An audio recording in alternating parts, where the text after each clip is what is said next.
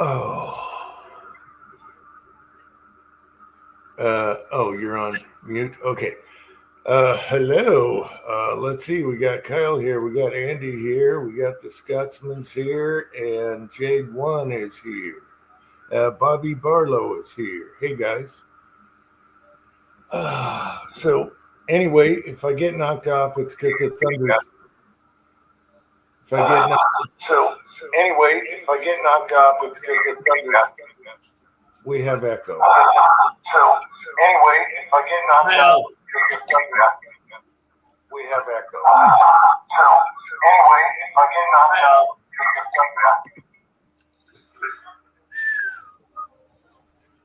All right. Kyle has the live stream and the YouTube channel on at the same time.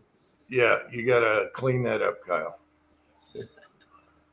All right. While he's doing that, let's see. Leon is doing awesome. He's almost back to normal. Got to gain a little weight. He ate a rat yesterday and only left one leg and entrails, so that's good. He's got his protein. He's hunting again. All he needs is just a little more weight on him.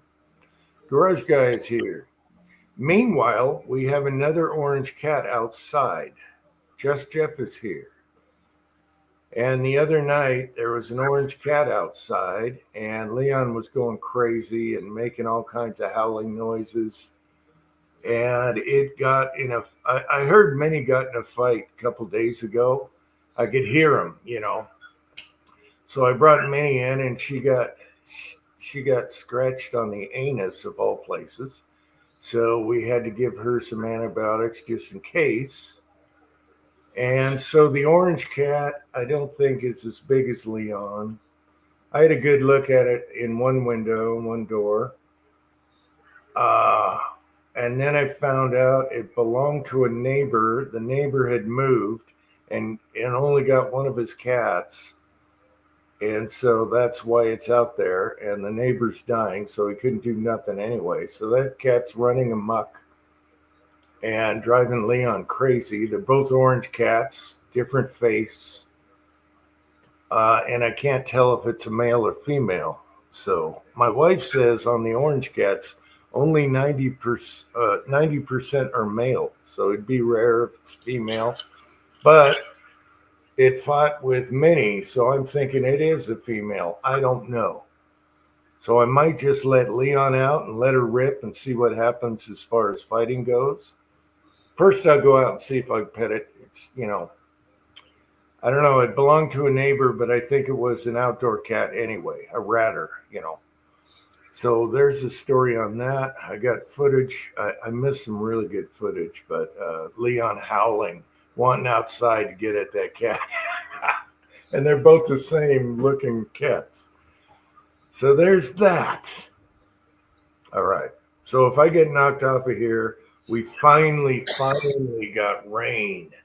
And we have major lightning and thunderstorms, and it's awesome. So I'm so glad to see rain. All right, enough with that. Kyle is back. Testing, Kyle, testing. My bad. I thought I hit the pause button on YouTube, but it didn't. Okay. You don't have to hit the pause button. You just got to turn the volume off. I'd usually just hit the pause button because I can watch it right here. So. Oh, okay. All right, good stuff. Good to see you guys. So, the 1,000 rounds of 357 brass that I bought, I kept saying this is taking me way too long to do. It turned out to be over 2,000 pieces of brass. Uh-huh. I threw about 150 away. They were short. They're all sized. Well, they're all deprimed. They're all sized. They're all washed. They're all trimmed, and they're all annealed. Here's my. Let's see if I can get this to come on. I might have to turn off the background picture. Just a second. Where the hell is that? Settings. Virtual. And let's turn that off for now. I didn't want to delete it. That's the only chance it gave me. Let's see if I can get this close enough. I'm trying to show you the Neil. You're worried about that I would go too far down. Yeah, put your hand behind it. There we go. That's the Neil. That was good, man. So, because that UJ was worried that I was going to get the heat going way down the case. You just turn the heat. It sounds weird the way you do a pistol brass because it's short and you don't want it to travel. Is you basically turn the heat up and make it spin faster so it spends less time in the fire. That's and then point the thing at an angle, so it's well, it's only I the way I have this thing set up, it's really easily to adjust where I want it to be. So, but that's and so every piece of that brass is also annealed. Like I said, anytime I get brass, first time is always annealed. You know, after I trim and everything, it's always annealed. So that was that saga. Let me go back to my visual effects and put my. How about we go with this one today? Yeah, I hate how you have to switch sometimes. Yeah. Well, I switched. You know, I don't pay for it, so I can only have one picture saved. So, and that's not my Dan Weston, so you can copy down the serial number all you want. Andy, are you using like an Neilese kind of thing, or are you doing it the old-fashioned way? Oh, I have the. I have an Neilese, and I have that specifically set up for 3006. And this is the ugly annealer, which I have video out there on. It wipes away the anneals. It blows it away. Huh. Blows I always just use a MAP gas torch and a 10mm socket or something like that. Just spin it in the grill. The thing is I can stack rifle cases like 223. I can put about 250 in the hopper. Right. And you just put the ugly annealer has like a clear piece of plexiglass that you put over it at the end place so they don't go forward and they stay lined up. With 223 brass, I can push the button. Same with 300 blackout. I can push the button and walk away. The 38 and 357 is a little tricky to get it set up, but I could buy a thinner wheel if I wanted to. They make a thinner wheel for smaller pistol, but the wheel that comes with it is narrow enough for it to work.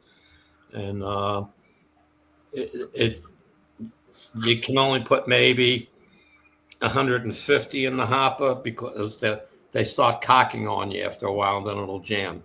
Yeah. But I don't walk away from the pistol. I don't walk away from it at all anyway, but I'm just saying, well, it's not an issue. But the 357, basically what I did was they've all been resized and the cleaning and all that. So now when I was doing the trimming, I did 200, 250 at a time. And then I would hit them with the annealing.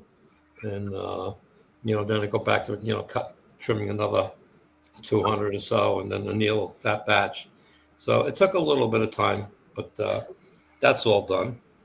And then I attacked the Rossi. I attacked that sumbitch. Uh-oh.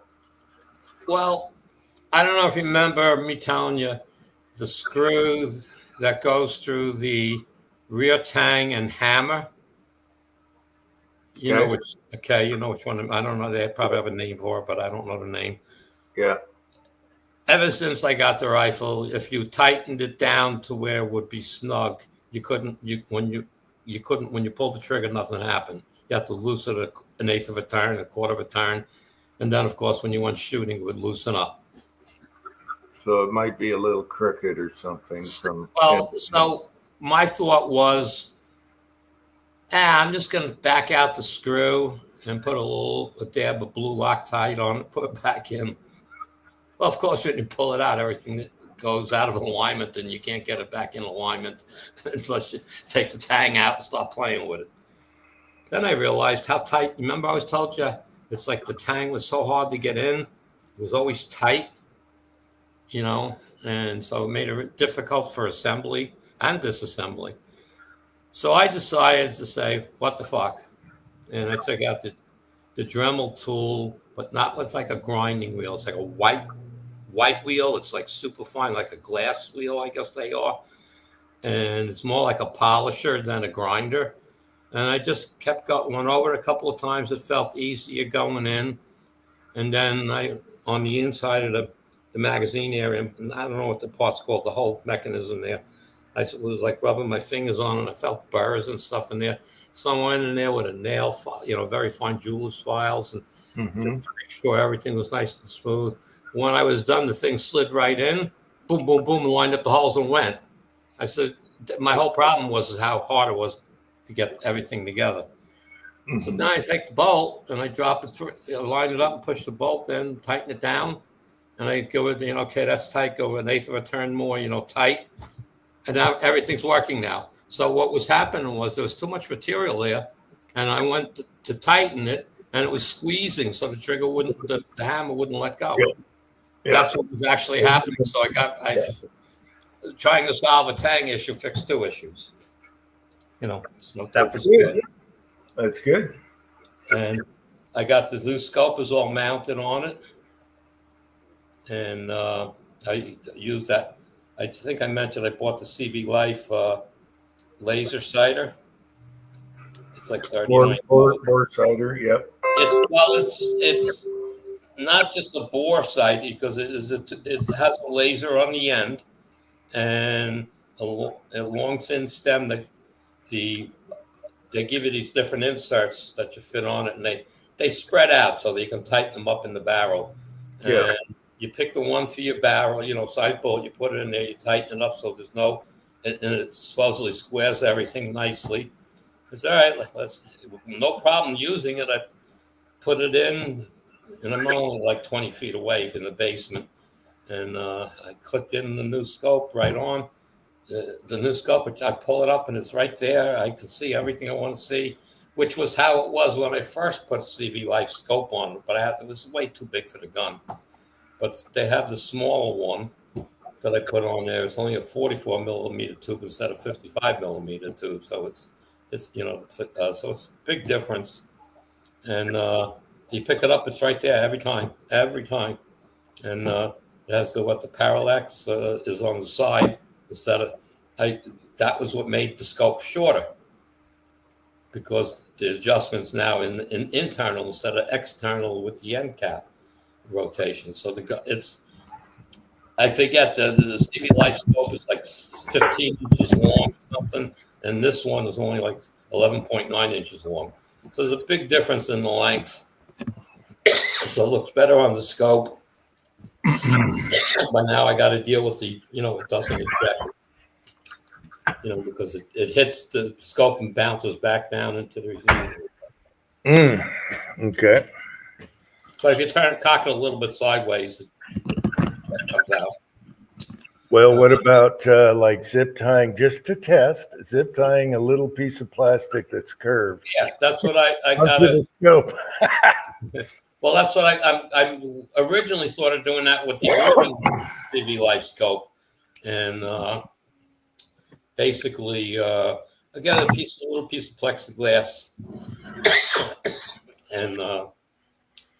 and just try to, bend it, like you said, curved, and maybe have to put like two little holes through, put a zip tie around to the scope or something to hold there.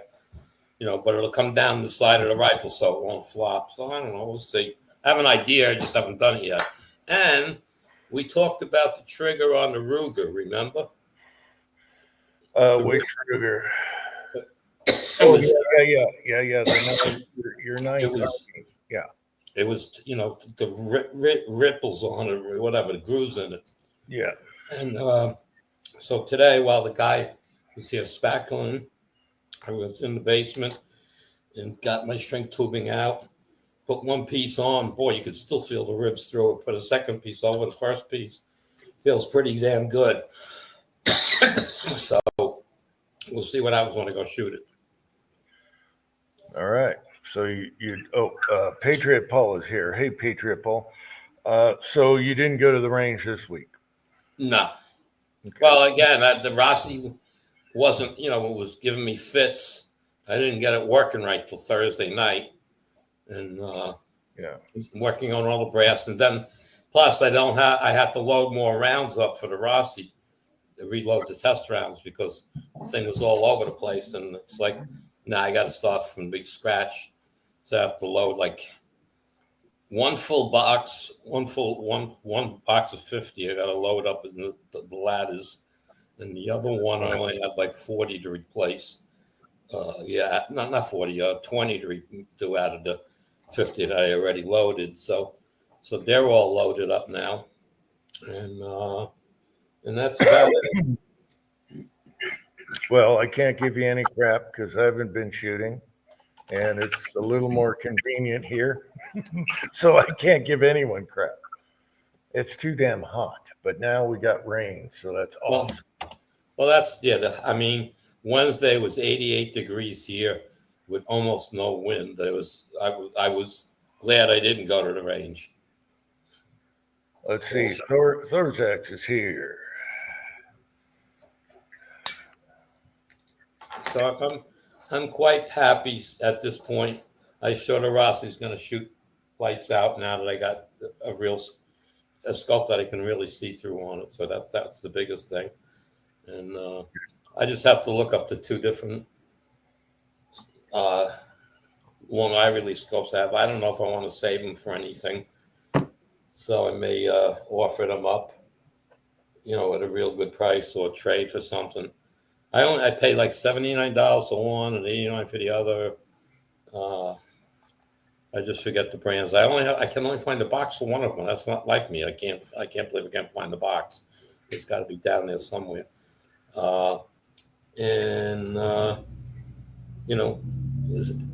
That's it. I'm good to go. I really have nothing to complain about.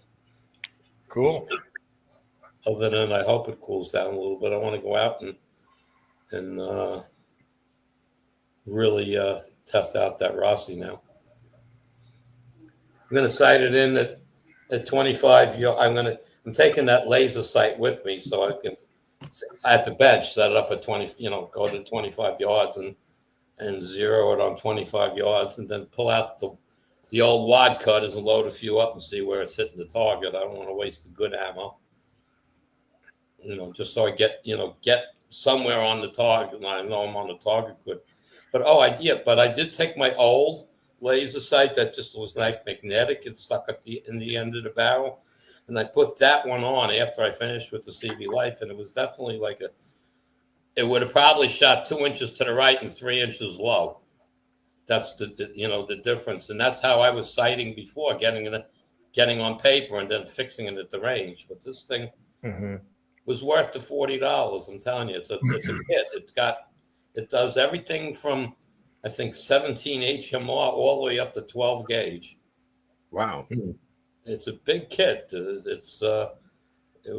said, worst cases, I returned it, but I have never returned something I bought. I even got, I have offset scope mounts and stuff like that I didn't never use. They could have sent back and I didn't. I said, you never know. Okay, I got a question for Patriot Paul because someone asked me a question on one of my videos on the PSA high power. You got one too. He said his was shooting left and high. And I had 3 targets taped over each other, but I found my high power target, and that wasn't the case with me. Maybe high, but I aimed 6 o'clock and it was fine. So Patriot Paul, that silver one you got, did it shoot left and high?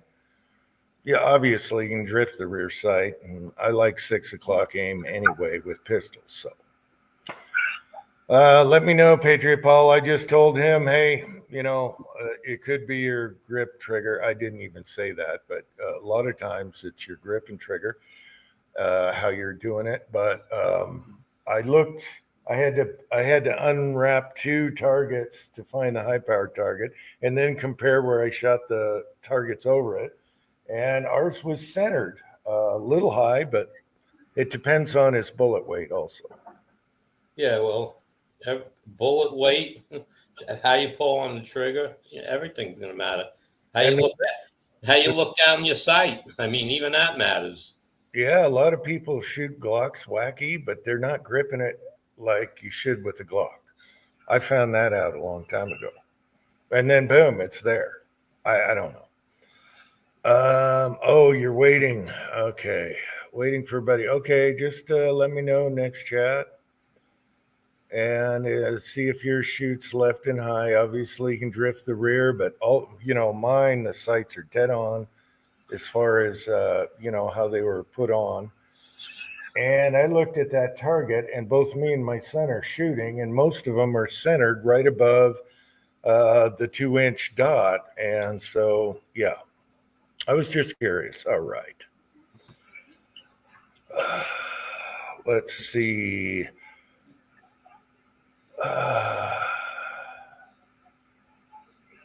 Yeah, well, I was going to ask you. I asked Ozark, did you guys hook up? I didn't hear anything about it, but I guess you guys didn't hook up. Yeah, he caught some salmon while he was in Seattle. Yeah. Rollis is here. Hey, Rollis. Good evening. Good evening. Good evening. Creatures of the night.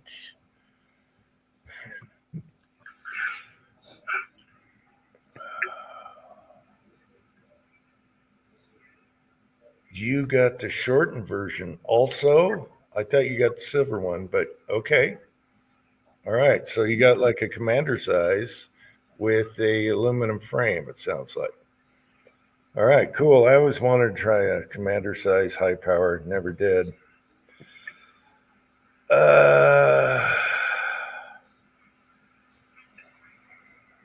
Okay, well, give us an update next chat or whenever you get to the range. I'm just curious, Monkey. I'm going to leave ours alone as far as sights. We'll retest, but I was shooting 147, 153 grain, 115, and 124, 123. I'm totally fine with it. I mean, I don't need my pistol to be exactly dead on height wise, and also it depends on your range and bullet. So, Jim, you have to translate those weights for Andy because he's like using the metric system or something. Yeah, I don't do metric.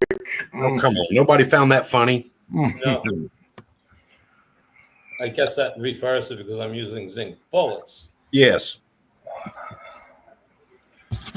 So a 147 grain would be about what, 85? 92. That was close. 147. What bullet is it again? It's 147, like a flat, around those flat tip. The Lyman mold. It comes out 90 to 92 in there. I still need to play around with that. Now that I have steel molds, I'm just too busy casting lead in them. So yeah, well, you got to melt it. You got to melt it in a frying pan or something. Right. I got plenty of them. It's just a little bit of a pain in the ass because you gotta kind of like pour with the Lyman ladle with the side pour. Yeah. And as you pour it in the hole, you kind of hold it to the mold and lift the mold up and down, like tap it on the top of your tabletop. Otherwise, it won't fill the base out. Oh, got you.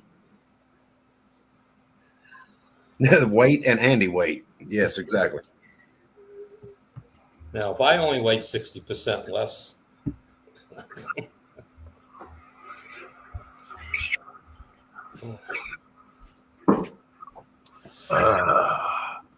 But it's the zinc is shooting really good for me, and anything I shoot it in, it's just a matter of working up the load. And I'm really not shooting anything hot. They're all mild lows.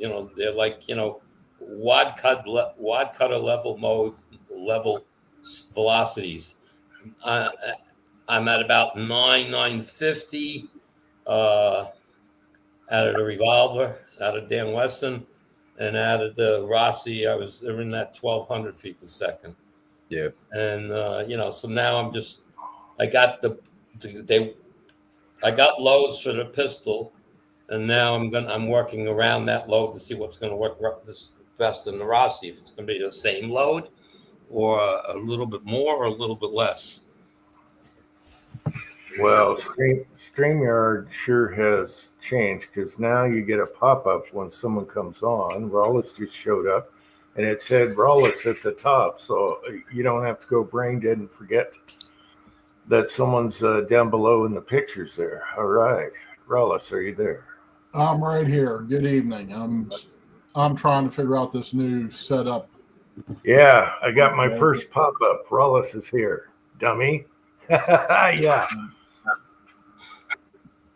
So I'll figure. I'll do the monkey thing and just press the right button eventually. And yeah, they put little spaces between the stuff down below. Yeah, the camera and stuff. And yeah. Yeah. Well, I think it's eventually to give you more options. It's like that's the starting point.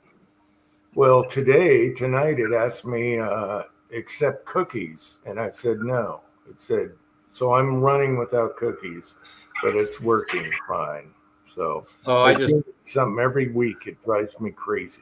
Yeah, well, when I come in, and once I'm in, it comes on, and it's automatically like, because I got 4 webcams on this thing and all microphones in different places and whatnot, and so it gives me this whole thing. Which one do you want to use? It's like, why don't you leave it alone? I had it picked already, Yeah. Tactical Photos here. Hey, Tactical Photos.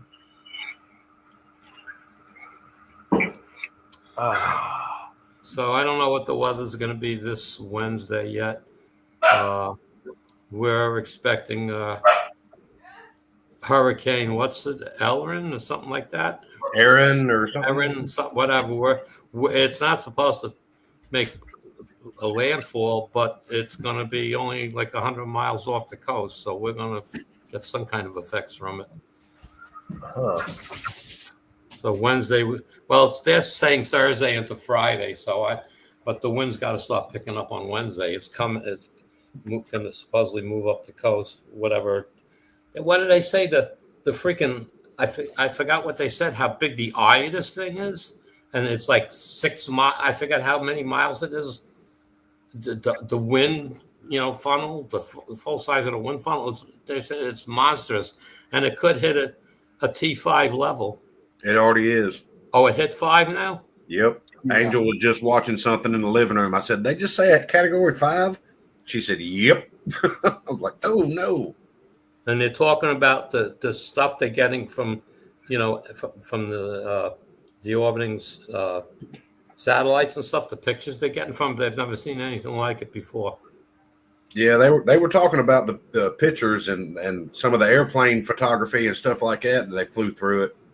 And they were like, this is something special. And we don't think it's going to get much stronger, but we think it's going to get bigger because of where it's going in the ocean there. Yeah, I think it's going to get bigger. Uncle John is here. Hope you're okay, Uncle John. After the closet door disaster. Yeah, well, Not the door disaster of 2025. Oh, no. yeah, he wiped out his closet doors.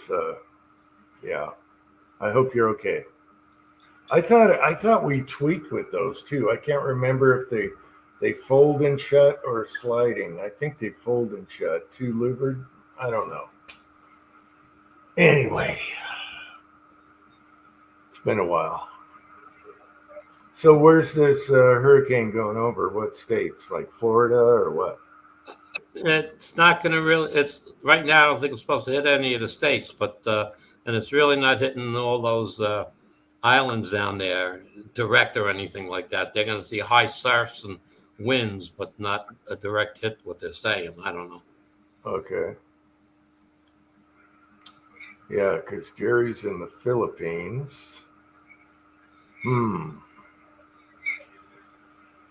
Well, it's just climate change, people. Yeah, Yeah, the normal climate change that's been going on for a million years. exactly. Yeah, exactly. For men, yeah, and oil, yeah. Mm-hmm. Oh well. Them damn plastic straws. Mm, mm, mm.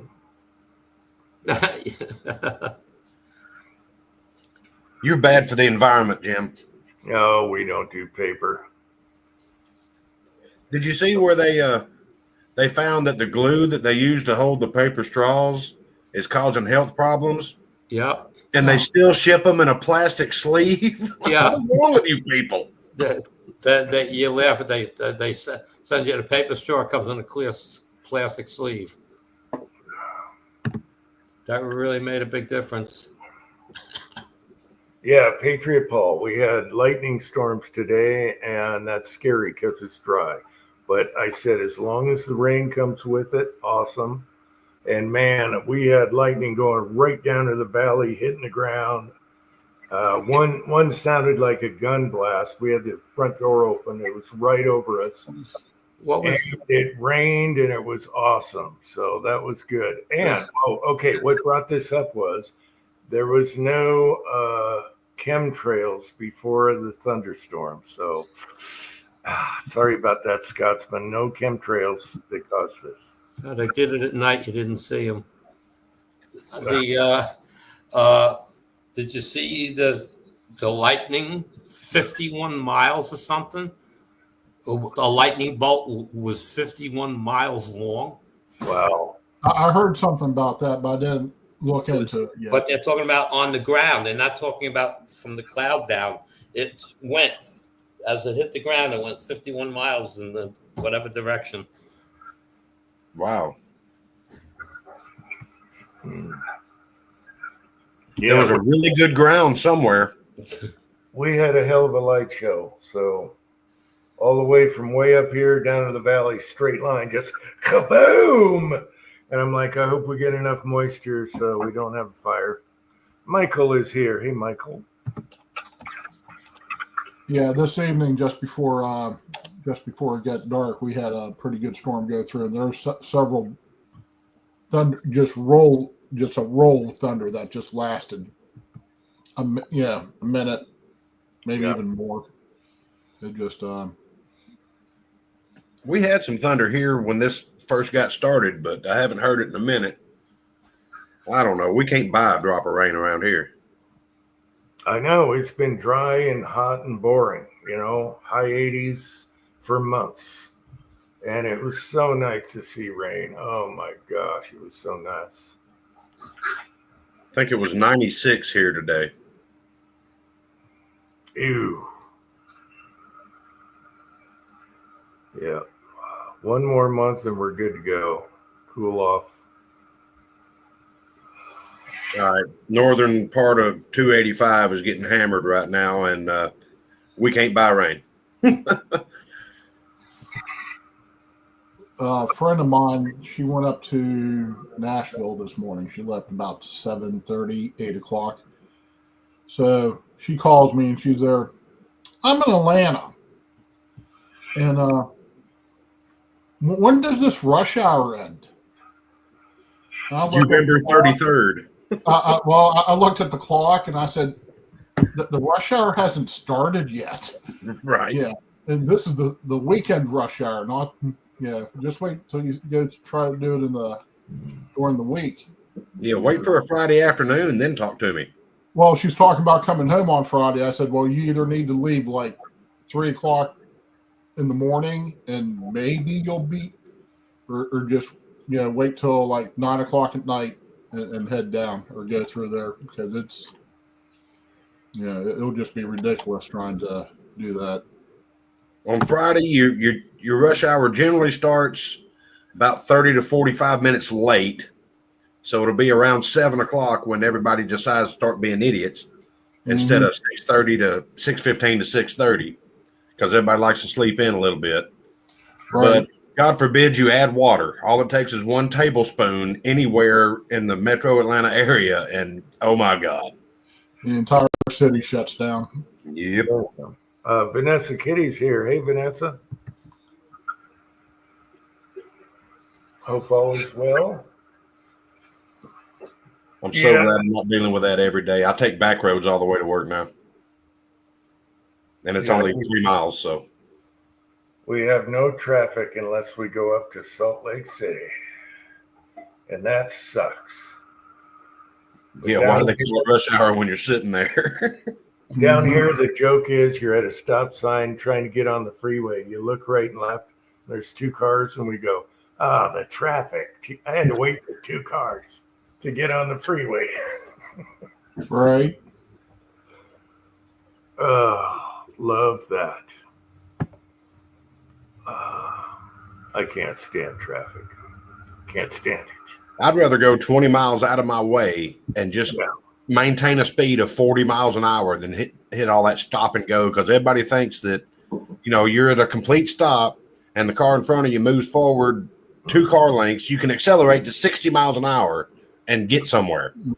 Yeah. And it's ridiculous. If everybody would just go 10 miles an hour, we'll be through this in just a second. Yeah, or you get the clowns that just want to keep jumping from one lane to the other because they see a half a car length space there, and it's just. I had a road thing the other day, and I'm just, we get the rush hour going home, and it slows down pretty bad. And this guy's like next to me, okay, and he's like a half car in front of me. His driver's side door is at my front of my car, and he's starting to come over. I'm blowing the horn and go, "What the fuck's the matter with you? You blind? Whatever."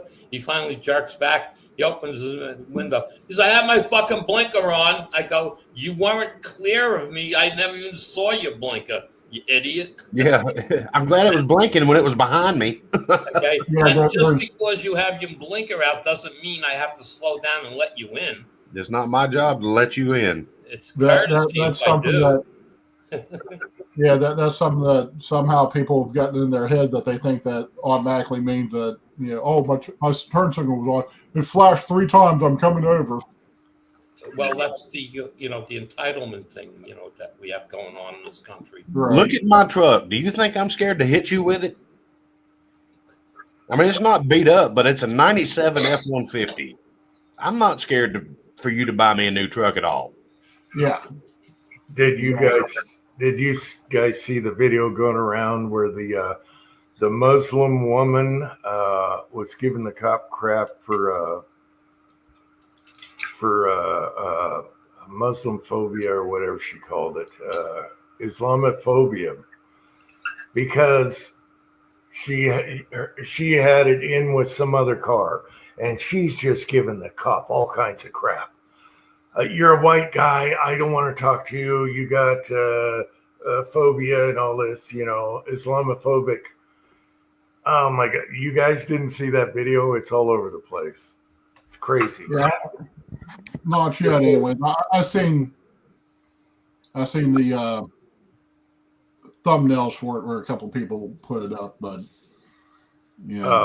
totally nuts. Totally nuts. It's like, what the hell? You're in America. Quit acting like that or get out. Be an American or get the hell out. See, that's the part about most Americans. They don't care because you have the same freedoms that we do. You can do whatever you want. But it's not my job to accept what you try to project onto me. Yeah. Cranky. Cranky. Dash cams. Oh, watch out. As soon as you do dash cams, shit happens. Look at all the videos. Yeah, well, I mean, shit happens all the time. It's just now we have videos of it. No, I thought about doing a dash cam because it's good protection. It seems like once you do that, it seems like everything happens to you. Good to see you, Crank. Hey, chessboard. I started running a dash cam years before the company actually put them in the truck. You know, their own in the truck. And I still run them, and we run them in all the vehicles here at the house. And I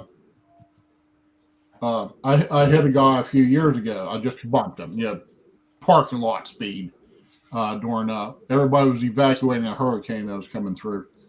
And I was going up to Adairsville to make a delivery and get back, and I was just going to ride it out at the house. Anyways, I bumped the guy. I mean, literally put a scratch on his bumper. And he was talking to his friends on the phone saying, I just got hit by a truck. I just got hit by a truck. Yeah, I mean, he was just having a good old time. Well, I don't know whatever actually the results were, but yeah. I could prove that I bumped him at 3 miles an hour just because I had that dash cam in there. As soon as they see a big truck, all they think is dollar signs. Yeah. So, but We got Chessboard is here and Fuzzy is here. Hey guys. Yeah, dash cams are good. It just seems like as soon as you put one in, something happens bad. Because in Russia, they have to have them to drive. And you've seen those videos. Oh, my God. yeah, well, they're just shitty drivers over there. Well, in They are. Russia, vodka is like water. They don't have DUIs. Yeah. But yeah, we should get some, but I worry something would happen if we did. It's going to happen. It's going to happen. At least then you can prove what happened. So, Yeah, I think the insurance companies like it too. They might even give you a discount. I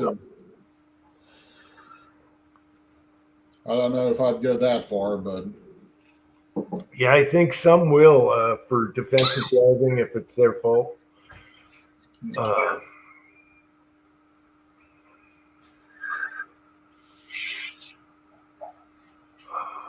Yeah, so.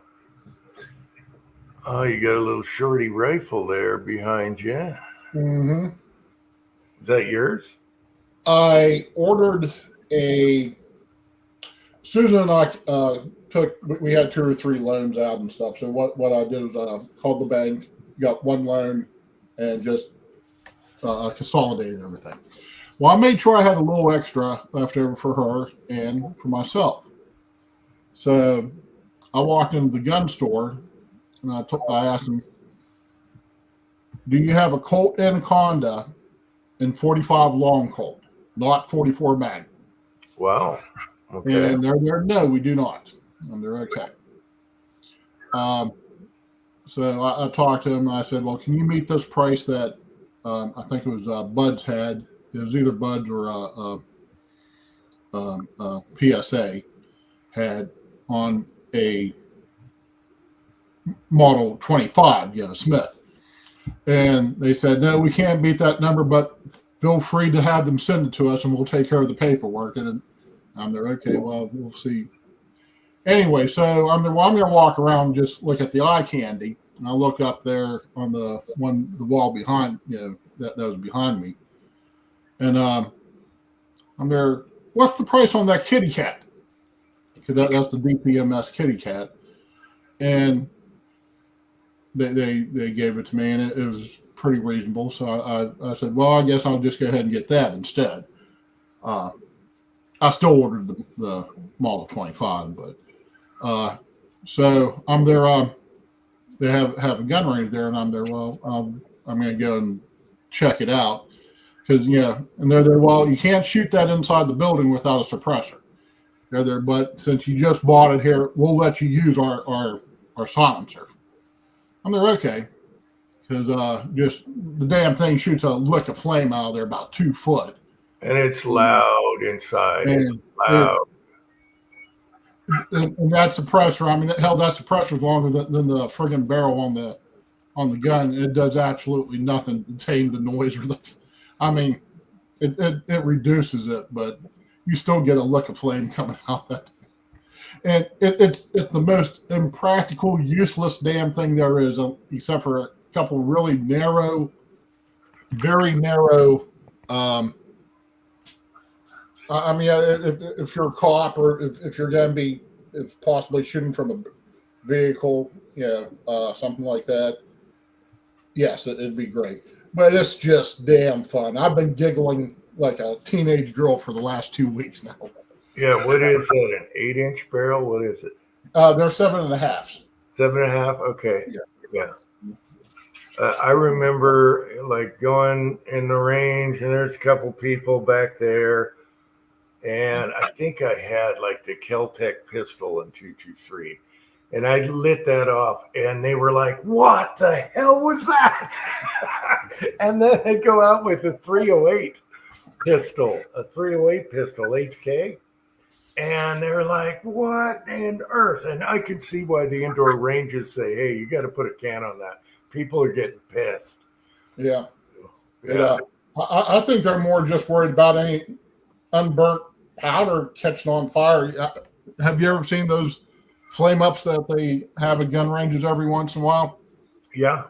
Glock Yeah. had one. They didn't clean their range good enough, and all that residual just went up all of a sudden. And it injured a couple people. So yeah, you want a good range will sweep every night and all that, but they'll also water everything down, walls, everything. Yeah, I don't think this place water. I've never seen them water it down. Of course, I don't go there that often. Now that I moved, You have to have floor drains, but yeah, you squirt every once in a while. You got to squirt down the walls because you get all that unburnt powder everywhere, and all of a sudden it's like flashbang. Yeah. I went shooting with a guy I work with, and you want to talk about something turning some heads. He built an AR-10 pistol, 300 Win Mag with an 8-inch barrel. Oh, geez. And everybody's going, why? And he goes, why not? I had it. I had everything laying around, so I just put it together. I'm like, that's stupid. He goes, no, It's so obnoxious. Yeah. now here's my question, and you guys are a lot more experienced. This is my first, short barreled. To me, a short barreled rifle is 16-inch or even 18. But I'm getting like 2,100 feet per second with the 69 grain, 21 and a half with the 69 grain bullet, with the 7.5-inch barrel. I mean, that isn't that just a little bit on the hot, That seems fast for that size barrel. Yeah. Yeah. And that weight bullet. Yeah. I mean, hell, all the 20 inches are only doing like, the Rock River's doing like 26 and change. 26. And the Bushmaster's doing, the up there in the high 20 or 28s, and they're both 20-inch barrels. Now the Rock River has about at least 1,000 more rounds on it than the Bushmaster does, and the Bushmaster's a little. I think it's a little tighter barrel, anyways. But they're both damn accurate. But just the Bushmaster seems to be just I bet. But yeah, I'm thinking like 2,100 feet per second. That's going to be that's a little fast for the. And I have no reason not to believe the Athlon, my chronograph, but it just like I said. Is it like a nitrite bore? What kind of bore? Is it chrome line, nitrite? I don't think it's chrome lined. I don't know. I haven't really dug through the paperwork enough to see. Their DPMS is actually a little disappointing with their manual. Of course, they talk the first 20 pages of safety and then just regular maintenance, and they really don't go into too deep detail about the actual gun itself. This particular model. So, and guess what I'm going to do at 0001 hours on January 1st of 2026.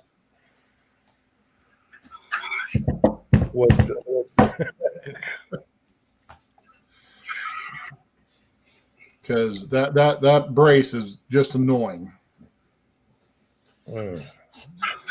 Well, the one that's on there, right? Yeah. You need a more comfy. Yeah, you need a more comfy brace. Because even though it's only 223, but it's a little bit on the punchy side, like everybody says, and just having it right in there,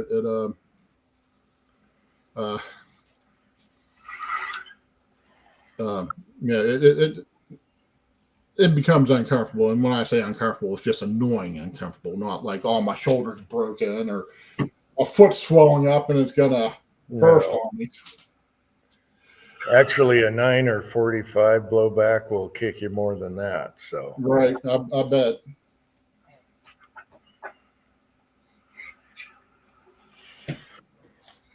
But you're right, it is fun. I love shorties. 223 shorties they're just I pulled a 7. I still have a 7-inch barrel I got to pull and put on it some longer, but well, I'm going to convert it to 300 blackout because that's where it's at on shorties, As far as obnoxious flame and noise, yeah, with a can. Well, I wasn't surprised, and I wasn't worried about, because there's the gun range. One of the gun ranges I go to, they don't let you shoot short barreled rifles, especially on the public side. But the other ones I go to, like I said, the indoor range, you have to use a can, and they will rent you a can. And if they really like you, they'll even let you borrow one of theirs. And then where I was shooting at yesterday, Clay County, it's an outdoor range, and a lot of people were shooting both suppressed and unsuppressed short barreled guns, or one flavor or another. Yeah. And there's even one guy that shows up every once in a while, with a couple full autos. And it's really neat to watch him do it till you watch your target get all shredded because you're standing next to him. They're just spraying down a target at 25 yards, and just watch the entire hillside light up with, dust. Hey, there we go. What's going on? Ozark StreamYard now gives you a pop-up at the top that you showed up just now, so I don't forget. Cool. Yeah, I down have to below. text you and say I'll be backstage for 15 minutes. Once you get like 6 people on, they're all below and you can't tell. I think that's an improvement. That's one improvement they did. That's awesome.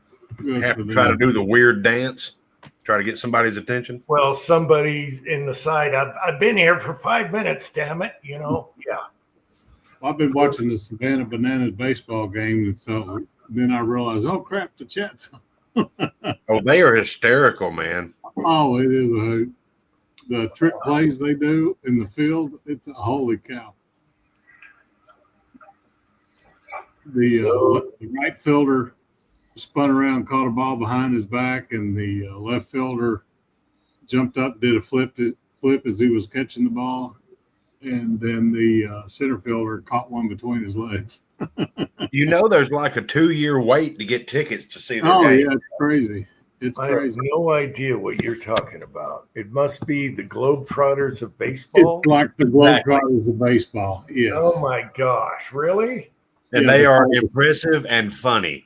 Yes, the Savannah Banana, and you win by points. So you get a point if you win the inning. So whoever scores most runs in the inning gets a point, wins that inning. So there's always a winner because they play 9 innings. Wow, weird. All right, I'll have to check And if that there's out. a foul ball and the fan catches the ball, it's an out. Okay, what's it called? Fana Banana? What? Savannah, like Savannah, Georgia, Savannah Banana. That's where they started. Globetrotter of baseballs. Now I Oh, heard it all. They're all over YouTube. You need to watch them. They do. It was the game in St. Louis, so we You enjoy see it. Jim rolling in the floor laughing, he's watching it on something else. Oh my gosh, I've heard it all now. They get the fans involved and everything, man. Oh yeah, they had the baby crawl race in the infield. Yeah, it's great. Yeah, it sounds like fun. Okay, I get it. So It's a Ozark, great way to get younger people involved in baseball or interested in baseball. They had 44,000 people in the stadium in St. Louis, and they sold out 2 nights in a row. All right. I've been to Busch Stadium. Ozark, you had a good trip. You said you dug Seattle. Sure, fishing was part of it. Yeah, we did some salmon fishing, brought home 2 kings, one of them a blackmouth, and had a great time. Enjoyed the heck out of Seattle. Yeah, what was the limit? Because 1 apiece. oh, that's it. All right. Yeah, and they can't be wild fish. They can only be hatchery fish. Oh, okay, gotcha. That little meaty fin on a salmon between the dorsal fin and the tail, they snip it off at the hatchery. Now, How how far out were you? Out what's the next town up from Seattle? We were right there in the bay. Anderson or Edmonds. Edmondson, yes. We went about a mile south of there, right there in the bay. It's kind of just south of the res, okay, or in the res area, okay. Couldn't tell you. Couldn't tell you. But you weren't 20 miles out because I think they were. No, we were right there out of the marina, about a mile south of the marina at Edmondson. Wow. Okay. Yeah. With about 100 other boats. When we were 20 miles out, I think we could get 5 or 6 back in the day. But You're they out were in the wild, water. yeah, wild salmon, yeah. But I grew up like a schoolboy. I threw up all over the place. I'm a land lover. I get seasick so easy. Uncle John, we enjoyed the heck out of the Mariners game. The entertainment at the park was absolutely on point. The fans were 100% into it. So we enjoyed it. Yeah, you should go to a football game. The 11th man, 12th man. Yeah. There was a big soccer game going on at the same time. So right there in the alley, I guess where you go into both stadiums was absolutely packed. Cool. The soccer game was still going on after the baseball game was over. They were in there. I mean, it was loud too. But we stayed in a B&B probably 8 blocks north of the football stadium. So we just walked. And Man, I love this pop-up feature. West Covina Dodge would be down in the alley. I would never see him down below for 10 minutes. And this pop-up just, boom. I love that. That's the best thing StreamYard ever did. so I ran into that big old dude in Pasadena. Okay, yeah, and hold on. StreamYard's giving me ask me permission crap. So okay, yes, and I cracked open the bottle. Those are. Oh, did you? I've been nipping at it. It's good whiskey. I'm glad you like it. I'm glad you like it. Oh, what'd you get? Aged 4 days. Yeah. Good. That was the corn stuff in the jar, right? Yeah, it's George Washington's recipe with Homespun. Gotcha. corn, What did barley. you get it down? It kind of tastes like 80 proof or so. Would you? It's about 105, Really? between 100 and 110. Oh, awfully smooth for 110. Yeah. Oh, you lucky bastard. Oh yeah. So Ozark was really nice. Got me tickets to the Huntington Library. Took old Sylvia out there, and she had her little blood sugar moment for us. Couldn't go up to the Japanese garden, but you guys were awfully accommodating and nice. we enjoyed the heck out of it and enjoyed the company. Sylvia was a hoot, and enjoyed our time together. It was great to see you. Ozark visits are always good. You know that. Yep. We've all been together before, so yeah. So after we left Pasadena from the wedding, we rode the train up to San Francisco, and that was enjoyable. The Starliner. We only got sidetracked once, and that was right out of Van Nuys. I mean, we hadn't been on the tracks 10 minutes, and it was the other Starliner going south. So we were only sidetracked for 10 minutes. All right. And then San Francisco wasn't bad. San Francisco and Seattle both have cleaned up the riffraff. We didn't see a single bum or homeless in San Francisco. We were all over that city. And then Seattle saw a few, like you normally see in big cities, but nothing crazy. Now, Wow. my son did go downtown L.A. to a car museum, and he said that was like a Mad Max movie. It was the term that he used. Well, did he go to the Peterson? It's a car museum. It's the guy that makes a bunch of the movie Hot Rods and Cars. The Mario Brothers was there. The Scooby Doo van was there. The two Batmobiles were there, and then a bunch of crazy, just one-off customs, and then just a lot of old 60s and 70s Porsches and GTs and they had a whole collection of Porsche Spiders, which is my favorite one, my favorite little Porsche. But they enjoyed the heck out of it. Yeah. The cockroach mobile, yes. Then there were some rat rods. My son was slobbering over those. He loves rat rods. Pat, why is your microphone so damn good right now? We can hear you. I know. I haven't been coming on because I don't have a microphone at home. So the microphone's good because the webcam here is a genuine Logitech and not a Chinese copy. Oh, you're in Vegas? Yeah. Yep. Oh, you're in freedom right now. Oh my gosh. Nice. It's got to be a scorching 110 degrees or something. What is it over there? Got to be close. It says it's only 98 right now. Wow. Nice. We'll send you some of our humidity. Anyway, your microphone is awesome. We don't have to try and hear you. That's great. Well, happy to be back on. Thanks for having me, Jim. Oh, anytime, you know that. Next Thursday, we fly down to Florida. We're going to be in Tampa for 10 days. And then we're going to drive up to Crystal River, do some scallop diving, and just have a good time. I'd be looking for Spanish gold. Spanish gold.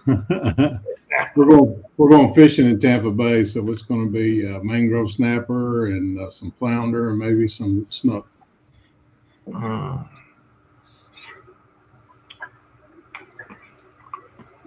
Raleigh's going to have some high waves here the next few days. That Cat 5 out in the Atlantic.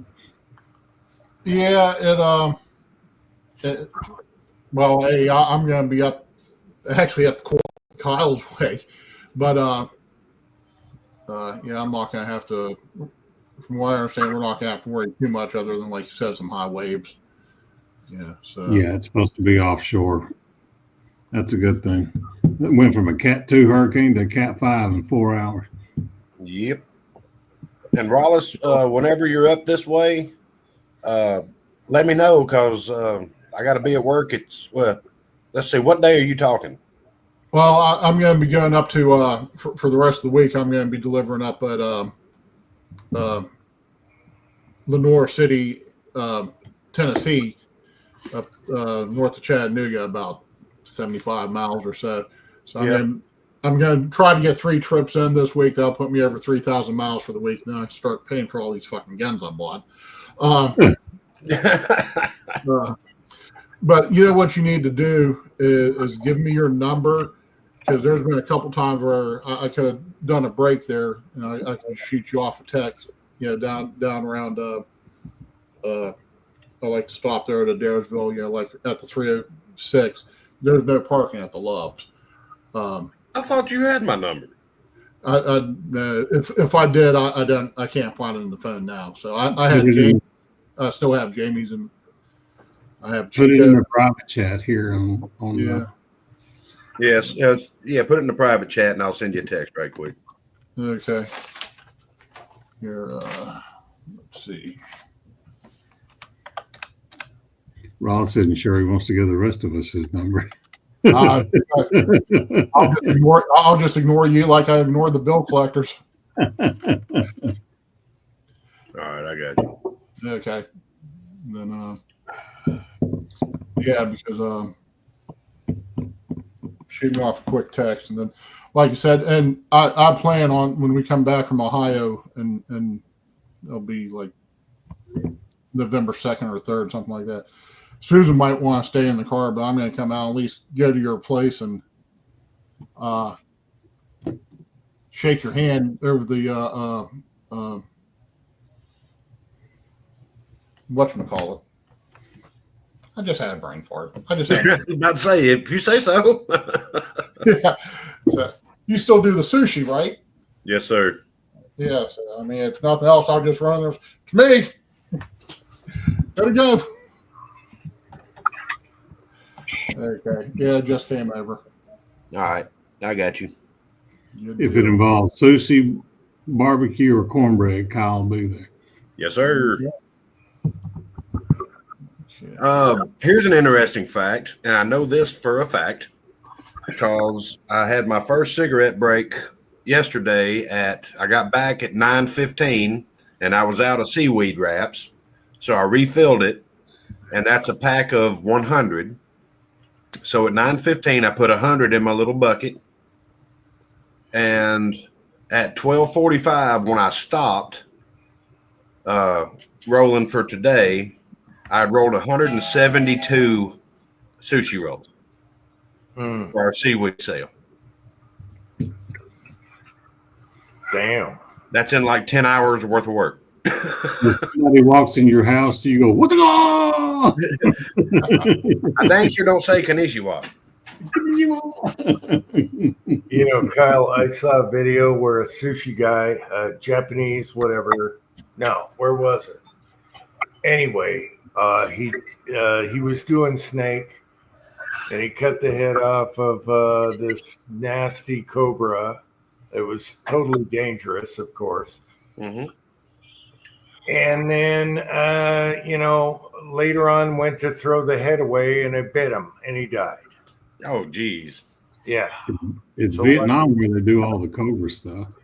Watch out for that, because the snake still had muscles, tweaking. Yeah, we don't deal with that. We use Cobra is kinda over there. tuna and salmon and calamari and stuff like that, pretty much. Yeah, but before they said what happened, I knew exactly what happened. The snake's head could still bite you. So, Oh, yeah.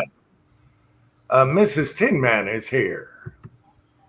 That's what they tell us, or what I was always told growing up. You kill a rattlesnake, and there's a bunch of them over here. You cut the head off, and you use a stick and bury that thing under a rock until the sun goes down. I know we did a video on one, and I don't know what we did with the head, but the son knew that you don't play around with that thing until, much No. later. Blowfish, yeah, bad. None of that. Who wants that exotic crap? I like that super white tuna is my favorite. Oh, it's like butter. We get it every now and then.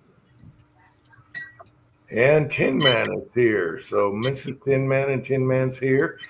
Are you still arguing over the driveway? It bugged Tin Man, so it's up to you guys. It kind of makes you wonder if they're the same person because they both show up at the same time all the time. No, they're separate. Believe me. They're totally different in their replies. You can tell. You can tell who's who. Yeah. So This 10-man asked how Leon was doing. Leon is doing awesome. He even ate a rat yesterday, and he's totally alert. All he has to do is gain a little more weight because he starved all that time. He's doing awesome. He's doing good if he chased down a rat. He is everything Leon except for his weight. He needs, when I pick him up and feel his bones and everything, he needs just like a half pound, and he's good. Yeah, I'm totally. The whole family was going to be traumatized from this because he's part of the family. But we are totally surprised that he made it through all that. It's amazing. Hey guys, for me. Yeah.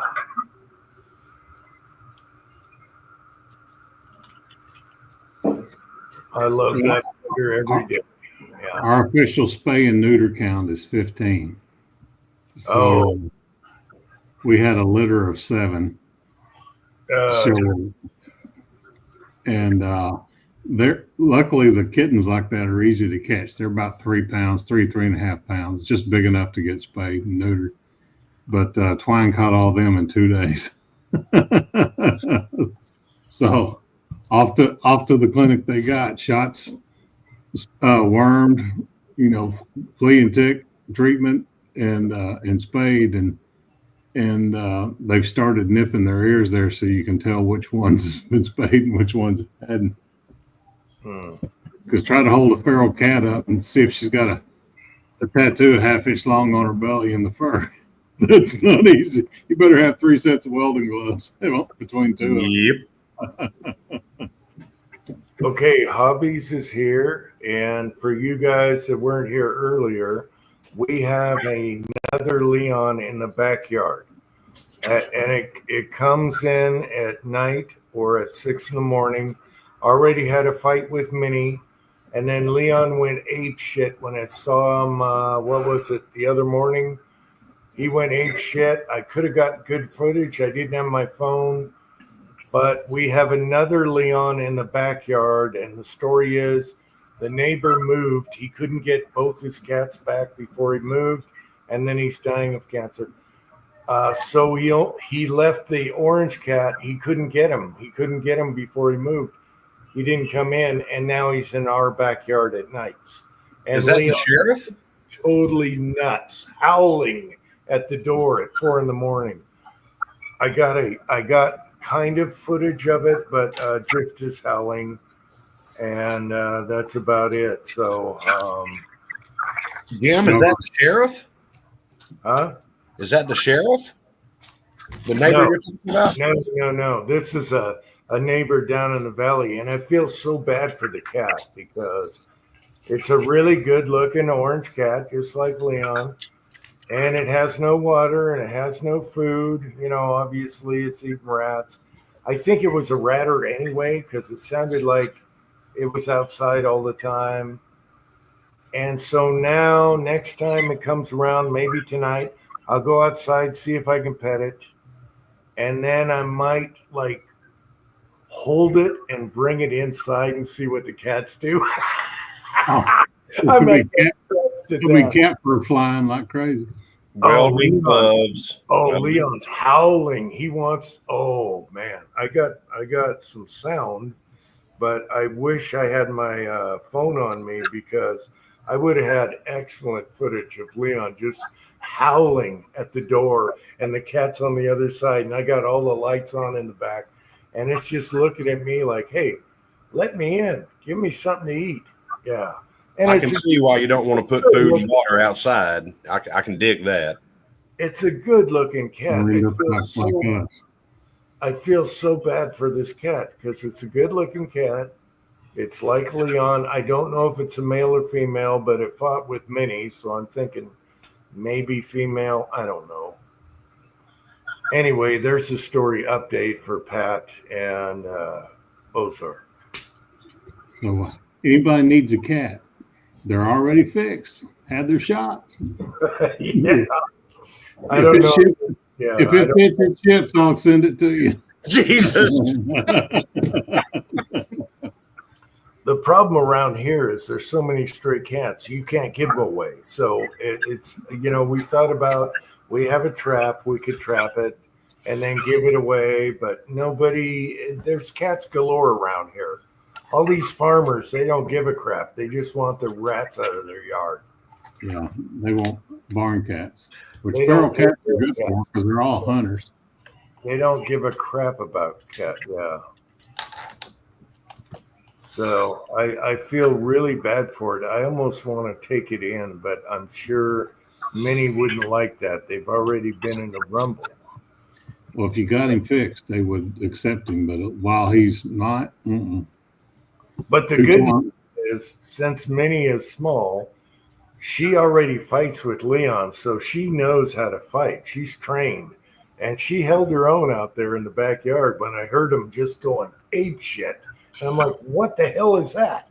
And it was Minnie fighting with her. So yeah. Sounds to me like you just need to put some water out there so it doesn't. Yeah, Yeah. but if you do water or food, they'll stay around forever.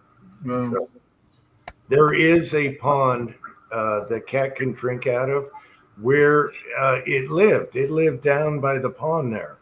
So okay. it obviously drinks from the pond and comes up here at night and screws with our cats. Uncle Jim's going to end up being the cat man. Yeah. The cat lady. Twine's turning into the cat lady. You got that brain fungus, or not fungus, but that. Hey, Miss Tin Man, I'll bring you one. Or Yeah. seven. You'll have that brain worm or whatever it is that women get, and they start hoarding cats because something about this virus or this fungus or whatever that gets in the brain. Of Cat scratch fever. some shit The like fungus that. from their claws. Yeah. It, Bring two. Okay, you got it, Miss Tin Man. Oh, gosh. Well, hey, you got plenty, it sounds like. So, Oh, Vanessa Kitty, that's how we got Minnie, was wintertime. She was freezing to death. I put a box out there, and then I'm like, hell with it. Let's put some towels in a box and food, and now we have Minnie. I don't want to do that again with another orange cat, even though the cat is really cool. So I don't know. I think I'll go outside and I'll see if he'll come to me, he or she, and pet it. And if I can do that, then I'll just walk inside in the living room and see what the cats do. I better have full armor. I better have full armor on. better have the welding gloves. Oh, yeah, welding gloves and Carhartts. Leon is going crazy. He is so loud when he howls at a cat. He is ear piercing. Well, that tells me he's feeling better. Oh, he's totally. Leon is, I'd give him 95%. All he needs is like a half pound, a pound, and he's back to normal. He's eating rats. He's doing good. So, what he needs is a lot of good salmon. Now he just needs rats and the stairway to heaven, and he's a happy camper. Yeah. Cat daddy. I gotta pull this up. Let's see.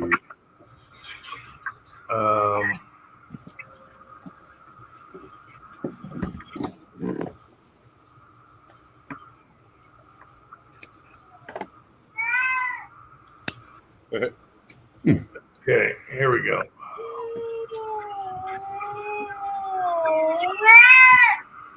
That's not all I got. I sent you the video. Twine put a Ring doorbell camera right by the outdoor feeder that we did. There were 4 kittens there and a tomcat. So I just turned on the microphone and I go, meow. Oh, they lost their shit. Except for one kitten, she was like, "What was that? What was that?" that short video is hilarious. That thing went ape shit when you went mute. Yeah. And then at the end, you could hear me giggling. It recorded me giggling. The Ring camera did. And that's all you did to bug him. It's like, I went, meow. I mean, just like that. And, I mean, he jumped and those kittens went. oh, I got a pop up. Tin Man entered and he's way down below, and I get pop ups. Pop ups. Look at there. We got pop ups, man. No more 20-minute wait. We got pop-ups. Yeah, StreamYard gives me a pop-up. You showed up. Well, that's handy. That's very handy. Son of a bitch. Yes. Hmm. How's it going, Tim, man? Good. How about you? Good. The driveway thing is improvement. I don't know if you guys are fighting over that, but No. I'm glad you put sealer down. That's good. Yeah, put Steeler down so it doesn't fall on you in the wintertime. I did not put sealer down yet. I should go do that tomorrow. I thought you texted you put sealer down. No, No, I that was, said that was Ozark telling me to. to put Oh. Steeler on so it doesn't fall up on him in the wintertime. Yeah. You only need to do it for a season. Yeah, and it's easy to put clear sealer down, so no biggie. What do you do? Just pour it on there and Just put a big brush, pour a little, and brush it. like a Yeah, broom or buy you something? a cheap hog hair brush at No, just a big or paintbrush. roller. You only Yeah. got a small section. A big paintbrush, pour a little, brush it, cut it in. It's 23 feet long.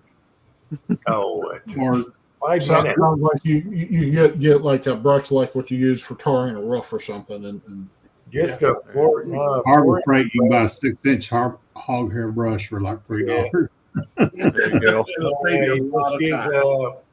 use a 4-inch block brush. You're good, and it'll wash out. And use that brush again. No. She was just upset that I didn't ask her first before I told the guy to do it. But that was one of those things where when you see that machine rolling by before he gets back on the truck, you better get on it. Otherwise, he's going to drive away with it. Yeah. It's Yeah, no, 500 now or 800 later. Right. You got to jump on them while they're there. It's same with the guys that were doing tarred driveways. I was like, damn, I should have called on those guys. Anyway, I had the same issue. We had you have the gutter before your driveway, that little cement gutter thing. But our driveway went down, so it wasn't as bad. But I could see why you did it because you're going down this way and it's annoying as hell. Oh, you had to go super slow, and if you had a cup in your cup holder, as soon as you pull in, it dumps the cup. It sucked. Yeah, I get That it. was And you see them doing it in the neighborhood. It's like, hey, Mhm. they We got probably some cities that require you to have like a 4-inch curb. yeah, Well, there's like 8 other houses on my street that had it done, yeah. and but this was years ago. So it's like, Oh, wow, right. I wish this person would have had it done back when they got theirs done. Then I wouldn't have had to worry about it. But yeah, man, I saw him. I've been meaning to call him. I was going to call him this fall when it cooled off a little bit outside. But then I saw him drive by. I'm like, hell with it. We're doing it today. What you do is you ask them how much if I pay cash. Yeah. I asked him what he said. He's like $22 a foot. I was like, all right. Yeah, but the guy is smart. He knows all these people are pissed off, so he made a niche job where he just goes by and then, like you said, 6 other people want it done. Right. Well, yeah. And then when I was moving our vehicles, and I said, hey, sit tight. I got to run to the bank, grab you some cash. By the time I got back, he was done with ours, and he was up doing somebody else's up the street doing another side job. So that dude pocketed $1,000. Just there you go. we Just side work, and it only took him 10 minutes to do. Do you have we had a guy come knock on our door. They're doing paving, and he's there. Listen, we got half a truck, half a dump truck load. And he's there. We're trying to sell off the last. Are you guys interested? And we were a little bit interested, but we just didn't have the cash on us and whatnot. But yeah, like you said, just knocking on doors and get rid of that last little bit of material. It's the same way with tree guys. If they're already in the neighborhood, they'll cut you one heck of a deal. Mm-hmm. Yep. Already got all their But yeah, equipment I mean, there. all needed done was just grind off that curb, and boy, he did a really good job. Like I said, they Yeah. know. ground it down, and 10 minutes later, he was packing up and ready to leave. I'm like, man, that was like He quick cleans $500. up his Damn. vest. That's a good thing. Yeah. you Yeah, gotta they love had, a, that they, had a, guy. they had a skid steer with one of those brooms on it. So the skid steer come back and broomed everything up, and then they dumped that into a dump trailer they had in another truck. So yeah, it was. Yeah, but do you it know was how a much deal. that equipment costs? Oh, it's Oh yeah, stupid. I know. that $100,000. $500 that barely covered the fuel. Yeah, Oh, that's probably and those That's probably carbide cutters on $100,000. those machines. That's probably $100,000 curb grinder all day long. Guys, I'm bailing out. Have a good weekend. Andy, Okay, good to enjoy see you. yourself. Andy, good to see you. You too, Andy. Glad I could catch you for Okay. once. Andy, Yeah. next week, come on now. All right. And then I maybe hope so. I could go do it too. All I'm right. going to be with all of Andy's old neighbors down in Florida next week. So. Good night, Andy. It sounds like Long Island down there when you go. Take care, Andy. How's everybody doing? Pat, it's been a while, man. What's up? Oh, well, okay. I'm up in Vegas, I noticed. and Sylvia sent me to go get a haircut. So About to say, look like you got a haircut. That's the first thing we noticed. I Either said, hey, Sylvia that guy cut your groomed. hair or you're interviewing for a job. Oh yeah, let's do a close up. Yep. Oh yeah, okay. Man, you look 10 years younger.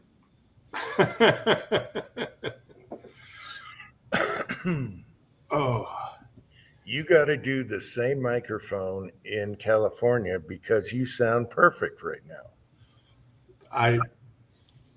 I'll look into it. I might even steal the one from here. What kind is the one you got now? What's that? What kind is the one you have now?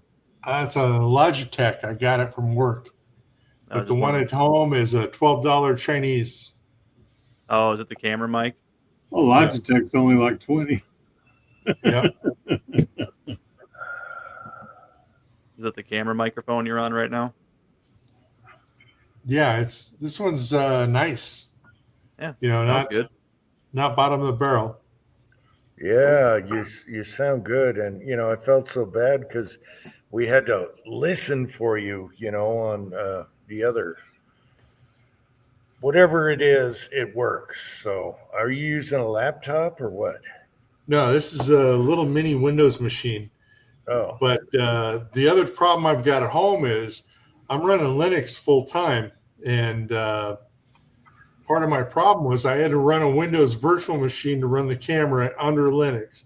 So it was like 3 layers deep on the USB. So Lord only knows what's going on. all right. Good night, Andy. Well, Good night, whatever Andy. you're doing, bring it to the others so you got both. For those of you that don't speak high tech redneck, there's a lot of plugins. Oh, yes, please. Thank you, dear. All right, Thorzax, it says your device isn't connected, so try again. And I didn't get a pop-up. Because it wasn't connected. Pop-up. The pop-up is the best thing StreamYard ever did. At the top, it says so-and-so wants to join the chat. That is awesome. Best thing ever. The one thing they did right. All right.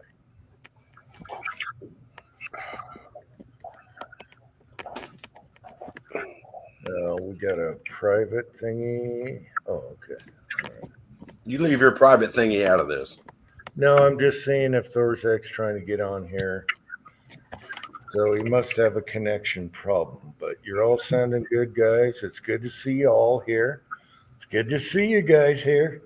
Good I to had see to have an energy drink just to do this. No sleep. We tried to get hooked up with Dave in Seattle. He wasn't feeling good. He had cut all that wood and he kicked his ass. Yeah, it's good to see everybody. We got the band back together. Hell yeah. Well, I'm glad you had a good trip. Oh, I got a pop-up. Here we go. And I think I can actually click on the pop-up to add him. I don't There it know. goes. There's Dave. Dave, you remodeled.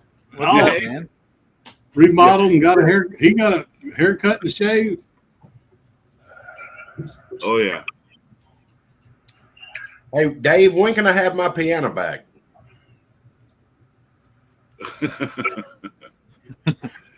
Yeah, you can have this couch back too.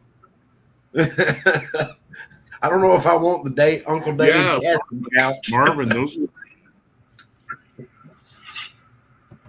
Oh, you froze up. Yeah, Marvin, that was. Those are some nice fish. Huh? Yeah, one was like 10 pounds, one was like 11. So nice size salmon. Especially for so close to shore. Yeah. The pinks had already started running, and it was a pink season. We didn't catch one. We weren't using flashers or anything like that. But he was like, "Hey, the kings are in here. We want to go after kings if they're here." So I'm like, "Sure." So we bought a group package. So another couple could have been on the boat with us, but nobody else booked. So it was just a pair of us, and we paid half price. So that was a deal. Yeah. Even at the market prices, the market's cheaper than but you don't catch your own. I think at the market where they throw the fish, kings are $26 a pound. Yeah. Yeah. Yeah. Yeah. And That's ridiculous. There's not a lot of flavor difference to me because we cooked some up right after we got home. There's not a lot of flavor difference between the wild fish and the farm raised. The wild fish are definitely a different texture. You know, you could tell they work for a living. It's kind of like wild hogs and domestic hogs. But it was good. Marvin, you inspired me, and what I did is I went down and I bought some steelhead. I bought about 2 fillets of steelhead. Still had the skin on one side, and they were farmed. And you're right. Farmed fish, they feed them. They feed them cereal grains and stuff like that. They grain feed them, and so they kind of get fatty, and the meat is a little more mushy. It's not got the texture to it. And it produces a lot more oil when you, and when you smoke them, they produce a lot of oil. You get a lot of oil out of them. So I smoked these. I went ahead and used dry brine and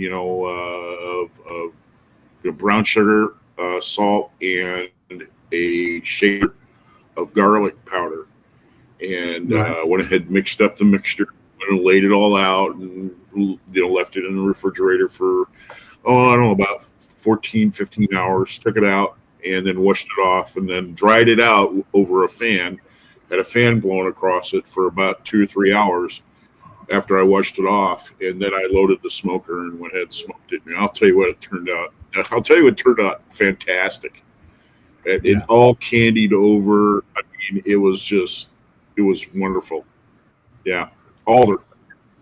Smoked them for about 3 hours and then left them in there for about 12 hours after that, just drying out.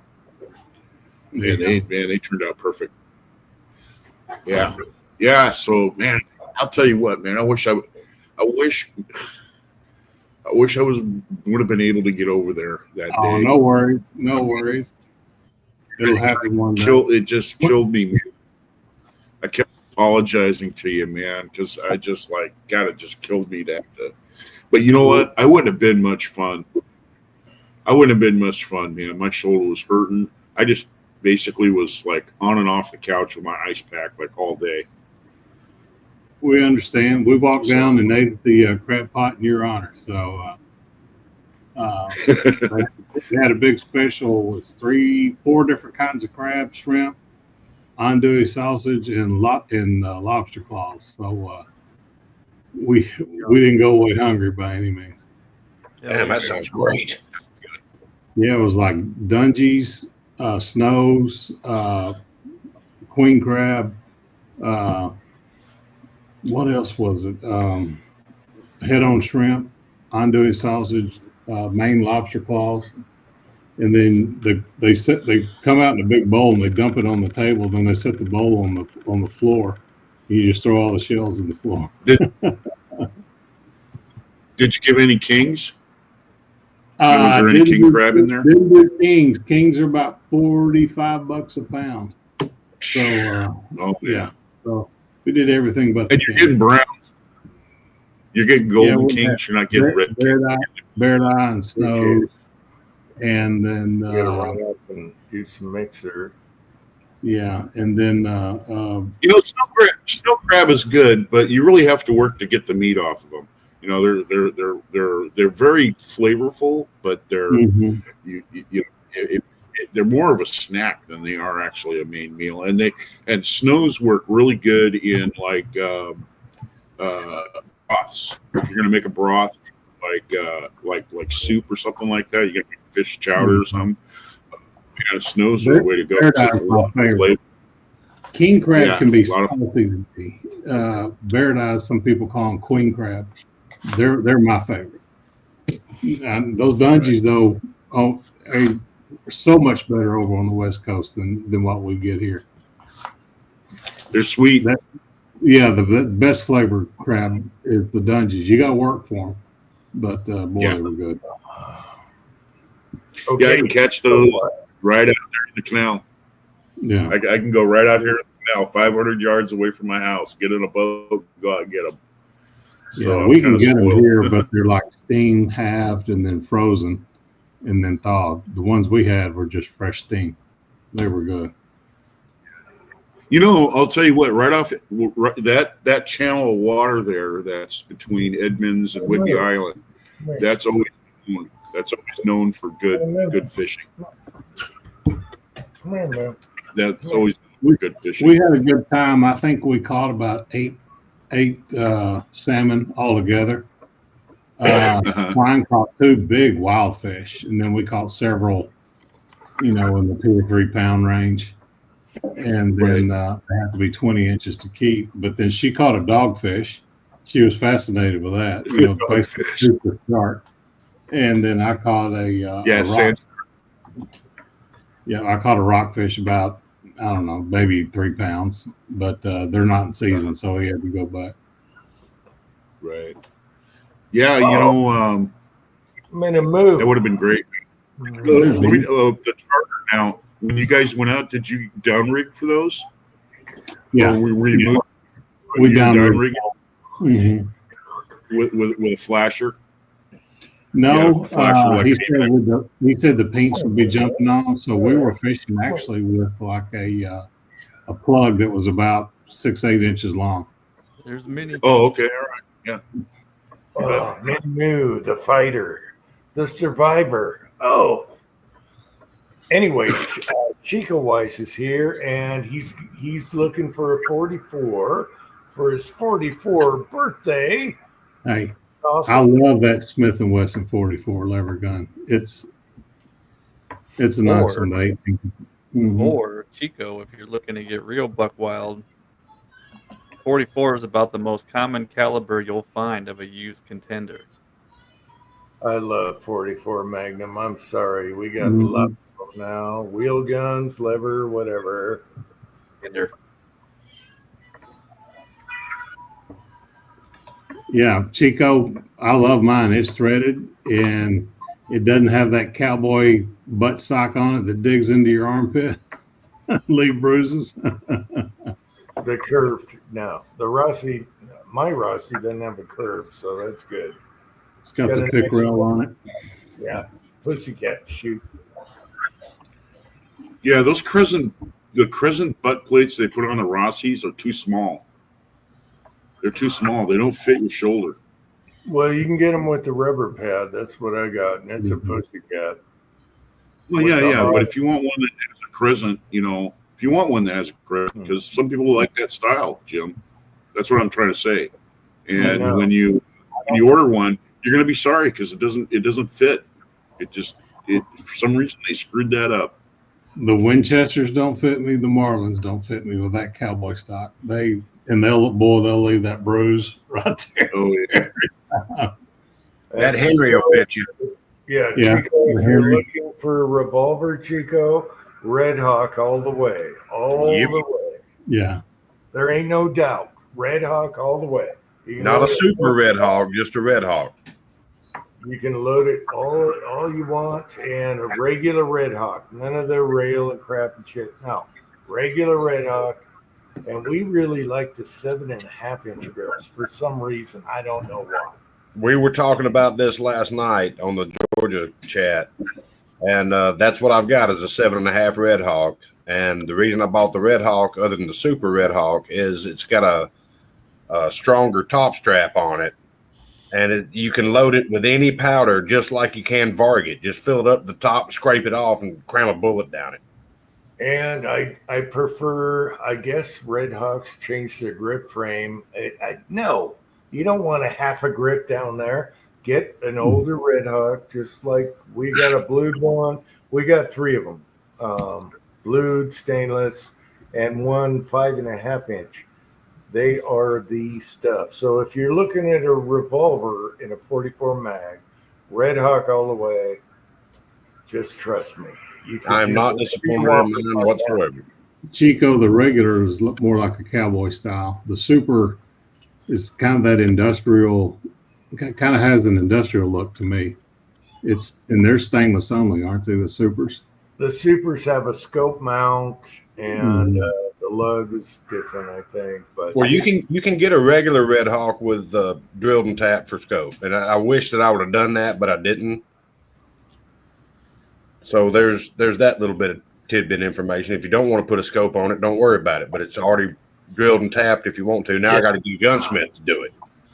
Chico, the difference is the Super Red Hawk is about a pound more, and it comes with the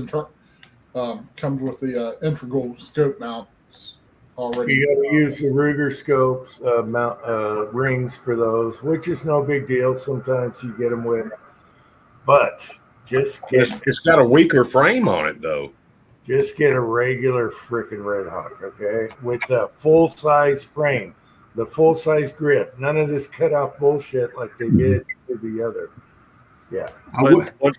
What do those Red Hawks go for price wise?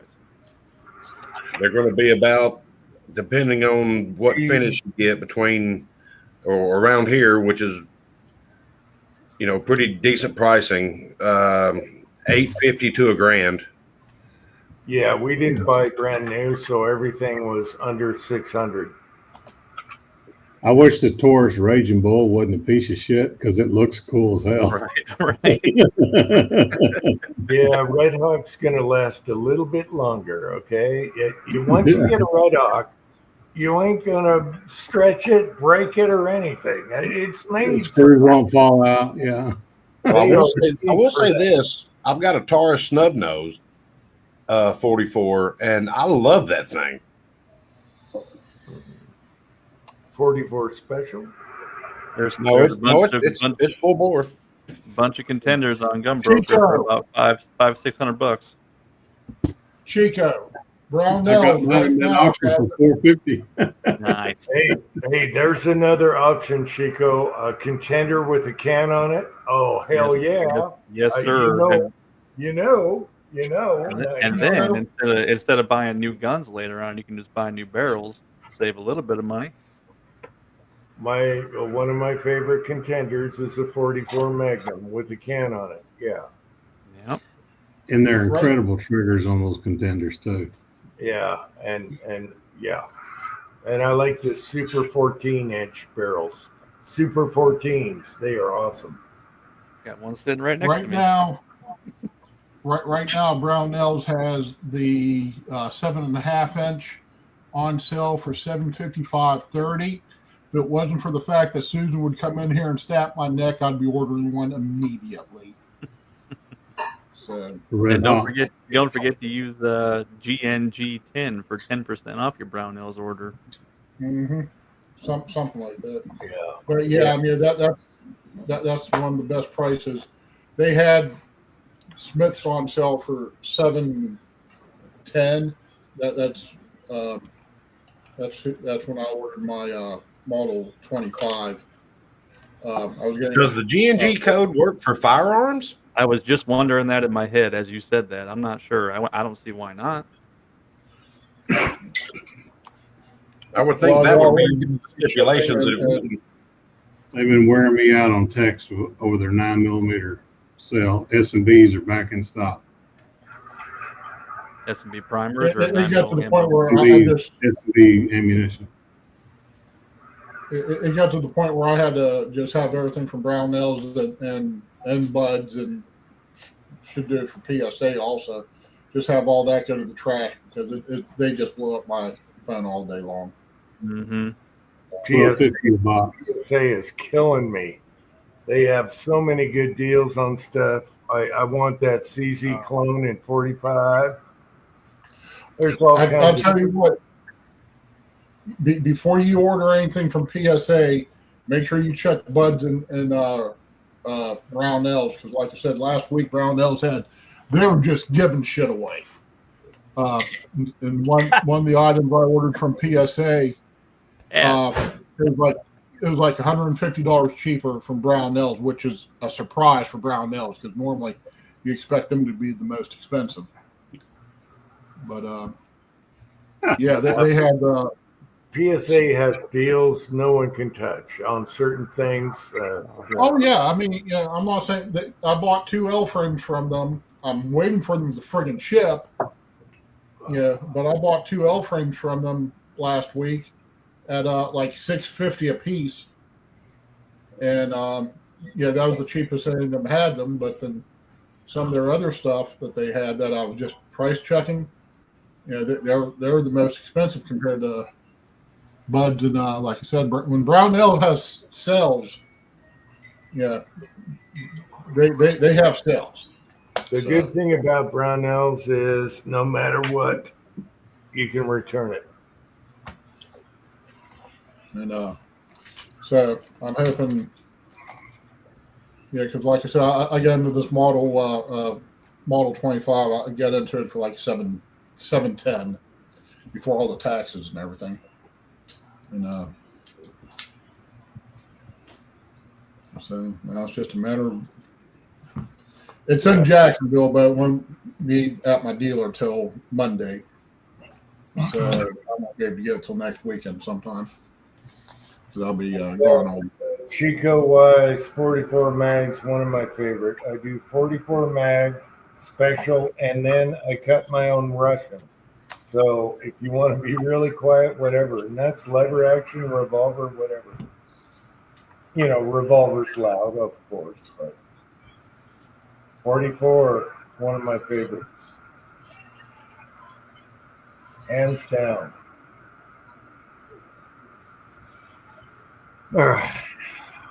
44 take care of anything. So yeah, depends. You know, lever action of 44. What are you going to do? Threaded lever action, what are you going to do? Contender, what are you going to do? Revolver is going to be loud, but they're fun. All right. You can get your Performance Center 629 for $1,500. Come on. No. No. I'd have a lever and a revolver for that price. No. Just wait for all the U.S. Air Force Milsurp P320s that are going to be flooding the market soon. Yeah, they're already starting to flood. Oh, Frankie's going to buy them all. Frankie. And Tin Man, you say that's a lot of labor. Take Let's a swap it. guess of what Peterbilt of Atlanta's labor rate is right now.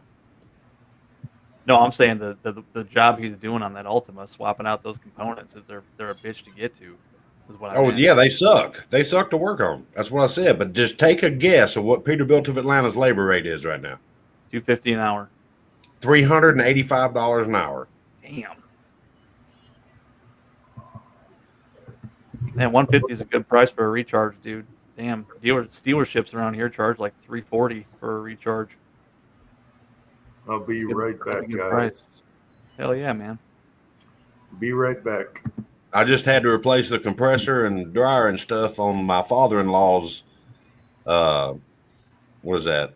It's a Chevy Impala, and it wasn't terrible, but it wasn't fun. And of course, he supplied the parts and all that stuff. I just did all the work. I didn't charge him anything, but I forgot how much of a pain in the butt it can be to work on cars nowadays. I'm used to working on big trucks. I mean, where you can get the stuff. That's why I like my big Jeep with the smaller V6. There's plenty of room up there. Stainless Red Hawk 755. Yeah, now That's for the Yeah. 7.5. 7.5 is 811. That's in stainless. I think I paid $850 for mine. It's 7.5 stainless Red Hawk with the rosewood grips, and well, I think Chico shot it. Here's a 2-inch 454 Casull. You better put your Winch? shooting glove My on with that. God. A 2-inch 454. Yes, could you imagine the fireball coming out of that? $1,179. You Can got to be imagine- point blank to hit it. Yeah, I can imagine it coming back in the front sight, putting a nice little dent in your forehead off of that thing. Rub It'll burn on look your hand. worse than my reloading bench scar.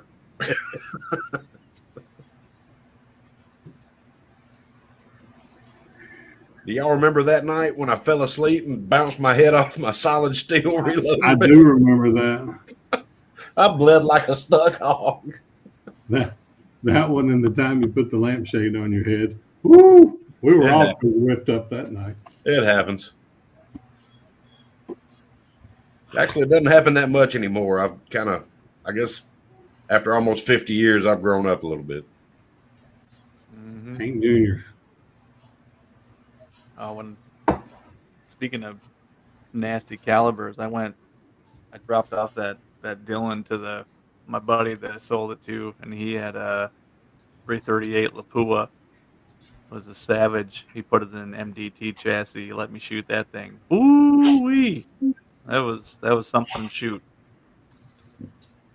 I killed an 8-point deer with a 7-mag Thompson Center Encore. Damn. That was different. A 7-mag pistol. I'm glad I didn't have to make a follow-up shot. Right. Hey, Rolla, Yes, sir. one thing you want to watch with that Model 25, they'll chamber a 454 Casull. Oh, will they? Yeah, that's not going to happen. Chamber a 454 Casull. And so, if you get range brass or anything like that, and you get a 454 Casull mixed in there, it'll chamber it. You want to watch out for that. I will keep that in mind. Thank you for the heads up. Where I shoot at most of the time now, you're allowed to pick up all your own brass, but you're not supposed to pick up anybody else leaves their brass on the ground. They want it because they sell, and then it's the cop range, so they sell it, and then they get reduced. The whoever they sell it to sells them loaded ammo at a reduced cost. So, like I said, I can pick up all my brass all day long. That's no problem. But as far as when they see me coming, they just keep an eye on me to make sure I don't go snatching of their brass. Yeah. There you go. Look at that little guy. 454 Casull and 2-inch. I'm hiding the price so we don't get kicked off of YouTube.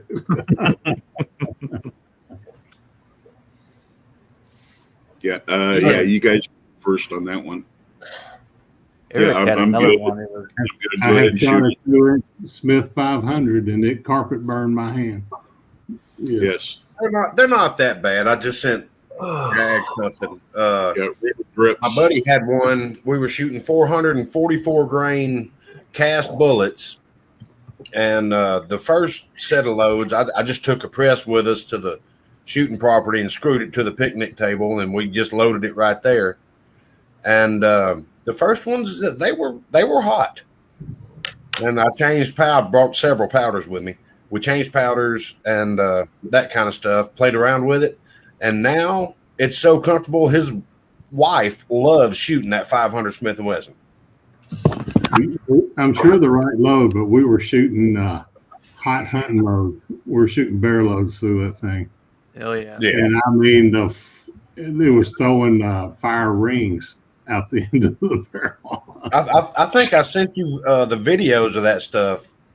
I've got a slow motion video of Jordan shooting it, and he pulls the trigger, and you can see the shockwave go all the way up his forearm Yeah. and up his shoulder into his shirt, and then his shoulder kicks back, and he's like, "Good God!"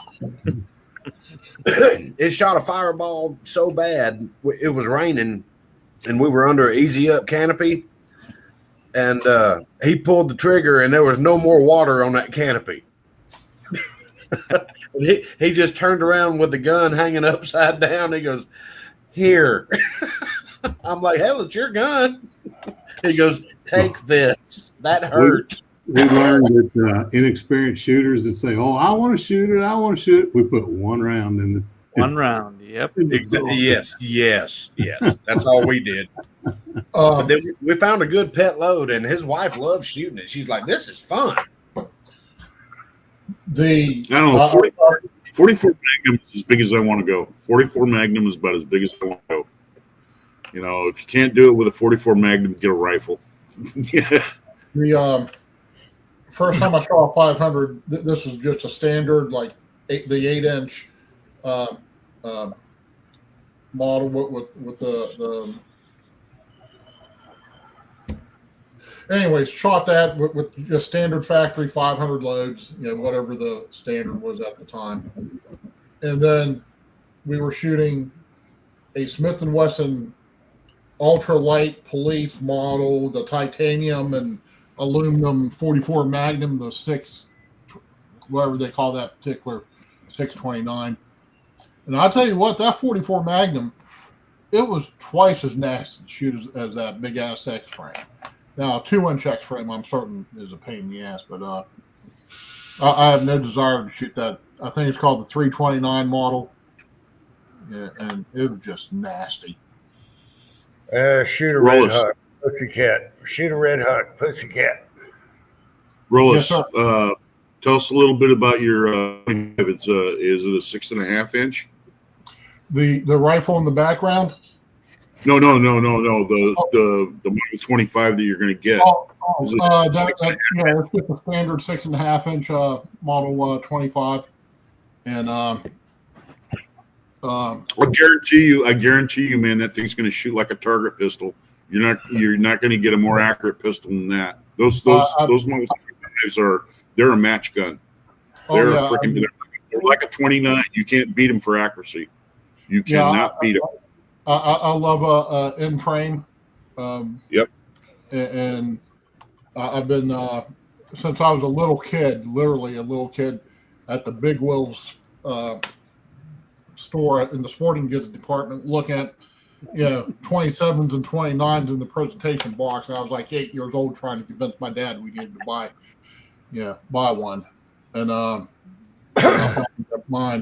Matter of fact, I was shooting my 27 yesterday, and like I said, I can't wait to get this Model 25 because I've never had a 45 Colt, and I'm going to try to get something up right around the 200 range, running about 900 feet per second, and just shoot it all day long like that. Well, like I said, you're not going to beat that for a target pistol. Those are excellent guns. They're a freaking match gun. They're built like a match gun. You'll love it. Does it have a Hillary hole?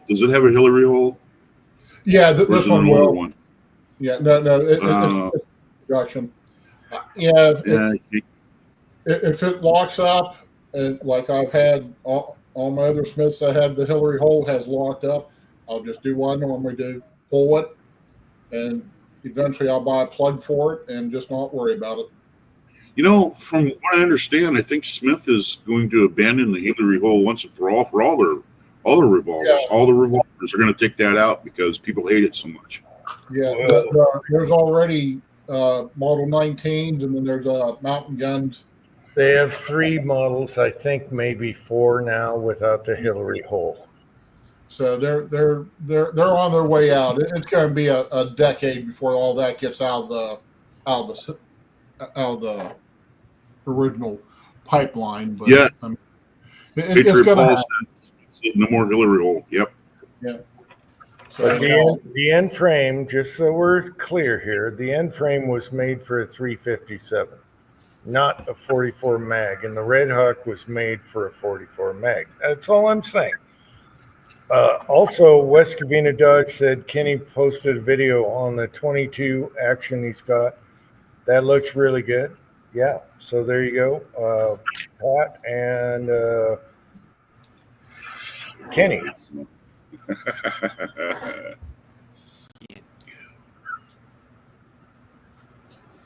But yeah, Yeah, Peter Paul was mentioning about the 9x23, which one of the old gun writers, he was a co-op. I can't think of his name.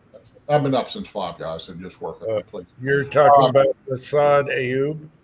No, it wasn't Masada Ayub. It was oh hell, what's the guy's name? Anyways, he was talking about that 9x23, and I yeah, and, yeah. So yeah, Patriot, I've watched that one. I know what you're saying there. So it's just a real hot rodded 9mm. Go to a 10 mil.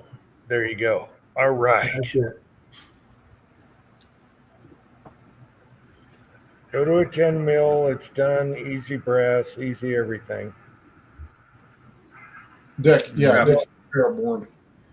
Semi-auto. We just 10 looked at mil. the time, guys. I got to go to bed. I got to be up at 4 o'clock in the morning. Mm. I'm going to carry y'all to bed with me and keep listening. Y'all carry on. Good night, All right, Kyle. we'll see you later. Good evening. Like Kyle, good seeing you, man. Go have a good night. Y'all good to be seen. Thanks for coming on, Kyle. Enjoy the sushi. Actually, Yes, sir. sounds good. As long as it's fresh. We've actually got a contest going on within the company to create a new sushi roll to spread around the entire company.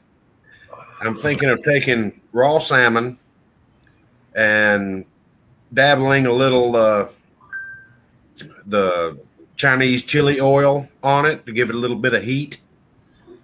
And I'm going to try it with and without bell pepper and maybe some cucumber on the inside. Put some tempura crisp on the outside of it to give it a little bit of crunch, and then drizzle it with the Japanese barbecue sauce. Put a little cream cheese on the inside of it, too. Boom. You ain't You wrong. got it right there. Cream cheese. Oh, that's it. I wasn't going to give away all my secrets. A brisket roll, Pat. Yes. One thing about this, Well, see, we're not allowed to add other proteins because I was going to make a sausage, egg, and cheese breakfast sushi roll and drizzle sausage gravy on top. Speaking of cream cheese, I'm not a fan of the Mariner dog, of the Seattle dog. I was not a fan. Oh, They put cream cheese on it. Put cream cheese, caramelized onions on the dog. What I didn't like the most was the onions were cold and the bun was cold, and I'm like, come on. oh, that's not a dog, man. Yeah, the cream cheese. It was a brat, caramelized onions, cream cheese on a cold roll. And I was like, it's Seattle. yeah. You know, a lot of Seattle food is just totally off the wall. Some They're just Seattle waiting on it to get rained on, you know. Why have it hot and get rained on? Well, they shut the roof in Seattle when it's raining. So All right. Well, anyway, guys, have a good night. It was good to be here. Thanks for having me, Jim. And good to see everybody and everybody in the side chat. see you, Kyle. Take care, I'll Kyle. see y'all later. I'll be listening. Now, the one thing that was unique that I've never smelled at another ballpark in Seattle was smelling curry the whole time. Yeah. I'm sure they were cooking in one spot, but you could smell a curry in the whole park. Ozark, they went totally foo-foo. You used to get a good hot dog in the stadium. Now they went foo-foo. So, yeah. Anyway. Oh, Yeah. the pizza looked great. The thought it was getting these massive chicken tenders and fries, but you know, we tried the hot dogs in San Francisco, tried the hot dogs in Seattle. San Francisco is just a good old brat with sauerkraut all over it and some German Yeah. mustard. I was all about that. Yeah. Yeah, that one with the cream cheese on it. That's their way of being different. That's a Seattle thing, but you know you can order a dog there or anywhere. You know. Yeah, you can get a regular hot dog. What you had, no, what he really had was a woke hot dog. They didn't used to be that way when I was in Seattle. Jim, we get it. We get it. You hate Seattle. Anything about Seattle you hate. I get it. I get it. You hate Smith and Wesson 29s. I get it, man. I get it. You hate Brian got a regular dog, and They're like about great. the Smith and Wesson 29 is that Dirty Harry used it. And the only reason why you like the Smith 29 is because Clint Eastwood used it. You know. I don't You hate hate the the 29. They're built for a 357, not a 44 mag hot load. All right. Maybe your target loads. That's great. Hey, enjoy. I don't hate them at all. I like end frames. So I have this- end frames, but they're not in 44. I'll tell you that. That's enough about that. Get your It monkey is, butt. Get your monkey butt ready. Well, anyway, Marvin, I wanted to go ahead and bring up that the one thing about the Steelhead is that when I smoked it and I got it all done and everything like that, I put it in the refrigerator for about at least a day. And then when I went and broke it out, because it's still going to sweat out, you know what I mean? So I let it dry out a little bit in the refrigerator in a bag, and it does not have that aftertaste. I mean, when you eat it, I mean, you can taste the fish, you can taste the the smoke and all that. But after that, after about 10 minutes, you're fine. And man, I'll tell you what, I've had smoked salmon done where 3 hours later, 4 hours later, you're still in that smoked salmon flavor. And when they put liquid, that's one thing I like. When you taste it for hours. Yeah. I'll tell you what, though, that steelhead turned out good. Mhm. I mean, I would break that up and make an omelet out of it in the morning, with a little bit of cheese and stuff. Man, it turned out perfect. Warren had the salmon omelet down in the market. It's some old restaurant that's like 3 stories tall, and you look over the harbor. Oh yeah. And she was like, "Oh, I'll try it once." And I had the oyster omelet, and it was good. Yeah.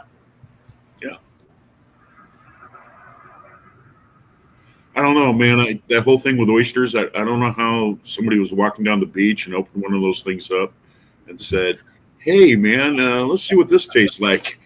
Just It like must- lobster, they found the prisoners first. It must have been a dare. It must have been a dare. It was like, "Look, I dare you to eat this," And the guy ate it. He says, "It's not that bad. You just can't look at it." Big old cold, salty loogie. Oh, yeah, nasty. They have the little Olympic oysters here, and if you can get the little Olympic ones, you make an omelet out of that, man. That's delicious. That is absolutely the shit. The ones I mean, from that's- Washington I like are the big old massive ones. Those are my favorite. Really? Salty, yeah, briny, yeah. I'll tell you what, over here, the best place to get oysters is over in either Allen, which is down around Belton, or you go to Quilcene up by Brinion. And there's something about the way that the canal goes in and out and hydraulically dumps in and out, and the flow of everything. But it seems to me that the oyster quality is just absolutely tops. I mean, it's big titties and smoking weed, man. I mean, they are the best. They are the best here. So you can get them out of the canal. They're fantastic. Just the There right you go. temperature. The right temperature of water, about 47 degrees all year round.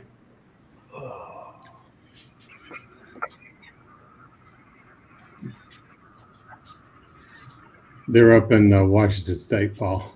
They're not Missouri names. Cookville. Yeah, that's Washington State. That's over here in the Olympic Peninsula side. That's on the left side of Seattle.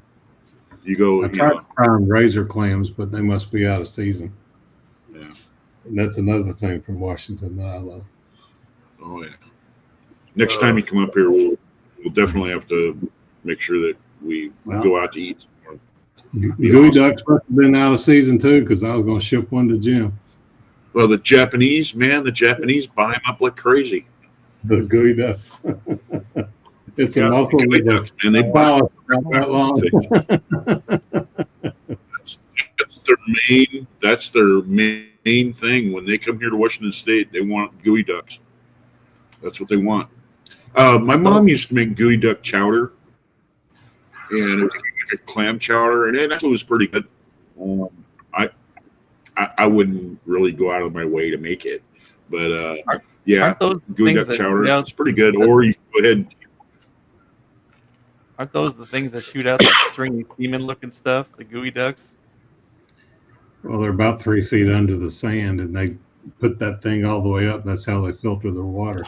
Mm. But speaking of titties, we were in the market, and this old gal was selling fruit and stuff like that. And I bought a bottle of water, and I thought it was a dude at first, but nope, it wasn't.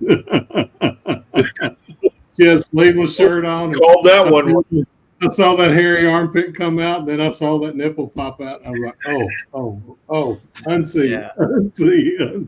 Get out of my mind. I have to eat in an hour. Come on. Yeah. I don't want to see hairy armpits and nipples in the same frame.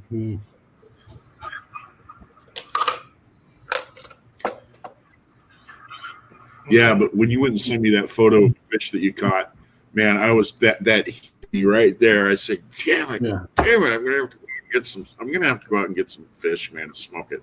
I am gonna have. I mean, that put me in the mood right away. Yeah. There was plenty of them. Mm. Yeah. It's too bad, Washington State has really cracked down on the whole wild caught thing. I don't really, the native fish, not the farm, not the hatchery fish. Because we're the only ones that are doing it. I mean, once those fish go out to sea, the Japanese, the Chinese, the Koreans, Game out past 12 miles. they don't care. They just haul it in a net. They don't care if it's hatchery or if it's wild. They don't care. So we're the only ones that are doing it. We're making our contribution to the world where we care. Well, we're the only ones that do. Well, it depends on what are coming back in the rivers and spawning, and when that count goes down, they got to worry about that. Well, you know what they found out about the whole spawning thing? Whoever started the rumor that a salmon will come right back to the exact same stream that it was, spawned in, that's bullshit, man. They will go to a stream to spawn. That's in their nature. And they have found that out through the hatchery fish because they put a little thing in the hatchery fish's head, okay? And they can track, where it came from. And we get them from the hatcheries here get them from British Columbia all the way down to California. I mean, they just get, and they get mixed in with the native fish as well. So, yeah, whoever started that is a bunch of bull crap. Yeah, they do go to the stream. They do this cycle of life thing, but they don't go back to the exact same stream. They're bullshit. They used to go really deep up the streams, like you would say, what the hell? They made it all that way, and now they're not doing it like that. So there is something to it.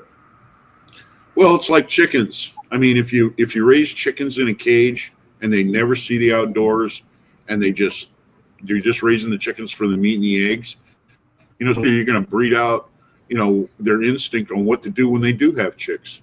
They'll sit on them, they'll hatch them, but as soon as they hatch them, they don't know what to do with them. So, and I think the same thing goes on with the salmon. The more that we're, interrupting what Mother Nature's way of doing this is screwing it up, but that's my opinion. Well, yeah, like you said, those hatchery fish still find a stream and spawn in them. Yeah, So, yeah. I've never been in that stream. Well, they had those triploids. They released a whole bunch of triploids there in the Columbia River, saying, "Oh well, they don't mate. They don't mate. They don't spawn. They don't do anything. They live their lives, and then it was basically a sport fisherman fish." And they found out later, they figured out how to make babies. Yeah, spawning. The next thing you know, we got these triploids, and they're not native; they're man produced. Yeah, yeah.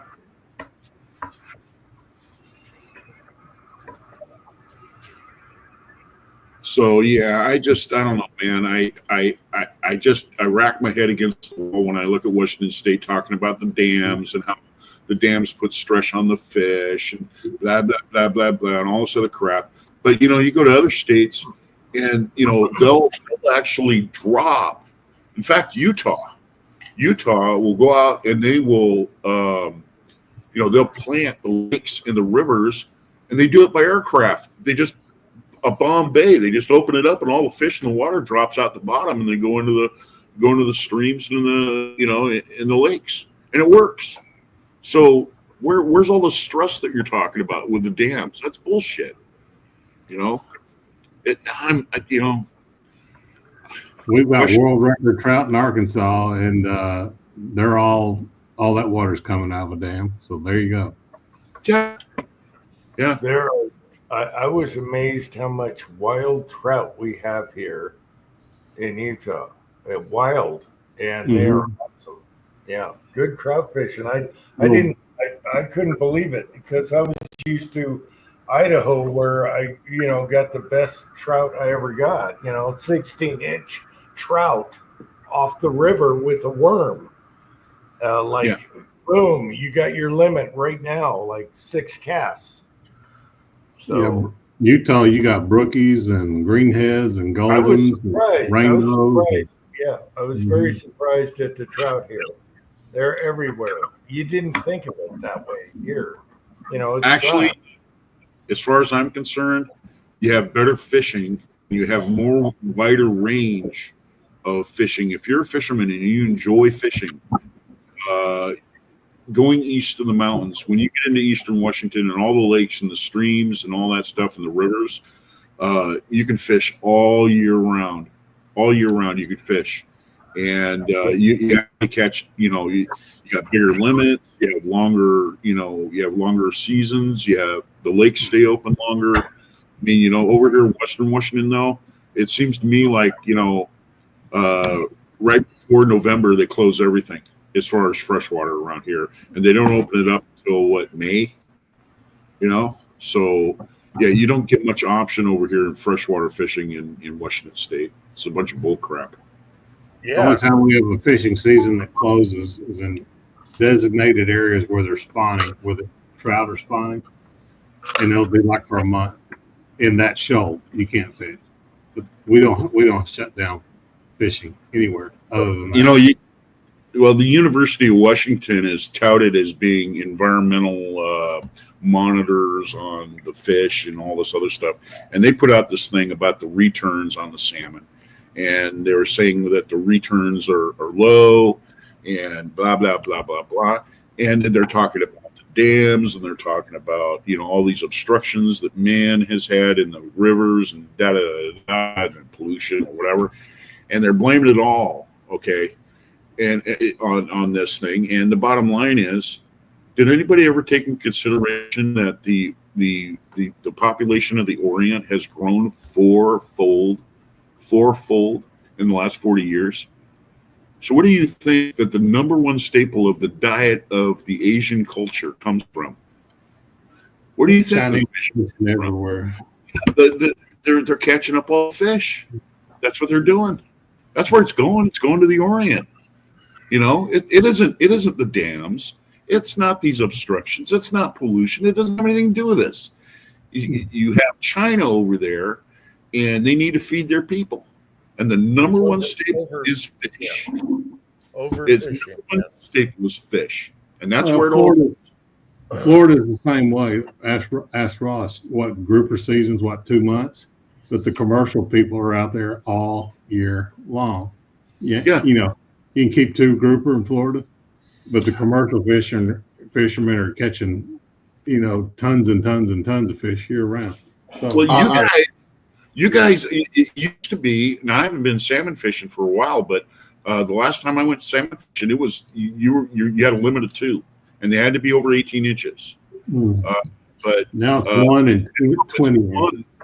it's one, and they have to be hatchery fish. Mhm. Back when I was fishing, you can catch a wild king. Well, the boat captain was saying the pinks were shut down for years. Yeah. And now they do it every other year. So, Yeah. you know, Like I said, the University of Washington wants to get that state funding. Okay, this is about state funding, and they're going to agree with whatever the Democrats in Olympia is going to tell them about the environment. And I'll tell you what, the problem with Olympia is they treat all the wildlife here like it's their pets. Okay, these are our pets. That's the way they treat it. well, With gentlemen, here, I'm all going to work early in the shop in the morning before it gets too damn hot. So I'm going to sign off. Marvin, it was great talking to you. Yes, great to see everybody. Good And seeing you. it'll be 3 weeks before I'm back in the house. So I'm gone the next 2 weekends. So love you guys. We'll see you here in a little while. All right. Good to see Thanks, you. All right. Be safe over Ozark. Take care, man. thanks for coming on, Ozark. Take care. So what's going on in the world of Tin Man?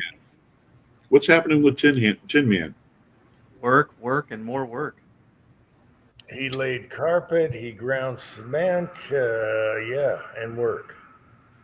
Oh, I didn't you do the cement. I didn't driveway? do the cement grinding. I paid somebody to do that. You tore up your driveway. Do you They, still- you got your chickens going in the coop or not? Oh yeah. Oh, okay. Yeah, You got Dave, a lot I of had- protein. Hmm? You got a lot of protein then. All right. Yeah. All right. So the chickens are doing good. All right. That's good. Yep, they're crapping out eggs, just not where we want them to. They don't lay the eggs in the nesting boxes. They're stupid. They lay them wherever they are. They'll put them out in the run, and they dug a big hole underneath the coop. They'll lay them in that. They're stupid. Did you see Oddball Stuff video where it spit it right in the box? Yeah, that was funny. That was hilarious. That's the best. That's the best video shot I've ever seen. It was He awesome. caught it right in the act. That was awesome. Yeah. I mean, what did he have to wait there for an hour, 2 days? Anyway, yeah, he caught a egg getting plopped in the box from his chicken coop. It was awesome. Yeah. So anyway, Tin Man, you went ahead and tore up your driveway. It had some cracks in it or something like that, and you just wanted to get a. No, it it was had the just- stupid just speed bump. just Yeah. the curb where where the street meets the driveway. The curb was real tall, and it was a huge. I've hated it ever since we moved in. Mhm. And there was a company, the company I've been meaning to call. They do curb grinding, and they were up the street at a house from me, and I was just like, oh hell yeah, now's my chance. So I went and grabbed them and had them do ours, and it's made a world of difference. Now I don't have to go, half a mile an hour into my driveway. Otherwise, you get thrown around the car and your drink spills in your cup holder. It's all good to go now. I've got one of those ring. If you look at near neighborhoods, our old house was the same way. They have this like drain that curves down, so Yep. everything drains into the gutters, and you got to go over a bump when you go in your driveway. But his was going downhill, so it's more obnoxious. Yeah, Yep. so he ground her out. I didn't even get time to make a video. Like I said, by the time I told the dude to do it, I had to jump in my car and run to the bank. And by the time I got back, they were already done working on a different house. I was like, holy shit, these guys are quick. Yeah, that guy's got a racket going. Yeah. He cornered the market, that's for sure. Yep. I tell you what, it's so much nicer pulling it out of the driveway. Oh, it's unbelievable. It was worth every penny. Other than that, yeah, I got the flooring back in the basement, got the carpet back in that spare bedroom, and everything's pretty much ready to go. I gotta put the baseboard back up along the foundation wall. I really don't want to do that, but I have to. Mm-hmm. Other than that, yeah, I've been working 6 days a week. Started cleaning the garage today. Got some stuff up in the attic, and then I had to go to work, and then went and had Mexican food for supper tonight. Had an El Grande steak burrito. Oh, it was amazing. Oh, you bitch. You Oh, it was bastard. I was gonna send you a picture, but I'm like, nah, I'll be nice. Oh, you bastard. Yeah. Yep, same old summertime blues. You just work, work, work, and then when it gets cold, time to relax. I was watching a video with Josh. I love this guy. It's a golfing video, and he did different golf courses from $15 and stay and everything. The $15 one you had to camp, and then he moved all the way up, and he ended up in Utah, the Black Desert, which is supposedly awesome. Anyway, he's showing the food, and he had shrimp tacos, and then he had these other tacos from the Black Desert in Utah, and they were awesome. And oh my God, I was just dying. Yeah. Hell yeah. Yeah. So I guess that's a great resort if you got the money. You're treated like a king there. But yeah, his tacos were killing me. That's Yep. down south in the desert. Yeah. I do love me some Mexican food. So do I. My favorite. Let's see. Patriot Paul is just going off. He's going crazy here. What's he saying here? Smelt. Fiasco Water Division.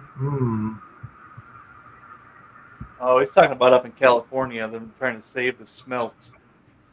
Oh, yeah, the water. Yeah. Save the smelt instead of the houses. Yeah.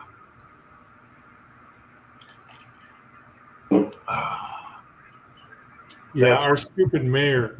Trump came over and said, release the water right when he got in, and our stupid mayor wouldn't take any. Yeah, I know. He's in big trouble right now, actually. So we'll see what happens there. Yeah, we'll see what happens. Hey, they're trying to get rid of mail-in ballots, and there's hope for California. So we'll see. We'll see what I happens. don't know about that. Yeah, they're working on right now. No mail-in ballots. You got to be legit. Blah blah blah. You got to be an American citizen. We'll see what happens there, and it's something he should do before he leaves. Yeah.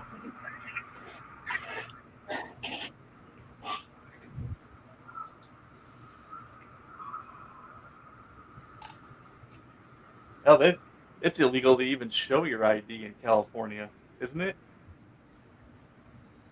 Yeah, I think they got the stupidest. Yeah, but they're not the only state like that. So right now, the UFC is fighting in Chicago. What a disaster Chicago is. Yeah. So anyway, I got to watch that tonight. Huge fights tonight. As a matter of fact, you guys probably don't know what my background is. Can anyone tell me who that is? That kind of looks like Tim Sylvia. No. Do you know who he's petting? No. Look, he's petting Leon. And then a dog is sniffing Leon's butt. Who is Anyway, that's Chuck Liddell, UFC, most knockouts in the UFC. Yep. Retired Chuck Liddell, most knockouts in the UFC. However, he was a wrestler, so no one could fuck with him. He had everything.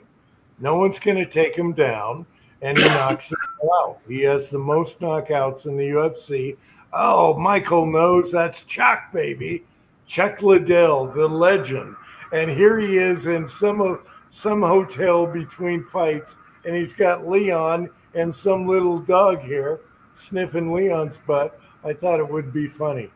Anyway, there you go. Chuck Liddell. I was shocked that Chuck Liddell had his own Leon. Look at him, petting him, loving him. Look at that. Oh, yes. The man, the legend, Chuck Liddell. And no one could fuck with him because he had wrestling. He's got it all. and he just knock your ass out. Lights out, everyone. So there you go. That's my background picture. The legend, Chuck Liddell. I was wondering. And one time in band camp, there was a bar fight, and he took out 6 dudes. He took out 6 dudes. They didn't know who he was. He was Chuck Liddell. Thank you very much. Enjoy the hospital ride. Oh, legend. You know, Patriot Yeah. Paulin brought something up, and I want to expand on it a little bit. The whole thing with the Frisco smelt thing. Okay, that was right there at the opening of the Columbia, not the Columbia, the Sacramento River dumps off into there, and that whole delta there. Right there is Vallejo, and the city of Vallejo. It's north of San Francisco. There was a shipyard there, which was Mare Island Shipyard. Well, see, all the environmentalists and Feinstein and all those other people, they protested about having Mare Island Shipyard there because they did submarine work and nuclear work there. So they took away their nuclear license, and then next thing you know, Mare Island, didn't have any real legitimate work anymore, which was their lifeline, of keeping the keeping the function open. So what they did is they decided to go ahead and close Mare Island, and they closed Mare Island. And if you look it up, you're going to find out that Vallejo went completely into the shitter. I mean, everybody moved out of there. It's the number one place for prostitution and drugs.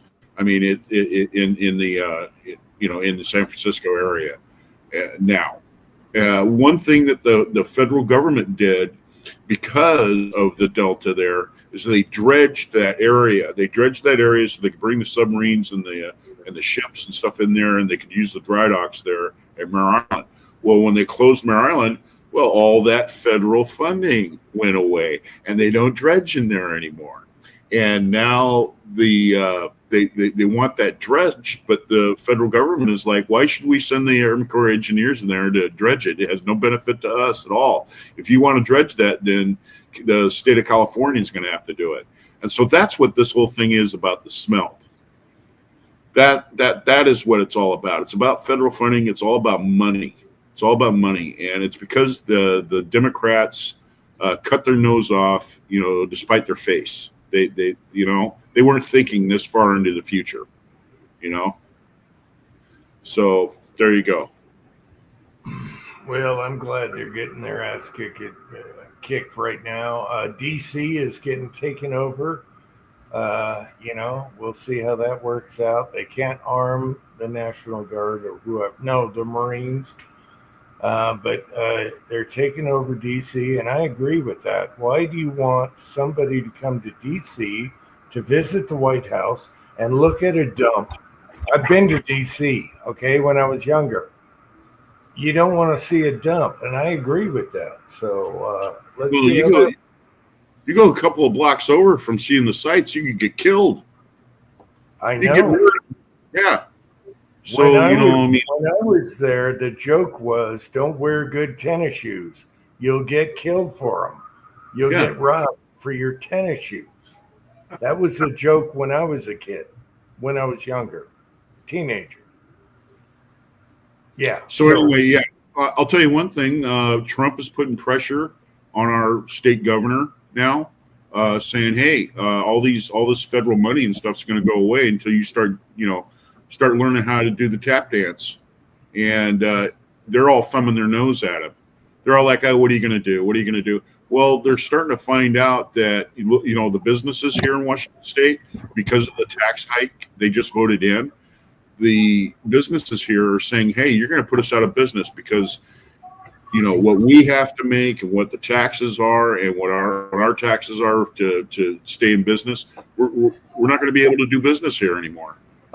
And I'll tell you what, they're getting what they deserve, as far as I'm concerned. And as far as I'm concerned, I think the whole thing actually has to hit the brick wall before something can be done about it. You got to get rid of these people. They have to ruin it. They actually break it. and people have to learn their lesson about Democrats and have some sort of responsible government in there that is monitored and makes sure that it's, being done right, rather than all this crap. Anyway, let's get off my soapbox. Hold people accountable, put them in jail, and keep them there for a while. That's it. DC, I've been to Harlem, I've been to DC, and I've been to, anyway, it all sucked. I mean, there was clean parts. I landscaped right in downtown DC when I was a teenager. In high school, I landscaped down there, and there was good bits and bad bits. But yeah, there's a lot of nasty down there. I can only imagine what it's like now. That was in the 70s, and you got to watch your back. Yeah, back then. So, Well, if it wasn't crooked, then why would Pelosi be explaining things about insider trading and her husband is the one that's doing it all? Come on, you're a crook. You're a criminal. It's that simple. You should be locked up. You should go to jail. You and your husband. She just goes, "Oh, I don't know anything about it. It's my husband's thing." You lying bitch. Yeah. I don't know anything about it. Oh, sure. Well, as far as I'm concerned, then because of the association of you being married and your position where you are in Congress, I would probably say that you're guilty. You should go down for the same thing that your husband's being accused of, or you're accusing your husband of doing. Because you're married to him. You're part of that boat anchor that's on the bottom. That's it. anyway, I think our Capitol should be clean, and I agree with Trump's doing. It's really pissing off the other side, which that's what you go by for a barometer. So it's a good thing. Clean it up. People are robbing stores and getting away with it, and they're getting out in 2 days. So clean it up. That's our capital. People visit there to go to the Capitol. So, well, I like what Trump is doing is the ways that he's raising his fist to these governors of these states now. He's raising his fist up and he's saying, you know what? Yeah, I'm not going to take this shit laying down. And it's about the people and the people that live in your state and the common people, not just the rich, not the extreme rich, the people that are pulling all the strings for your state government. So I like what he's doing. I think it needed to be done, and I think that the more that it is done, the more people see it, and the more people are going to show the voting booths and vote for things that are common sense government. Rather than this hog wild, freaking crooked crap that's been going on for decades. Pat, Yes, dear. can you check in the bedroom? I think I'm missing a pillowcase that goes with the sheet.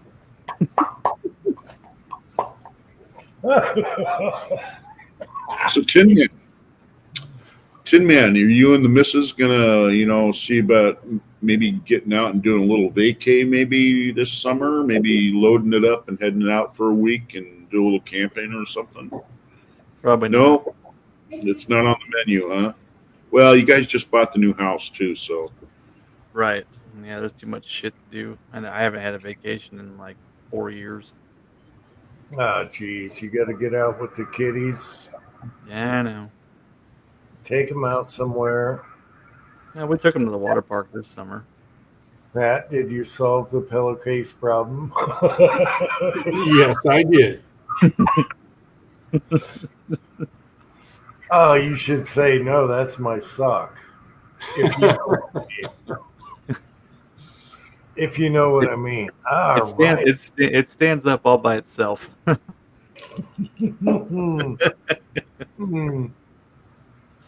Oh,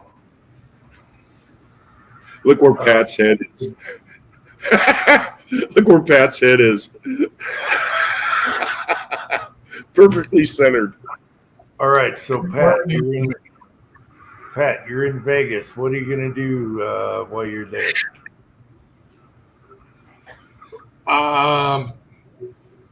Well, okay. So far, it's been I got to take a bath in the big bathtub. Been helping Sylvia move some stuff around. Washed the car today. Filled it up with gas. Got a haircut.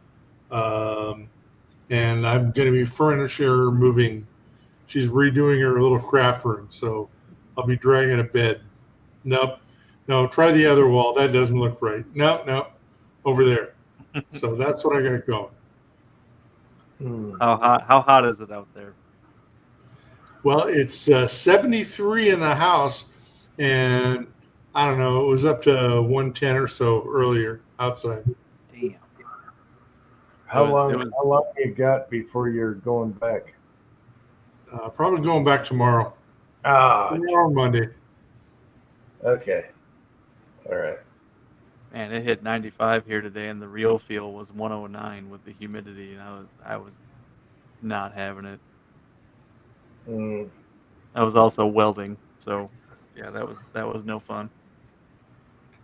It was hotter than balls today, but I mean you're hitting 110, so same thing. wow.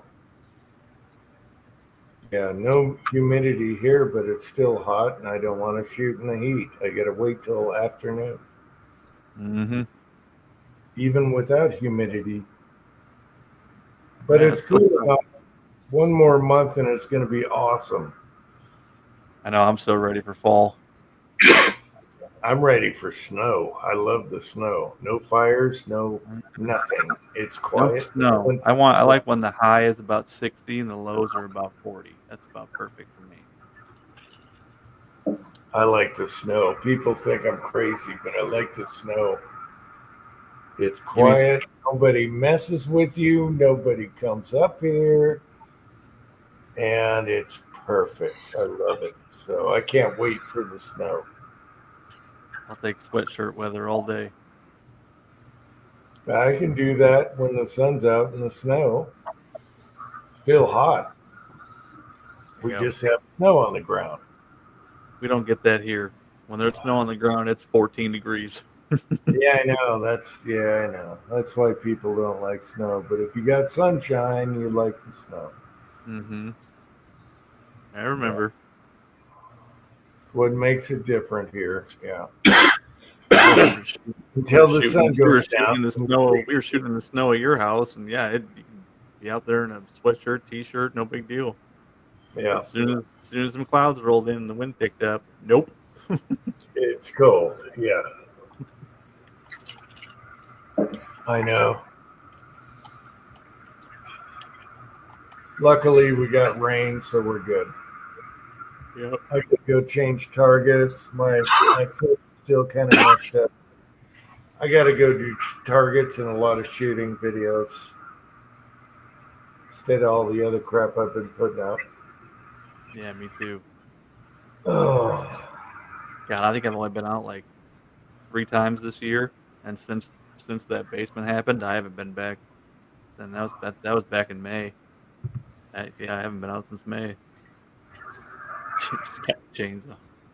Pat, I haven't taken the chains off that poor tractor. I got to go run it. Yeah, and now I'm thinking, well, 3 months from now, I'll put chains back on. Yeah, just leave the bitches on. Why not? Just leave them on. Same with the quads. Go run them for a while and leave them on. Yeah, that's my thinking this year. I've been super lazy. I should change the oil in all of them. You know, I do that once a year. I don't know. I let my lawn go this year too. My lawn looks like ass. 80% crabgrass. It's so bad. Like at least Man, it's green. At least I it's used- green, but it looks like shit. Do you got a spreader for? I do, but I didn't put down any pre-emergent this year because it being the first year at the house, I'm like, let's just see what the yard looks like. I have no idea, and I regret that 100% because it looks like Yeah. shit. At the other house, I used to put some, I forget what fertilizer it was. It was awesome. But it took care of crabgrass, clover, everything. Mm-hmm. Man, that shit was awesome. Just run it on your spreader, you know, walk behind. And I forget what brand that was. It was perfect. Then the grass was like golf course. Yeah, I think I'm at the point where I'm gonna have to get the liquid out and do a liquid application because there's crabgrass all over the place. Yeah, but this dry stuff was really good on the spreader. I forget what it was though. Mm-hmm. Oh well. No more grass for me. It's snow now. Snow Yeah. and rocks. My neighbor's lawn is pretty nice. You know, he's retired, and you can totally see the clear divide of where his lawn and my lawn are. I'm like, I'm sorry, dude. I let it go this year. That's embarrassing when your neighbor outshine. Yes, neighbor Yeah. wars. Yes. Oh, I feel bad just because my crabgrass seeds are blown over to his yard. You know, he's got to fight it now. It's like, sorry, I'm a piece of shit this year. Yeah, it's really bad when your neighbor's yard looks better than yours. I Oh, yeah. remember that being in a cul-de-sac. I remember that everyone looks at everyone else, and the neighbors will give you the stink eye if you're looking white trash. Yep. Luckily, the guy on the other side of me, his yard's just as bad, if not worse, with crabgrass. So it's not just me. No, we were really good about it, but yeah, you'd get the stink eye if you didn't keep up on it. I'd have the sidewalks edged perfectly, everything, the entry, everything was edged. I had edgers, all that. But See, I do that. You can edge crabgrass, but you get about 2 days before it starts looking like ass again. Mhm. Yeah, I need to kill that stuff and get some seed down here pretty soon. It's about time to overseed for the fall. Yeah. One of the big lawn killers we have here, I spent about 3 weeks at the beginning of summer raking that shit out of my freaking lawn, and that's moss. We get moss here in Washington State, man, and it once it gets in your lawn, man, holy crap! You're in there raking that stuff out, raking it out. That's what I did earlier this summer. I mean, I must have taken out probably 3 pickup truckloads of moss out of my lawn. It's crazy. Is there anything you Yeah, can do about just- that? Like, can you put down like a fungicide or something to kind of prevent that, or just, I put moss out on it, and I sprayed it down with moss out. But you got to be careful with moss out because moss out, you know, if you put too much down, it'll actually kill your grass. right? And there's places in my lawn now that have bald spots because of that. So I got to go out there and break the ground up and then reseed. But and you know what? I'm at the point anymore where I'll mow my lawn. I'm not going to get it, like looking, like a golf course though. I mean, I'll mow my lawn. I'm not going to, but here's another thing too about moss. I'll rake all that moss out of my lawn. But the guy right next to me, the guy down the street, all these houses, you look in all their lawns, every one of them's got moss. Everybody's got it. So it's not something that's just unique. Everybody has to work at that, Yeah. Be nice to live in a region you don't get it. You don't get moss. That same dry fertilizer and energy food for your lawn and everything took crabgrass, it took moss, it took everything. And what I do is use the spreader, go around the yard, and then the moss would turn black, and then I would put a thatcher blade on my lawnmower and thatch the living crap out of it. All right, I do like 3 passes on the lawn, and that got rid of the moss. It just turned into a huge pile of shit. And then after that, it was good. I remember all that. Luckily, I don't have to deal with that anymore. Well, you live in a region now where you don't get the moss. That's one thing that's bad about up here. You get moss. And like you said, you got to get a dethatcher. You either got to get a dethatcher or you have to have a dethatcher for your riding lawnmower, or you have to go out there like I did and have one of those spring rakes that, have a coil and then they have the long tongs. That works pretty good for taking moss up. That's what I've used so far. But I used to have a riding mower. I had a riding mower that had a dethatcher for the front of it, and you just let it, you'd let it down, and it would kick all that stuff up, and my lawn stayed nice. And not just that, the dethatcher was on the front of the mower, so whatever got kicked out, you'd run over it with the mower. The mower would suck it up and put it in the bag. So you were dethatching, mowing, and bagging all at the same time. It was perfect. It was I gotta kick myself for getting rid of that ride mower, man. That thing was such a work saver. Oh my gosh. Yep. All right, Patriot Paul, do you have a riding mower? You better. 3 acres. 3 acres now. He uses a real mower. Screw that. I'd get animals. You better have a little tiny lawnmower, tractor mower. If you're There. doing 3 acres, I can A only good, imagine. good pair of scissors to take care of that. Work smarter, not harder. Get equipment. Oh yeah, he's probably got a 0 turn, I'm sure. Yeah, he's probably got the right equipment. Smarter, not harder. I'd fence 2 acres of that off. I'd raise some animals. Animals will take care of that. Goats and Get some chickens. cattle, all that shit. goats, cattle. Yeah, maybe a horse or a pony or something like that, or even border out. Just border it out so where somebody can keep their pony in there or something. Okay, he's got yeah. he's got a twin engine. He's probably got a plastic bucket that collects it all in the back. All right. Dude, those grasshopper 0 turns are nasty. They will mow as fast as it'll go, and it'll still cut, and they haul ass. Those are damn good mowers. And he's probably got the hopper in the back to collect it on the little trailer behind it or whatever. Yeah. They're fun too. I love running them. I'd rather plow snow, people. I'd rather snow blow any day of the week. Not me. I'm sick of grass, but I hate gravel, and we got gravel. I can't stand gravel.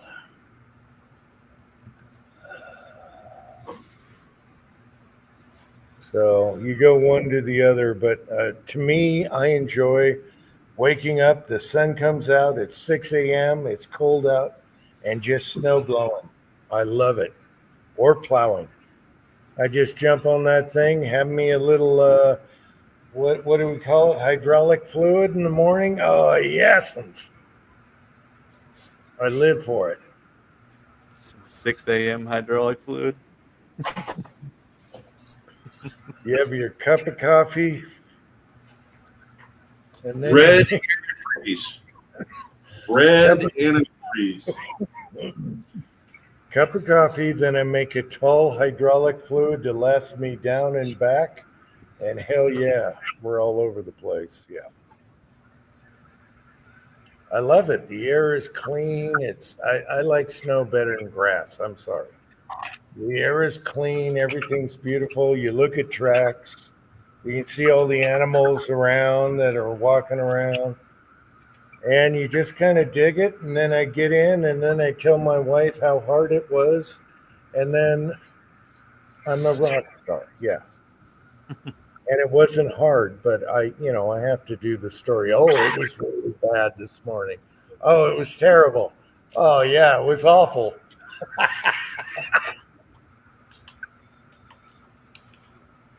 I spilled my drink halfway down. It's just the pits.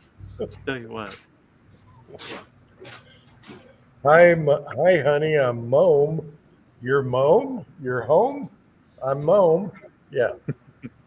Anyway, I love it. I prefer snow nowadays. That's the way I am. Let's see. There's always. I'm trying to keep up with. AstroTurf. Oh yeah, that'd be nice. It's raining again. Hey, we got rain today, so I'm happy. I'm so happy. We were a tinderbox out there. I am so happy we got rain. I might even go shooting tomorrow. Yes, I got to load something, but no idea what to shoot. Yeah. Speaking of loading something, that guy that I sold my Dylan to, he informed me that Dylan now makes their own bullet feeder. I had no idea. Oh yeah, they've done that for years. I thought I just saw the videos on it come out for like the past 3-4 months. It's relatively new. The one that I saw, you hook it right up to your 750 and it drops your bullets down. They have bullet feed dies and all that good stuff now. I'm sorry, I'm sorry. I was thinking of the not an off brand. You're thinking the double alpha. Yeah, and then Yeah. Dylan makes one now. I had no idea. So I looked into it. I'm like, shit, he's right. So I think he's gonna pick one of those up. He was ecstatic when I set it up for 223, and he was pulling the handle and it was just kicking him out. He goes, dude, this would have taken me like an hour on my single stage, because he just has one of those little Lee reloader C presses. Other than the Dylan, I'm like, yeah, this is a little bit of a step up, bro. yeah, I never looked into the bullet feeder from any of mine, but yeah, but they're like I said, that one's out. I didn't realize they had their own. You lost Yeah, me. I didn't either until he mentioned it. But I sold him the press and the 3 quick change kits that I had. They all had double alpha bullet feed dies. Then he went and bought that Dylan bullet feeder. I'm like, I don't know if that'll hook up to the double alpha die. But I mean, when you buy the Dylan feeder, it comes with a die anyway. So I said, that worst comes to worst, you switch them out and then sell that bullet feed die for $35-$40 and be on your way. But he's happy with it. But he'll use it a hell of a lot more than I did after I had kids. He can walk right up back of his house and shoot. It was a pretty sweet setup he had over to his place. He had steel hanging up to shoot at and lives in the middle of a cornfield. Oh hell! I was going to do that with some land I owned when I still lived in Ohio, but the neighbor, who was a pain in the ass anyways, he finally came up with enough $100 bills. I was like, okay, you can have it. Yeah. So. Yep. Excuse I me. just got the turret press and the single stage now. That's it. That's plenty for me. I only go a handful of times a year. I try to do times a month, and I can go in my backyard, but I have to be real careful, and I try to keep the numbers down low. Yeah. I'll run a couple mags, then because there's neighbors all around, so, and everybody shoots out here, but nobody shoots for hours.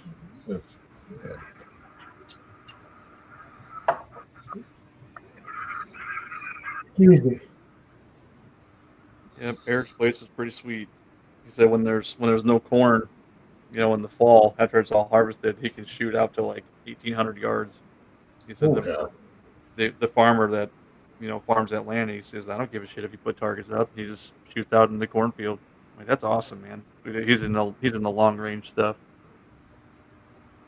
Yeah. I don't know anything about long range, but looks fun.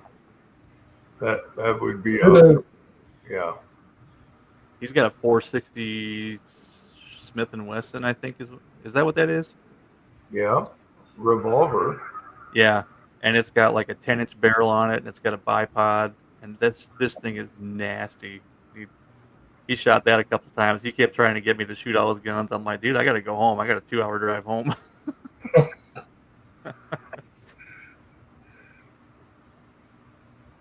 Yeah, it was pretty cool. I'll have to go back out there and go shoot with him this fall or something.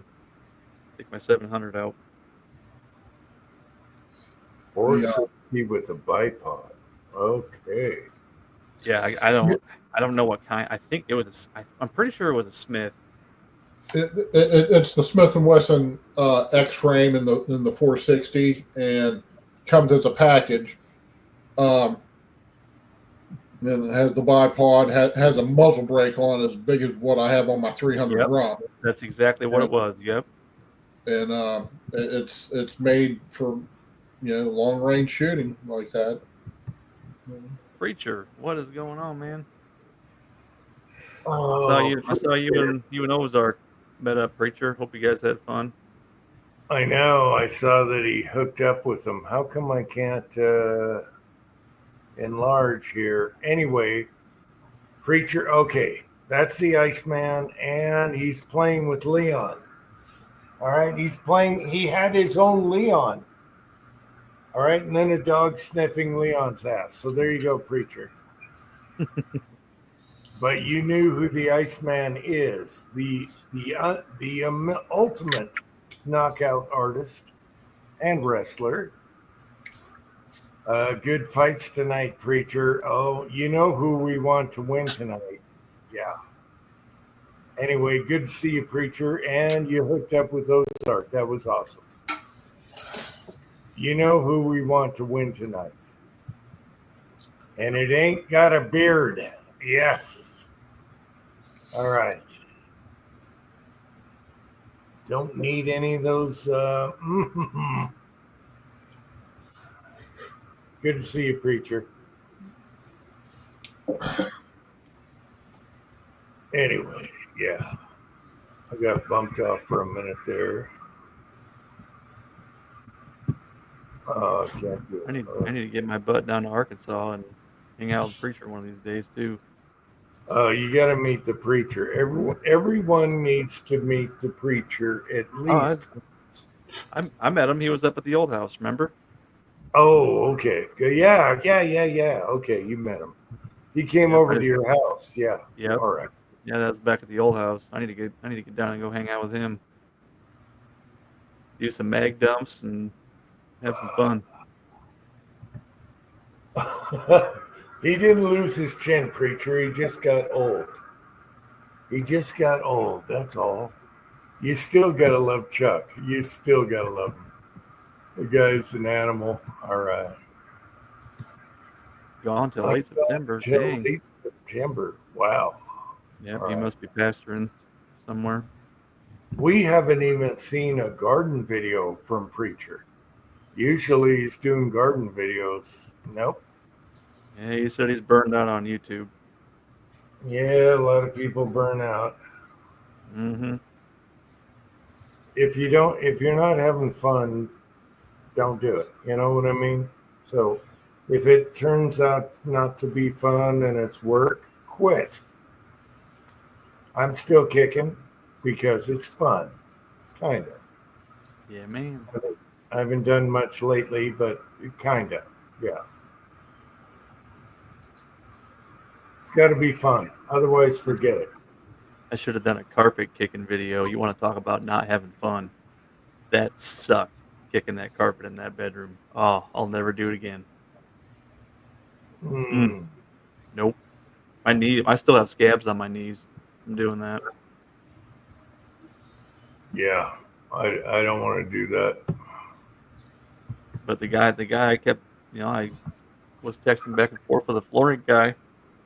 I said, hey, man, all I need you to do is come stretch this carpet in for me. And he just kept ghosting me. He'd text me, then he'd just stop texting me. So I said, screw it. I'll do it myself. I want it done. Yeah, floors suck. They suck. Yeah. We got to do the whole upstairs, and I'm going to hire somebody. I ain't doing it. Just hire it out. Be done with it. Because those guys are fast, too. They'll knock it out way faster than most people. Yep, those guys are good at what they do. Google him. Turns out he's one of them karate guys. No. He was UFC. Chuck Liddell was originally a wrestler, and he got in the UFC, and he knocked everyone. He's got the record for knocking people out. Great. He doesn't. He's got like a big chest and skinny arms, but the guy just knocks everyone out, and that's where he still holds the record, I think. And no one could take him down because he was a wrestler. Was he doing it? Chuck Liddell is still the man. Still Was the he man. doing it back when it was pride fighting? Was he doing that? He did it. He did it way back early UFC, and yeah, he had it all. No one could like try and take him down and control him because he already been there, done that. All right, I'm in Elk City. Okay, tonight SD on Monday. Wisconsin Tuesday. Wisconsin. Oh my God, Wisconsin and oh my God, in Michigan. Oh, you poor bastard. Oh, Wisconsin and Michigan are fine. Wisconsin and Michigan are fine. Just stay out of the cities. Yeah, it's all Muslim. Anyway, Only in Sunday, the cities. Kansas City, you should get some. All right, when you get to Kansas City, do a barbecue review to compare. No, he's You talking. got to do he's a like Kentucky. barbecue. You got to do a barbecue in Kansas City. You got to. He's There's not. Kansas He's City. not going. He's not going to Kansas City. That's Kentucky. Oh, Kentucky. I'm sorry. All right, do one in Kentucky. Yeah. All right. Go to Wisconsin and do a video on all the cheese you can buy. Cheese and bratwurst and oh, yeah. No, go visit all the Muslim cities and see what you eat there. All right. That's only the Wisconsin Dells. No, they're full of Muslims. Michigan and Wisconsin is infested. Everywhere I go in Wisconsin, Chicago. Okay, no preachers listening right now. In Chicago, they're booing Duplessis tonight. They're booing him because they're all freaking Muslims. How can you boo Duplessis unless you're in Chicago full of Muslims? There you go. Why are they doing it in Chicago in the first place? What a dump that place is. All right. I'll give you that. Chicago's a dump, but Wisconsin, for the most part, is pretty nice. I like it. It's got cities of. All right. Look at your capita in voting. And anyway. Every state, Des Moines is a shithole. You know what I mean? It's all. I couldn't live in either. I couldn't even smell living in either. Never. All right. You've been to Wisconsin 2 times, Tin Man. Mrs. Tin Man is still here. Well, if you like cheese and you like I've been there more than twice. All right, whatever. If you like cheese and like to wrap your head, there you go. All righty. What state is going to be blue next year? So, whatever.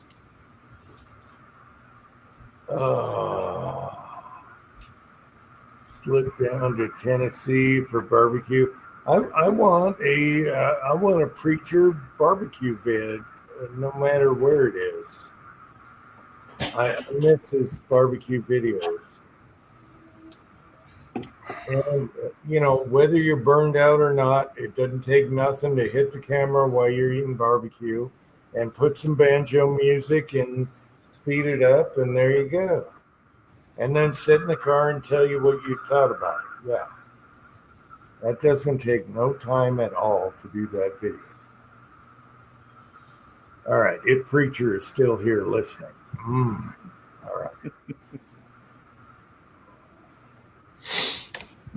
It's not really hard. Let me give you a clue, people. It's not hard to do videos. It's easy. Just a clue. Especially if they're easy videos. Yeah. Patriot Paul, you nailed it, man. Those Butterburgers from Culver's. We got a Culver's like 3 minutes away from the house. It's awesome. Lots of cheese up there and Butterburger. Yeah, we have Culver's just about 5 minutes down the road from us, and we've never been there. So, I highly recommend it. Wonderful food. I don't know about the ones in down south, but I've actually been to one in Wisconsin where they originated. God, they're so good. Well, they're going to be Muslim owned soon enough. No, they're not. Oh yeah, they are. They're totally owned. Michigan and Wisconsin. Are you kidding me? When's the last time you were in Wisconsin? Let's not forget Minneapolis right now. What's going on there? All right. Let's not forget what's going on over there. So screw Minnesota and your neighbors, whatever. Yeah. No. Even where I go in Illinois ain't bad. Just over the river, that's totally fine over there. Oh yeah. How do you like your gun rights? All right. I know. have plenty of gun rights. Illinois residents don't, but I'm not an Illinois resident. I was saying in Illinois, how do you like your gun rights right now? Just ignore them. Okay, that'll turn out great when you're getting humped in prison. All right, 2 miles. Three hots in a cot. Not so bad. Oh, preacher. Preacher. That's what I was saying. I was like, when's the last time you were in Wisconsin, bro? Yeah, I can believe that, preacher. I can believe that. Jim hasn't been past the mailbox. Oh, he probably more than 3 years. Oh. Oh. I had to go to Milwaukee a couple years ago to buy flooring because nowhere around me had it, and I didn't see a single Muslim. So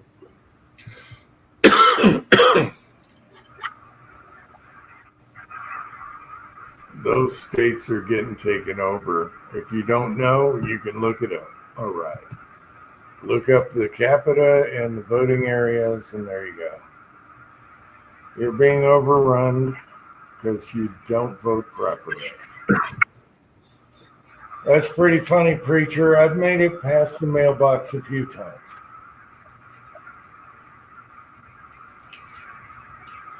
Boy. Yeah, I bet there's some good deals at that thrift store by now. Yeah. Yeah, I could do a few videos.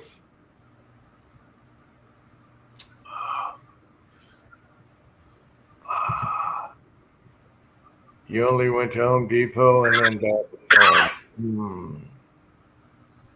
Yeah, it seems to me like all the videos start off with, well, the son was down at the thrift store. Well, the son was down at the thrift store. This is what he got. Well, this is the son picked up in the thrift store. Well, Jim, don't you go with him?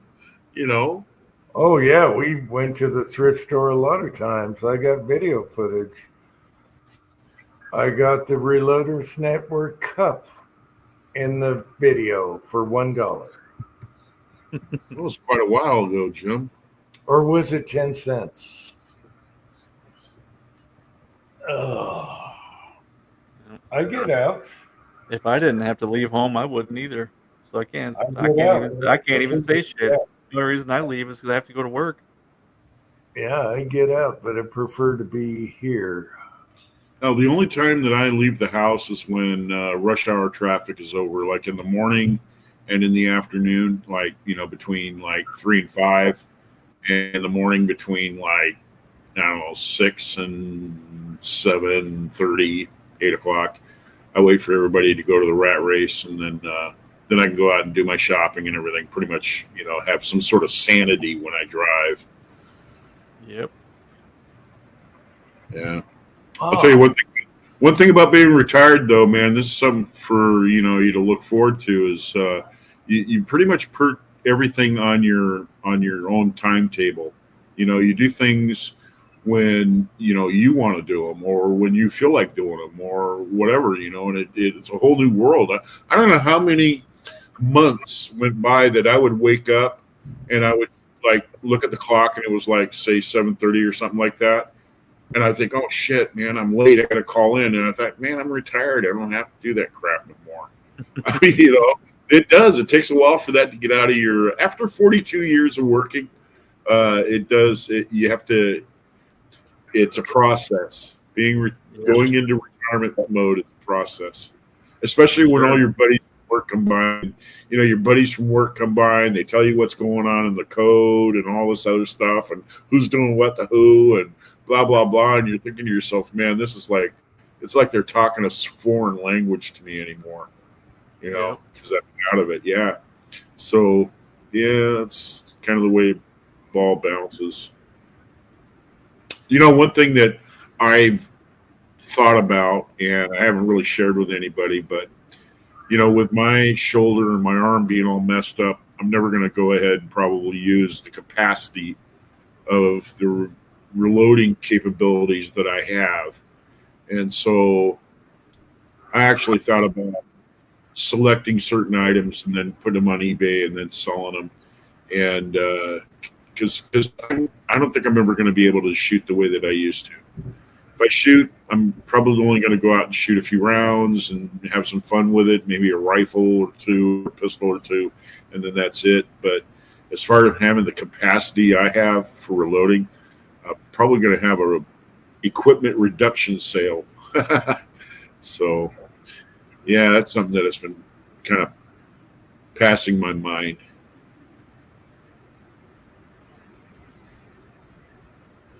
Yeah, nobody put blame on me until you understand.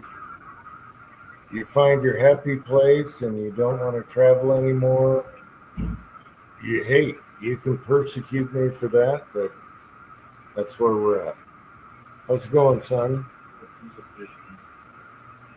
Oh, good job. Oh. And let's do a fact check. The thrift store is only open 1 day a week now, right? 2? 2 days a week. All right, I'm talking to my son right here.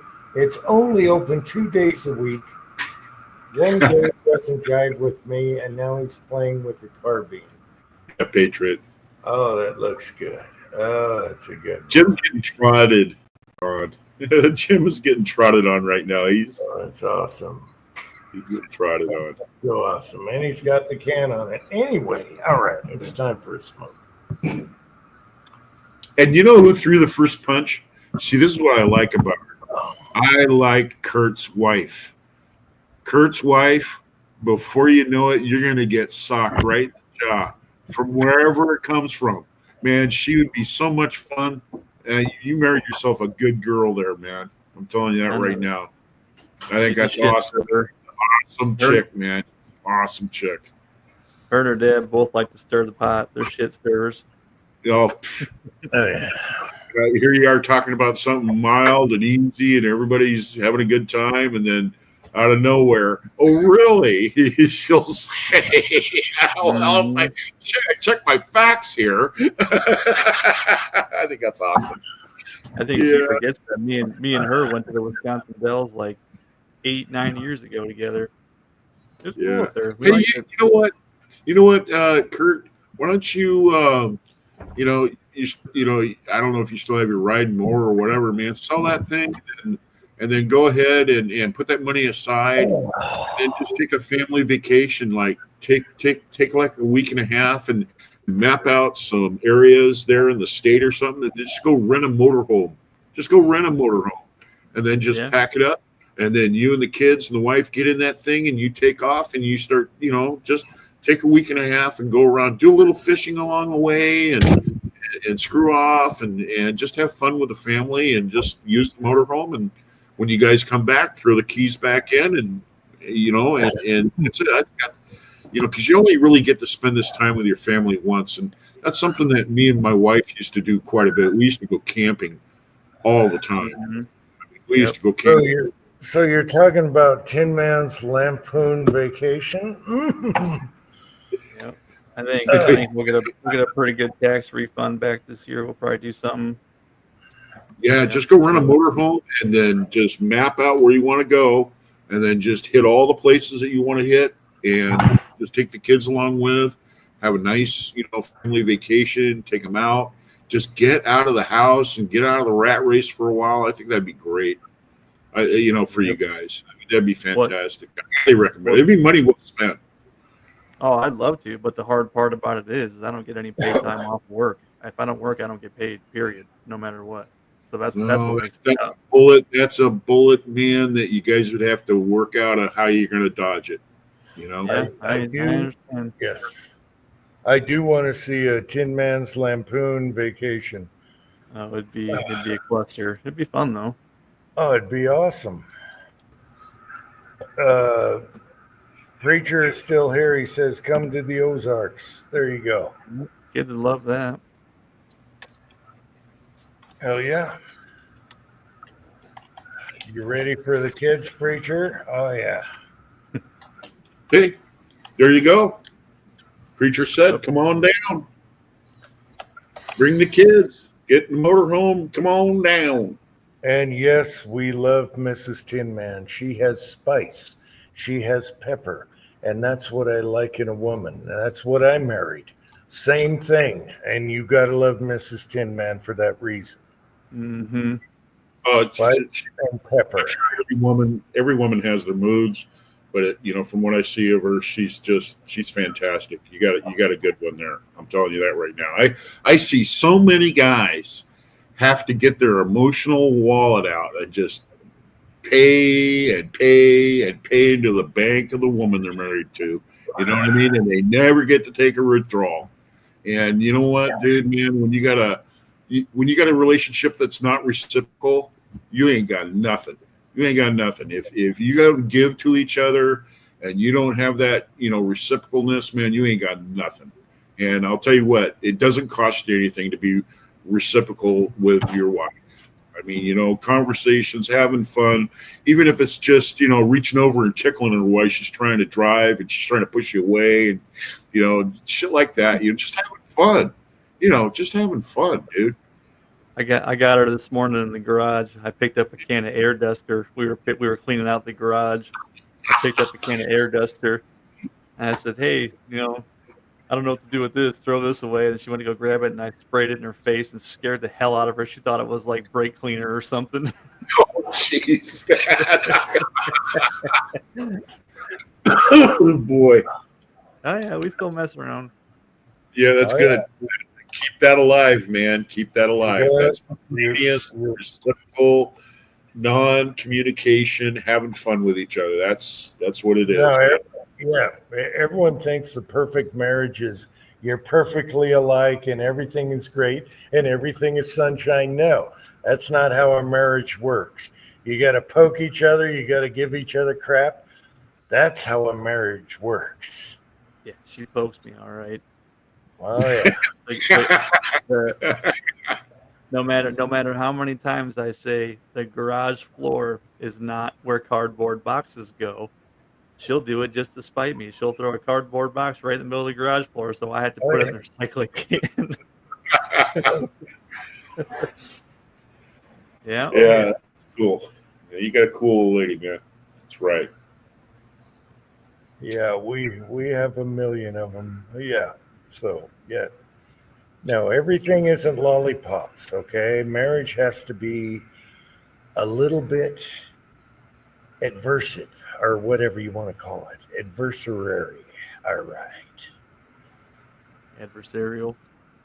Adversarial, because that's what gives it spice. That's what keeps it alive. Yeah, and then when you got two adversarial little kids that don't listen to you, that makes it even better. Well, yeah, then you throw the kids in the mix. Yeah, and then they take sides, mom or dad, blah, blah, blah. Oh, yeah. You got to have that too. Mm-hmm. Tell you what, telling a kid to do something 20 times is just awesome.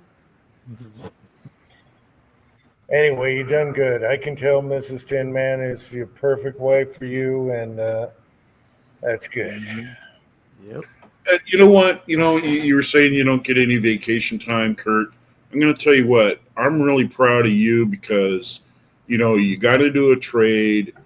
You worked hard at it. You developed it. And look what you got, man. I mean, look what you got. You got a nice home. You drive decent vehicles. You've got nice hobby stuff going on. Your family's well provided for. I mean, you've got a lot more than what a lot of guys your age don't have. I know it. Degrees. Busted my ass for it. Yeah, and you know what? I'm proud of you, man. I think God, man, we need more men being men than, running off to whatever wonderful, make believe world that they can turn their life into, by going to college or some crap. Mm-hmm. Find a trade, be an electrician, a pipe fitter, a plumber, or whatever, welder. It doesn't matter. A tin bender. I mean, those are all trades, man. They pay good. That's my grandparents doing right there. Yeah, well, that's I good. remember going to school and they were like, "Hey, we can buy a pair of shoes," and they were going to buy me a pair of shoes, and I said, "I want these shoes," and they were, twice the price or whatever. Tell you what, you want those? Get a job and you buy them. So that's what I did. So that laid the groundwork for it. Yeah, and the same thing with me. My first car, I bought my first car. I paid for the insurance on my first car. My mom and dad didn't buy my first car for me. Well, I drove one of my grandpa's vehicles for about a year and a half, and then I bought a car when I was a senior in high school. Bought my own car. Paid cash for it. It was a '98 Monte Carlo Z34. That was a sweet car. Miss that thing. Yeah. Hey, you know what? If you raise your kids, you'll spoil your grandchildren. If you spoil your kids, you'll raise your grandchildren. Yeah. If that makes any sense. Good point. I know exactly what you mean. Yep. Yep. Next thing you know, you got a 35 or 40-year-old guy that's laying on your couch going, "What's for dinner, Mom?" I never understood that. That's an epidemic nowadays. These guys that just they're not engaging life. The failure to launch, go live your own life. Go put a roof over your head. Go get married. Go make a few mistakes. Get arrested. Go get drunk. Go live on experiencing life. I'm not saying all the bad things there are good, but go out and make a few mistakes on your own and figure it out how to get out of that. Yep. That's how you learn. You grow in that area. If you're going to stay home with your parents the whole time, you're never going to learn anything. My wife would love to have the kids stay here and have kids while they lived here. She would love that. She wouldn't want the girls to move out. Yep. I think the real problem, Dave, is used to be you had to have a car to get laid. Cut and dry. You had to have a job to get a car. There's no way around it. It's like now the chicks go pick up deadbeat dudes. Yeah. So no, it's awful. I mean, they don't even have the common decency to leave through the window anymore. When they come over, sneak in. Pat, I had a girlfriend that said I opened the door for her. She climbs in the car and she goes, "What is you and your cars?" And I picked her up in a Honda 600, a mini tiny go-kart car, 600 motorcycle engine. And she's like, "You and your cars, son of a bitch. What is with you and your cars?" Yeah.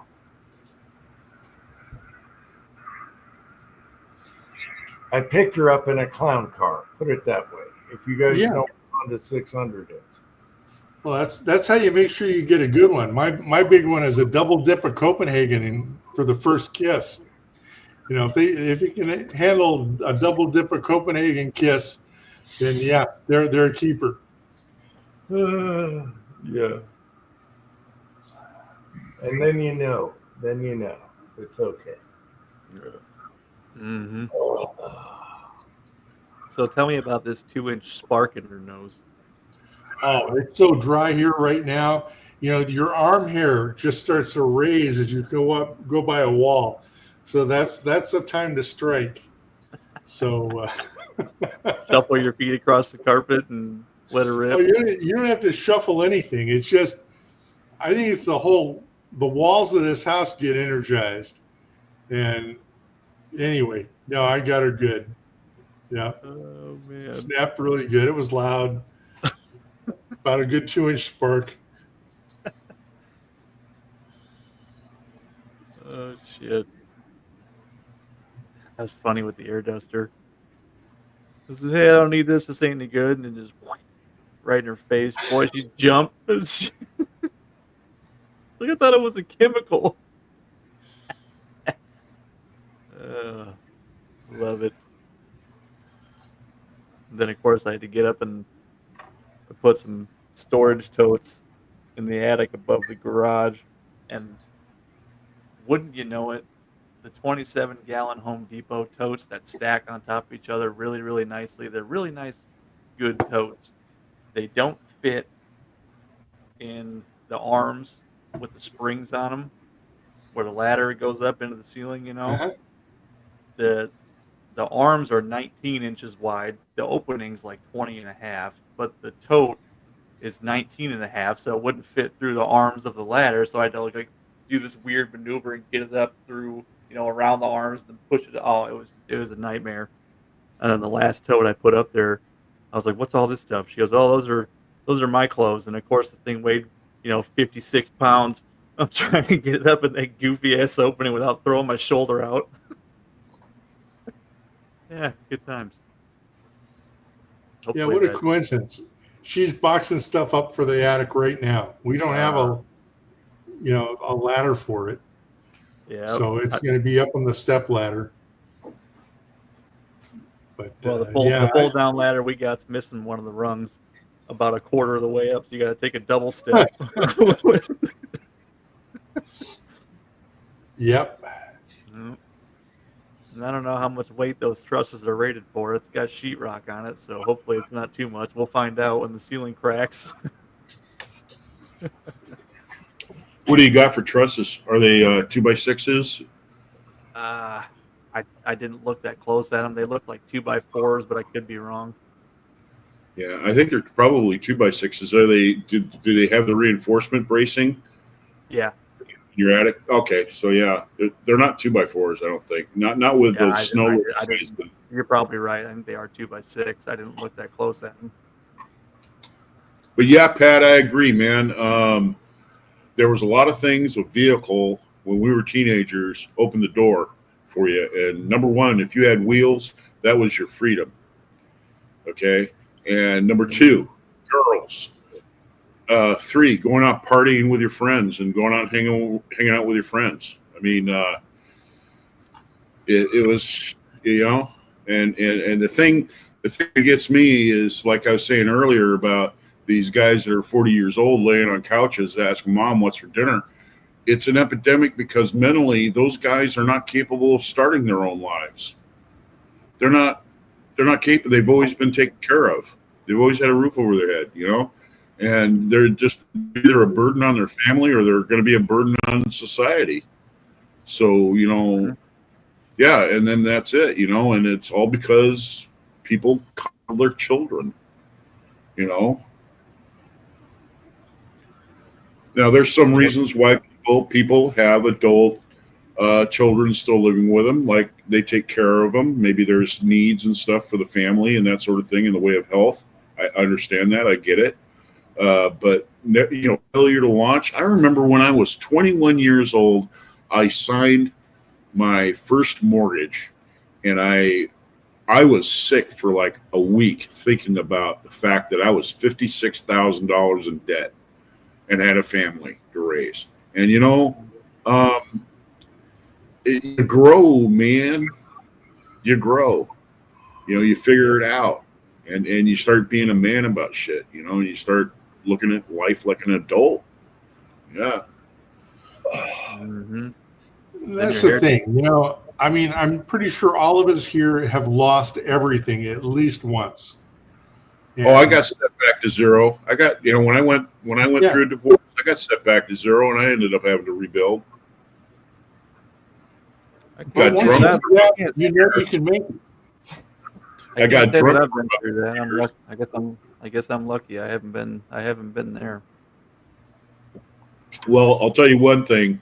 Lawyers and everything. They absolutely will destroy you financially if you're the breadwinner, and you're working. Yeah, you're gonna. They could care less if you're living in a sack down the street. They could care less about your needs or anything like that. They will come in with every single thing that they can legally get away with, and you'll absorb all the debt. You'll absorb everything because she doesn't work. So there you go. For her, you get spousal support. You have to pay that. I paid $12.50 a month for 5 years. For 5 years, I paid $12.50 a month to my ex-old lady. Yep. $12.50 a month. That's extortion. Guys at work have been through that. I've heard all the stories. Yeah, you make it through it, and you know what? You make it through it with your friends, dude. Man, you really find out who your friends are, and you find out who you are too. Because once you're single again, and especially as long as I was married 22 years. I didn't even know who the hell I was until I got divorced. All of a sudden I just started to discover that, all these other things, and I was, she tried to turn me into, and all this other stuff, this world that I was trying to adapt to became my world. Once that was all gone, then I could do what I wanted to do. I could do what I felt like doing. I could be myself. And it was really it was good in a way and it was bad in a way. Yep.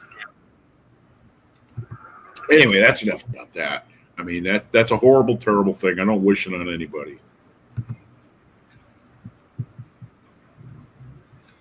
Thing is, I'm not giving Mrs. Tin Man any ideas here, but just remember, if anything bad ever happened, it'll be fine. Really. Yeah, it will. It'll be fine. Sooner or later, it's going to work out.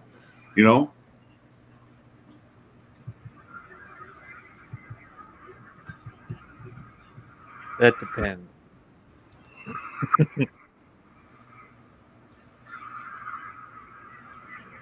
Okay, I grew up during divorces. Okay, come from several broken homes. Been with the same woman. Oh man, we've been together 40 something years. 40, I don't know, over 40 years. And so, yeah, I didn't have to enjoy divorces and all that crap because I didn't want to go through that. So, but again, it's spice. I don't know. It goes back to what I was saying, man. You got to be reciprocal and you got to have fun together. You have to face serious times. You have to have serious talks, but make sure that you make time to have fun together and still keep who you are. Don't try to. Like I said, you don't have to be the same lollipop two people. No, right. You want to be almost opposites. Work better than the same. It works. It just works that way. If you're not giving each other crap, just having fun, just poking at the other, something's wrong. Something's desperately wrong. That's my opinion. It works for me. Yeah, it's been almost 10 years since my wife and I have been together, coming up here in a couple months. Man, Yeah, it flies by. It flies Crazy. by, man. Yeah, it was like, God, I can remember it like yesterday. I was getting married, Yeah. Yep. I'll tell you what, it's really weird, man, when you're having a conversation with your daughter and, she's 39 years old now. I mean, like, wow. Man, that just flew by. I remember when she was a little girl, Yep. running down the driveway, man. I remember having tea parties with her and her teddy bear and all that other stuff. Mm-hmm.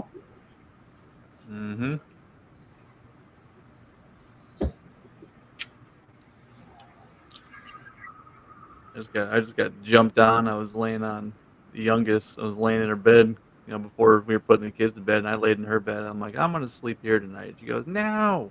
She jumped up there and started butt bombing me and jumping on my back and stuff. Like, get out, get out. And my wife came and laid down, and she was jumping on both of us. Yeah, man, that's awesome. Mm-hmm. No, you got a good thing going. Keep it going.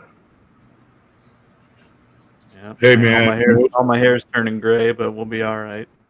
most of all, that you guys get the cohesion.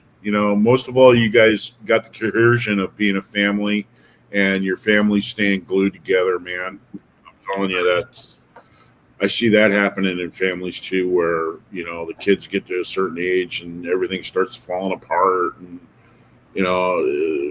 yeah, man. Just thank God, you guys got the glue that's holding it together. Yeah. Oh my God. There we go. This used to be brown. Yeah, great. Don't worry about getting old. Embrace it. It happens. Don't try and change it. I know. I'm only 35 though, man. Don't start dyeing your hair and all that crap. Just embrace it. You're Oh. getting old. That's part of the thing. All right. Enjoy it. Guy at Embrace work it. was just bust my balls the other day. He says, your hairline on the back of your head, we're down to your neck. It's all going gray on the outsides of your hairline. Looks like you paid to have that done. I said, shut up. Yeah.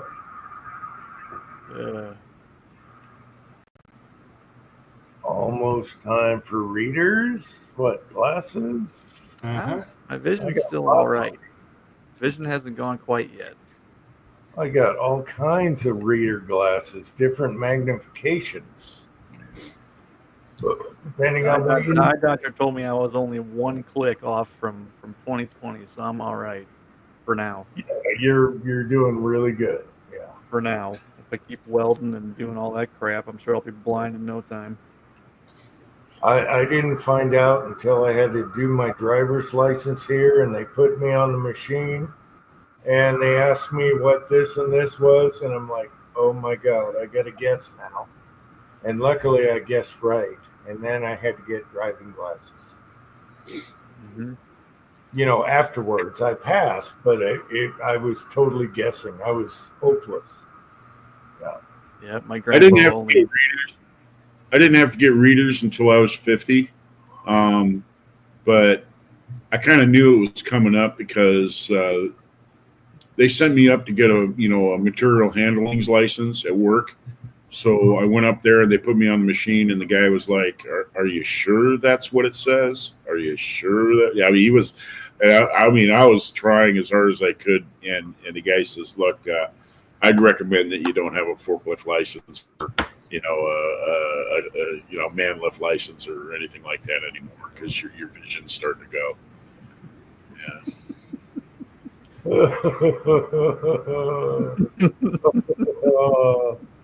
Oh, preacher. Who do you got tonight, preacher? Duplessis or the bearded one? Chimaev. Yeah, you got all kinds of things to look forward to, Kurt. Weight gain, your energy level goes down. Constipation, becomes part of your life. I poop just fine. I poop just fine. For right now, yeah, I used to poop just fine when I was your age too. But yeah, dude, you've got a lot to look forward to, man. Aches and pains, and arthritis in your feet. I just don't want to wake up in the middle of the night. To go pee. That's what's going to suck the worst, because I sleep all night through right now. Oh, you're lucky. I pee 2 or 3 times a night. Yeah. It's rough. 2 or 3 times. You know what I like doing? I like if I wake up at like 3 a.m, I'll just put my bathrobe on and go out on the back balcony here, and I'll just sit there in that quietness, that absolute quietness at this time of the year, where it's not too hot and not too cold, and I'll have a cup of coffee out there. It'll be 3 a.m, and I might hear like an airplane in the distance, and then I might hear a car every once in a while.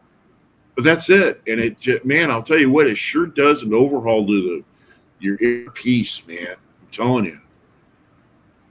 Mm-hmm.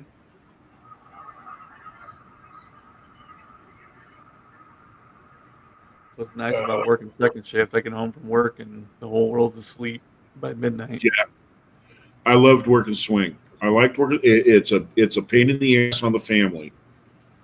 You know, when the kids are in school and you're at work and you get home, you just see them on the weekends and stuff. I did that too. I worked second shift for a long time, and yeah, man, I liked it, but it wasn't really good for my family time. Yeah, when the kids are in school, I won't do it anymore. Yeah, I loved it. I worked nights for a while. I loved it because no traffic. Everything's against traffic. Yep. And peaceful, and everything was good. I did like that part of it, but yeah, normal life. Everyone else is awake. The second yeah, time I great- worked, the second time I graveyard did third shift, I couldn't sleep during the day after being off of the overnights for so long. I couldn't sleep during the day anymore.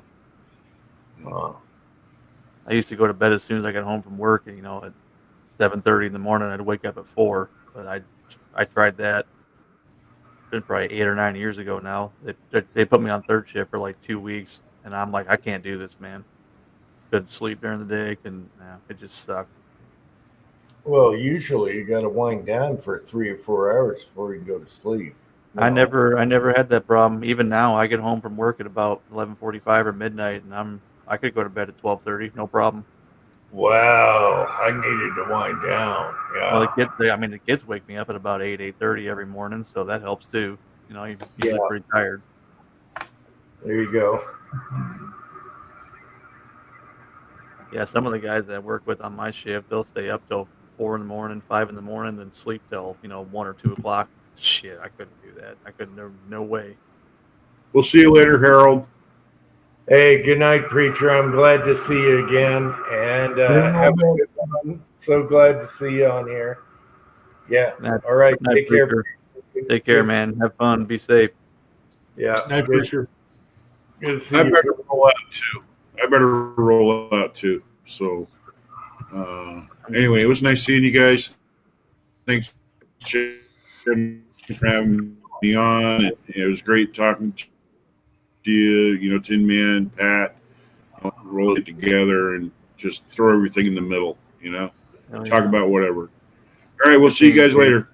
All right. See you Good in a talking to little you, man. Good night, Take Dave. care. All right. Good night, Dave. Take Yeah, care. later, Nick. Have a good one. Yep. Good seeing you, bro. All right. Take care, Dave.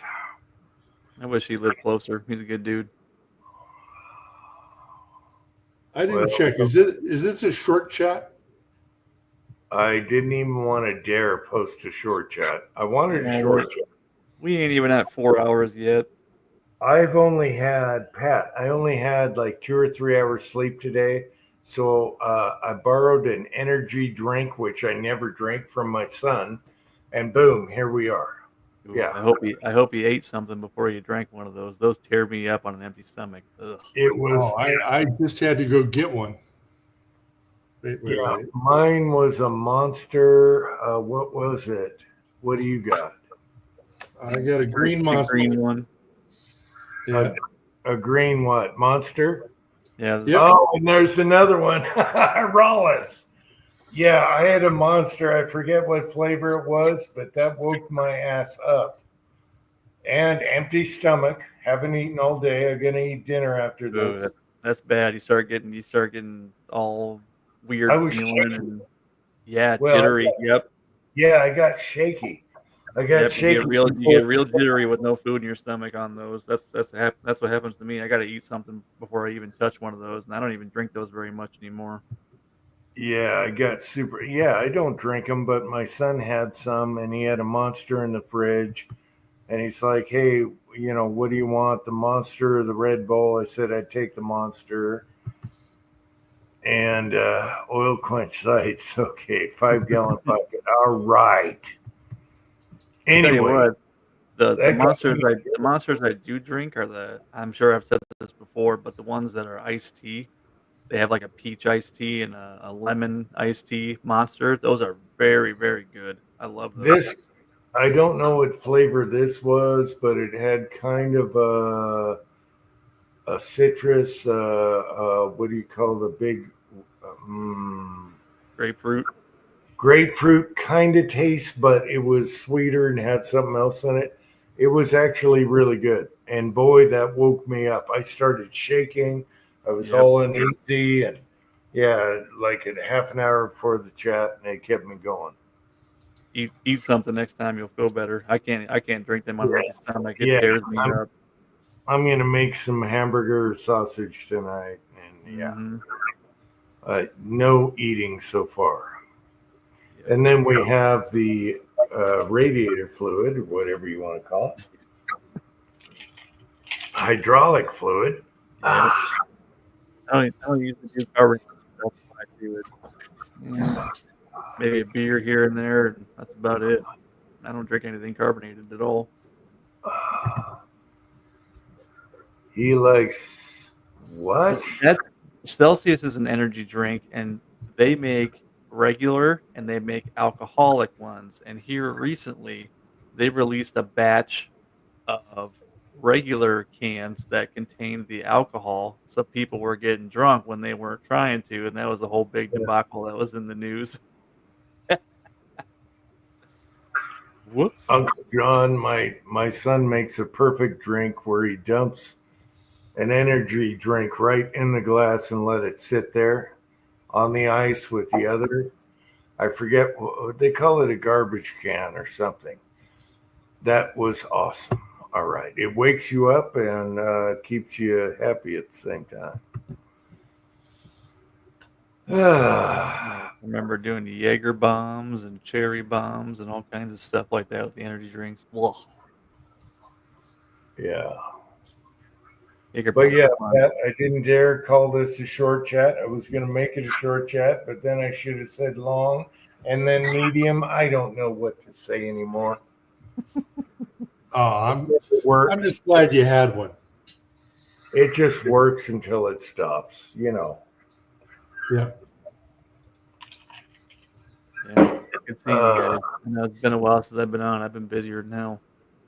I know. I'm glad you came on. You have been busy, and I'm glad Yes, sir. Pat's here and Rawlis is here. So, yeah, I can't and imagine. I can't imagine not being busy. I don't even know what life would be like.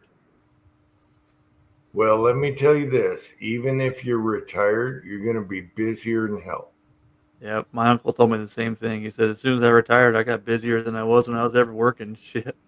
Everyone thinks that retire, you're sitting on the porch all day. No, you're not. Nope. Everything's falling apart. Everything needs fixing. Everything needs to be done. You're not. You just At have all. more time to fix. Just have more time to fix stuff. Exactly right. And then you wonder, how did I do that when I was working full time? How did I make this shit? How did I fix that? Well, I was, Yep. it's crazy. Because you're younger, you got more testosterone. For now. When you get older, you get less testosterone. So, yeah. But I never want to haul flooring up the stairs and leave it sit for a month and then haul it all back down and install it all over again. That was awful. Yeah. No, I know I keep talking about it, but it haunts me. And that was just at the point in my life where I was like, cool, the reloading room's done. I got no more projects. I can finally just chill and relax. And then that happened. Yep. Yeah. Oh, it'll never stop. It's like I know it. we've been in broke mode now for about a month, Mhm. and the washer and dryer both went out. Oh. So I've been going to the laundromat. This is something I've threatened Sylvia with our whole relationship. It's like, you don't want to wash my socks? I'll just go to the laundromat. Lots of single women down there help me fold my socks down at the laundromat. Yep. Oh, you carry extra change in your pockets? Like, oh, you need an extra quarter, girl? You gotta fight a homeless tweaker for one of those baskets on wheels. Oh, bad, bad. Oh, that's bad. I remember when we had that huge storm blow through here. Probably, my wife was pregnant with Jordan, so that was probably 2020. That derecho blew through, and we lost power for 12 days. And the laundromat had power, and we didn't. So I'm in there washing the clothes, and boy, that was an experience. Oh, I love the laundromat. You can do like 8 loads at once, dry all 8 loads, Yeah, get 3-4 weeks worth of laundry done in like an hour and a half. yeah. Bring a book with Well, you. You can take, and I've been meaning to do this. You can take your heavy wool blankets and everything, beat the hell out of their machines instead of yours. Yep. That's what I like about that. We need to do that this year. Yeah. Yeah, we're looking to buy a king size bed here before too long because we've outgrown our queen, and it's like, man, that's a big comforter to throw in that washing machine. But it's like, do I really want to bring it out in public and wash it in the same washing machine that some single mom washed all of her kids' shitty underwear in? You know what I mean? Like, do you really get all those poo particles out of there between cycles? You're so OCD. You're thinking about diapers. Oh. Does this laundry All machine right, kill all bed right, bugs? Pat, what brand washer and dryer crapped out on you? Oh, LGs. So they're Wow. Really? yeah. So anyway, I've been meaning to do the dryer. It's got a the belt and pulleys. The pulley bearings are making all sorts of racket. That needs done, but it's up top. And I was a younger man when I put it on top, and I can't get that. I can't lift the fucker off anymore alone. I mean, I tried. I'll kill myself. You know. So that's been going on for a while. But then the main shaft broke on the washer, so the part is like $300 plus a set of bearings, and Lord only knows what else. There's a hunk of pump down there in the bottom of the tray, so it probably needs a drain pump too. And Dude, they do not make those things easy to take apart either. They are a bitch to take apart. yeah, so a washer and dryer pair used on Craigslist or Facebook Marketplace right now is about $650, and that's less than my parts. So Wow. Yep. $650. I know when ours shit out, I'll buy a Speed Queen. If I got the cash, I'll buy a Speed Queen washing machine. My sister got one, and I'm so jealous because I'm the one that told her about them when they were shopping. I said, get a Speed Queen. They got one. I was like, damn it. She took my advice. Now I want one. And it's like, yeah, ours ain't shit out yet. But those ain't cheap at all. That's the shitty thing about them. But they last. Tell you what. Well, we come from the old Maytags that would never break for whatsoever. Oh yeah, you get 30 years out of them. No problem. The old Maytags. Mhm. And then this house had the Maytags, but the dryer was propane, and I didn't want that light on the whole time. You know, lighting the fire. And so we went with the Elites. Who makes the Elite? Anyway, they're awesome. Kenmore. Kenmore Elite, and I don't know if they make them anymore. Those things are animals, and never a problem with those. Yeah, gas dryers work really good. We but- came from the old Maytags. If you guys remember the 70s Maytags, Yep. they were like a tank. They had the buzzer that went off. Oh. My grandma had those. I still I'm got them. sure, I'm sure they took a lot of energy, but the old Maytags, when Maytag had a reputation in the 70s, these things were tanks. Every once in a while on the dryer, I'd have to replace the coil, and nothing else was a problem. And it was cheap. Yep. And then we went to the Elites, and I don't know if you can get the Elites anymore. So I'm sure. after that, we're screwed. But we've had the Elites ever since we moved in, and we're so happy with them. They're animals. They take a huge load and everything. They're side fillers, And man, those things, I'm very impressed with those after the Maytags, you know. Well, we got a good 10 years out of the LGs. I mean, the washer, I had to do the main valve in it once, and the dryer started to make noise. But this main shaft is one cast piece for the washer drum, and no way around it, and it split in half. Sucks, man. Tell you, when my wife and I bought our first house, we went and bought a set of GE washer and dryers, and I don't think I'll ever buy a GE again. I had bad luck with the lid lock on it. The discharge pump quit working. I mean, I just had nothing but problems with them. I mean, granted, it was like the cheapest ones they had, but yeah, they went to shit. And then our GE fridge, that came with a broken ice maker from day one. Had to get that fixed. It's like, everything's I think shit they're nowadays. engineered that way now. We have an LG fridge that blew the compressor pump for Hi, over, Rollins. Hey, over good a night. grand. All 10 right. years on the button. Good night, Rollis. Take care, buddy. Well, They Thanks for engineered coming that. They on, engineered Rollins. that 10-year warranty right on the money, didn't they? oh yeah.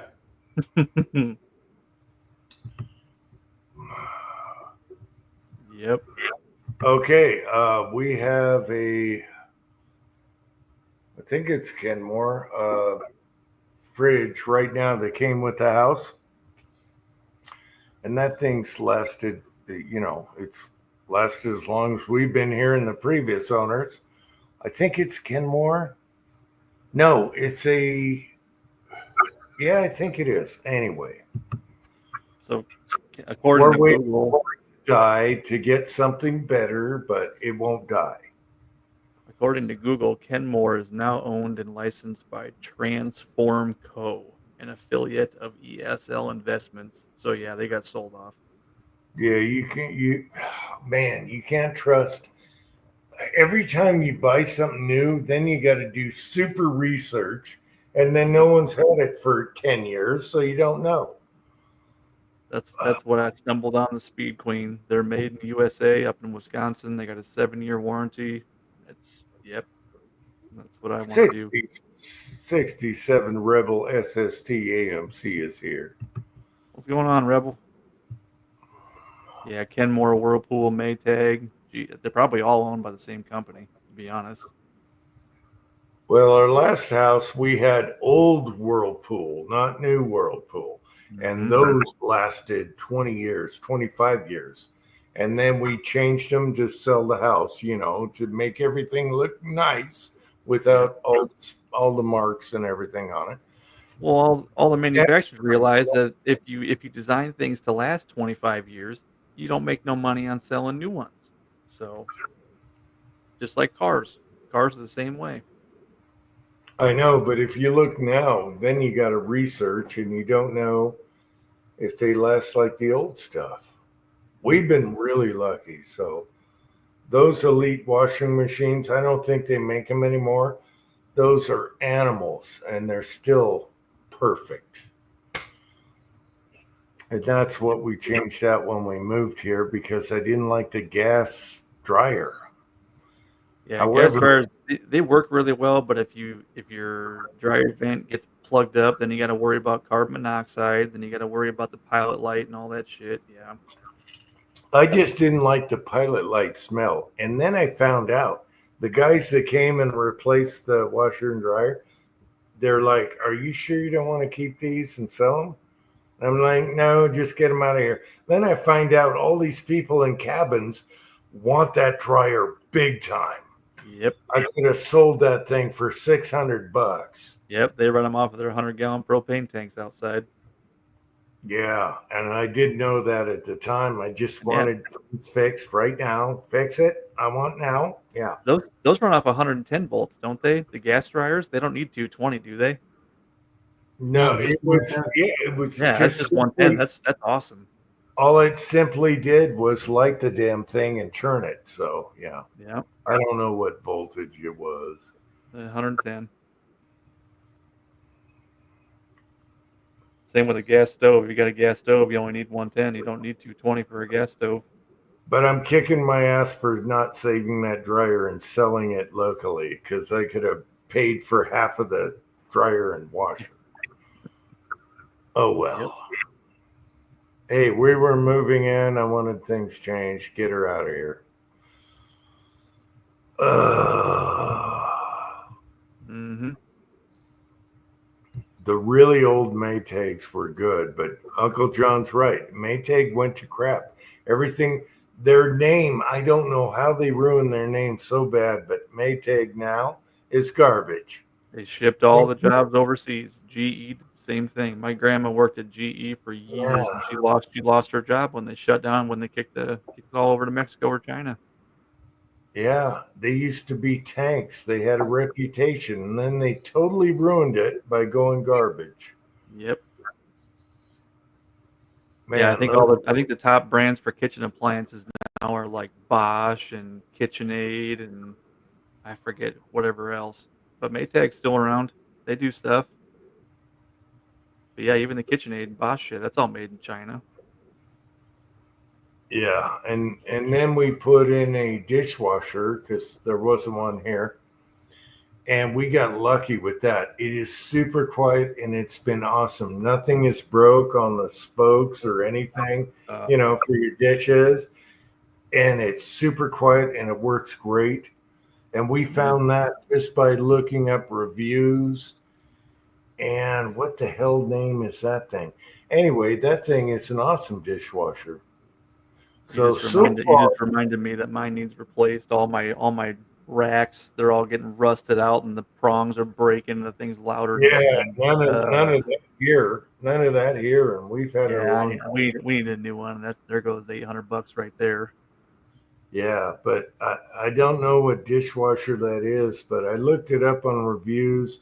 It was quiet, durable. Everyone liked it. Okay, we'll buy it, and it was a good price where we got it, and it fit because we had to cut out cabinets to make it fit. Mm-hmm. And we are super happy with that. And every once in a while, this is bad. You guys might laugh, but I'll pat it and say, "You're a good dishwasher." And I do the same thing to the washer and dryer. Every now and then I say, "You're a good washer and dryer." Yep. My Jeep just rolled over 100. I just rolled over 160,000 miles on my Jeep, and I say, "You're a good girl. Keep it up." Oh, yeah. You want to talk about cars? I pet the dash every time I turn off the key, and I said, "Good job, Leo," because my truck is Leo and my van is Senior. And good job, Senior. Good job. I'm sorry. I'm superstitious. I don't know. They're my children or whatever. They're yeah. Is that weird to do that to machinery or not? I don't know. Appliances, I do it maybe to the little vehicles. No. I do it to the quads. Actually, after I plow and have a really heavy snow, and I'm plowing and I'm snow plowing and I'm using the buckets, I go by all my machinery and I pat each one of them and by their name and I say thank you. Is that wrong? Is it me or is it wrong? No. It's only bad if you scold them in public. So. I never badmouth them whatsoever because that's worse than praising them. No, but I'll pat them on the little dashboard and say thank you. Thank you for getting us through this. Yeah, every time.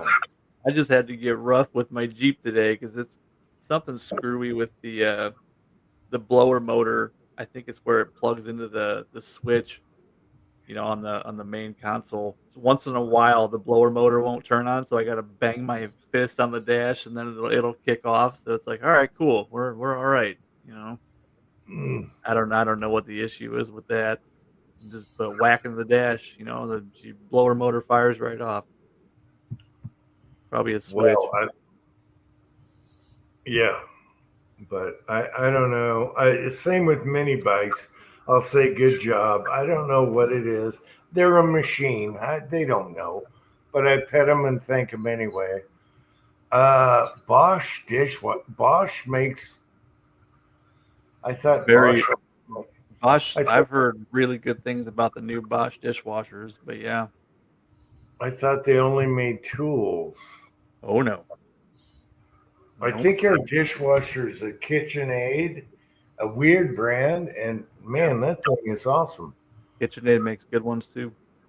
Well, that particular year got super reviews, raves, good price, and that dishwasher has been good. We haven't broke any fins or anything in there.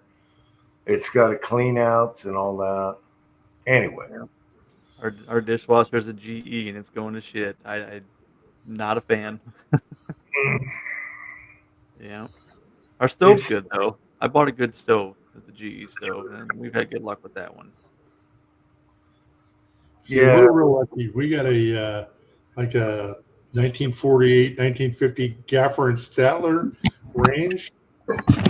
You know, it's down to 3 burners on the top, but you know, and the right side oven isn't working.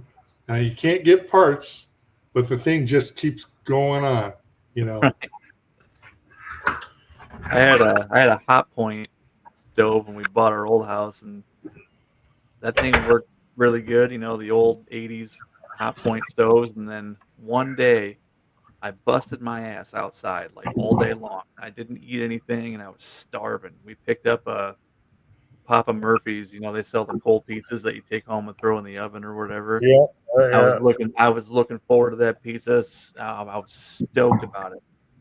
Get home, turn the oven on, and you just hear electricity and sparks and smoke. And I said, "You got to be shitting me!" So yeah, had to go buy a stove that day too. Oh, I know what our fridge is. It's a Kenmore. And that thing is older than shit, but it will not die. So we're hanging on to that. As far as the oven goes, I would love to replace that thing because it burns from the top instead of the bottom. Hmm. So pizzas suck and all that. Yeah, you broil everything without a choice. Yeah, that one won't die either. So I don't know.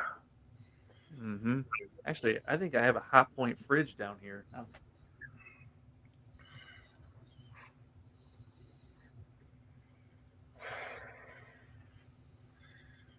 But yeah, those older elite washer and dryers, those are animals. You can stuff them full and they just work. yep, the fridge, the And they basement wash, fridge is they a wash Hot good Point. too. They clean Okay. everything. I was right. The Hot Point lives on in the basement. The only thing that's in there is bottled water. That's about it.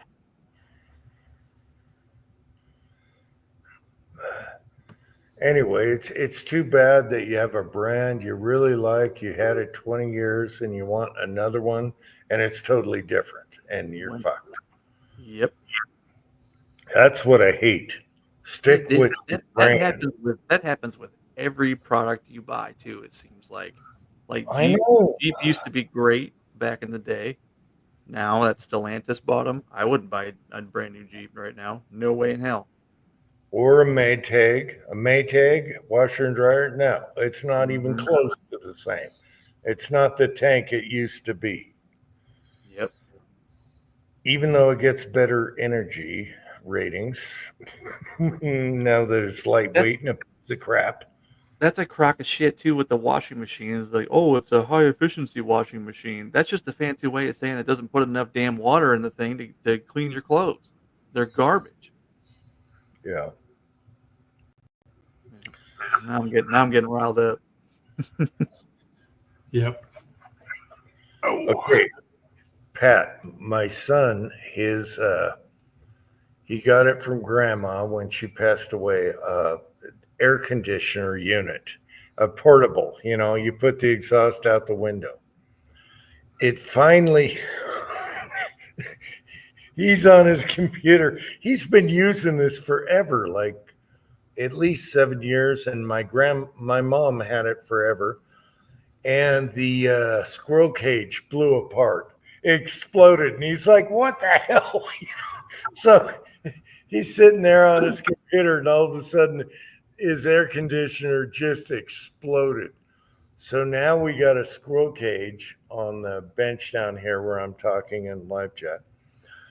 And he's got a replacement coming that should be exactly like it is, because that thing's an animal. It works awesome. He 3D printed a ring to keep all the fins on the squirrel cage in line, but that's his second chance at it if the other one doesn't work. But son of a bitch, these designers, to get that squirrel cage out of that son of a bitch was a pain in the ass. Designers. That's the first thing you should look at. Anyway. Oh yeah. So it's like anything. Like I was watching a video on YouTube today on changing the cabin air filter on this Honda EV. You have to take the fender off and the hood off. No. And the back cover on the firewall to get the cabin air filter out. That should be under the glove box, like both our cars. Yeah. Well, there's some engineer that's making, 6 figures right now, thinking they'll never figure this one out. Oh my gosh. My son just replaced his, and we did the wife's, and it's under the glove box. You just pull out the glove box and change it. And now you got to change a fender? You got to pull the fender. Oh my to get God. the back panel and the hood. The hood hinge has got to come off to get to the cabin filter. And somebody did that on purpose. I mean, it reminds me when I was working on English cars, when they hid the fuse under the carpet in line, that somebody did that on purpose, that you can't make that mistake. Somebody's just laughing at the pub saying they're never going to find this one.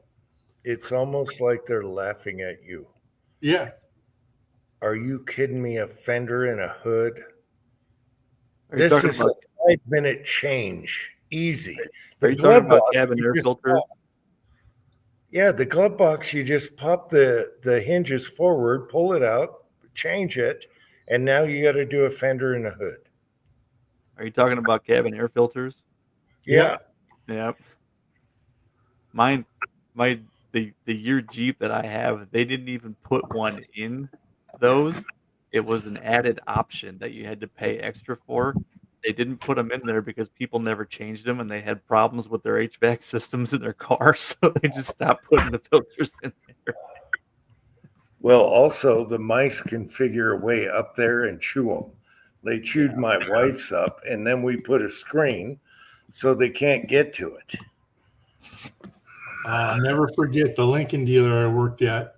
Lincoln put steel squirrel cages in back in the day, and you could grind a rat with one of those things, and put rat entrails through the whole AC system. Mm-hmm. Well, my van, the air that blows in, all right, just so you get up, I got a pop-up, Crazy Scotsman. Anyway, the airflow to your heater and everything, right? On my van, it's enclosed, and it says right on it, if you need to repair, you got to cut the plastic around just to get to the squirrel cage. And I had a chipmunk in there going thump, thump, thump, thump, thump. So I had to cut the damn thing out, and it says to do so, and then you just glue it back on. And that's engineers. How's it going, Scotsman? We're bitching about stuff. It's going. Engineers fucking suck. Engineers are the absolute worst. They design everything to fucking fail, and they fucking design everything to be so fucking hard to work on fucking purpose. Oh, yeah. Oh, yeah. Anyway, how's it going, Scotsman? It's not too bad, man. It's going. I wish I didn't have to keep working every bloody Saturday, but other than that, it's going. I heard that. Uh, We should really be working Sundays too, but they don't want to. They don't want to pay us. They're not too worried about overtime right now, which is kind of surprising. But it's just been last fucking 3 or 4 weeks of pretty much worked every fucking Saturday. It sucks. Yep, we've been doing Saturdays for 2 months, 3 months now. I haven't worked every one of them, but I've worked a lot of them. Got to make hay while the sun's shining, though. It'll slow down in the wintertime. It's all good. Well, typically, what happens if we end up having to work is if we would rotate. You know, one guy would work, the other guy would take the day off, whatever. But I'm the only guy on second, so I don't get that option. Yep.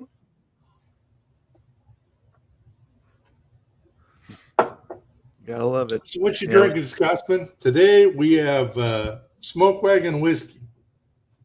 So I haven't opened it yet, but I can open it right now. Good buddy of mine, you know him, MCK, recommended Bullet Rye. So I bought a bottle of Bullet Rye earlier today after I got done with work. Is that the one that's spelled Bulleit? It is. Yeah, that's what Ozark. Supposedly it's drinking like that. really freaking good, but I guess we'll find out. Let me go grab a glass and we'll find out together. Ozark and Cranky really like that one.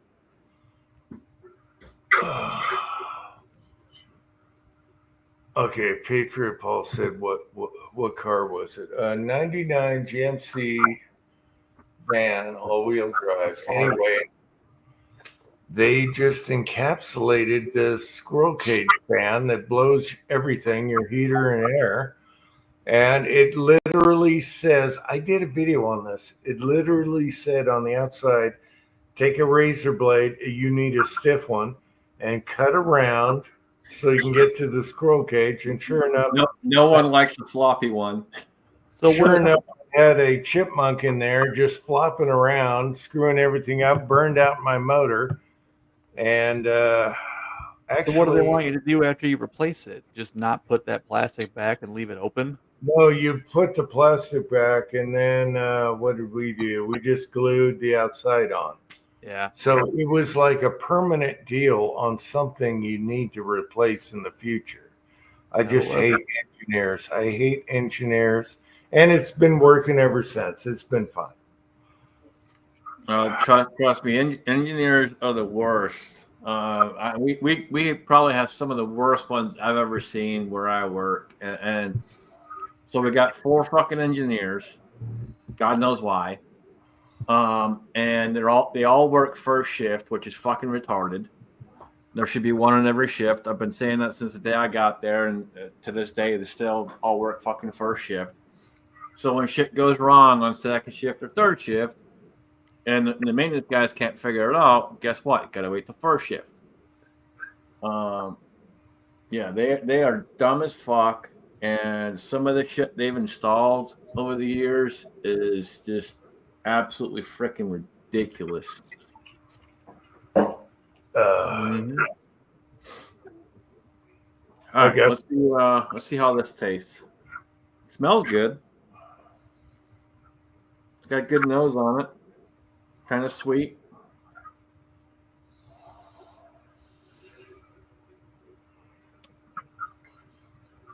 What are you testing? What are you trying here? I'm trying that Bullet Rye. Mm. It's very smooth. It's pretty sweet, very smooth. It's not bad.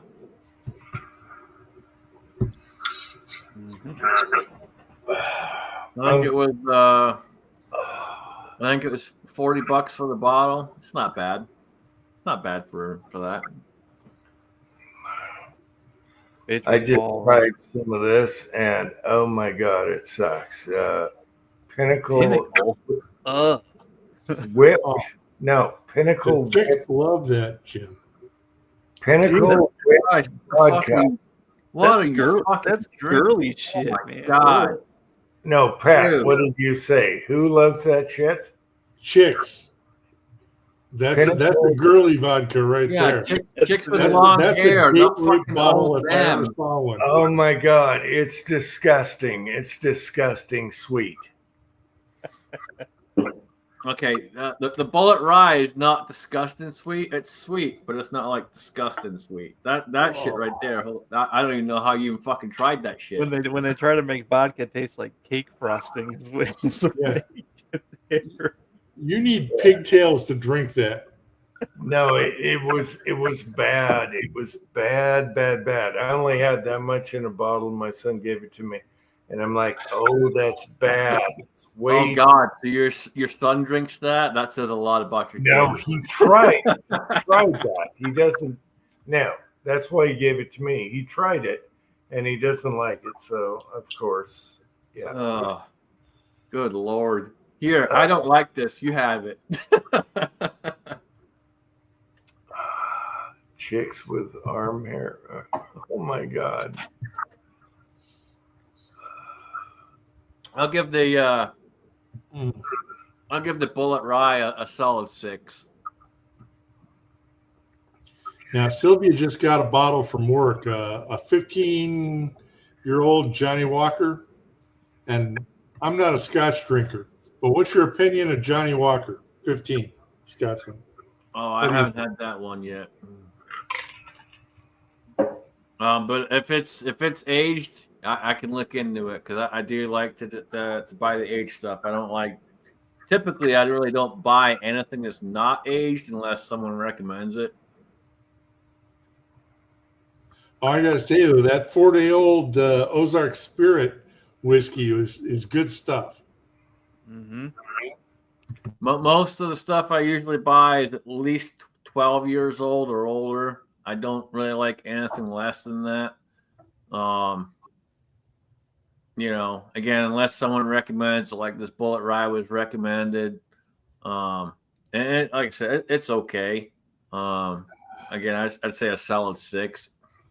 I'd say it's probably just a little sweet for me overall, but in general, it doesn't taste too bad. It's not got a huge burn to it or anything like that. It's pretty smooth. I prefer them aged though. I really like sherry cask. I don't know if you've had a ton of sherry cask or not, but I like sherry cask. That tends to have a lot of good flavor in it.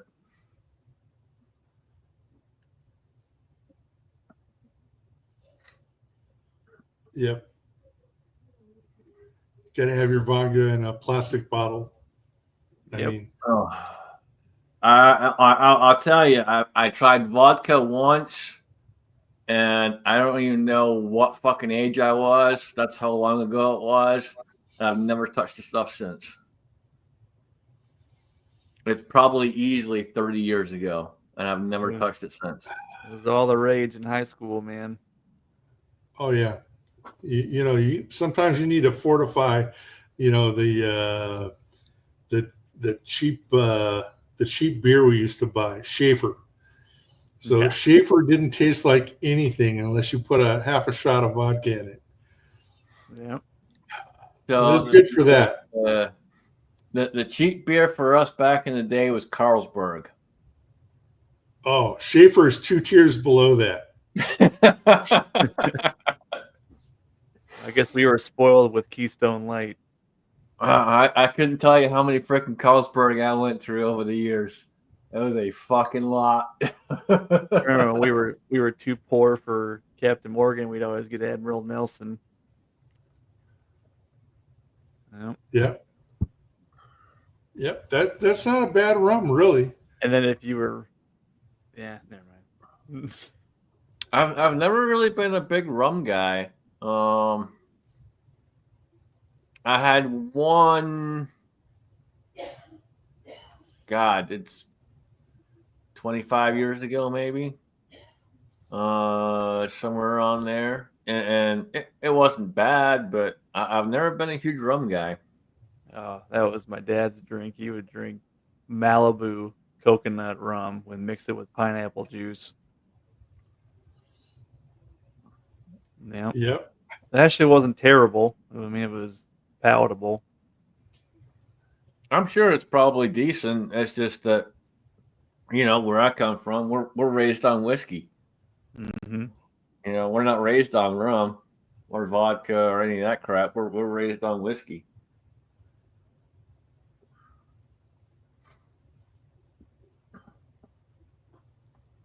Hell, nowadays a 12-pack of beer will last me 3 months. Oh, Jesus. Could you imagine taking care of 2 toddlers with a hangover? I can't, and I won't. I won't do it. I mean, when you got kids, I get it. You don't want to be fucking, drinking every day and doing this and doing that. When you got kids, I get it. Yep. If I fire up the grill, I'll drink a beer or 2. Other than that, nope. oh yeah, you've got an Austin XL, right? No, I got the classic 700, whichever one is the Walmart special. Nothing fancy with mine. Okay, it'll be at home when I get home. I got a control panel for it. Nice. And that's the part that shorted. So that's going to get done on Monday. Well, you don't like getting shocked every time you open it? No, it won't even come on now. Oh, shit. I mean, it'll shock the shit out of you, but it won't turn on. So I don't have a grill right now. I got a smoker though. That's all you need. I got to figure out how to use it better. I've only done it twice now. Is it an so electric smoker or an offset? Yeah, it's an electric smoker. My landlord gave it to me. It was brand new in the box. He's like, "Hey, I haven't used this. You want it?" I'm like, "Sure, why not?" Is that the one you got to do like the pan of water with the chips in it and all that good stuff? Yeah, you got to do the chips. And the couple times I've done it, I did a little bit of research on it. It's basically every hour, refill it with chips. Yep. And then have a pan underneath and all the rest of it. And the stuff came out decent. It's just trying to figure out the time. So the first one I did was a brisket. And it said an hour per pound, and I weighed it and verified the weight and all the rest of it. And it probably still could have used another 2 hours, maybe even 3 hours in there. With brisket, you cook it to 202 degrees internal temp and pull it off and wrap it. Yep. That's yeah. See, everything I read didn't say that. Everything I read said less than that. Oh, buddy, you're friends with a couple of good cooks. I got a hold of Preacher or Marvin. You're one of those guys. They'll tell you the same thing. You got to get a good meat probe. It's all about the temp. Well, that was part of the problem. So I didn't have a good meat probe at the time. I got one now. Mm-hmm. I was sent a meat probe. New Texican sent me one. Cool. So I have a decent meat thermometer now. The one I had wasn't reading correctly. Mm-hmm. She was there. That was one of it. And then, like I said, I read online. Like I said, it said an hour per pound. Mm-hmm. And like I said, it came out okay. It just could have used at least probably another 2 hours in the smoker, at least. Right. Yeah. Go ahead.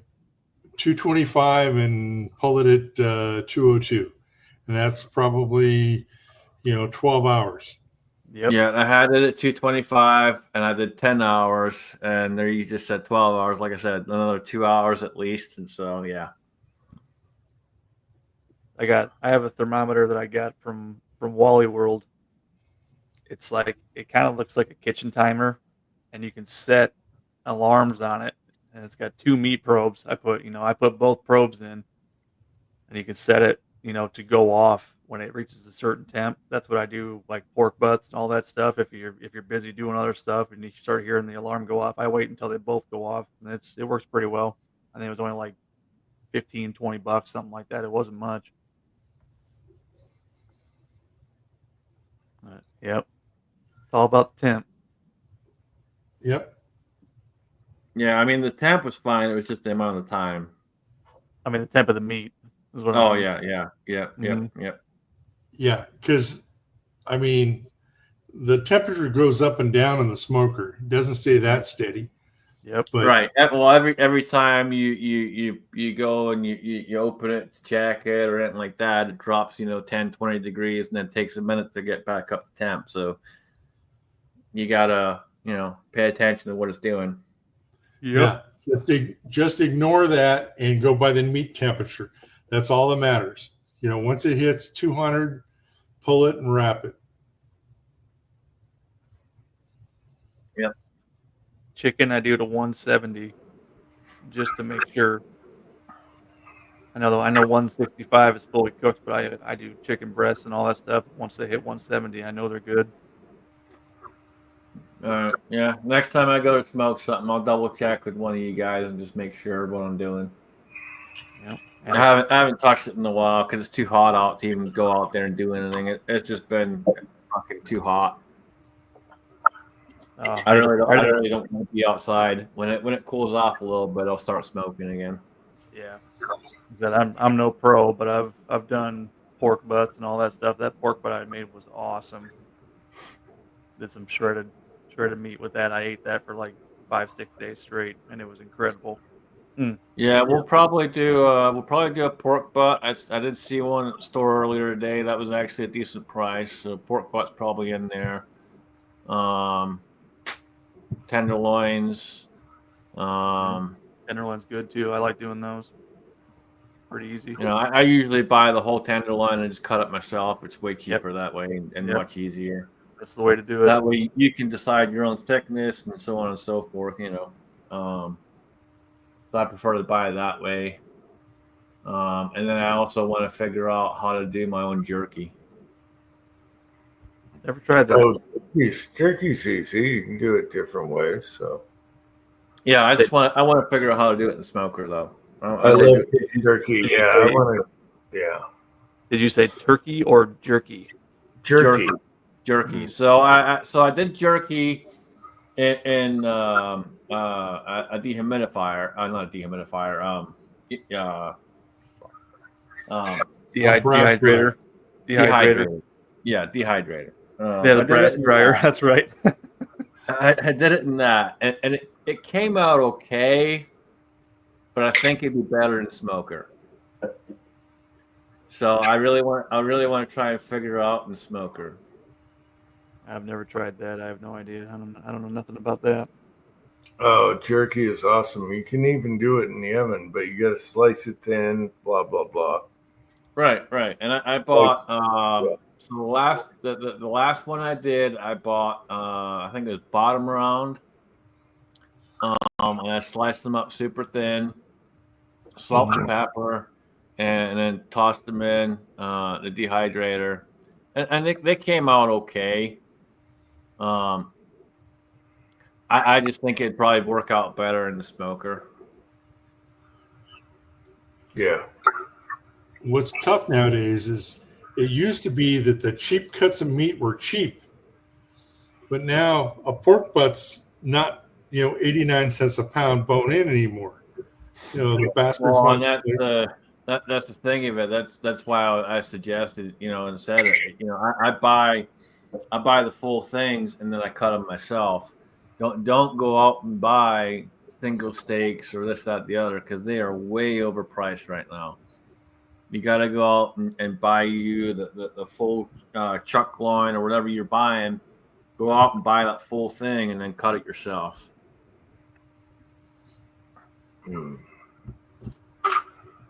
Yeah, it's a little bit of work, but honestly, you're going to save a ton of money doing it that way. Yep. Oh, I love jerky. That's one of my favorite snacks. Yeah. That's what I like to have at work. You know, I don't get a ton of breaks at work, so I like to have jerky. It's easy. Mhm. Yeah, Paul, he's talking the outdoor griddles are pretty much a cast iron griddle like a fast food restaurant would have. And it's just got propane burners underneath it. Do really good cheeseburgers and fried rice and stuff on them. Yep. Yeah, Sylvia wants one for pancakes. You can get a cast iron topper for that gas stove and be the same damn thing. Yep, I know.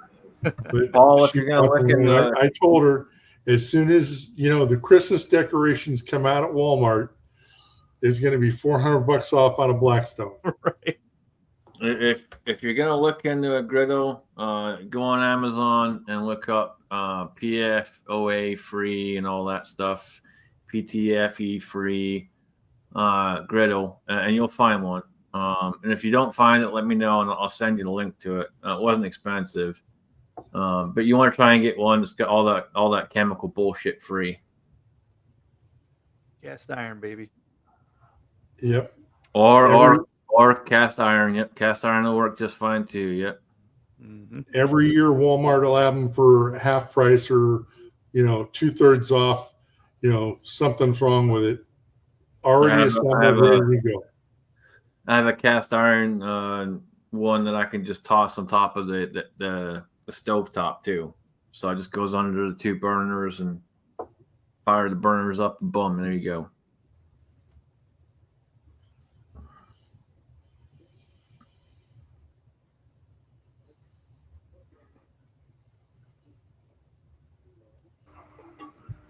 Yeah, those outdoor griddles are pretty cool. I mean, I personally don't have one and probably wouldn't buy one, but my in-laws have one, and I've cooked on theirs. And that's the way to do it, is to use somebody else's outdoor griddle.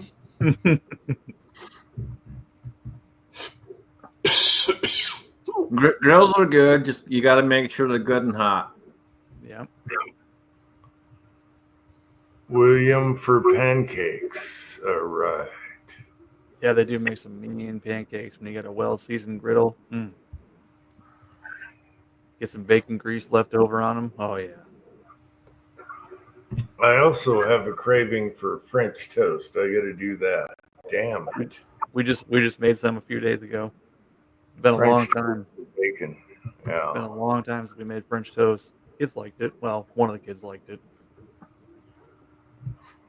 One. Yeah. Oh.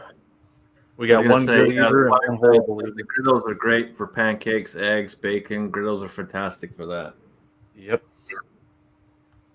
Yeah, brekkie on a Blackstone is really good. I got to do beef jerky. I love that so much. I miss making it. Mig had a friend that wanted to get into reloading, so I hooked him up with a bunch of bullets and a bunch of brass and stuff like that. And as a thank you, he signed me up for a subscription for 3 months to like a jerky of the month thing where they send you 3 or 4 different kinds of jerky each month. And that was incredible. It was super good. And I found that I liked the jerkies that were like kind of wet and soft as opposed to dry and chewy. Man, there were some good ones. Did they call it? They should call it jerk of the month when they send it. I forget what it was. I like the grain. I like the grain in the meat when you pull and you get a strip. Right, but too tough is kind of. The soft stuff's okay also, but I like the grain in the meat when you pull it off. You get a big strip. I'm kind of right in the middle. I don't like it too tough, and I don't like it soft. Mm-hmm. Yeah, I like the grain, and soft is fine as long as it tastes good. A lot of the store stuff is soft. They just press it. It's almost like fake.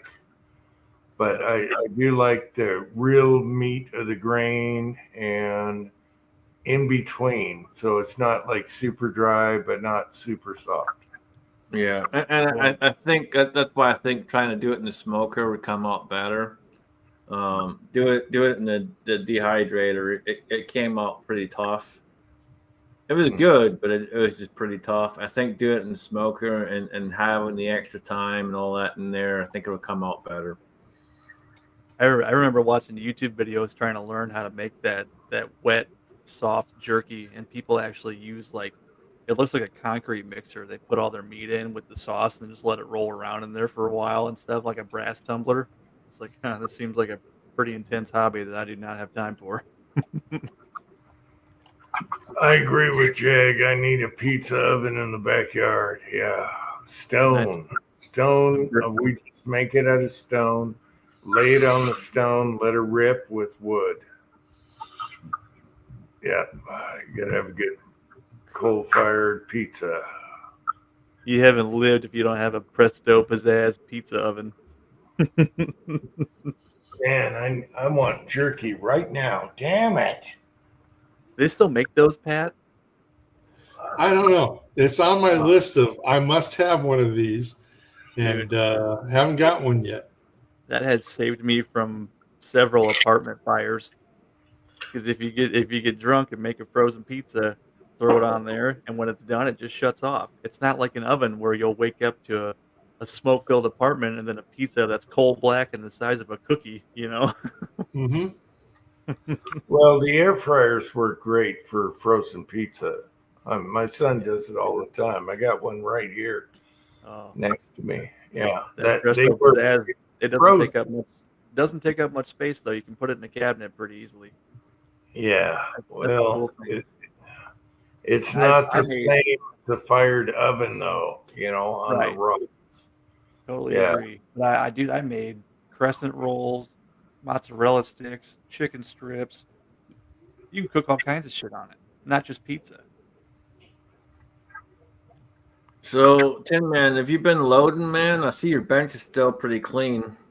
I have not. I haven't had You, time. you don't look like a reloader right now. Nope. Nope. I even sold my Dylan, my 750. What? Yeah. Holy shit. As often as I shoot, that turret press does just fine for me. I don't blame you though. The 650 and the 750, they got so many issues, man. I didn't have a single issue with it. I just didn't shoot enough to justify keeping it. I sold it to somebody who will actually get a lot of use out of it. Oh shit! Mine paid for itself within 6 months. Yeah, I've loaded thousands of rounds on mine, and it was great. But I don't even have a number, man. I couldn't even think how many thousands of rounds I've loaded. Yep. After the kids, it's like, what's the point of having it? Shit, I go out shooting 4 or 5 times a year. Couldn't justify keeping it. Yeah, I've had mine. I think I got mine in what, 18 or 19, I think. I think you got yours right before the 750 came out. It was right before 750. So it was Yep. 18, 19, maybe 20, somewhere in there. I think I got mine in 20, and it was like 9 months after they came out.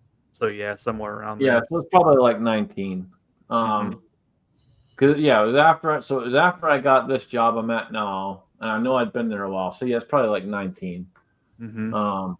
And it paid for itself within 6 months, dude. And now living where I live now, and I can walk out my back door and shoot whenever I want to shoot. Yeah, it's more than paid for itself. You'll use the piss out of it. Yep. That's exactly the guy I sold it to. He lives on a farm and he shoots all the time and he shoots on his property. So I said, hey, here you go, man. I gave him a good deal on it.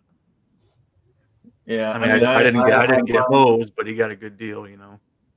I have mine set for 9mm and for 44 Magnum, you know, because the 29 loves a good heavy 44 Magnum load. And then I also have it set for depriming. So I have just a setup where all it is universal deprimer, shove it in there, and bam, just go to town, start depriming shit. Yep. Yeah, I got a hose that connects down, and that hose goes into a bucket, and I just go to town and deprime, dude. Yep. Yeah, shit. Eric wound up with quick change kits for 223, 45, and 9mm, plus the case feeder. I mean, all that shit. And So I have Willie's 450. And I got a bunch of different setups for it. And I'm working on figuring out what's what, because some of it's not all marked and some of it was kind of mixed up. Is that the one that takes special dies? Yeah. No, no, it doesn't take special dies. It's fixed though, so it's not one that has a removable.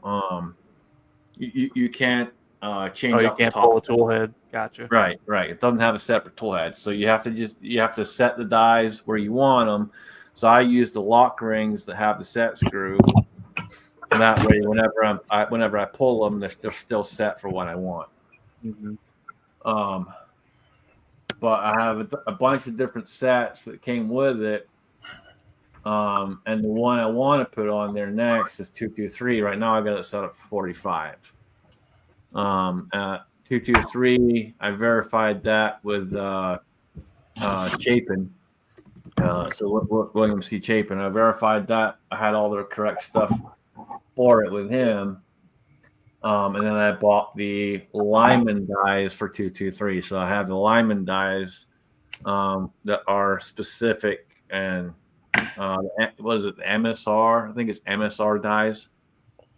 So I bought those for 223. I just gotta set it up. I haven't got there yet. I was just gonna ask how you like the Lyman dies. I mean, they look freaking awesome. I'll tell you straight up that when you open that package up and you look at those things, dude, they look solid. Mm-hmm. So I'm sure I'm gonna like them. I bought another set in a different caliber. I don't remember what it was. I got another set though in a different caliber. They're not cheap dies, but I've pretty much gone away from Lee everything. Just because of what happened a couple of years back with Lee, and they pissed me off, and I won't deal with Lee anymore. So I literally got rid of all my Lee shit, minus my single stage press. I still have the single stage, but that's it. When I called and talked to the head engineer, and the head engineer fucking was trying to tell me I didn't know anything about what I'm talking about, it's just like, all right, dude, we're done. He sent me a part that wasn't going to fix the issue, didn't fix the issue, and I ended up giving the press away. Mm-hmm. What press? That was the APP. Oh. I was having all kinds of issues with it. The guy didn't want to fucking listen to me, kept trying to tell me that it was this, that, the other, when it was an issue of what I thought the issue was mainly the spring itself and how that connection is and how it flip-flops back and forth every time you use it. And to me, the spring was sloppy, and it should have been a heavier and tighter spring. But he kept trying to tell me that it was just an issue with the slide itself and this, that, the other, and sent me a brand new slide. Put the fucking new slide on, still didn't fix it. And I'm just like, you know what, dude, I'm done. I'm fucking done. I'm not going to sit there and be talked down to by someone that you're supposed to be there to help. You know, I've called Dylan in the past. I've called all these other companies in the past, and every single one of them goes, oh, yeah, we'll send that right out. Boom, like that. No questions asked. This guy, you're wrong. It's this, blah, blah, blah, blah, blah. Okay, dude. Yeah, Lee is definitely known for, stuff working right out of the box. You got to tinker with it a little bit to make it run perfect. It ran great. It ran great for the first year I had it. Mm-hmm. And then it just went to shit. Yeah, they're kind of persnickety and they take some dicking with. I mean, just look at the Loadmaster. Perfect example right there. Yep. No, I had it for about I think I used it for about a year and a half, maybe even 2 years, and then I just went to absolute shit and would not run anything. Mm-hmm. And I guarantee it was the spring, but like I said, he just didn't want to listen to me. And that right there just said, you know what? If you're not willing to work with your customers, talk to your customers, listen to your customers, I don't want any part of it. Yep. Well, mine works great. I broke a plastic piece, which is now red. I wanted all mine black because it's the original. And they sent it out to me, and boom, bang, pow. Mine works great, but everyone has their own issues. Mm-hmm. Well, I like the single stage. You know, I got the cast iron single stage. Works Yep. fantastic. Yep. I had the turret press back in the day when I first started, and that thing ran like a champ when I had it. And then, you know, I got to the point where I needed to buy a Dillon because I was shooting so much, and I bought the Dillon, and I ended up getting rid of the turret press. You know? Yeah, I love the turret. I kept I do that. too. And I have the cat single stage like you have. And Tin Man has the turret. He went to that. I'm sure he loves that. I have the classic cast single stage too. I love Yeah, you that. got to have the classic cast, turret, and Mhm. single stage. I And love they that work turret great. press. Yeah, they work great, but yeah, you got to feel around, whatever. No, and don't get me wrong, most of Lee's stuff works pretty decent. You got to remember though, the thing of it is with Lee, and this is one of the big things I hate with Lee, is we're always the test subjects. So when Lee launches something, Lee just throws it straight out there, doesn't do any freaking really testing with it, and says, "Here, you go test it for us." You gotta wait a couple of years. You know, that's the thing I hate with Lee. You know, I mean, and then like I said, the customer service the last time I talked to him was absolute shit. You know, I that reminds me, Julio is the one that actually made them change their shell holders, and they even acknowledged his suggestion and put up his YouTube video on their website about the APP. Remember that? yeah, I remember that with Julio. Yeah. I'm still using the old shell holders and don't have a problem. But yeah, I remember that. Mm-hmm. I forgot No, about it's that. great. They If just said a that. company's willing to listen, it's fantastic. But you know, the problem is when you call as a customer and you have an issue and they don't want to listen, that's a problem. You know, you're supposed to be there to help the customer. You're not helping the customer. And I'm not saying the customer is always right because we're not. Trust me, I'll tell you straight up, we're not. I've been there, I've done it. I've denied many customers, told many customers to go fuck themselves, the whole 9 yards. I get it. But when you're talking to the guy and you're trying to be respectful and he's disrespecting you when you're being respectful, that's a fucking problem. Y'all know me. I don't mix words. I was trying to be nice to this guy, and this guy was being a fucking prick. Yeah. He's probably just having a bad day and took it out on you. It could have been, but you know, it put a bad taste in my mouth, and that's it, man. I've been done with him ever since. So I pretty much got rid of everything that I have Lee minus, like I said, the single stage. The single stage because it's rock solid, and I still use it for depriming rifle stuff, and loading some rifle stuff. I do some of that on the single stage, but that's pretty much the only thing it's used for. But I literally got rid of everything else. I've been buying Lyman dyes. I don't have any red dyes yet. I got Lyman dyes, and I have a couple other different ones. What's the other one with an R? Redding, RCBS. RCBS. There you go. I got some RCBS dyes. Mm-hmm. I like RCBS dyes. I don't like their lock ring though. No, I don't like the lock ring either. So for anyone that's looking for different lock rings, just go on Amazon and look up lock rings, and that's where I bought a bunch of them on there, and they work great, no issues. I don't know the decapping pin. Yeah, the decapping pins. Let's see. Not here is here. Okay, you're not here, but you're here. Okay. He's got a good point though. The customer is always right in the matter of taste. You know.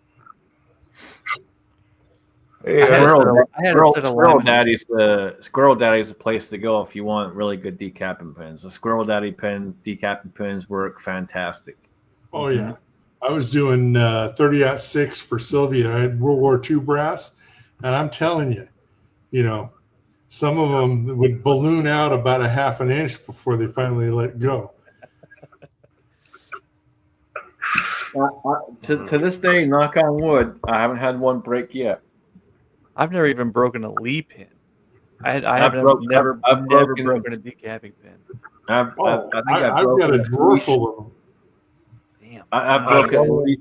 I've only bent one maybe Lee, three. and it was not boxer primed. So Yeah, there you go. I've broke at least 2 or 3, and wasn't boxer primed either. I was just decapping 9mm. Actually, you know what? I did feather out the end of a lead decapping pin, but that was not because I was decapping brass. That was because I was putting in a roll pin for a gas tube on a gas block with it, and it was perfect for that.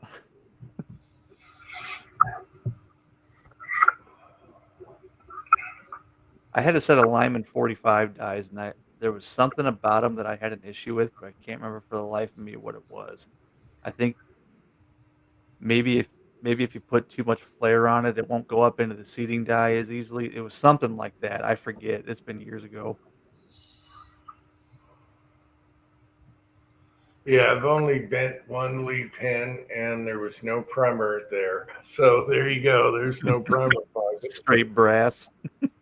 Yeah, down. I've bent 2 and snapped 1.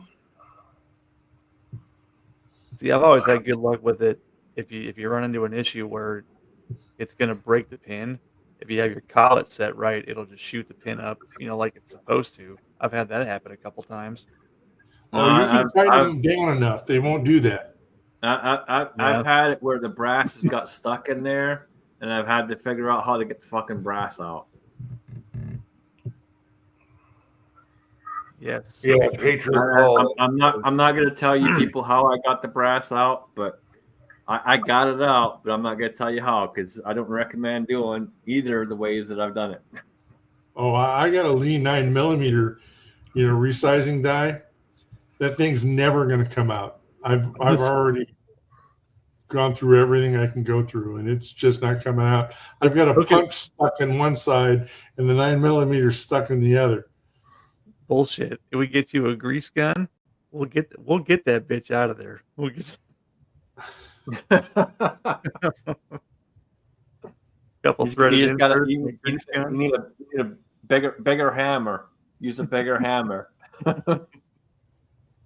That's what I did. That's how the chisel got stuck. Okay, so Pat said it. I'll say it. I've used the chisel, and I used the chisel with a 3-pound hammer, and yes, I got it out.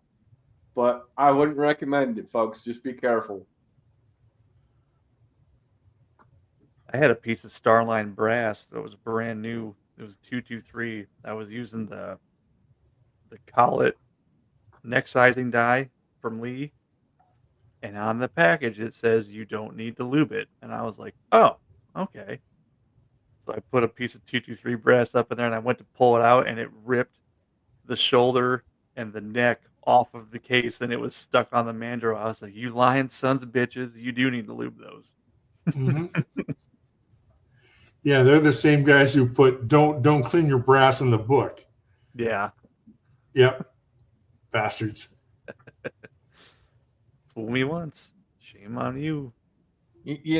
Everyone thinks I'm weird for de-priming before I clean. It's like, no, I want to make sure everyone's clean. Yeah, it's maybe not totally necessary to do that, but that's how I was taught back in the day, and that's what I do. I stick with it. I've always done it.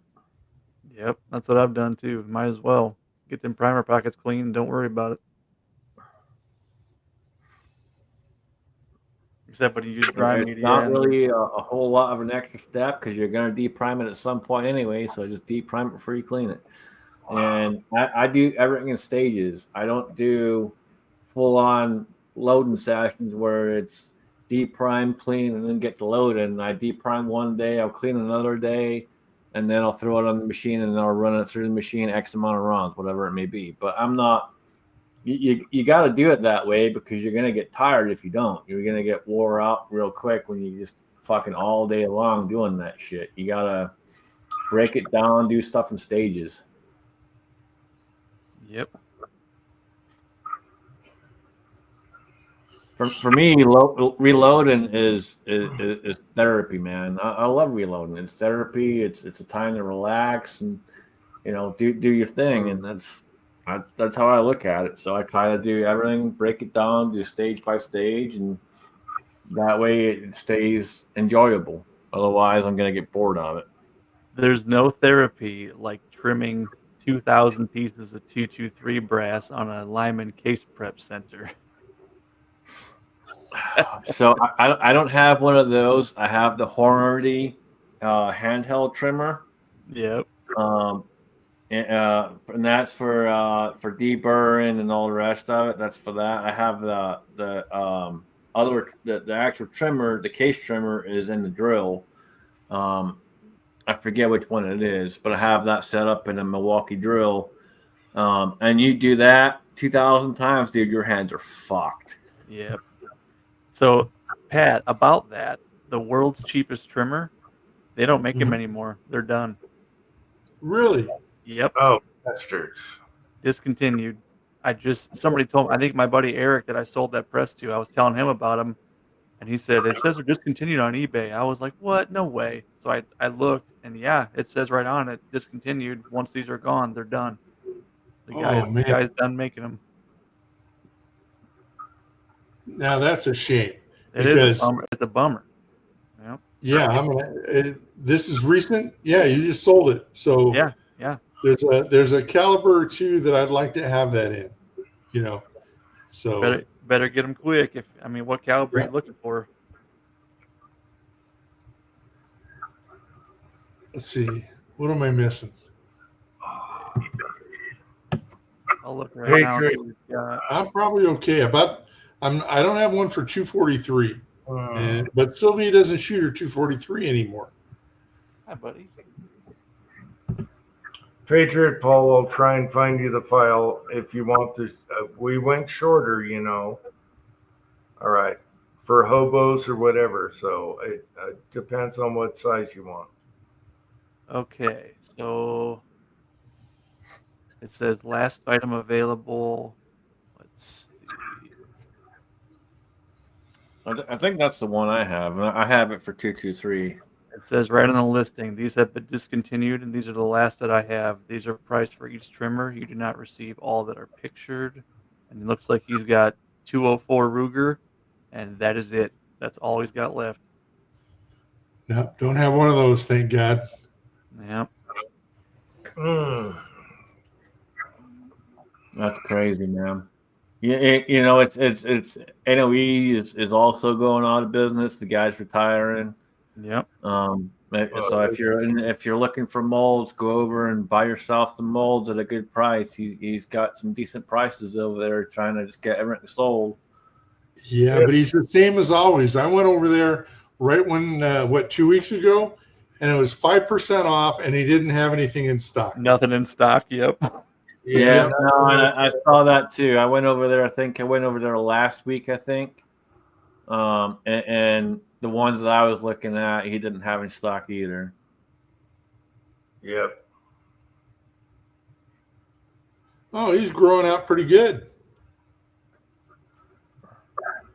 But it's not surprising. He's going out of business, so he's working on getting stuff out, and I'm sure he's not too worried about trying to mess with the website as stuff goes. So, not really surprising. Just if you go over and look at it, you'll find something. I'm sure if you're in that market.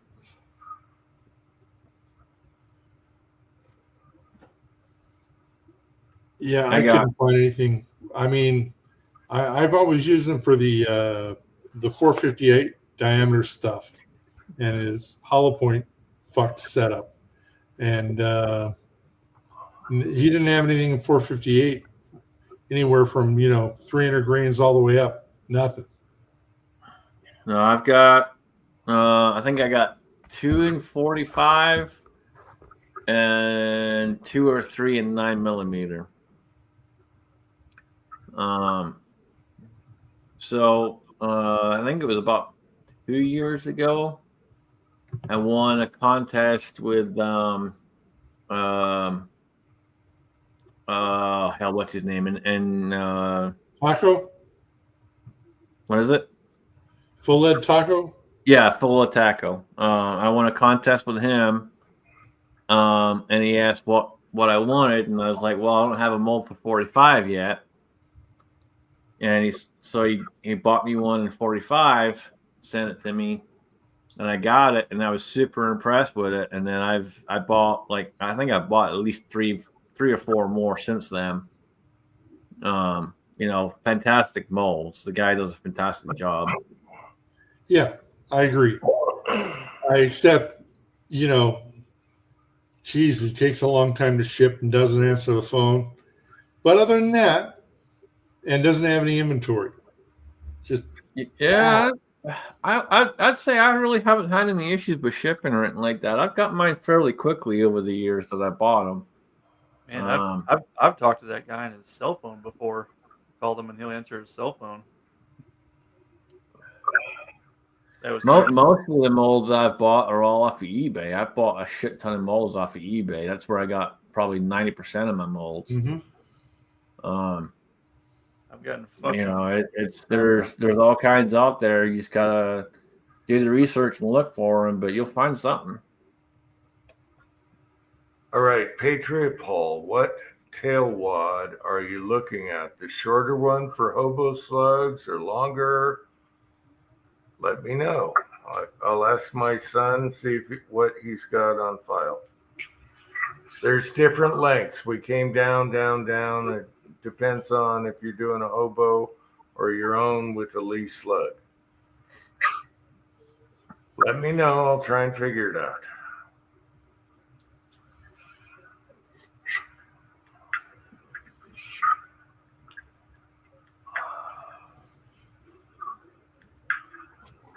So, do you and your boy design stuff yourselves too, or is it just you find something online and buy it, or On what? when you're 3D printing? Well, this was, I asked 6-shooter Texan if he could shorten it. And we went shorter and shorter and found it just right for doing hobo slugs with a Lee 5/8, whatever you call it, 5/16, whatever. 7/8, 7/8 ounce. 5/7/8 slug. And it fits and it shoots so good. And Patriot Paul is bitching that we didn't tell what it was. So I'll have to go through the files and find out when we got to the right point. But I don't know if you want to use the slug in a hobo shell or what. But you can always shorten. Right, but I'm asking, do you guys design your own stuff too, or you just find files online? My son's doing his own. He doesn't do like from scratch, but he's doing his own filing right now. He actually put a ring around the squirrel cage that blew up in the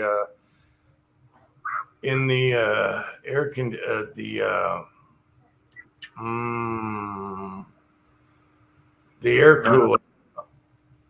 I would say I'm sorry, but I'm not sorry. I'm a little distracted by Pat's fantastic backdrop right there. So that is a beautiful backdrop, my friend. Okay, Patriot Paul. Yes, a hobo. All right. And get the Federal cases. They last longer, but the other ones are easier to pull apart. So there you go. Winchester, Federal, they both shoot really good. And depending on if you're going to roll crimp them or recrimp them, I don't know if you have a loader. So I do it both ways. So I'll look into that. I'll try and remember and get back to you on that. I'll find out. My son should have the file for the shorter one because that was the perfect height. Yes, 7/8 Lee slug. Okay, we'll work. We'll get on it. All right, I'll get on his ass. All right. I know you're not bitching. I know it's frustrating. Yes. Just want the file. Yes. It's a custom file now. Okay. I have to go way back. That was like a year and a half ago, 2 years. Yeah, 6-shooter Texan. I remember when you guys did all that. Yeah, and I wanted it shorter, so he made it shorter. And now my son can CAD. He can adjust in editing on the printer now. And now with this printer, he could spit them out like moonshine. Yeah, so there we go. All right, not moonshine, whatever. I gotta take a dump real bad, and then I'm probably gonna head to bed. Yeah, we should all go. This was a short chat. Oh no, don't let me ruin your good time. My guy lost tonight to a frickin' wrestler, a Dagestani mother. No, he's not Dagestan, but he's just like all those monkeys. Son of a bitch. I'm pissed. Anyway, he lost the belt tonight because of a guy that just wanted to nut hug him all day. All right. No, I got a turd honking to get out, so I'm gonna go drop the kids off at the pool and then probably hit the couch for a little bit. All right. Good night, Tin Man. I think we all should go. I got to eat. I haven't eaten all day. So Good seeing you guys. Thanks for having me. Tell Pat I said bye, but when he gets back, all right. Take care. Take care of that kitty. will do. All right. Good seeing you guys. Take care. All right. Thanks for coming on, Tin Man. Thanks for having me. Bye. No. All right. Good night. Good seeing you, buddy. Where did Pat go? Get himself some boobies? I don't care. We can just keep looking at what he's got up. I'm good. Pat can stay hidden. If he wants to talk, he can talk. But that's a solid background right there. All right, that'll work, Patriot Paul. I'll get you the file. We have email, right? Together? I'm sure we do. All right. I'll get back at it. All right. If you don't, I'm pretty sure I have with him, and I can send you his email. Okay, we'll figure it out. I thought I had Patriot Paul on here. I can't remember 5 days from now. So, all right, I'll get on it. It's work, but I'll get on it and figure out which file is. I have some in the file cabinet that are shorter and longer, and I think you want the shorter one if you want to do the hobo. Yeah, and they shoot good. That wad sticks on there too. You gotta like crimp them on there without smashing the soft lead. We just use parallel pliers and just give it a snap. Okay. And I've shot them and dug them out of the berm and everything else, and the tail wide was still on there. So we'll do that. Either that or I'll print up a bunch of them for you, but you got a printer, so now you want to do it yourself. Okay. That will work. Son of a bitch and bastard won tonight, got the belt. All right. Jim, I just sent you an email and I CC'd him on it, so you got his email if you don't have it. Okay. All right. Patriot Paul, just send me an email. That way I can find it easier because I got 3 different emails. And I'll send you the file. Yeah. I just sent an email, Paul, CC'd you on it, so you guys should get it and you can figure it out. We'll live. Okay, he says he's all right. He says he's on my phone. That's even easier. That's going to be easier to email. Maybe I'll yell at my son right now and have him send the file for the short tail wide. All right. Give me a second. I'm going to yell at the boy and do that. So I'll go off mic here. Oh, do it on mic. Come on.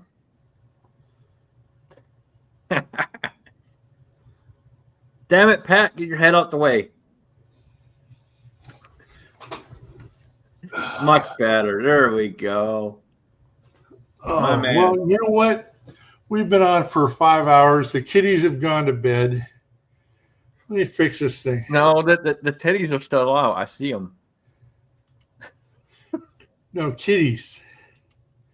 Young ones. No one cares about kitties. We care about titties and pussies. Okay, hold on. I think we need kitten.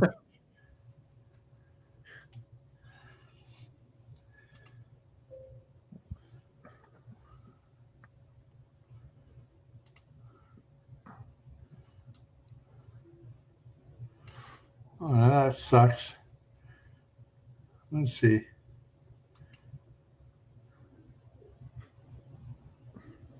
There you go. Yeah. A little bit of nip action.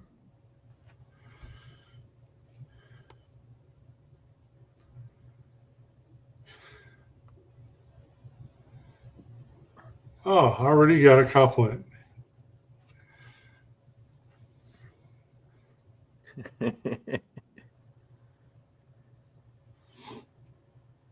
Oh. So what's going on with you, Pat? What else you up to, man? What you been doing? Well, I just had to go move a king size mattress from one side of the room to the other. And I think I'd rather carry a dead body down the stairs. It'd probably be a lot easier. Yeah. But that's done. Oh, I'm wait. It's got to be that way. Sorry, Paul. There you go. What else? That's the main thing. You know, the washer, the dryer. The Hyundai fucked me over on Thursday and wouldn't start. I gotta charge the battery and get that thing up when I get back on Monday. What else? Yeah, that's right, boy, because they're on my ass. I got to get on your ass. Anyway, Patriot Paul, if you're still here, they got on my ass. Now I'm on his ass. And that's what he said. Now you're on my ass because they're on your ass. Patriot Paul, he's looking for the file right now. And we have Brokeloader here. Hey, Brokeloader. Brokeloader. Patriot Paul, we're working on it, okay? It's a pain in the ass because it's a year and a half ago, 2 years. So he's got to find the right file because we went down 3 different sizes until I found the 3 bears and said, that is perfect. And that's what 6-shooter Texan came up with. You know, I kept going down, and bugging him. And now we're bugging the son. Anyway, he's kind of a little... Oh my God, what's behind you, Pat? Anyway, good to see you, Brokeloader. Well, what's behind them is 2 wonderful Yetis right there. You know, look at those. All right, let me go with me. Oh, he's a good boy. What do you got there? High West Bourbon. All right. He knows it's a pain. That's why he keeps asking. You just can't, you know. In the last video, I kicked on the son's ass with my ass kicking foot, and you just can't keep kicking on him. He just gave me a shot of this stuff. So, and he's looking for the file for Patriot Paul. All right, you need to put some steel toes on there and get some kicking real good. Show them the bottle. Steel toes will change the game. We're in the West. It doesn't show up, but it's High West. Oh, Oh, you baby. oh, I'm a bit. Did you hear him? Oh, you baby. I love it. Oh, yeah, baby. oh, go back to the vanilla vodka. Hey, I still got my throttle foot and my ass kicking foot. All right, I still got the ass kicking foot, but I do appreciate the boy for putting up with my bullshit. So I asked him to dig up a file from 2 years ago, and now I asked him for a shot, and I got both, and that's what a good family does, I guess. Just tell him to send. No, I'll send you a text on the phone. Oh, if all of them's easier, okay. I don't want to bug him again. Patriot Paul, he just went back to his room, but and he's busy taking care of other shit, so he's kind of pissed. But he's been a good. Hey, he's actually gave me a shot with a smile, so we're good. He's pissed because his air conditioner is broken. That'll piss anyone off. Oh yeah, and taking it apart, I should show you a picture right now. It's a nightmare, engineers. So he's got the squirrel cage out, it exploded. He got a 3D printed ring he made for it, but Shorter one, right? shorter. Yeah, he wants shorter one. Shortest one? Do you have both, all of them? Yeah. I'll email. Everyone, just send them all to me, and he can figure out which one he wants to print. Thank you, boy. He's going to send you to Patriot Paul right now. He's on it. He's a good boy.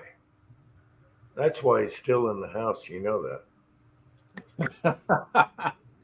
Couldn't live without him. He's Couldn't live still in without the house because he helps you out, old man. I couldn't live without him. Anything needs fixing, boom. I mean, it's like paradise having him here. Are you kidding me? Yeah. So, Patriot Paul, we're going to send you 2 sizes. And the shortest one is the one that really works really well. If I believe it's in the Federal. Anyway, you'll figure it out. And they shoot so freaking good.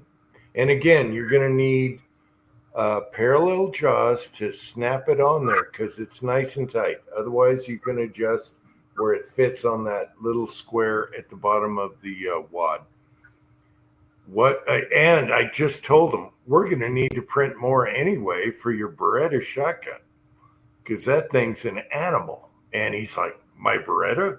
You really? And I'm like, hell yeah. We're going to shoot that thing at the swinger at 70 yards. Offhand, baby. Anyway, okay. Patriot Paul, there you go.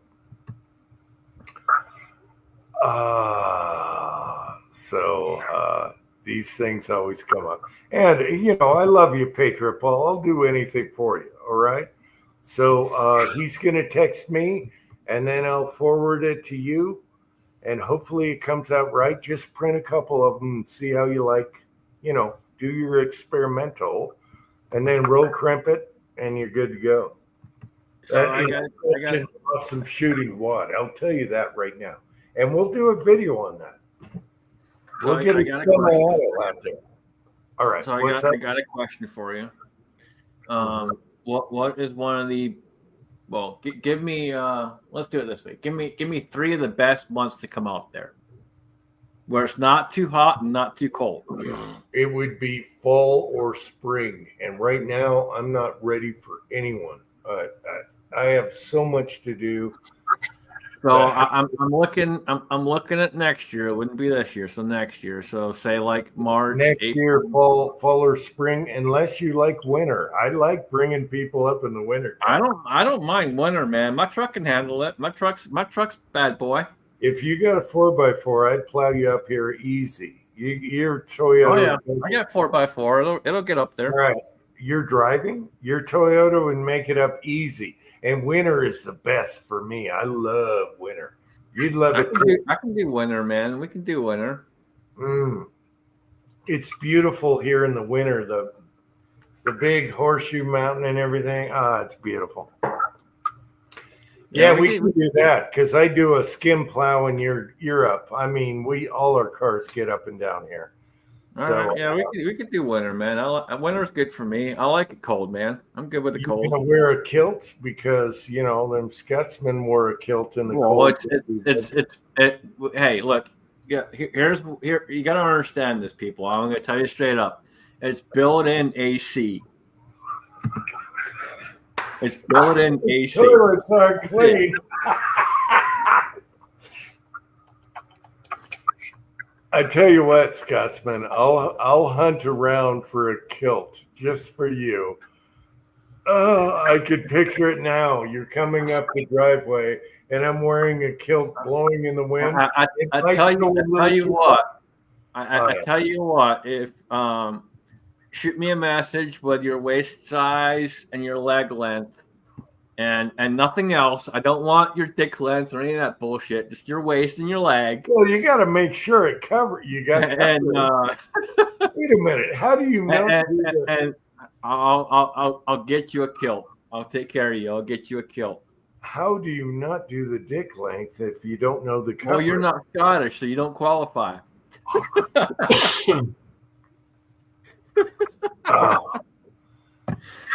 You got to remember, kilts are a very specific thing for my people. And you know, we wear them with pride. You got to understand that. We wear them with pride. Hey, I got it. Hey, it's in my blood. It's in my bloodline. If you look at my DNA, so yeah, somewhere down the line we wore kilts. Paul, the moon landing never fucking happened, dude. The moon landing is bullshit. No, I'm talking about our genealogy line. Anyway, No. I know. I'm talking about Paul's comment out there. He's asking about the moon landing. The moon landing never happened, dude. Okay. We also had Injun blood, which also had skirts. Okay. If you look at any Injuns, they had skirts also. So we're used to bare-legged. Yeah. It's not a skirt. I didn't. Dude, if you're gonna sit there and call it, I'm describing it. If you're gonna sit there and call it a skirt, I ain't buying you one. It ain't a fucking skirt. It's a kilt, not a skirt. There was somebody I know. They were calling it a skirt, and they got pissed off. I think it was in the UFC. Whatever. Yes, I know. Anyway, how do you know the length if you don't know the length? Don't worry about me, though. I'll shrink. I guarantee it's not going past your knees. So if you're trying to tell me it is, you're full of shit, old man. I would shrink like a nub in the cold anyway. So there you go. Yeah, exactly. My point is verified. My point is verified. Broke Loader's still here. It's good to see you, Broke Loader. So yeah, winter'd be awesome. Fall, spring. The summer is too hot for me. I just sweat around the yard. I don't like summer. Yeah, I'm not a summer guy. It gets hot as shit out here. We've been in the high 90s. We've even had triple digits. Dude. Yeah. I'm not that way, dude. Yeah, I'm used to fucking negative degrees, not fucking triple degrees. However, I don't want you to get me a kilt. I'll find my own kilt because I want one anyway for videos. You put a mullet on me with a kilt. I tell you what. Now I'll get my own kilt. I'll get my own. My wife should make me a kilt. I will send you a couple of links, and you can go look at those and find you one. So one file. Okay, hang on. One file. What? One file sent normally. The other file did the Google OneDrive thing, but anyone with a link to that can get it. Did you text them to me or? I emailed them. Geez, I got it because I got them on text. Text with my computer. All right, I got it. Thank you, boy. Hey, how about another one of these? Hey, you know, Dad, he's a crazy motherfucker. He'll go to the end. He goes to the end until he's dragging his teeth on the gravel. Hopefully, he gets me another one so I can drag my teeth on the gravel. Anyway. Oh, we're gonna have a UJ signing outside here pretty shortly. Oh, thank you, son. Thank you, boy. You're a good boy. You should just drink all my booze. He's like, why don't you just drink all of my booze? Well, get it out here, and I will. Well, you keep handing it out. What do you expect? Thank you, son.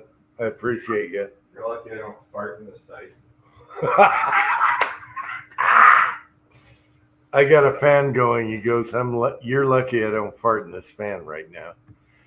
All right. That's my boy. We talked about spice. You gotta, also it's the family, not just the wife. You gotta have spice. The son just wanted to fart in my fan to blast me. So there we go. Anyway, Patriot Paul, he's working on it. He had to do it email to me, so I guess I copy and paste whatever. But Scotsman, don't spend a dime. Maybe I can talk my wife into sewing me a quilt. No, okay. So I won't spend any money, but I'll send you a couple of links so you know where to look. No, what about this? What about a quilt kilt? It's a quilt, but it's a kilt. So look, I can send you a link to somewhere that will custom hand make you one if you want, but it ain't cheap. Yeah, but nobody has ever seen a kilt quilt. I'm telling you, I can send you a link to a place that'll do it, but it's gonna My cost. wife makes quilts. What if she made me a kilt with a quilt? That would be freaking awesome with yellow Uncle Jims all over the son of a bitch. So one thing you can do if you want the wife to do it for you is you can go online and just buy tartan. You can buy it by length, and you're gonna buy it by the yard or the meter. Depending on where you're from around. Out here we go by yards, but back home we go by meters. So. Yeah, but what if she just took material she has in her sewing room, which she has tons of, and just made this goofy ass quilt kilt? I mean, that's up to you. That's up to you, dude. That's up to you. Pat, you agree with me? Give me a. So I'm just gonna tell you straight up. The average kilt is about 13 yards of material. Okay. So it's not small. There's a lot of material in the kilt. I know, but you wouldn't believe how much material she has. I get it. I'm just telling you. I'm letting you know so you understand. There is a lot of material when it comes to a kilt. Right now, I'm goofball. A quilt kilt would be the shit. With the old traditional, the people on the wagons and everything, they made their quilts, and do that in a kilt here in Utah, that would be freaking awesome. Anyway, I'm just thinking, I'm brainstorming, and probably never happen. And she would be bitching because of all the pleats and ironing and all that. Oh, yeah. Well, that's one of the big things is the pleats, too. The pleats are a huge thing. If you don't get those pleats right, it's not going to look right. Yeah, well, she's pretty good. She can do damn good surgery on sewing. So we'll see what happens. She's retired, though. She's retired on that. She still goes to the Quilt Guild and all that in town. But that would be a good project. That'd be a good project for her, and it'd be fun for me. And I'd have a zipper. No, you don't need a zipper. You don't need a zipper. What are you talking about? What the fuck are you talking? Bloody zipper and a fucking kilt? What the fuck is wrong with you, old man? You let that shit up and you go. Pat, do I need a zipper? A fucking zipper. Pat, help me. Zipper anyway. Pat, help me out, brother. What the hell are we listening to here? He wants a fucking zipper and a kilt. Okay. I'd get it stuck in the zipper. Pork and beans. He was masturbating. Look, if you've seen the movie, why don't you just try it out? Why don't you get one of those Mexican felt blankets and plaid and and make yourself a kilt with a safety pin and see if you can handle it.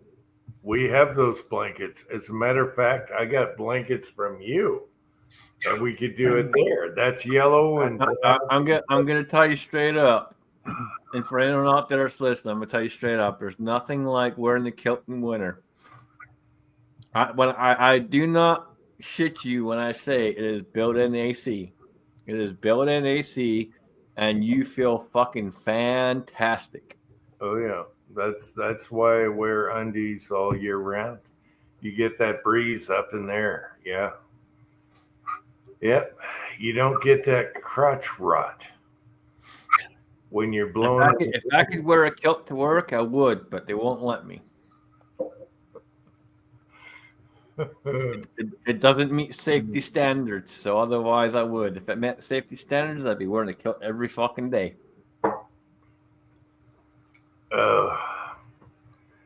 Yeah, I think we're good.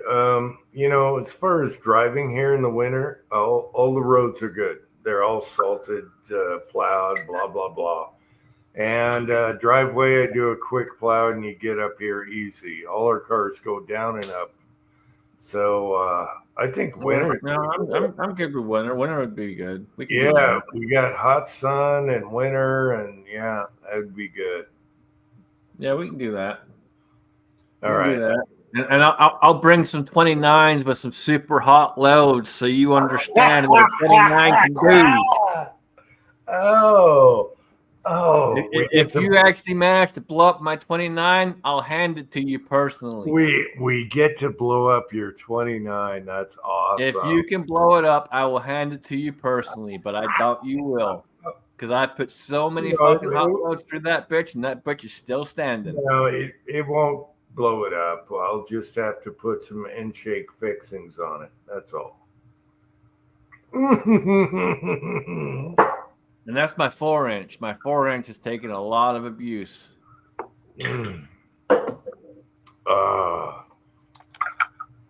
All right, that sounds like fun. Now I got to get on I got to work on a quilt here. Wife's gonna be cranky. Like, what the hell?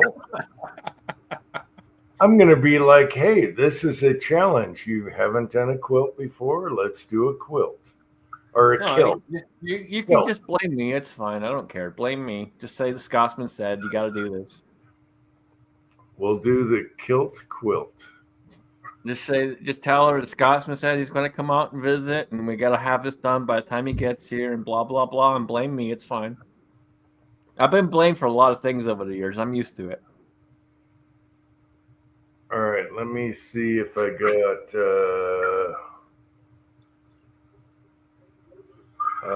Email from the son for the what? Where did he send it? Oh, slug fins. All right, Patriot Paul, give me a day to figure out how to send that back to my text. Do you have my email, Patriot Paul? Okay, I got a drawing here. Oh, I can copy it and send it to my text, I guess. There's only one drawing here. I don't get it. I'm going to have to talk to that boy. All right.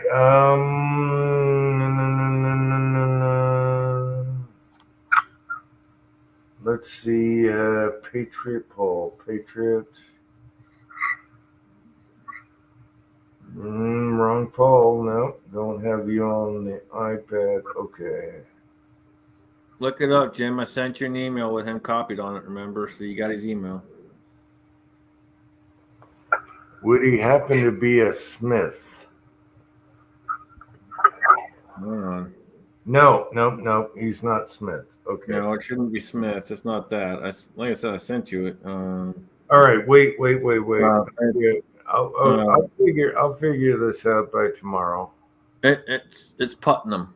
I got to get it to my email to the phone back to him again. Just go look for the email I sent you, dude, and you'll have it.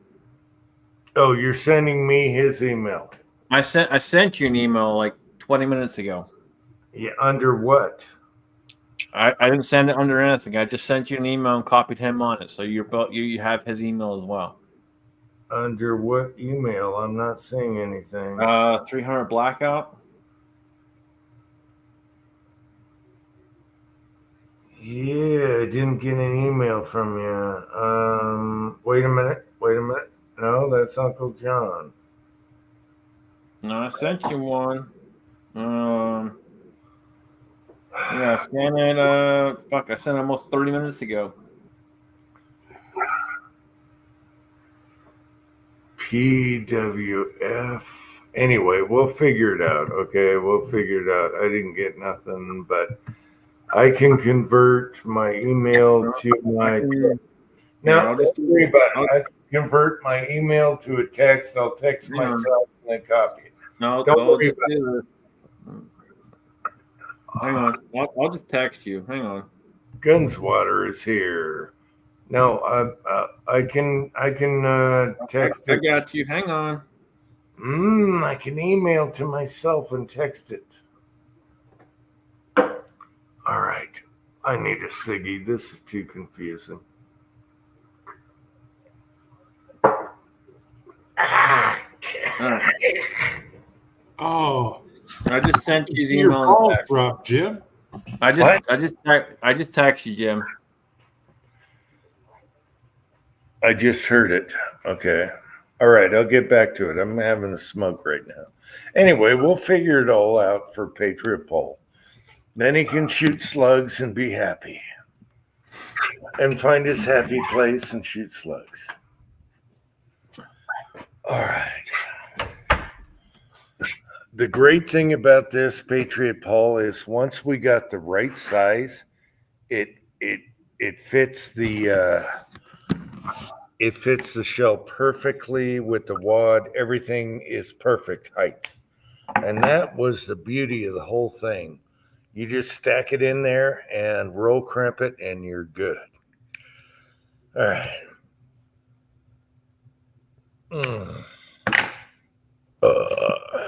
Sorry, guys, for the burpage. Anyway, I'd love to rock a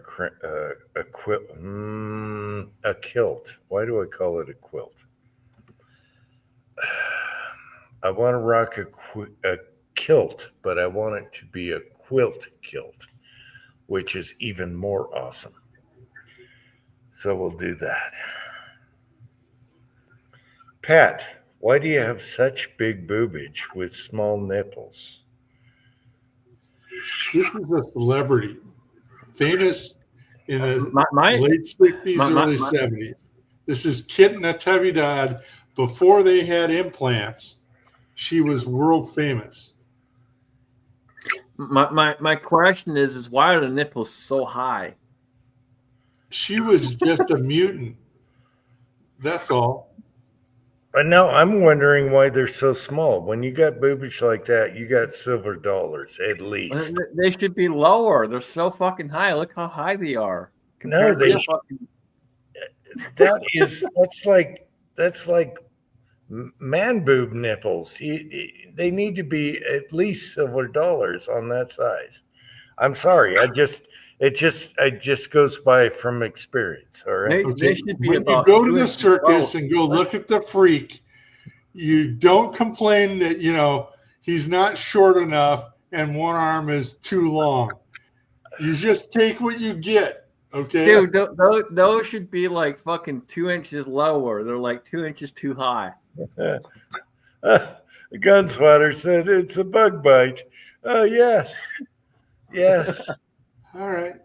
Everyone's agreeing with me, Pat. Everyone agrees with me. Those are small. Oh, they're moving around. Wait a minute. I can't. Okay, hey, hang on. Garage Guy's got their comment right there. Go look at Garage Guy's comment. He's got it right.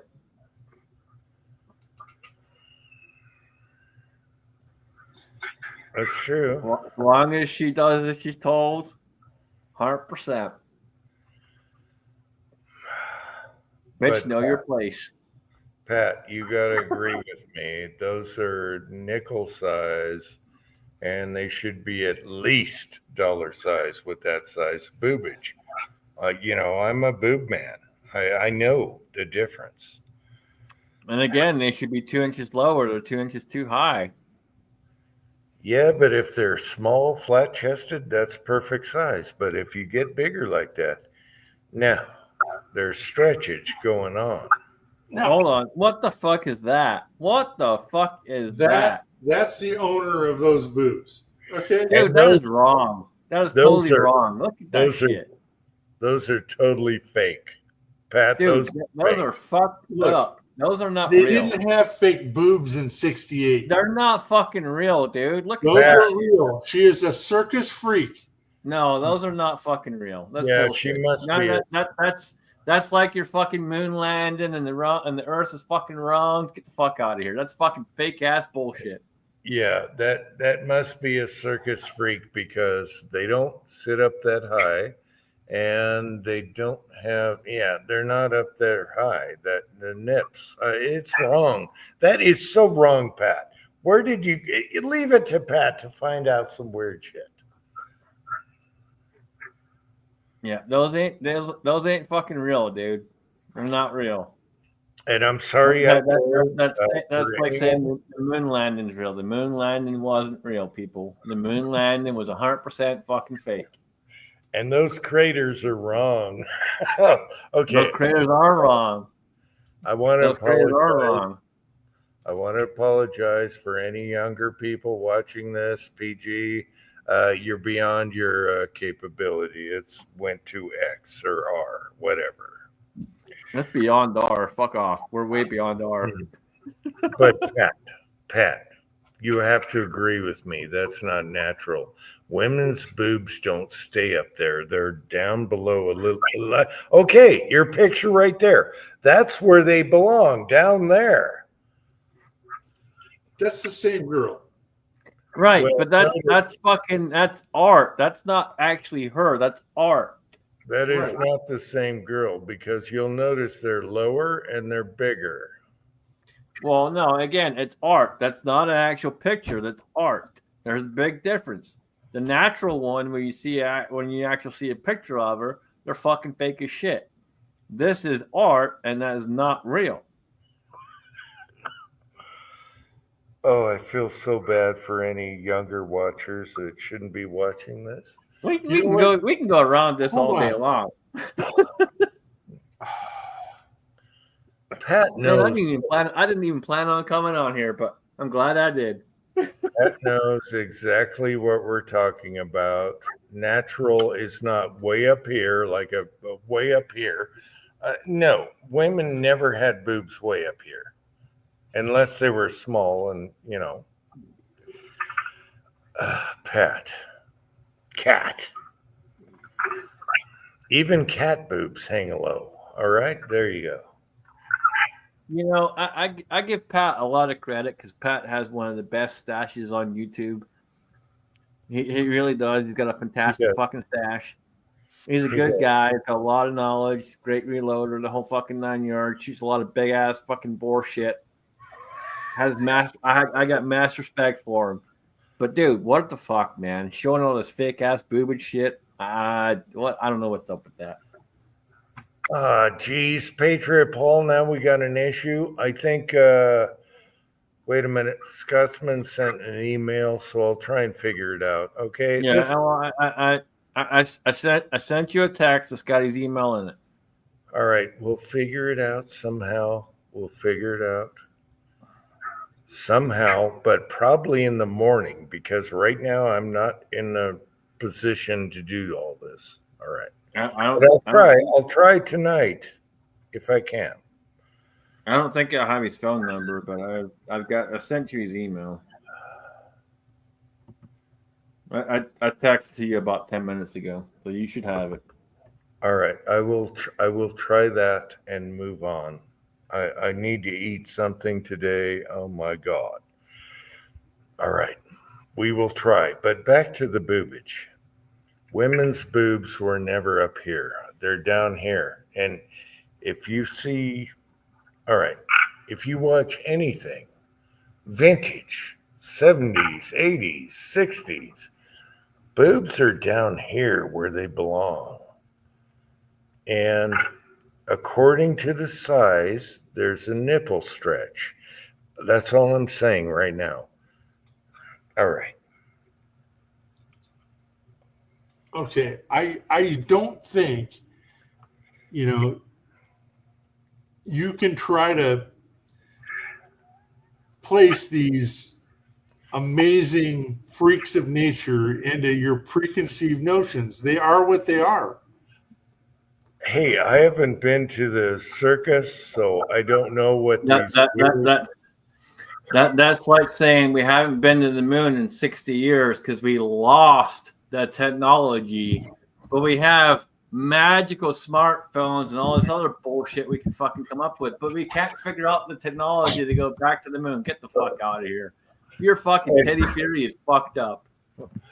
I haven't been to Barnum and Bailey's and all that stuff where they had bearded women and all. Oh, there's bearded women. You go to Iowa. There's plenty of them. Trust me. They got bearded women in Iowa.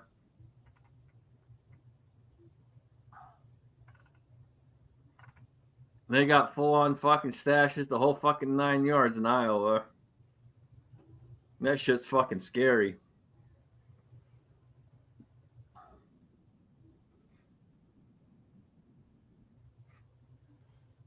You go in the checkout and you think you're walking into what you think is a female, and you get there and bam, that shit's just fucking hanging right there on her fucking lip, and you're like, hi. You don't know what the fuck to do at that point.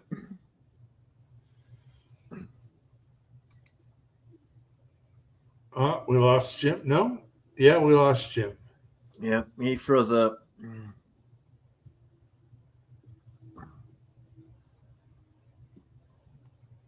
You ever been to Iowa yet, Pat?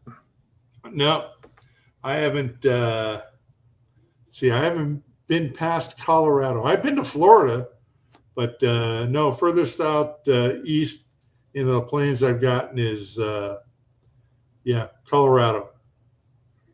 Well, just bear in mind, if you go to Iowa, you might meet a woman that has a better stash than you. Yeah. And Yeah. it will probably scare you, and you should be scared.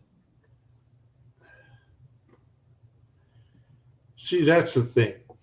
We got all these big booty Latinas out here. I don't think I'd stray for Eastern corn fed.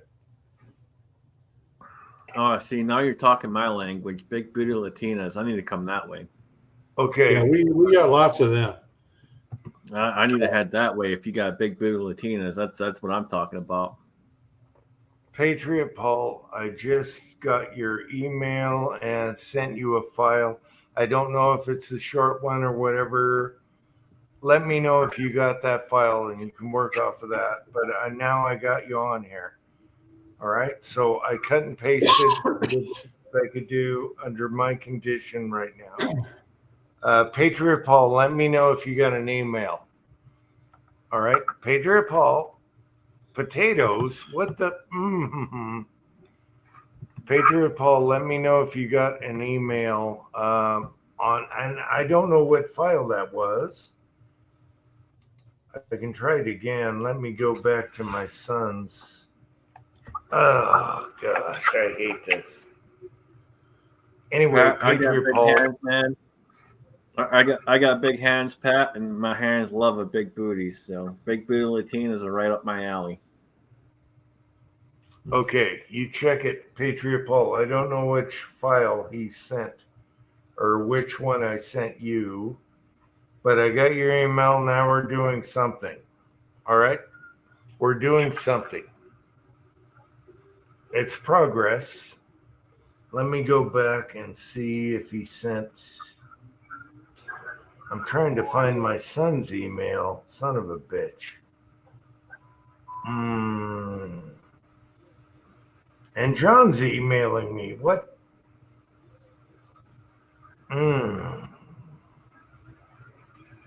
Anyway. Patriot Paul, tell me you got some kind of a file. Print that one. If you have a problem, email me back and I'll redo this. If you get the email. There's too much going on right now in my monkey brain. Let me know, Patriot Paul. All right. Oh, you got it. All right. You got a file. He only sent me one. That might be the short one. Anyway, Patriot Paul, try that file, see what size it is. I can grab one right now if you're still listening. Okay, you got one file. Let me go take the calipers to the short one. Right now I can grab those and do it live. And I'll show you on the calipers which one that one is. And that'll be the short one versus the long one. Okay, so hang on, guys. I'll be right back. I'm always 5 seconds away from whatever I can grab. So I'm going to go grab those tail wads and the calipers, and I'll be right back. Okay, Patriot Paul? Just hang on. Hang on.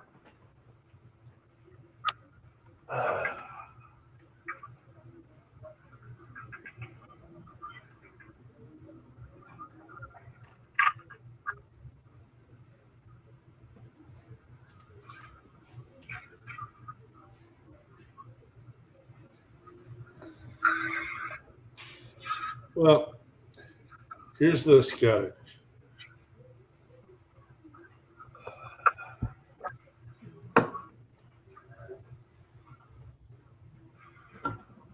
Okay. All right. Which are the shorties here? 35%. Oh, shit. Okay, these look like the short ones. Now, Patriot Paul, you can go as low as 35% infill. Can you guys hear me or not? Yeah, we can hear you. All right. You can go, yep, they're the same size. You can go as low as 35% infill, you know, as far as saving your printing stuff, but I have both 100%. You can go 50%, whatever. They work great. So let me take the calipers here. And let me give you the overall length. So if you just print a couple of these out. And if you print them out, and my battery's blinking, great. 616, 609.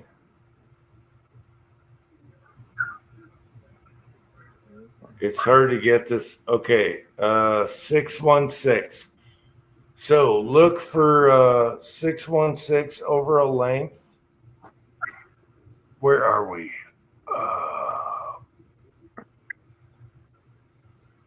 Around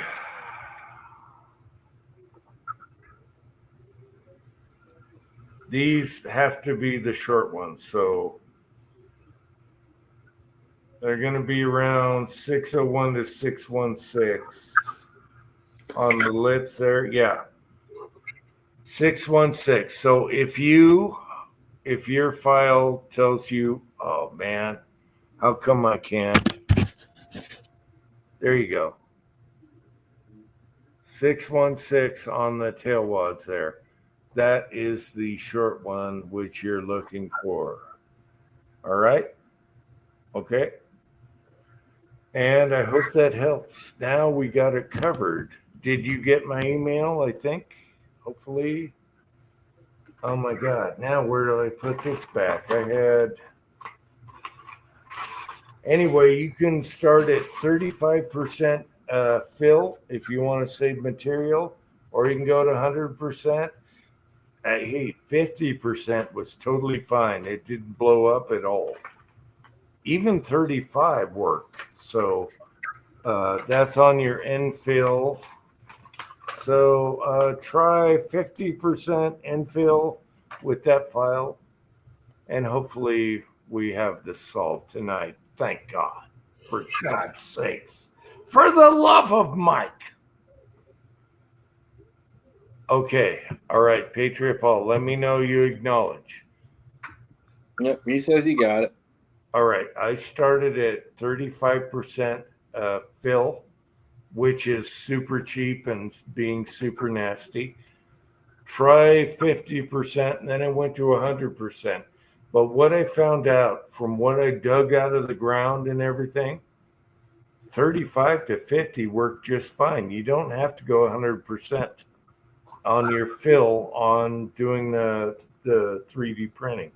So there you go. We got another thing solved tonight. And that stressed the shit out of me. I'm stressed out now. See, I'm stressed out. You made the monkey have to think. And thank you to the boy. Yes, you got to thank the boy. As a matter of fact, I'll thank the boy and ask for another. I was gonna say, asking for another. Since you're so stressed out, you need another. Thank you, sir. Can I have another? All right. I'll text my son and say, thank you. Can I have another? Oh. It's All a right. lot easier if you drink it in one shot rather than sip on it. Yeah. Okay. So for the people that are not attuned to drinking whiskey or any kind of liquor per se, it's easier to drink it in one go, slam it, dunk it, and be done with it. Don't sit there and fucking sip on it unless, and I will preference this, unless it is a very old aged whiskey. If it's a very old aged whiskey, then yes, you sip that shit. Don't fucking slam it. But if it's something that is not aged, yeah, you take that, slam that shit, and be done with it. Don't sit there and pussyfoot around with it because you're going to end up feeling the burn. You're going to feel all kinds of crap. You ain't going to like it. And you're not going to understand why, but you're just going to sit there and go, I hate myself. I hate myself. I hate my life. Blah, blah, blah, blah, blah. No. Slam that shit. Be done with it. End of story. Again, my preference. If it is a very old and aged whiskey, take your time and you sip it. Other than that, slam it. Okay. The reason I'm sipping on it is that's all I got right here. Take two is Patriot Paul. I hope that helps you, and we're good to go now. I love Patriot Paul. He understands everything. The guy knows everything, cars, everything. So Patriot Paul, that's the least I could do to relay that on to you. And if you have any issues, let me know. And we'll print out a bunch of them and give me your address. Anyway, play around with those, Patriot Paul. Those are the short ones, and they're awesome. They are. Anyway, and I want to thank Six Shooter Texan for making them shorter before my son learned how to CAD. Now he can do that, but he can't do it from scratch. He can do it off designs and modify. All right, so there you go, Patriot Paul. I hope that helps. Just print out one or two just to see where your depth is and everything, and then we'll talk from there. And the only reason I'm sipping is I got to mooch one more from the boy. So now I'm going to text him and say, thank you very much. By the way, can you fill this for me? All right. Now we are clean. We got a clean slate, and now we can talk on the short chat here. Yep. Patriot Paul, Patriot Paul, you got the file? Make sure you got the file. Otherwise, I got to do it over. That's going to be a pain in the ass. Let me know you got everything is good. All right? And use any color you want, but PLA plus is good. That's what we use on that. All right. So let me ask you something. All right, Patriot Paul. You know, I have to say one more time. I love Patriot Paul. He knows everything I'm talking about in every chat, including what sugar substitute I should use, guns, everything. So I love you, Patriot Paul. That's the least I could do tonight, even though I'm a fumbling monkey. All right, go ahead, guys. Well, you're definitely a monkey, that's for sure. Oh, I'm a monkey. You ain't got monkey arms, but you're a monkey. So my question my question to you would be, so I thought of a funny kind of gimmick for the other channel, would be to have a bottle top that has a cowboy hat. Can you print a bottle top cowboy hat for a whiskey bottle? Probably, yes. Because this printer does all colors within colors. So, that would be something I would like to have. I think it would be cool and a good gimmick for the other channel to have that. And you guys keep talking about printing stuff, and I thought of it as we were talking. So I figured I'd ask and see if that's something maybe you could do. A bottle cap that has what on it? A cowboy hat. All right. So what? A black cowboy hat or black bottle top with a white cowboy? How do you want it? Black or white's fine. And then we got to figure out what threads for the bottle cap. Well, you don't need threads. You just make it like a cork where it just slides right in. So you 3D printed glue it to a cork or what? I mean, that would be my guess. It would be something along those lines. Pat, I don't know how well it would stick to a cork though.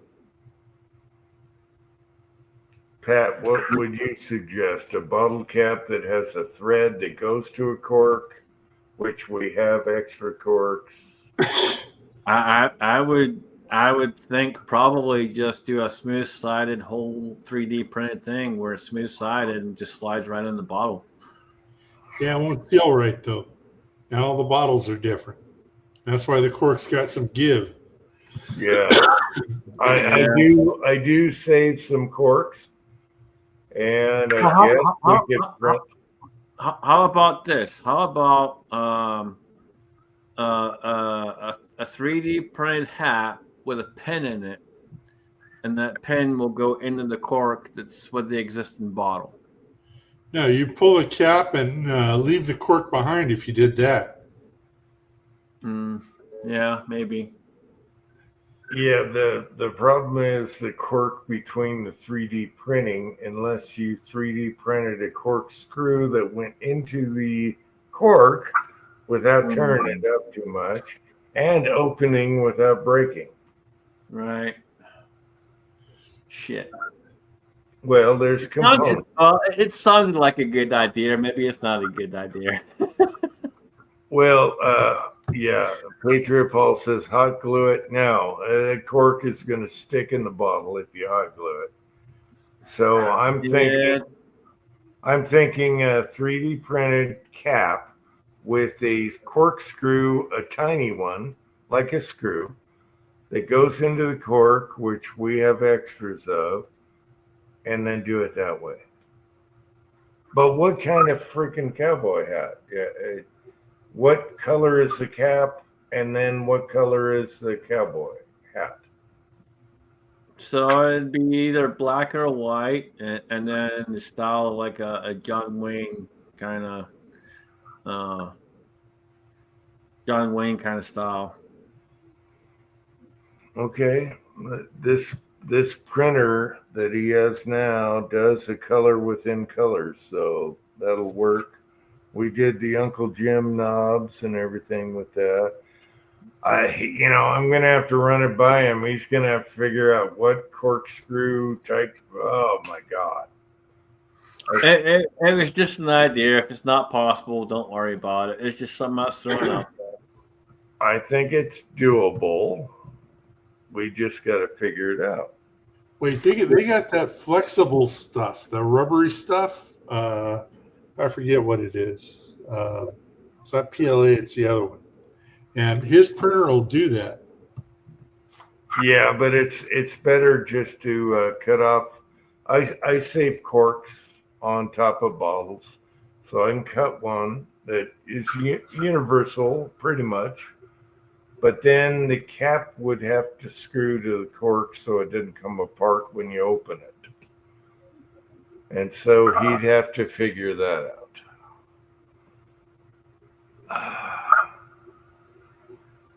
Yeah, Anyway, I think it'd just be kind of a cool thing to have. TPU, that's it. Yeah. Oh, there you go. Yeah, TPU. Yeah. yeah, but we'd Thermal probably plastic. do it. We'd probably do it in the PLA.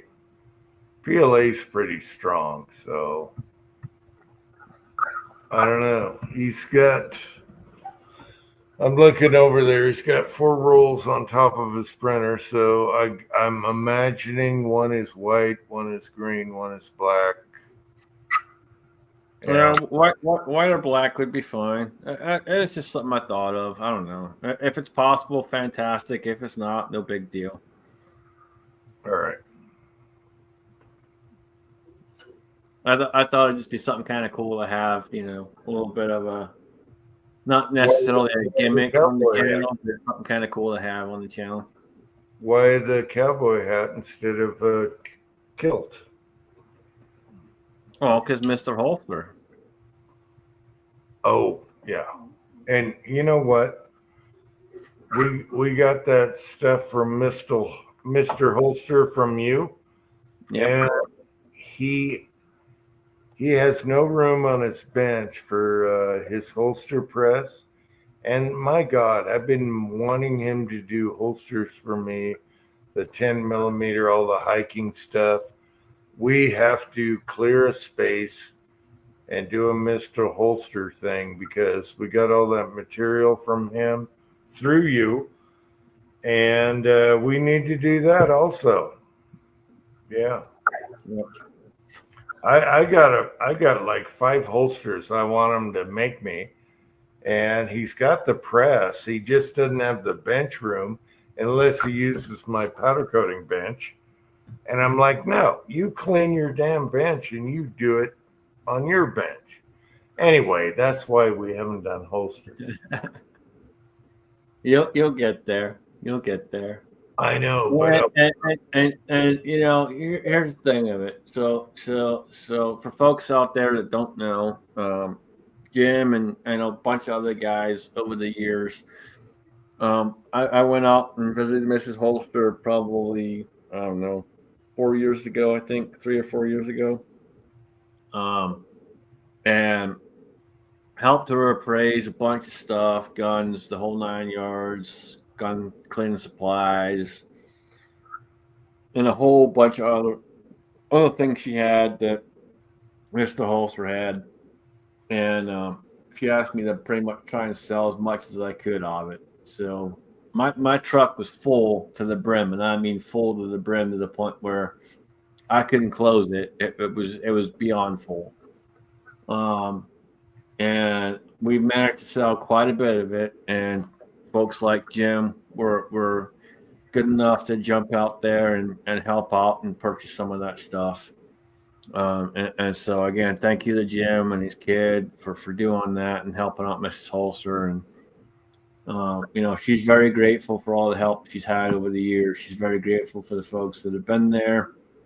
And I send her a message at least once a month and check on her and make sure she's okay. And she's still doing good. She still appreciates everyone that's been there and watches the videos and all the rest of it. So to all you guys out there, thank you for being there, supporting myself, supporting Mrs. Holster, and remembering Mr. Holster. Just a fantastic guy who was literally was a fucking comedian. The guy was fucking hilarious. Had so many good fucking videos out there. I never got to know him. Yeah, I found out later through you. Yeah. Yeah, you know, the funny part of it is you know, I did all kinds of stuff back in the day prior to actually talking to him on the phone, and it wasn't until it got to a point where I turned around and said, "Fuck you, I'm doing this anyway," that he actually called me on the phone, and so I got to the point where I turned around and said, "Hey, you know what? We're doing this for Jack."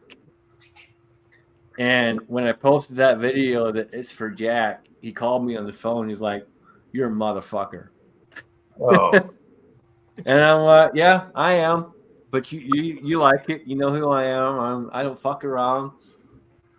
You know, and we give a shit about you. And we care about you. And we want you to be here." And we had a very good long conversation. And he apologized to me, which I never asked for, but he apologized to me and said that he was very sorry for the things he had said about me in the past, which was all in jest. oh but no! It was coming. It was due. it All was all in jest. But he apologized regardless. And I told him straight up, I'm like, "Look, dude, you're talking to a guy who has been here for many, many years, and everyone I've ever worked with over the years has always been military. You can't hurt me. It don't matter what you say. You ain't gonna hurt me, man. You can sit there and say whatever the hell you want. You ain't gonna hurt me." And we joked about it, we laughed about it, and it was good. It was good, man. And this was super early in the morning too. I think he called me like 5 o'clock in the morning. Wow. And we talked for a good couple hours. And it was a great conversation. Good to talk with him. And it wasn't too much longer after that he ended up passing away. He sounds like my kind of guy because we fight all the time, me and you, all the time, and it's all in jest and it's same thing. So he sounds like my kind of guy. I just never. And that's the thing of it. So the folks out there that watch this show and you see me go back and forth with Jim and Jim's fucking, saying this or saying that and blah, blah, blah. And I go back at him and saying this and that, the other. Guys, don't think we hate each other because we don't hate each other. No, he sounds. Jim's pissed me off a lot of times, but Jim's still my brother. And Jim knows that if he needs something, he can ask me and I'll be there in a heartbeat and do whatever I got to do to help him out. So don't think otherwise. It's a camaraderie, and that's just what it is. We go back and forth with each other, and to me, that's how brothers are, man.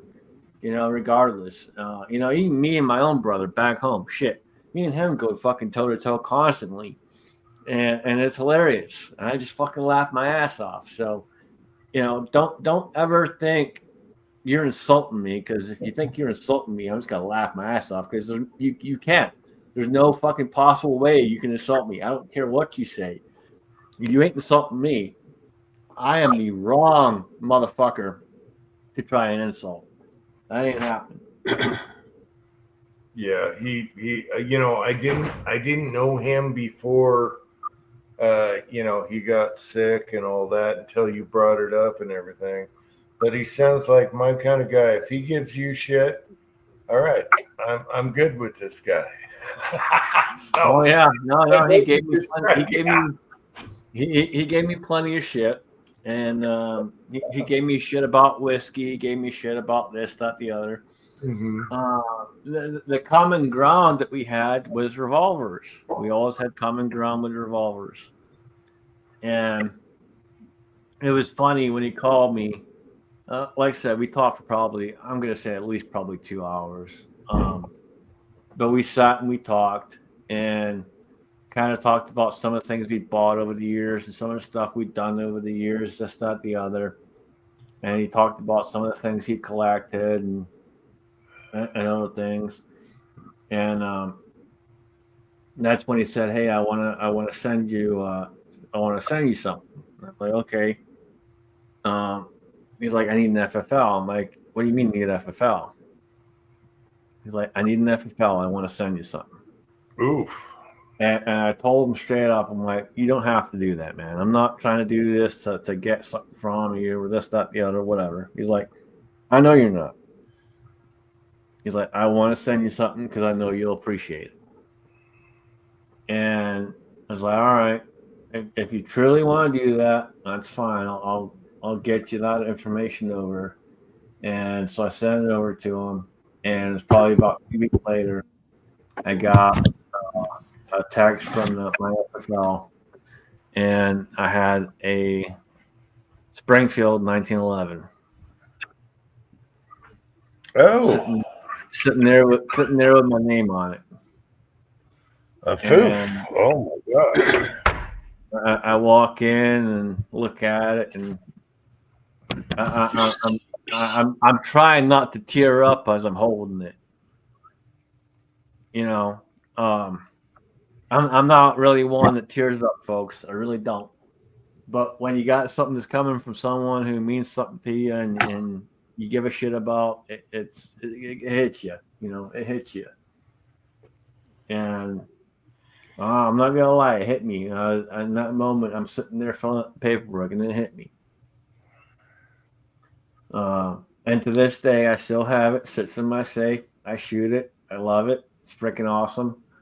First 1911 I ever had, and first 1911 came from Mr. Holster, and I cannot say enough thanks to him for what he did. Because, dude, I'll tell you straight up, I love a fucking 1911, dude. That thing's freaking awesome. It is so sweet to shoot, and absolutely freaking incredible, deadly accurate, and I can shoot that thing all day long and not even flinch.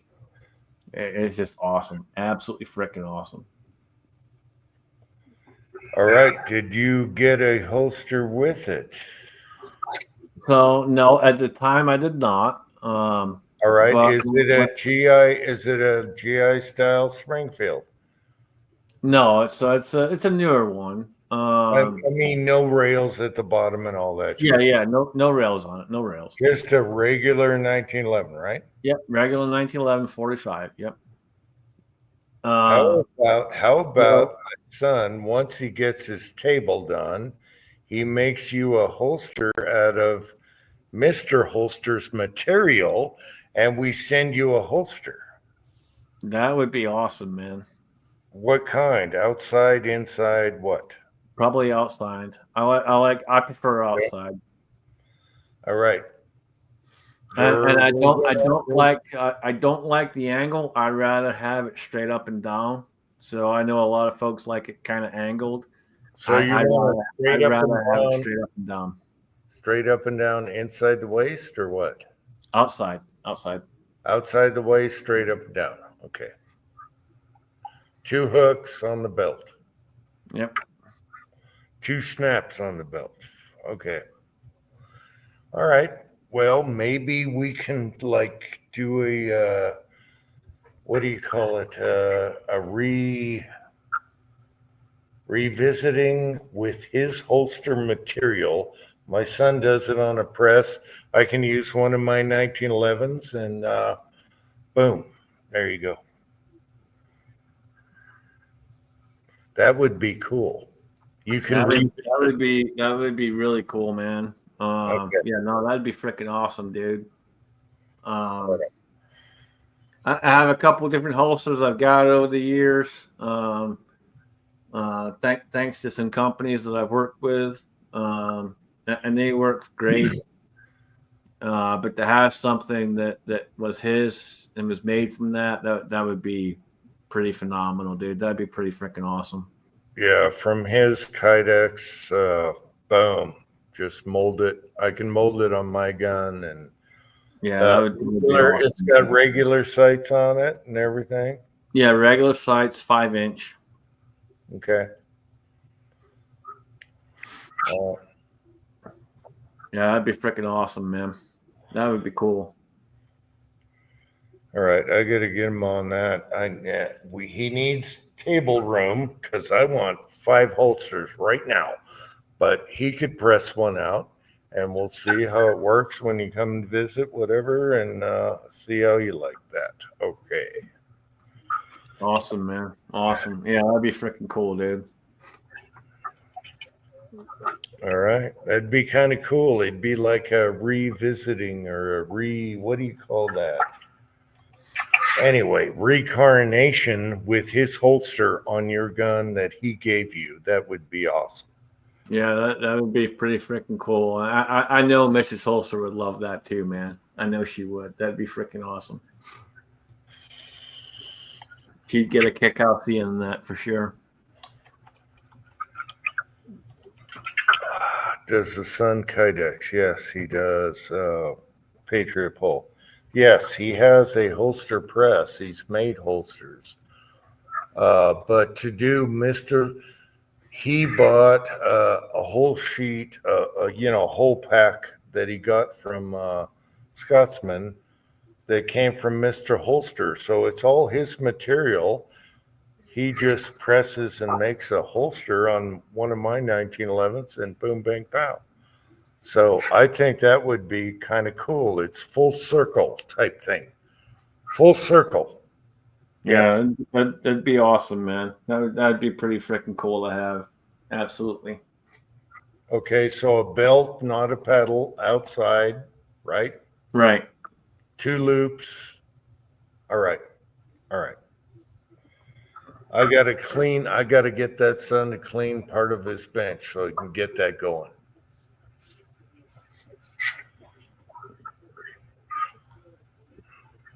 He's got the press, he's done holsters, and I've been waiting, but too much shit's going on around here. But yeah, we'll get that done. I'm going to get on him for getting the press going. So That's cool, man. No, that's cool. That's it'll be awesome to have something like that and be able to tell folks where it came from, what it originated from, and I think a lot of folks will like that, and I know Mrs. Holster will like that. a Biomac, what? Rail holster? What did you say? Sorry, I was typing fast. Beaumont. Oh, Bomar. Okay. Oh, the Bomar high power. Yes, we got to we got to do the Bomar. Yeah, Patriot Paul. The son does Kydex. He does it for, he sells knives and axes and all that, and even the axes have a little. The little tomahawks have a little Kydex holster at the end. Yeah, he does all that. But right now, he's been remodeling his bench and everything, and there's tools everywhere. So, yeah, we can do that. So, I've been hiking. You saw the last couple hiking videos. I'm like, damn, I want a 10 millimeter on my belly, holster. And there's so many holsters I want him to make right now, but everything is kind of put away because the bench is dirty. So yeah. Anyway, Scotsman, we can do this out of his material. That'd be full circle. That'd be pretty cool, actually. That'd be awesome, man. Absolutely freaking awesome.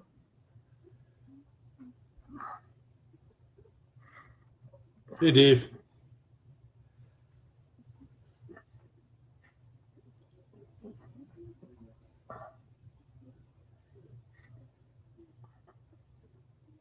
Oh, I think we lost him again. He froze up. He's frozen solid.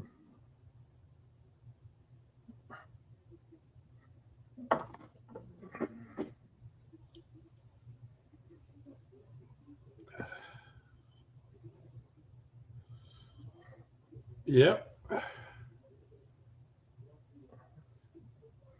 It looks like he's passing out. Yeah, So what's news, Justin? What have you been Huh? up to? I've just been working, man. Just been working a shit ton, more than I should be. That's pretty much been it, dude. I've been looking hard for jobs. I got a job offer Wednesday, but they couldn't meet the pay rate that I needed. They came in super low, and it was more of someone who'd never been a manager kind of pay. And I told them straight up, I'm like, I got way too much experience, and you're way off the mark. And so I had to walk away from it.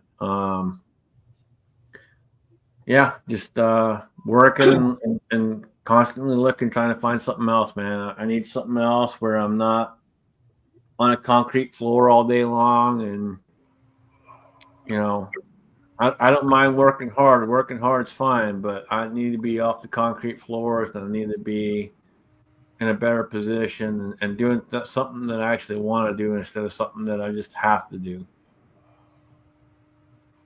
All right, my battery died. I'm back. Hopefully, you guys hear me. Yep.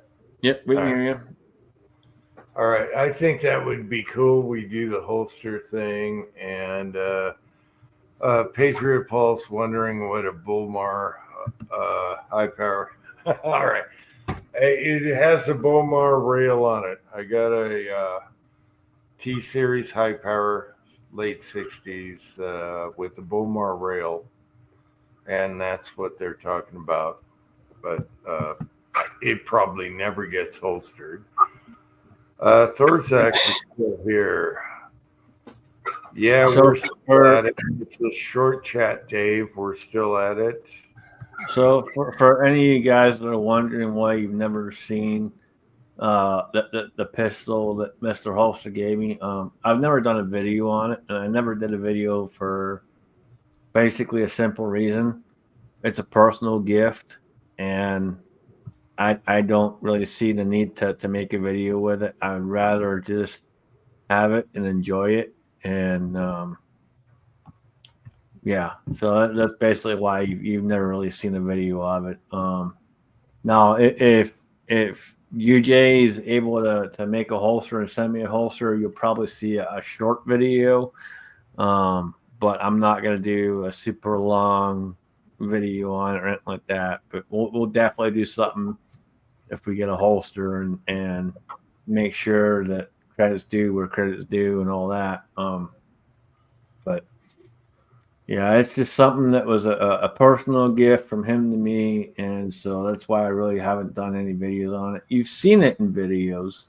I have shot it in videos, but nothing's really ever been said about it too much as far as what it is and where it came from. Myself and Daniel did a video probably 3 years ago, maybe 4 years ago, somewhere in there. And you would have seen it being shot in that video. But yeah, it's not something that was actually brought up or went into detail or anything like that.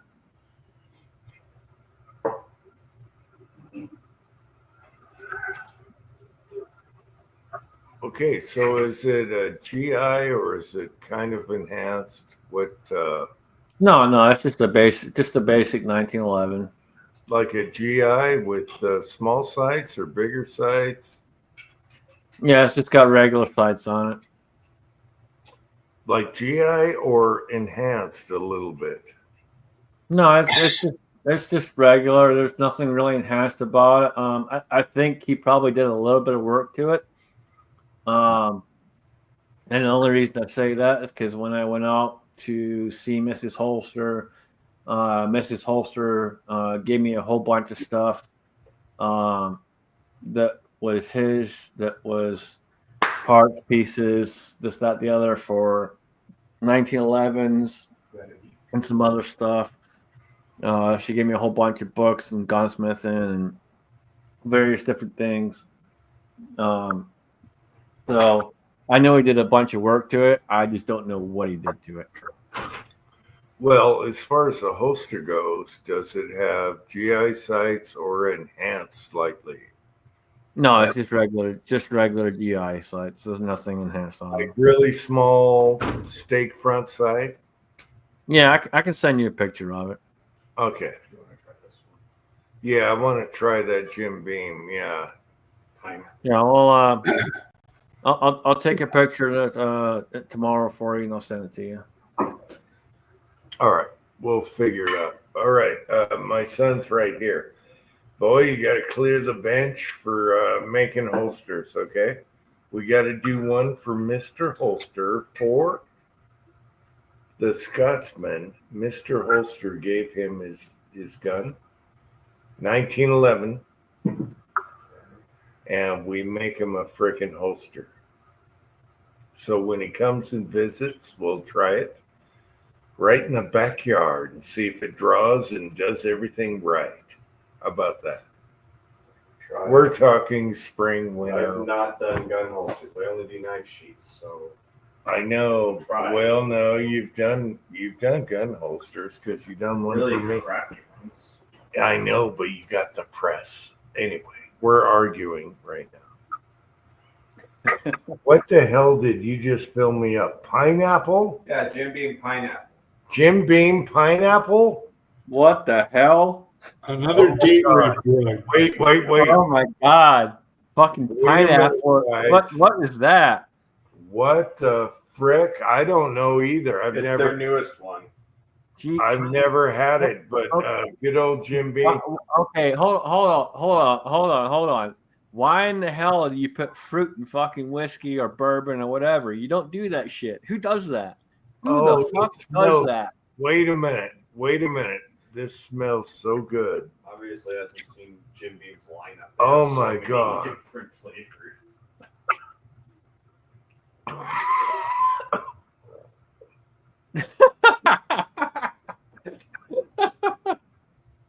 It's a little acidy. I know, I've had it already. He hasn't even touched it, folks, and he's hacking up along. Okay, he gave the best description ever. I choked on it before I drank it. Anyway, It's like pineapple. he gave the best description ever. It's like a lifesaver and a whiskey. It's like a pineapple lifesaver in a whiskey. That's just wrong. That's just absolutely fucking wrong. And I know Pat agrees with me. Pat's literally sitting there going, "Yes, I agree." He's nodding his head. I see it. Oh my God, That's Chico Wise is still wrong. Chico Wise is still here. I choked because I drank before I breathed. It actually isn't bad. It would probably be better if it was like mixed with Coke. Okay, No. look, here's the thing. You can't call it whiskey when you're mixing shit in there and you're fucking putting fruits and all the other shit in there. It ain't whiskey, people. It's a fucking fruit flavored fucking drink. It ain't whiskey. Actually, Stop. we're talking Jim Beam here, and Stop calling it whiskey when it ain't fucking whiskey. That's not whiskey. we're talking. You're pissing off a lot of fucking native people when you say it's whiskey when it ain't fucking whiskey. That's not whiskey. And I'm not just talking to Scots. You're pissing off the Irish too. 'Cause the Irish make whiskey too. I gotta say that is pretty freaking good. It's pretty freaking good. I don't know what to tell you, man. Nope. Okay, I got a question from Gunswatter. Is it brazed on or no? It's tapped. It's drilled and tapped. The Bowmar rail has, I think, 4 screws tapped on that high power. So it's not brazed on. Old gunsmith back in the day. I don't know why he didn't do the front strap on the grip. Back in the day when they did that high power and the Bowmar rail, usually they do a little stippling where it pulls out it pulls out. How do I describe that? Like a pineapple. They pull out on the front strap, and the gunsmith didn't do that. But anyway, it has a Bowmar rail that's screwed to the upper, the slide, and that's how that was done. And I was surprised it didn't have the pineapple front grip, because back in the day, late 60s, 70s, they did a little, instead of stippling, they did a pull-out stippling, which made it sharper. And that would have made it cool, but the front strap is just regular. So there you go, Gunswatter, if you're asking the question. I bought it because I felt sorry for it. I'm like, who the hell puts a rail on a T-Series 60s high power? That's sacrilege. But that's how it was done back in the day. They weren't expensive back then. If that gun was untouched without the rail, that is a $1,500 gun. But they put the Bowmar rail on it. Super good trigger job. So whoever did the top did the trigger. Super good trigger job. So I saw it under the shelf. I bought it for $300. All right, you can't beat that. So that's why I bought it. I felt sorry for it, and I'm glad I did, because it's kind of my old school gunsmithing collection, but they didn't do the pineapple grip or front strap. Anyway, that's the story on that high power, and I'll keep that forever and ever. That's my son's favorite high power. He loves high powers. My son's favorite is the one with the Bowmar on that big old heavy Bowmar rail. That's his favorite. So there we go. Chico is still here. Hey, Chico. All right. Anyway, there's the story on that. Not too many high powers out there with the Bowmar rail. No, there's hardly any T-Series 60s high powers with the Bowmar rail on them. So they made that for Bullseye or whatever. And, I looked under the glass. I said, okay, boom, I'm buying that. It's weird and it's cheap. Try and buy a real Belgium high power from the 60s for $300, even if it has a Bowmar rail on it. And that's what made it. I bought it for the gunsmith. Whoever did that did it right. And that's why I bought that gun. Just a weird thing. All right, where are we at? Jim Bean. You know what? Pineapple. I'm sorry. Pineapple is actually good. Pat, have you ever tried pineapple with whiskey? It is It's awesome. not whiskey. Stop calling it whiskey. It ain't fucking whiskey. Hey, It's pineapple flavored fucking water with alcohol. It ain't fucking whiskey. I have bottles that we found in the backyard hiking before Jim Bean owned the company. And the bottle is a Jim Bean bottle before Jim Bean. It's broken. I got to go back and find it. I put it in a stack.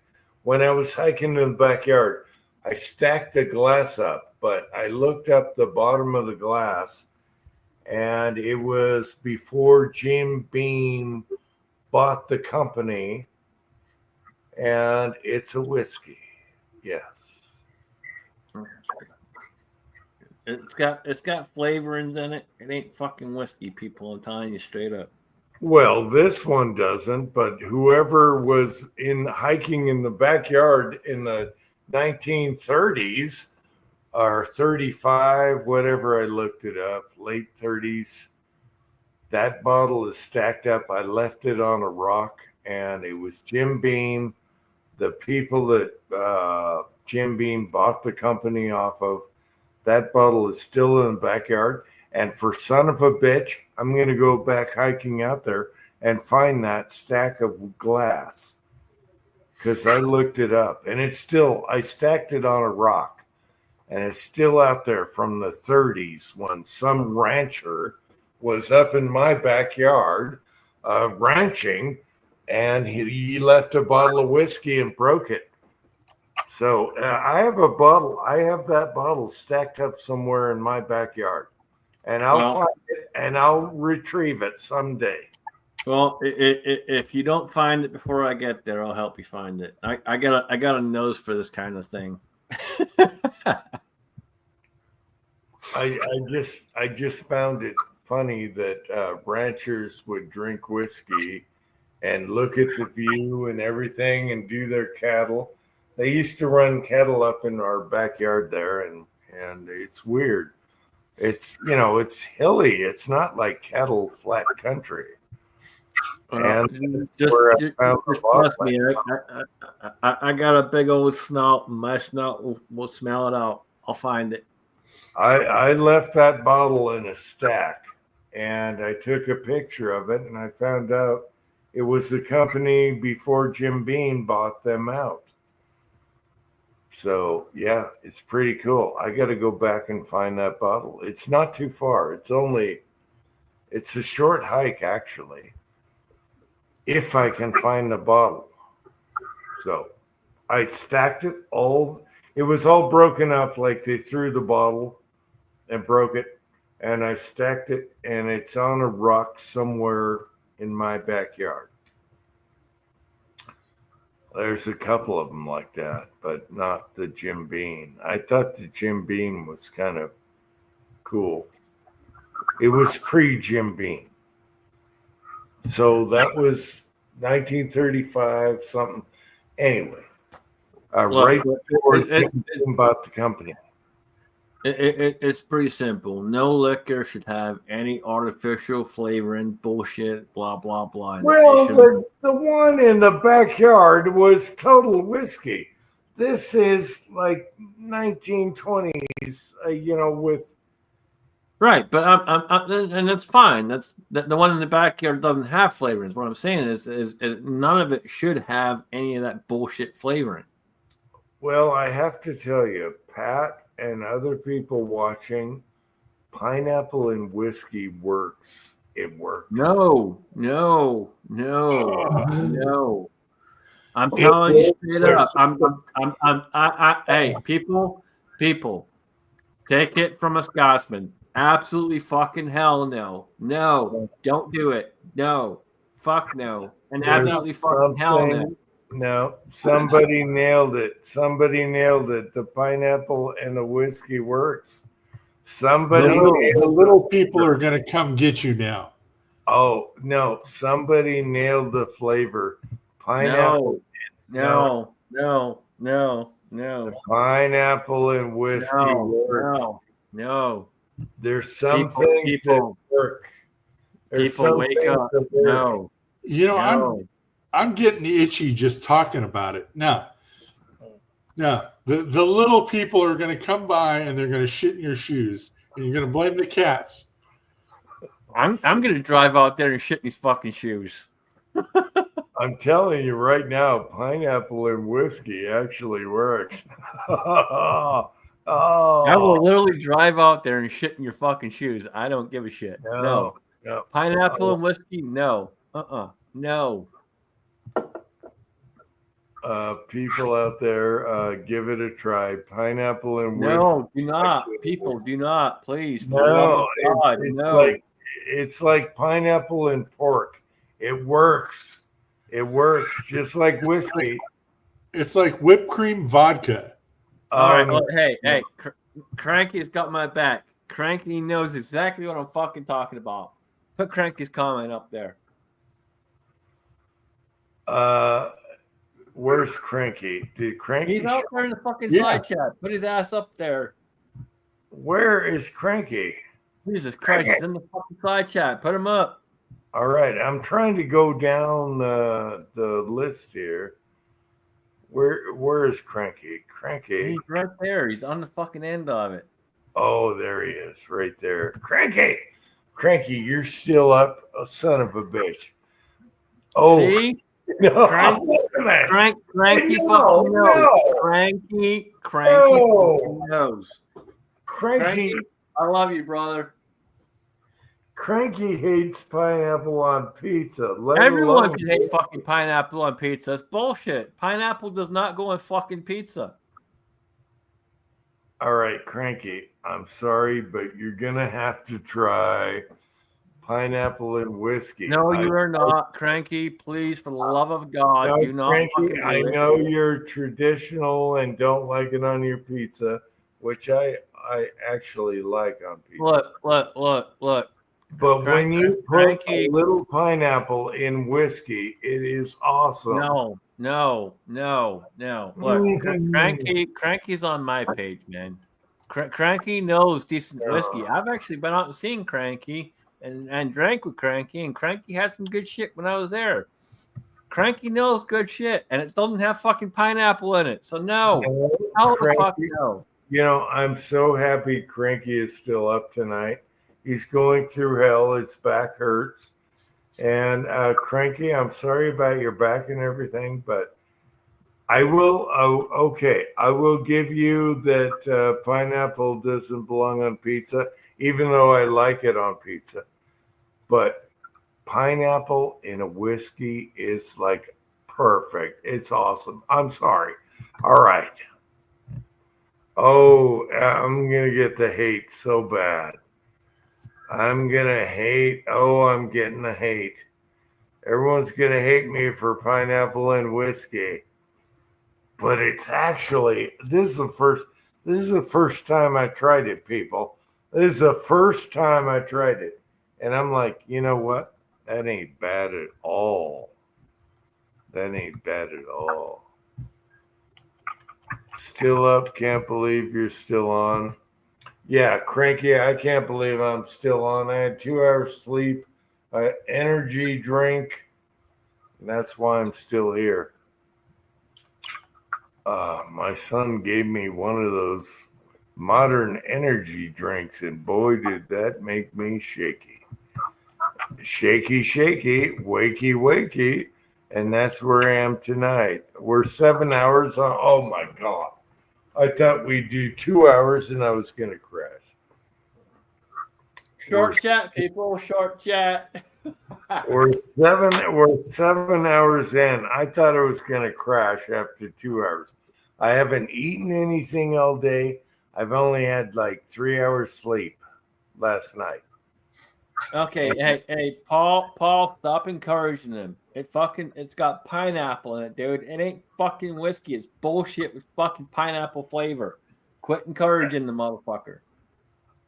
For everyone that wants to comply, try the pineapple. Don't comply. Don't ever fucking comply. Try the pineapple Jim Beam if you want to take shots. If you want to take shots, it is awesome. Enjoy your freedom, people. Do not fucking comply. Oh, yeah. For some reason, pineapple really goes good with Jim Beam. I don't know why. It does. I'm sorry. No. I'm sorry. That's like saying we landed on the moon. We landed on the moon, people. But for the last almost 70 fucking years, we haven't been able to do it again. Why? Because we lost the technology. Yeah, okay, get the fuck out of here. I'm sorry, people. The Jim Beam works really good with pineapple. There's not too much. It's not too less. I have to say, I like the Jim Beam. Oh, that's fucking perfect, Pat. That's fucking perfect. What, this one? Yep, that's fucking perfect. All right. Well, whatever. I know Cranky's not going to like it because he does not like pineapple on pizza. But my God. Yeah, according to them, they lost the technology, and that was almost 70 years ago. And Cranky. yes, Cranky, the Van Allen fucking radiation belt, blah, blah, blah. Yeah. But magically, almost fucking 70 years ago, we had the fucking technology. Yeah, kiss my ass. You're so fucking full of shit. We didn't fucking land on the moon, people. Wake the fuck up. Cranky. The Earth is not fucking You spinning know- at fucking X miles per fucking hour. Blah, blah, blah, blah, blah. It's fucking bullshit. Wake the fuck up. No, don't get on Cranky's ass right now. He doesn't When like. was I on Crank? I wasn't on Crank. When was I on Cranky's ass? I never got on Cranky's ass. Okay, Cranky does not. Cranky's Italian. It's sacrilege, to put pineapple on pizza. I do like a good Hawaiian pizza, but I'm telling you right now. Pineapple does not make it Hawaiian. Oh, I'm telling you right now, pineapple and Jim Beam. A little shot of that when you're drinking it straight, it is awesome. So I don't care what you guys think. I'm telling y'all straight up. I don't care. I'm I telling don't y'all care. straight up. That ain't fucking whiskey. You got some bullshit fucking flavor in there. That ain't fucking whiskey. Nah, I don't care. I don't care what all you guys say. The Jim Beam with pineapple is pretty damn good if you're shooting shots straight. I guess if you're a fucking pussy and that's what you like some pineapple in your fucking bullshit whiskey, go ahead. All right. You want to see my bush? I'm a pussy. Yeah, Go I got for a it. Show your bush. I don't give a fuck. Oh, Show I your- got a big bush. I love I a bet big. you do. I bet you do. You show your bush, I'll show mine. I like Cranky is still here. I like hairy back Italian women and a big bush.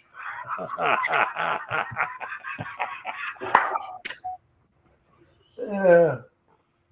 All right. I hope my wife isn't hearing all this. All right. Yep. Doors X, we never did, man. We never went to the fucking moon. It's a bunch of bullshit, man. I heard okay, you want to talk about going to the moon? I heard a thing where fueling up to get to the moon was impossible. They had to fuel so many rockets to get there. So, all right. So, I know we joke about this and we go back and forth and we talk about flat Earth and blah, blah, blah, blah, blah. And we've been talking about this back and forth for I don't know how long now, a couple months, whatever. If you go and actually look at the facts, people, and I'm telling you, please go look at the facts. And if you want the facts and you can't find it, I'll send it to you. I'm happy to send shit to people. I don't care. I'll tell you straight up. But look, if you go look at the facts of it, there is no way that was physically possible for us to do that. No way. You look at how much fuel was required. You look at the distance. You look at how long they said it took from them to get there from when they left and blah, blah, blah. None of it adds up. Zero. None of it. And then you actually look at the footage, and if you watch the footage and you actually pay attention properly to the footage, you can tell it's a studio. And there's all kinds of different videos and blah, blah out there, and people saying this, that, and the other, and whatever. But if you actually pay attention to it, you can tell it's a studio. There's nothing about any of that is actually fucking real. None. And then for them to turn around and say almost 70 years later, we lost the technology. We don't have the technology. But magically in the last 70 fucking years, we developed these magical computers that can do all kinds of fucking shit. We developed fucking AI that can do blah, blah, blah, whatever. We developed fucking smartphones that ain't fucking smart. And so on and so forth. But we can't figure out how the fuck to get back to the moon when we went there almost 70 fucking years ago. Yeah, you're absolutely fucking full of shit. You are fucking talking out your motherfucking ass. There ain't no way in hell. Ain't no way in fucking hell that you can tell me that you honestly say in the last 70 fucking years we couldn't figure out how the fuck to get back there. Yeah, you're fucking absolutely fucking going up a goddamn motherfucking tree that no monkey can ever fucking reach. Because it's that fucking tall and that full of fucking shit. You're wrong, Scotsman. No, I'm not fucking wrong. Yeah, you're just Oh. wrong. Oh, I mean, it's okay to believe that and stuff, and I'm not telling you know anything bad, but you're just wrong. How? How am I wrong? oh, geez. If you can actually show me evidence right now that proves that we actually fucking went to the moon, I will sit here and I'll throw my hands up and say yes, okay. But you can't. There's zero fucking way you can turn around and tell me that we actually fucking went there almost 70 fucking years ago, and they can't fucking reproduce it now. Yeah, it's bullshit, dude. Absolute fucking bullshit. Okay. Wait a minute. I didn't know the Jets landed on the moon. What the frick? All right. That's like saying they went to fucking Mars. No one's been to fucking Mars. Get the fuck out of here. That's bull. You know what? You know what that fucking picture is that they tell you is fucking Mars? It's fucking Arizona. No, they do. No, you go look. You look at the fucking picture. It's fucking Arizona. They're fucking talking out their fucking ass. No, I just watched what the tribulations was with the with Mars, and they were surprised that their what do you call it? Their little lander there lasted as long as it did. There was ice storms. Anyway, Pat, can you definitely tell me we went to the fucking moon and show me? Yeah. So here's the deal. Then prove it. Show me. Oh the my deal. God! I need a smoke. No, Okay. no. Fucking, if you're literally gonna sit there, it's just like you fucking tell me there's no the curvature fucking exists. Okay. Blah, blah, blah. There's. Let me start with one way. Show You me. can go to your local observatory. I don't know where you're at, but you can go to the Griffith one down here in LA, and they'll point a laser at the moon and fire it off, and you'll get a reflection. The amount of time is necessary for that reflection to come back to you, where it could only be coming from the surface of the moon, from the mirror that they put down right there on the moon on Apollo 11. And they use it all day, every day now to measure the distance of the moon to see if anything's going crazy or the Earth is slowing down, all sorts of shit. There's retroreflectors placed at every landing site for science. And you actually believe that? yeah, You actually fucking believe that shit? yes. Wow. Okay. Okay. Well, You are way fucking further gone than I thought you were. he's going with science now. All right. all right. He's going with what people are telling you, which is not the fucking truth. You gotta understand that we've been lied to for fucking years. They've been lying to us since World War fucking One. Okay. And if people don't start to realize and wake up and fucking understand that we've been lied to since fucking World War One, and actually look at the evidence and look at what's been going on and all the shit that's happened in those years, you're never going to figure it the fuck out, and you're never going to actually stand up and stop the bullshit that they're trying to do. And this is the problem. We are living in a fucking world that they have created, and they've created it by telling you certain things that happen that never fucking happen, but you believe it because they tell you it's history when it's not actual fucking history. They've been deleting history for the last fucking 30 fucking years plus. Easy. Oh my God, Cranky is with you. Oh my God. Oh my God.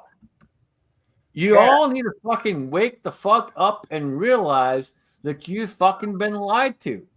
And I don't know what else to tell you. I'm sorry, folks. I'm not fucking joking when I say this shit. I'm telling you straight up. Y'all been fucking lied to. And you need to wake up and realize that you've been lied to. And you need to understand that the world you think we live in is not the fucking world we live in.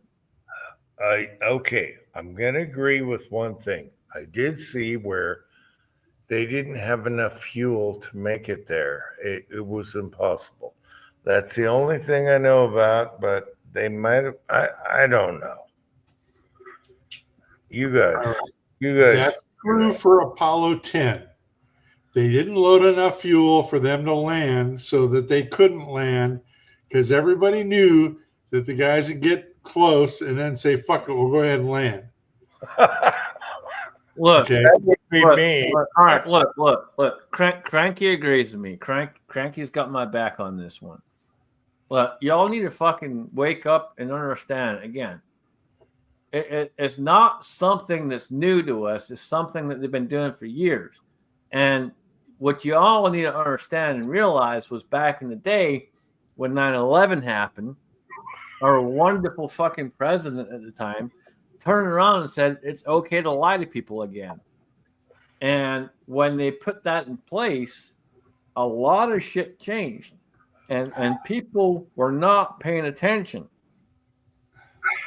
And then you also had Obama follow fucking suit and do the same thing and actually legalize it and make it law to lie to the American people. And people still to this day do not understand that it's technically legal for them to lie to you all fucking day long. They literally fucking passed it in the law when he got in office in 2008. Wake the fuck up. You have been lied to your entire fucking life. They have been telling you bullshit for fucking years and telling you they fucking landed on the moon and did this and did that. One of the bullshit is absolute fucking horseshit. We didn't land on the fucking moon. We've never fucking been to space. That's absolute fucking horseshit too. We never fucking made it out there. They literally tell you all kinds of crap and expect you to sit there and fucking believe it. And because you're fed this crap through the fucking news, you sit there and think that it's true. It ain't fucking true. You go and do some basic fucking research, you can understand basic physics of it's just not fucking possible. It's not fucking possible. Okay. To counter that, I will agree with you that we have been lied to, but not about the moon, and not about the Earth being a sphere. All right, and not hang on. So let me ask you this. You're gonna sit there and tell me you disagree with me. You're gonna tell me the moon's real and the sun's real and all this other shit. Tell me how we're fucking spiraling X amount of fucking miles per hour, and they're supposedly spiraling X amount of miles fucking per hour. But when we look up in the sky, they ain't fucking moving. Yeah, they do move. Go outside, go grab a beer, pop it open, and you can watch the moon go by. And you can watch the stars go by. And you can watch the planets go by. You can watch all that shit. Or just set your camera up on a time lapse and watch the streaks. All right, so let me ask you this. From your backyard.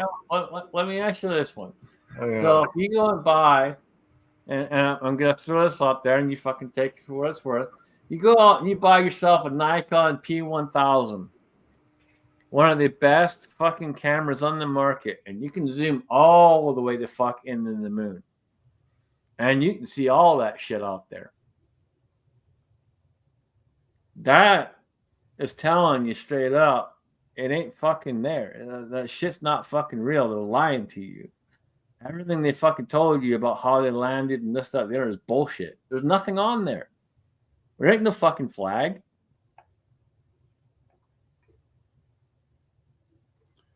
There ain't no flag, dude. There ain't no fucking flag up there. It's probably gone by now, but yeah, they put a nylon flag up there.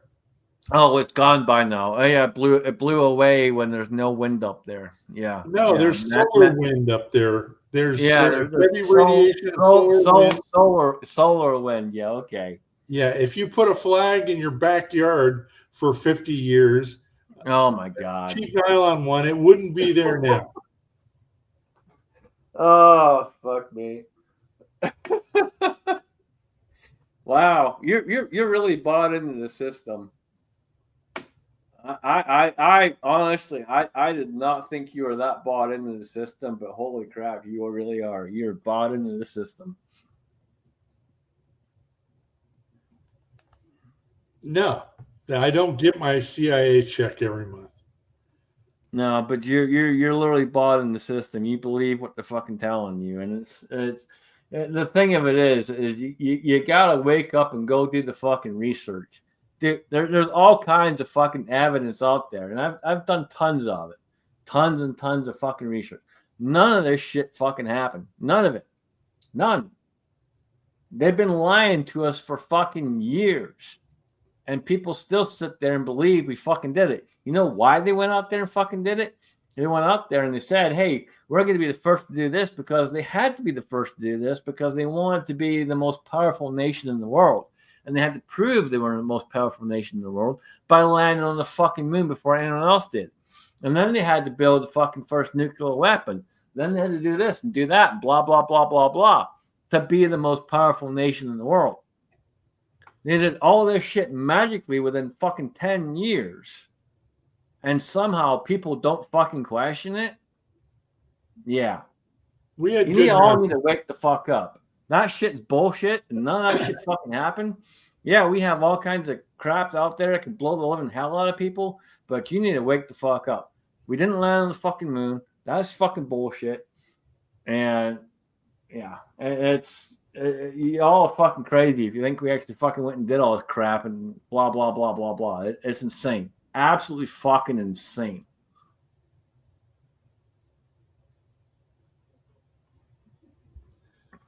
Okay. No, it's perfectly rational, Scotsman.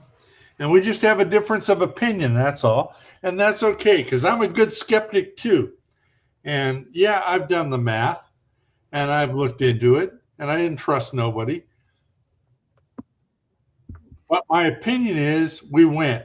And not because somebody told me we went, because the shit's still there. All right. Well, that's your opinion, and look, hey man, I appreciate you. You know, you're my brother. I'm not. I will never dish you 100%.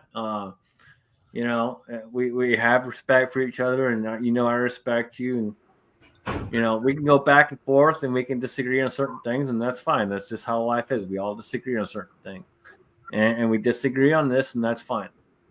I still love you. You're still my brother. I still appreciate you. And you still have the most awesome fucking stash on YouTube. And Scotsman, I'm not saying you're stupid. I'm just saying you're wrong.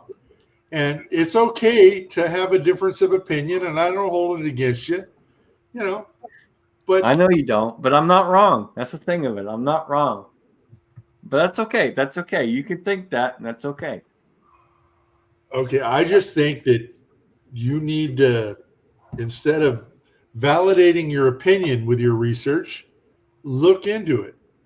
I've looked. You know, Look. Okay, so guys, look. I've looked into a lot of this stuff, and what you got to understand and realize is, you know, we joke about living in the Matrix, but it's not really a joke. We actually live in the fucking Matrix. You need to all sit there and figure out what's going on. And go actually do some research and look at different things. These things that they're telling you are absolutely 100% real, this, that, the other. They're not. They are things that have been generated or made on purpose by them to convince you to act a certain way. And this is the thing of it. You need to understand that you need to get out of the Matrix and think for yourself. And y'all can think I'm crazy, whatever, and that's fine. It's in the fucking name. So okay, Scotsman, just as an example, since way back in my childhood, I failed 7th grade government because I told the teacher he was full of shit about the Civil War because I did my research and I stood my ground. And I failed the class because I wouldn't suck a dick and listen to the guy feed me a line of bullshit. I know how to be a skeptic, and I know how to take it to the end. And I don't mind. I mean, that's just the way it is. I don't take bullshit. So again, you know and you understand it. So again, I'm not trying to disrespect you, and you know this. I have mass respect for you. It's just that people don't go out and do their own research, and they don't actually look at things. And you did back then, and that's good. I'm glad you did. I'm glad you went out and did your research. Okay. All I'm saying is with what's going on today, I would say go do more. And I encourage people, get out there and please, for the love of God, go out there and do more research, because you'll see a lot of things that they're talking about and telling you ain't fucking true. okay. What I'd like you to do is go look at some footage from like Apollo 15 on, where they're in the lunar rover and throwing up rooster tails. Now, if they did that in a soundstage, there'd be dust. Every little particle of shit that they threw up on a rooster tail made a parabolic arc and hit the ground and didn't bounce because there was no air. And if you look at how fast the little bits of dust in the rooster tail went down from the top, you'll notice that it didn't go at G here on Earth. It went 1/6 the speed because it was on the fucking moon. And you can't fake that in a soundstage. You can absolutely fake that, but whatever. No, you can't fake. No, you can. And 1/6 if you gravity actually, vacuum in a soundstage. if you go watch the original moon footage and you actually look at what they say was a landing on the fucking moon, and they say, there's no gravity, blah, blah, blah, and they're bouncing and doing this and that and the other, you go look at it, you can tell from how they're reacting, how they're actually doing it, and it's not fucking them bouncing up and fucking down because of no gravity. That's bullshit. You go look and you can see that they actually have cables, wires, the whole fucking 9 yards. Everything is on a fucking stage. All right. And what I'm saying, Scotsman, is if you look at the film, you can't put wires on dust. You just can't do that. When you throw a rooster tail at dirt, you can't put wires on it. You can't blow it with a blower. You can't do nothing except look at it go up and then straight down because it's in vacuum. And look at how fast it comes down, and it can't be anything other than. So explain to me how in the last 70 plus fucking years, well, actually we're probably we're almost fucking 80 plus years at this point, how we still haven't been able to go back. Okay. Because they lost the technology. 80 fucking plus years, and yet we've developed all these other fucking crazy ass bullshit, cell phones, fucking smartphones, blah, blah, blah, and all this other bullshit. But we can't figure out how to fucking land on the moon. Yeah, okay. All right. My opinion on this, Scotsman, because Rockidine's right down the street from my house, and I've been out and looked at that and the places they've tested those motors and stuff, is in 1972, they decided that we're not going to spend our money on the Apollo moon rockets anymore because people have been really likely to die a couple of times, and we ain't going to do it anymore. And took the money and put it into the space shuttle. We're not going to spend money. Yeah, okay. They spent it on the space shuttle. We literally waste fucking money on every goddamn motherfucking thing on this fucking earth, but we're not going to spend any money to go to fucking space because nobody was watching this shit on TV. People were bored once, but we'll never do it again because we don't want to spend money. Okay, let me stop for a minute. That's absolutely fucking horseshit.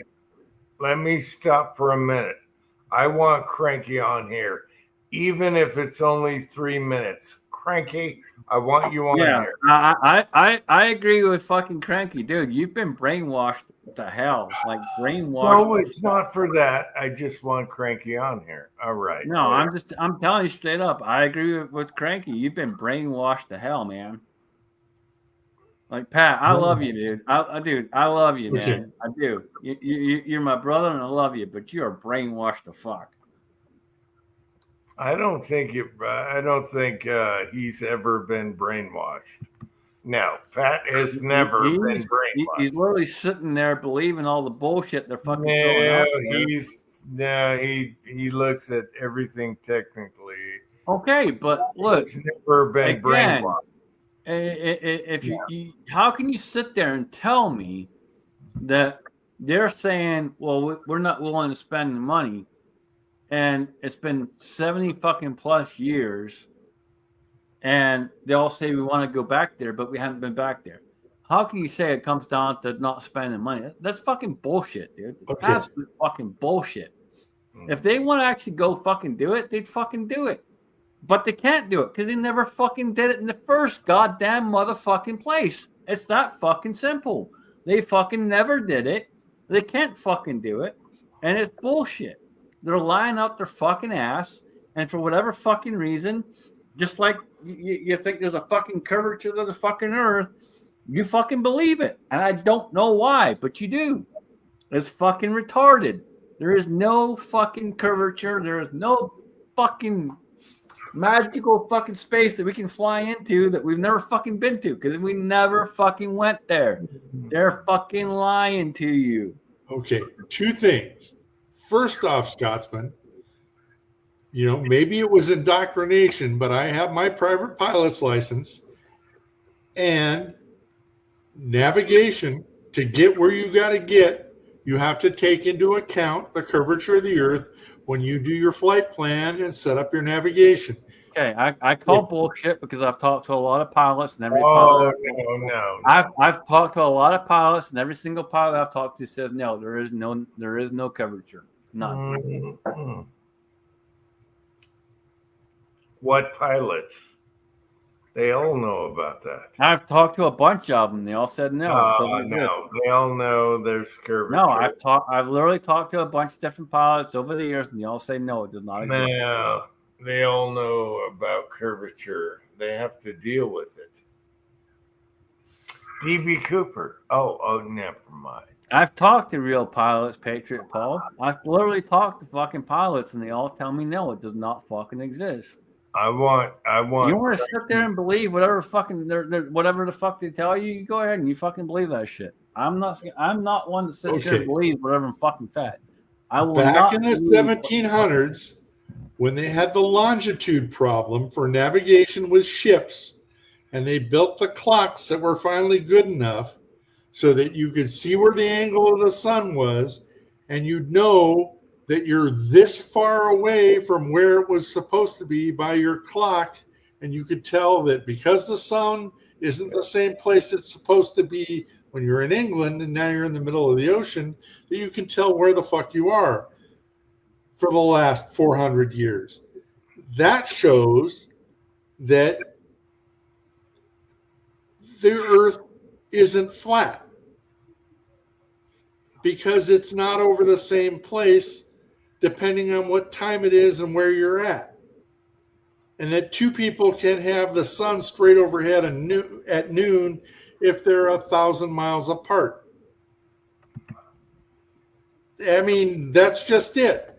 If you get a really good clock like you can get now, or get a mechanical fucking watch, and then get in the car and drive a couple hundred miles, you'll see that the sun doesn't hit the peak of the sky at noon anymore. Your clock's either wrong or the earth is round. We already know the earth is round, so that's done. But I want Cranky on here just for 5 minutes. Who wants to see Cranky for 5 minutes? Cranky! I'm ready to eat. I'm done. I'm totally tired, but Cranky. Come on, Cranky, get your ass on here. Cranky, you need to support me, man. Cranky. You're on the same fucking path I am, so get your ass on here. I am so done, Cranky. I need to eat tonight and maybe pineapple on a pizza. Oh, whatever.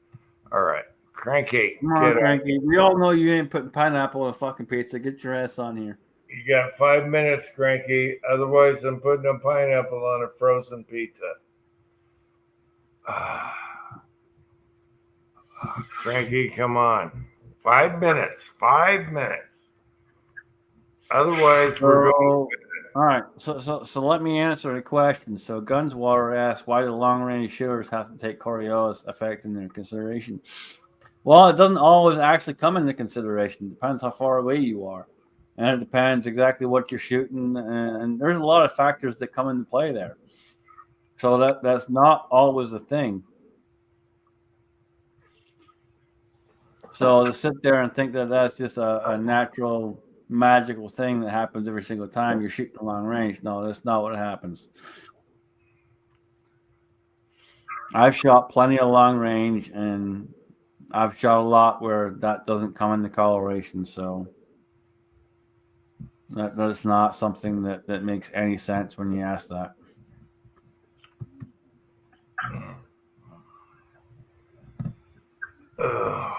I'm not a bench rester, so I don't care because bench resting doesn't equate to real life. Not a bench rester. Point and shoot, hit it, get rid of it. That's how I look at it. You're not gonna make it if you're just a bench rester. Oh, Cranky came out for a minute. Oh, wait. Cranky! Come on, Cranky. It's Cranky. Hey, get on here, brother. Help me out. I want to hear Cranky. Cranky? It's me. Help me out, brother, because these motherfuckers won't listen. Yeah, I don't know. I even NASA says their whole reason they can't do it again is because they can't send humans through the Van Allen radiation belt. And obviously, they would have had to pass through it twice, once on the way there, once on the way back. And nothing ever happened to them. These guys lived to be 80, some 90-something years old. Should not have happened if they really went through the Van Allen radiation belt. They, might not have survived the trip, let alone, they should at least have ugly fucking kids. You know what I mean? Like it should have affected them somehow. Maybe they had ugly kids. What? All right. Well, they probably couldn't fucking have kids because they went to the fucking radiation belt. Did they ship shit up there? I'm sure they shipped shit up there. So if you look through a telescope or bounce a laser off of it, it's probably bouncing off of something that they put up there via rocket. I have no doubt that they can do that. But, I don't believe that they sent humans based off of the 1960s technology. They're not buying it. It's absolute horseshit. Not buying it. Not when Elon with all his advanced technology and all that crap still hasn't done it. And the thing of it he can land rockets. See what he does with rockets? He actually lands rockets and get caught by the stupid, harness there and all that crap. Like he can do all that, but he can't go to the moon yet. Get the hell out of here. There's no way they did it in the 60s. The thing of it is you got to go back and you got to look at the history. So go back and look at history. Yeah, they did it to lie and beat the Russians. Look at what was going on at the time. They were in a huge rush to try and magically get to the fucking moon. They were in a huge rush. So you had Russia and many other countries fucking trying to push to get there before anyone else did, right? And magically, some fucking how we got there. It's horse shit. They fucking lied. They even have a spaceship, breakdown that they cobbled together with parts to get them back. Right. And it's horse shit. They fucking lied to you. And they told you we got there. We told you we did this. They told you we did that. Blah, blah, blah, blah, blah. And then you can go back and you can look at evidence. And there's tons of evidence out there. You can go back and actually watch videos of the astronauts that supposedly fucking went there, and they'll all tell you, we didn't fucking go there. We never went there. They all say, we never went there. It didn't happen. Yeah, but it was one of the astronauts who supposedly went, who was giving this speech where he let it slip that the reason they can't go back is because you can't pass through the Van Allen radiation belt. So even he said the reason they can't go back is they can't pass through it. Then how the hell did they pass through it? I'm not buying a theory of, oh, we went really fast. They never did. Yeah, of course they never did. It's been said many times by people that were supposedly went there. They all said we didn't go there, and it's on camera. Hey, there's all kinds of videos. The problem is, the other. Pat is from the same generation I am, and we grew up, still believing that the government wasn't lying to us, and we grew up believing that crap, and it's hard to let it go. Well, and the thing of it, look, y'all got to wake up and realize that. Look, I came here with good intentions. I came here with wanting to be a free person. I never came here with any bad intentions. I never came here wanting to fucking do this, that, the other, blah, blah, blah, whatever. I came here with good intentions. And I came here to be someone who loves this country and appreciates this country and what everything this country stands for. And that's exactly what I try to do. And when you look at what they tell us is history, and when you look at what they try and tell us is true, it's bullshit. They're fucking lying up their fucking asses. And people sit there and fucking believe it all day long. And it makes me very, very upset that people sit there and believe it, when if you actually go and do research, like you said, you're talking about the Van Allen belt. If you actually go and do research, it's not really possible for us to break through that fucking barrier. But people still somehow believe we fucking made it all the way there, made it all the way back. And in the last fucking 70, 80 fucking years, we don't have that fucking technology. How does that make any fucking sense? I know, especially when you see the level of technology we have today, fucking normal human compared being. to what they had in the 60s. No, seriously, that ship looked like it belonged on an episode of Lost in Space. All right. 1 minute. Give me 1 minute. All right, Pat, go ahead. Okay. A couple of points. First off, on radiation. Like, just for instance, when the guy had the accident with a demon core and dropped the screwdriver and dropped the beryllium shielding on the plutonium pit and zapped himself really good, there were 10 people in the room, and only the guy standing over the pit died of the radiation poisoning.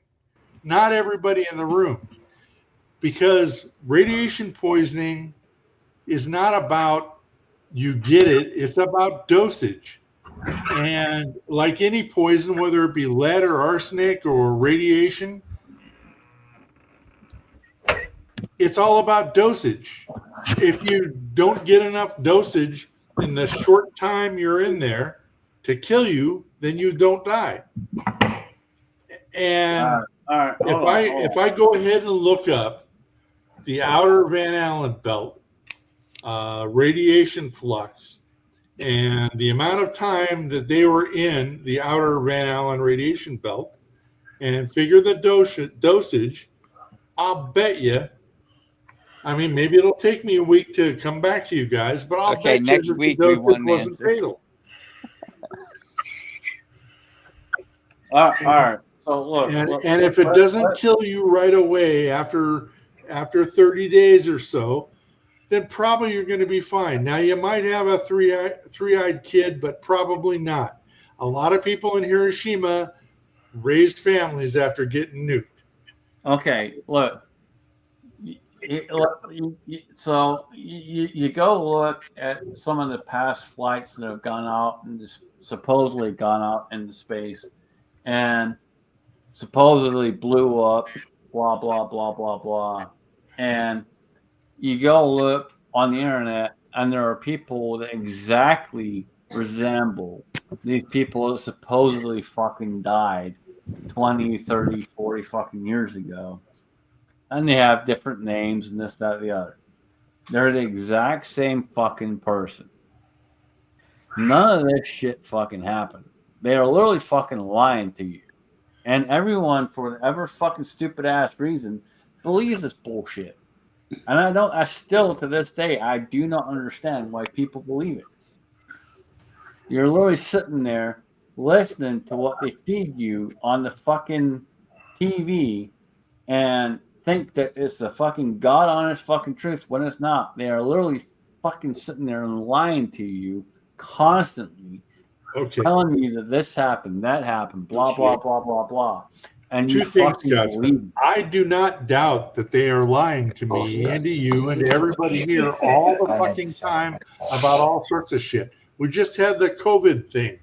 We just had people telling us that boys should play in girls' sports. They lie to us all day long. But that doesn't mean I believe in the moon landing. It means that I've looked at the moon landing myself, not listening to nobody. And it seems to be most likely that we did.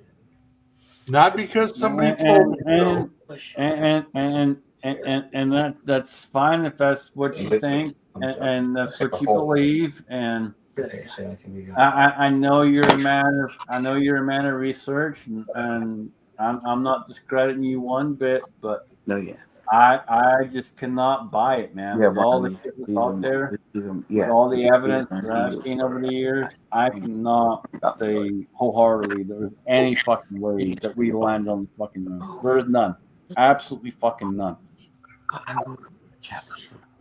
I came in to go to the bathroom and I started texting. They are lying to us hand through fucking fist.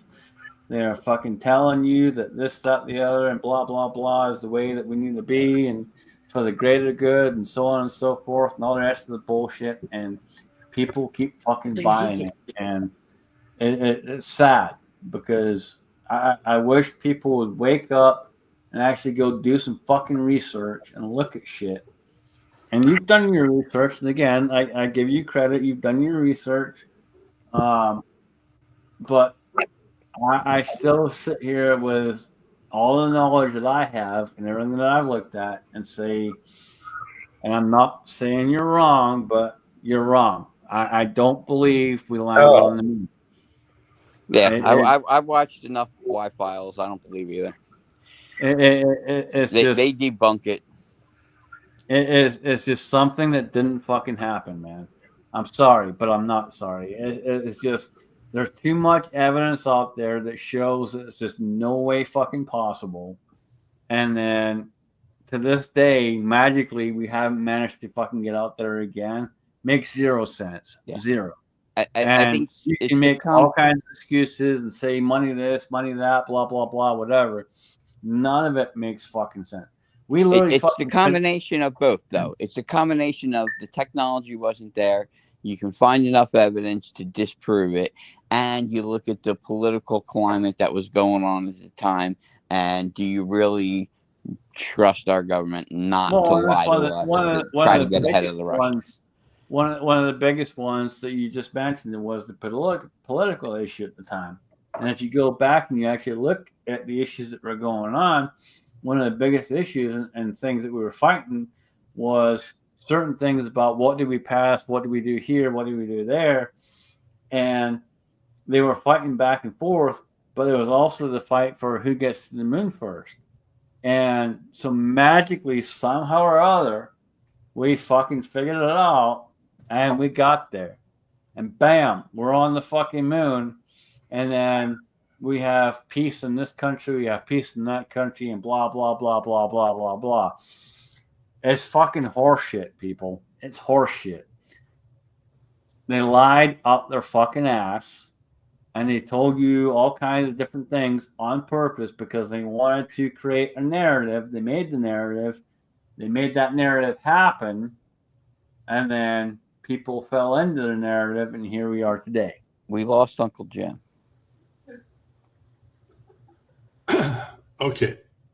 To speak to Cranky's point, and yours too, Scotsman, let's start with the F-8 Crusader fly-by-wire program that took the Apollo guidance unit and stuck it in a jet fighter to see if you could do fly-by-wire with it. Now, if we have the technology to fly a fighter plane using cobbled together spare parts from the Apollo program, and it worked and nobody died, and there's test data and engineering data and all sorts of crap on that, that tells me that when that thing was built in 1968 and then stuck in a F-8 Crusader fighter jet in 1974, that they made one of those things, and it exists and it worked. So, yeah, we had technology in 1968 that worked because they kept using it. And there was all sorts of weird shit, little stuff that can't be fake, like the Apollo guidance computer. Some guy bought one at a government auction by mistake, bench tested it, and got the fucker up and working just about a year or two ago. The only one in existence, because the rest of them, they don't work and they didn't get out into the public and they're in museum. So a bunch of crazy bastards went ahead and got this thing up and running.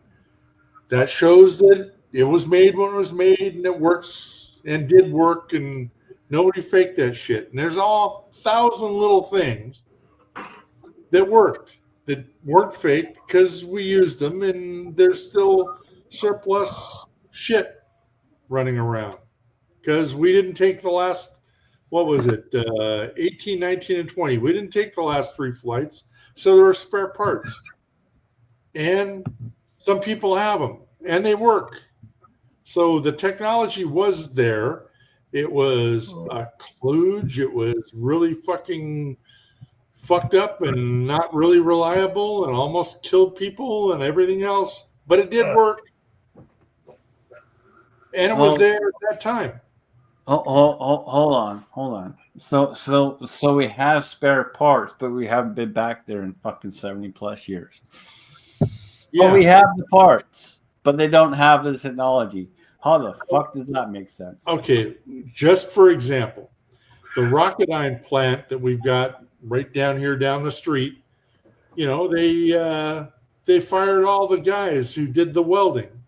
And the contract was over. Didn't make any more F1 engines. Yeah, they got the blueprint, but they don't have guys that know how to weld the cooling for an engine bell anymore because nobody does it that way anymore. And nobody needs that big of an engine anymore. And the guys are retired and gone.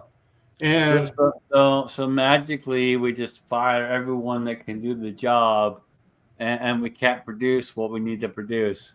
Yeah, that makes total sense. Just as an example, this whole moon rocket they got now, this Artemis that should be canceled, well, they had to restart the production line on the space shuttle engines for this thing.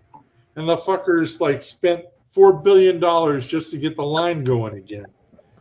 Because the people that made that shit back in the 80s, they're all retired now. And the shit we were doing in the 60s, it's even worse than that. That's why. Because we don't do it that way anymore. And the people who knew how to do it and took a paycheck went on and did something else. It's fucking hilarious, dude. That's fucking hilarious. It's like a lot of shit, though, Scott. But it's like the same reason we don't build battleships anymore. We can't build a battleship gun anymore. The people who used to do that shit in the factory they made it at, that's all gone. Yeah, they don't need a battleship anymore. Okay, but let's say we wanted one. If they wanted one, the U.S. military would build one. There's no question in my mind. If there was a need for one, if it still fit the MO to have one. But, battleships went, the way of the dodo bird. You don't need them. They were replaced by aircraft carriers. It cracks me up when Trump came up with the whole fucking Space Force bullshit and blah, blah, blah. And everyone's all fucking going out there. Oh, we got fucking Space Force. We got this, blah, blah. Dude, we ain't fucking been there. So what the fuck are y'all celebrating? We're celebrating nothing that means nothing. Oh, I think we've been in space. There's no doubt in my mind. We just had those people trapped in the space We station. haven't been to the fucking moon, though. We haven't fucking landed on the moon. I don't think they went to We the haven't moon. done that. We may have crossed the path into what is space, but we have never been to the fucking moon.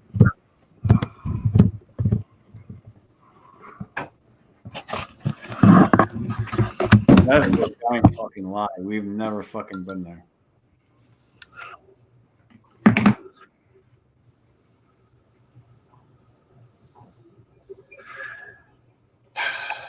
Well, so here's the thing.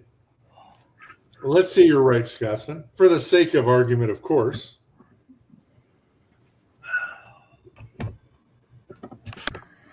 What does that show? That if you believe that the lie was that complex and deep, that fraud has been shows you the power of the government. shit for the last 80 years, and nobody has cried foul about it. I mean, okay, what's the difference? Well, I mean, why would you maintain why do you think no one's cried foul? They didn't cry foul because people sit there and go, well, we had to have something where we were on top. That's why no one cried foul. They never said anything because they knew that someone had to be on top, and magically the United States was on top. Yeah, they had won the space race, so why try to discredit it? Ain't no one gonna try and discredit any of them. So why would Vladimir Putin and Modi in India and the Japanese and Commie China all maintain this lie? They've got no interest in our being on top or the space race, and they'd like nothing more to show that we're a bunch of frauds. But instead, you do understand that all these countries work together, and that we are not sitting here alone as a united front or this, that, the other. We literally sit here with countries working together, and all these countries sit there and go, hey, this is what we want, blah, blah, blah, blah, blah, and everyone fucking complies. You do understand that, right? okay. So let's go with, Cranky. I know the North Koreans have launched a satellite, but we'll leave them out of this for right now because we're talking about the moon landing. Right. The commie Chinese have no interest in maintaining our national prestige. Yeah, but the commie Chinese haven't put man on the moon either. No, but they put a satellite no one has around the moon, and they put a lander on the moon. That's bullshit. With No a one sample has. return. No. Yeah, one. but that's just launching shit up there. Everyone's been able to launch shit up there. I mean, we're talking about putting human life up there and getting it back and having no ill effects that they should supposedly have had if it was true. Especially, like I said, during a time that we know the government was lying to us about everything. They lied about the Kennedy assassination. They lied about the Nixon's crap. The government was doing nothing but lying to the people. Gotta remember that entire generation. They've been lying to you way longer than that. They've been lying to you since fucking Titanic. Titanic was sunk on purpose. And if y'all don't fucking realize I know, exactly. So that they can create the National Reserve Bank. If you don't all realize and understand why the Titanic was sunk simply to create the federal fucking system. Why was the federal system created? To make you a fucking number. You are a fucking number. You are a part of the system, period. And that's why they did it. And the people that said no, they didn't want to have this happen, were fucking killed on fucking purpose. They were literally fucking drowned on purpose.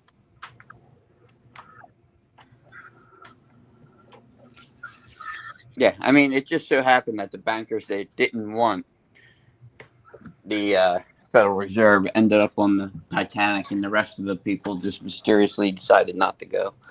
Well, and it just so happens that the person that owned the company decided that they want to take an insurance fucking thing out the day prior, and then decide that he's not going on the fucking trip, and then boom, it fucking goes under. And yeah, So yeah, I guess it would be a lot easier for us to believe, Pat, if the government wasn't lying to us about everything else during that time period. So when you combine the two, it's too big of a reach, I think, in my mind. There's way too many things that stand out and say they have not told us the truth, period.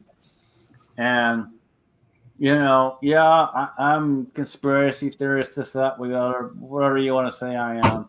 That's fine. I get it. Most people won't believe what I got to say, and that's fine, whatever. But if you actually go and sit and look at the evidence, it makes sense. Okay. Just as a for instance, I can reasonably agree with you that it's a possibility that the Titanic, you know, ran into the iceberg on purpose. Could be. I mean, I've got, you know, I'm not an expert in the Titanic. And I could say that, you know, the head of the John Birch Society and most of the super conservative right-wing Republicans died in Flight 007 because, you know, it wasn't an accident shooting down that airliner. It was an assassination. There's lots of weird shit goes on all the time. And there's lots of coincidences that just turn out to be unlikely coincidences too. Okay. All right. Let me ask you about another one. And yeah, they got their hooks deep in. Cranky, I'm sure you're gonna have my back on this one. But Pat, tell me about 9/11. Okay. You're a pilot. I want to hear it. Tell me about 9/11. All right. So first off, I'll tell you this: that you can get enough simulator training to have an Islamist engineering student get enough experience to fly a plane into the side of a building. That's pretty likely. Yeah, especially when they had no interest in landing on or practicing how to land. Yeah, they were only focused on flight. Let me ask you a question, and it's a serious question. And there are lots of people out there that have discredited this. There is no way in hell that jet fuel will take down a fucking building. Okay. So let me just say this objectively, that, you know, I took a bit of metallurgy back in the day, that if you heat a steel beam to 1200 degrees, it's going to start bending and failing. You know, that when there's a fire that goes on for a long time, even though there's asbestos coatings on the beam, if you stick it in an oven and it's hot enough, then it's going to fail. And it's just like anything. If you drop something, like when they blow up buildings today, you don't have to take the whole building and blow it up. You just have to take 3 or 4 feet and let gravity do its thing.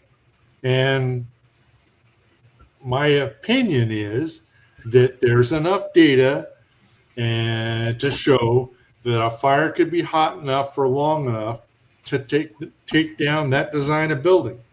And you don't have to take it down at the base. You just have to get enough stuff falling. That's all. And it's plausible and probable that, fire could do it. But that only explains 2 of the 3 buildings. Right. So the other one, that square one off to the side that came down, I have no fucking idea. Yeah, building 7. Yeah, There's Yeah, no. I don't know about that one. I haven't looked far enough into that. All But- right. So hold on. Okay. So number one, I call bullshit. Number two, explain to me why there are so many engineers out there that have made various different videos over the years that say there's no way possible that it could get to that heat to literally melt the building.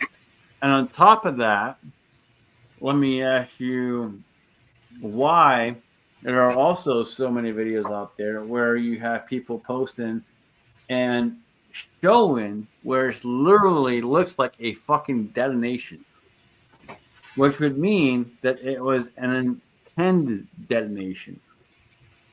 Okay. So if you take a steel beam that's been heat treated, it's been heated to a certain temperature and cooled a certain way so that it has this sort of strength and probably double what it needs, and you cook it long enough, then the stuff turns into spaghetti and doesn't support weight anymore. And it doesn't take much when you've got like 10 floors of burning, heated up steel for one little floor to drop 10 feet and then take the rest of them with it. So that's you're basically telling me you're in the system and you believe everything you're told. What I'm trying to say that if you wanted to fake this, the failure started above where the planes hit, and nobody could have planted the charges on the right floor, not knowing what floor the planes are going to hit at. So faking it would be a lot more implausible than not faking it. That's what I'm. That's bullshit. That's horseshit. Yeah. I'm not a they planted the explosives in the building guy. The only questions I have is there's no explanation for Building 7, and I certainly question who like the money backers and organizers and stuff were. Like I think they pretty much sold us on the whole Bin Laden thing, and I think there was other people like the Saudis involved, and it was something that was sold, and it was by design. If you go back and you watch the video where the president is being told what's happening, and you watch his reaction is something that says almost nothing, because he sits there and acts like nothing is happening. I'm sorry, but if you are someone who's supposed to be the leader of the free world, and you just get word that major fucking buildings got destroyed, I'm pretty sure your reaction would be something different, to the point where, okay, we're going to go ahead and fucking do this. But no, his reaction was subtle, didn't fucking really move, and then turned around and basically did almost nothing. So you cannot tell me that this was something that wasn't planned. It was planned, it was organized, and these people orchestrated it. And as much as it fucking sucks, this is how it was. I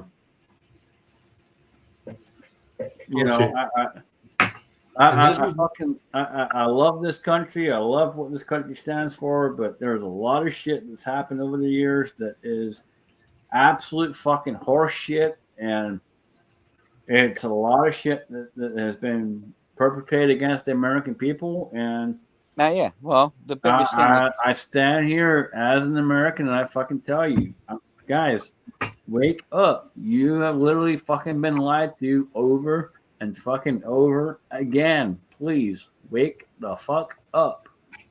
Okay. So every year the FBI goes and arrests a retard that was planning to like blow up a government building, who is just some autistic punk who they got an informant with and built up the thing and did it. They do it every year.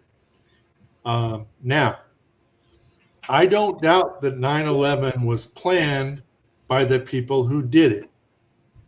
I don't know whether or not anybody else knew that they were planning it, were helping them planning it from our government.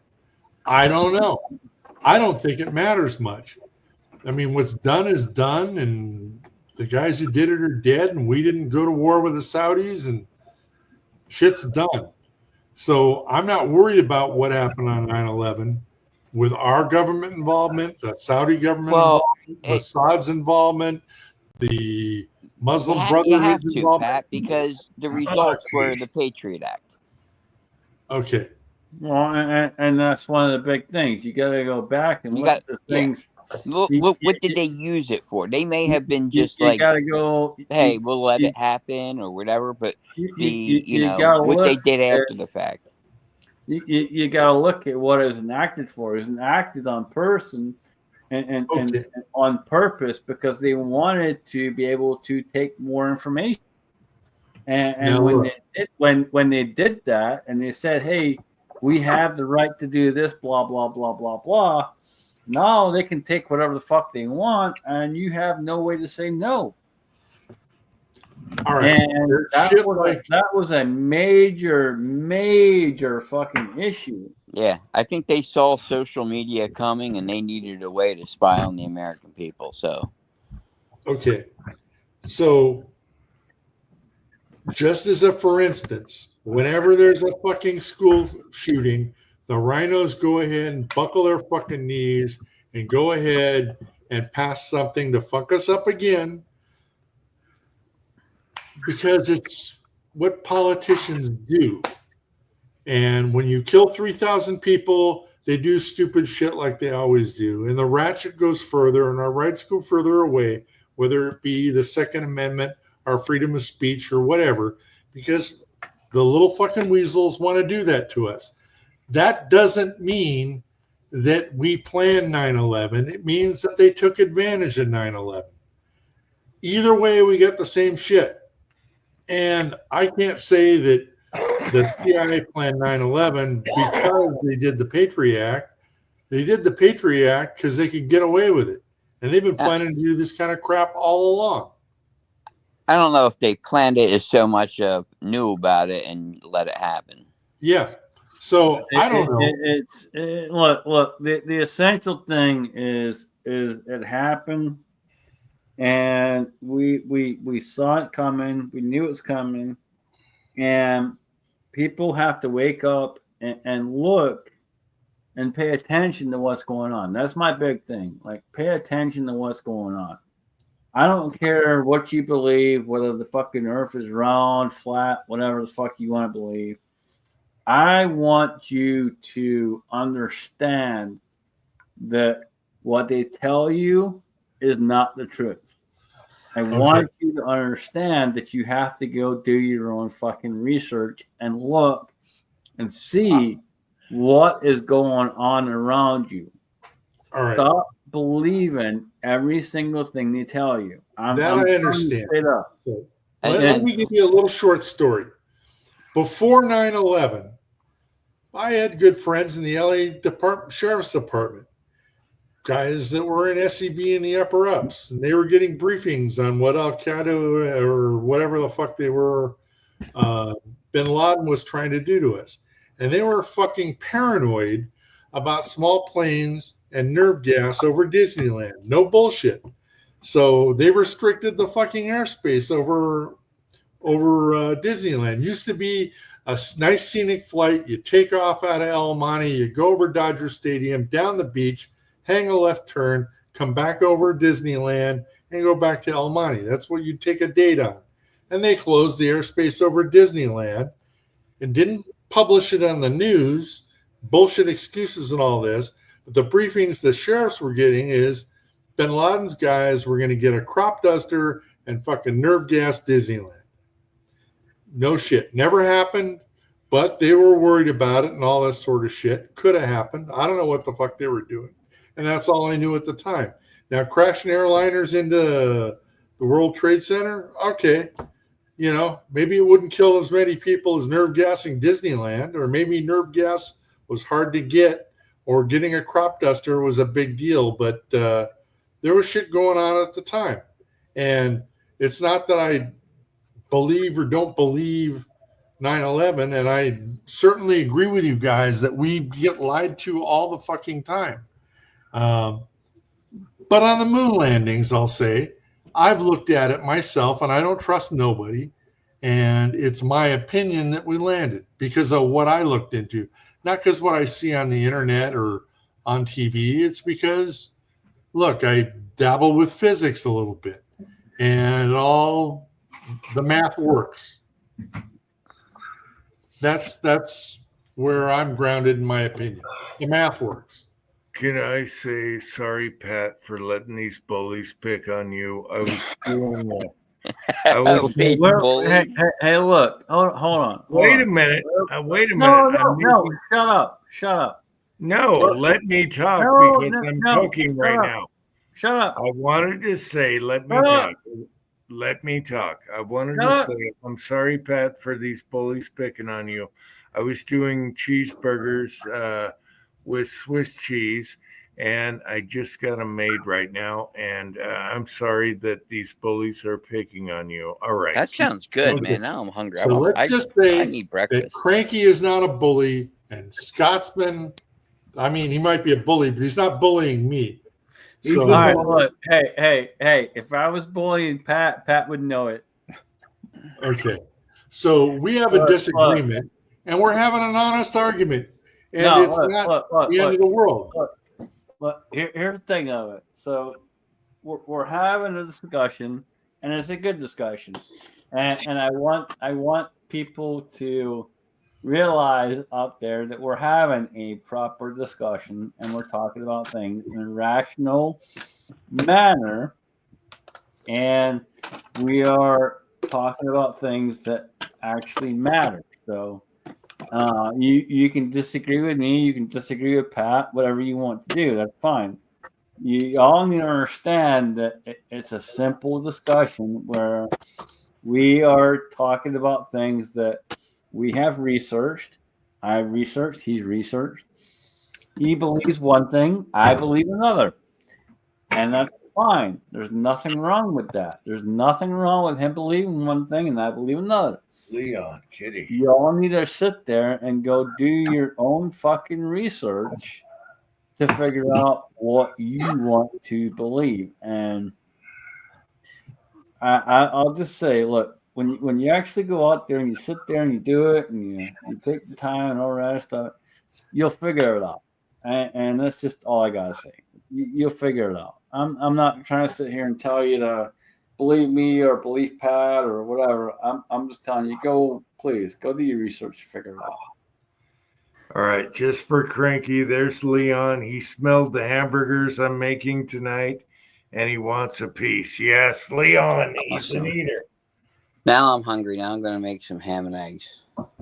Leon lives. So, yeah, I did hamburgers with Swiss cheese. Yeah, he's looking really good. He's looking really good. He just needs to gain like 1 pound, and he's good, or a half pound. Well, you know, cats are light. I got to get him back to 16 pounds. But yeah, here he is. He smelled the hamburger. He wants a piece. So there's that. So I'm sorry, guys. I had to eat, so I had to make hamburgers. Oh, I should have put onions. Damn it. Oh, well. All right, where are we at? Now I got cat hair on me. Damn it. It's 4 a.m. and I'm making breakfast. Oh, but this big boy is looking so good. Give me a face, boy. Give me a face. Come on. Where are you at? Oh, give me a face. I'm right there with the Cranky man. 4 a.m. We're fucking 4 a.m. and we're doing breakfast. Oh, Leon, I'm sorry. I dropped Leon. Sorry. I almost broke his leg. All right.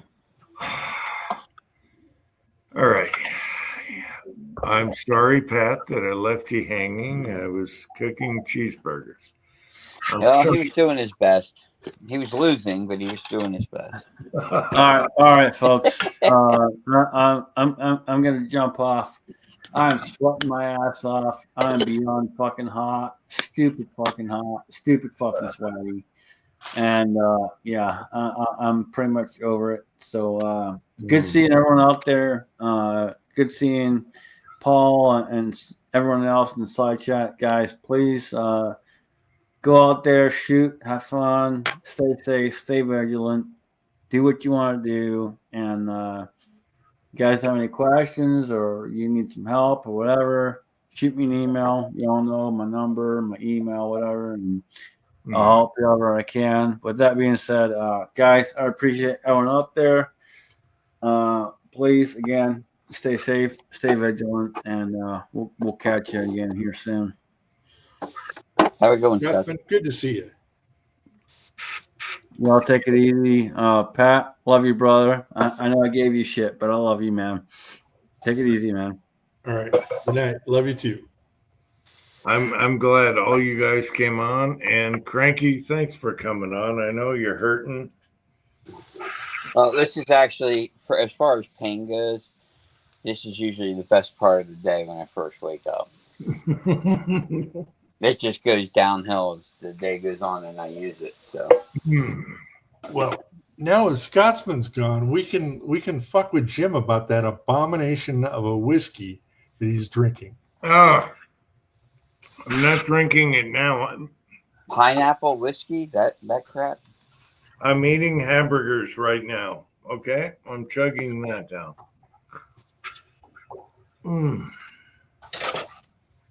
Hell yeah.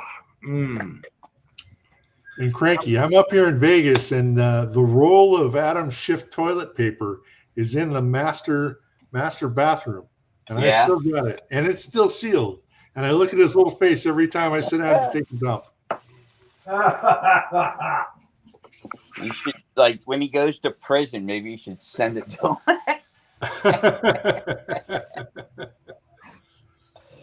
That asshole. I can't wait till he goes to prison. Oh, yeah.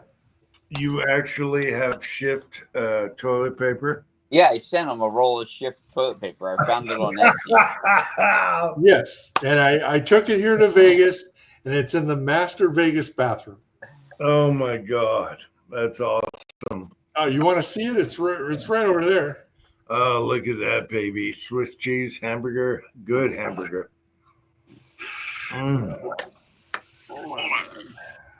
Get rid of this. Yeah, I want a picture of that. Okay, hold on. Can you see that?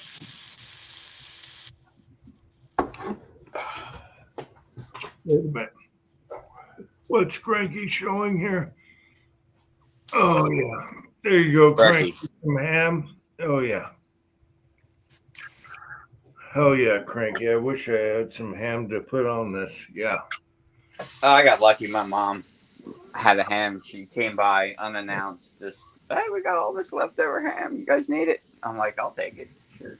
Oh, hell yeah.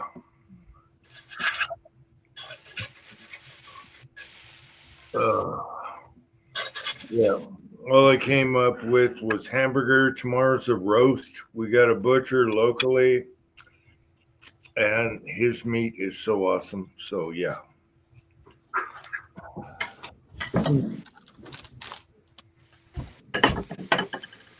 Okay, Pat. Hang on.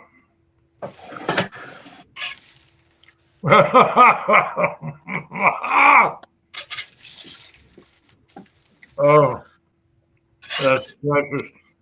That is like the Hillary toilet paper. Wipe your butt on it. Yeah, that's Adam Schiff.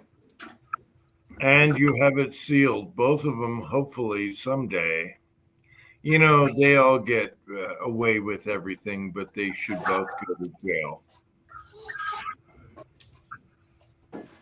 They should both go to jail right now. You know, a guy like Schiff has gotten away with so much throughout his life. Never been held accountable. I'm sure there's like fucking gnawed on kitty bones in his basement. All sorts of weird shit. The guy is a fucking freak. and a Oh. psychopath. Yeah, but see, I think what they did was they made their mistake and they went after Trump Mhm. and didn't get him, and now there's going to be payback for that. And I think otherwise, I think he would have skated just like he always did. But because of that, I don't think he's going to skate this time, and I think they're going to get him.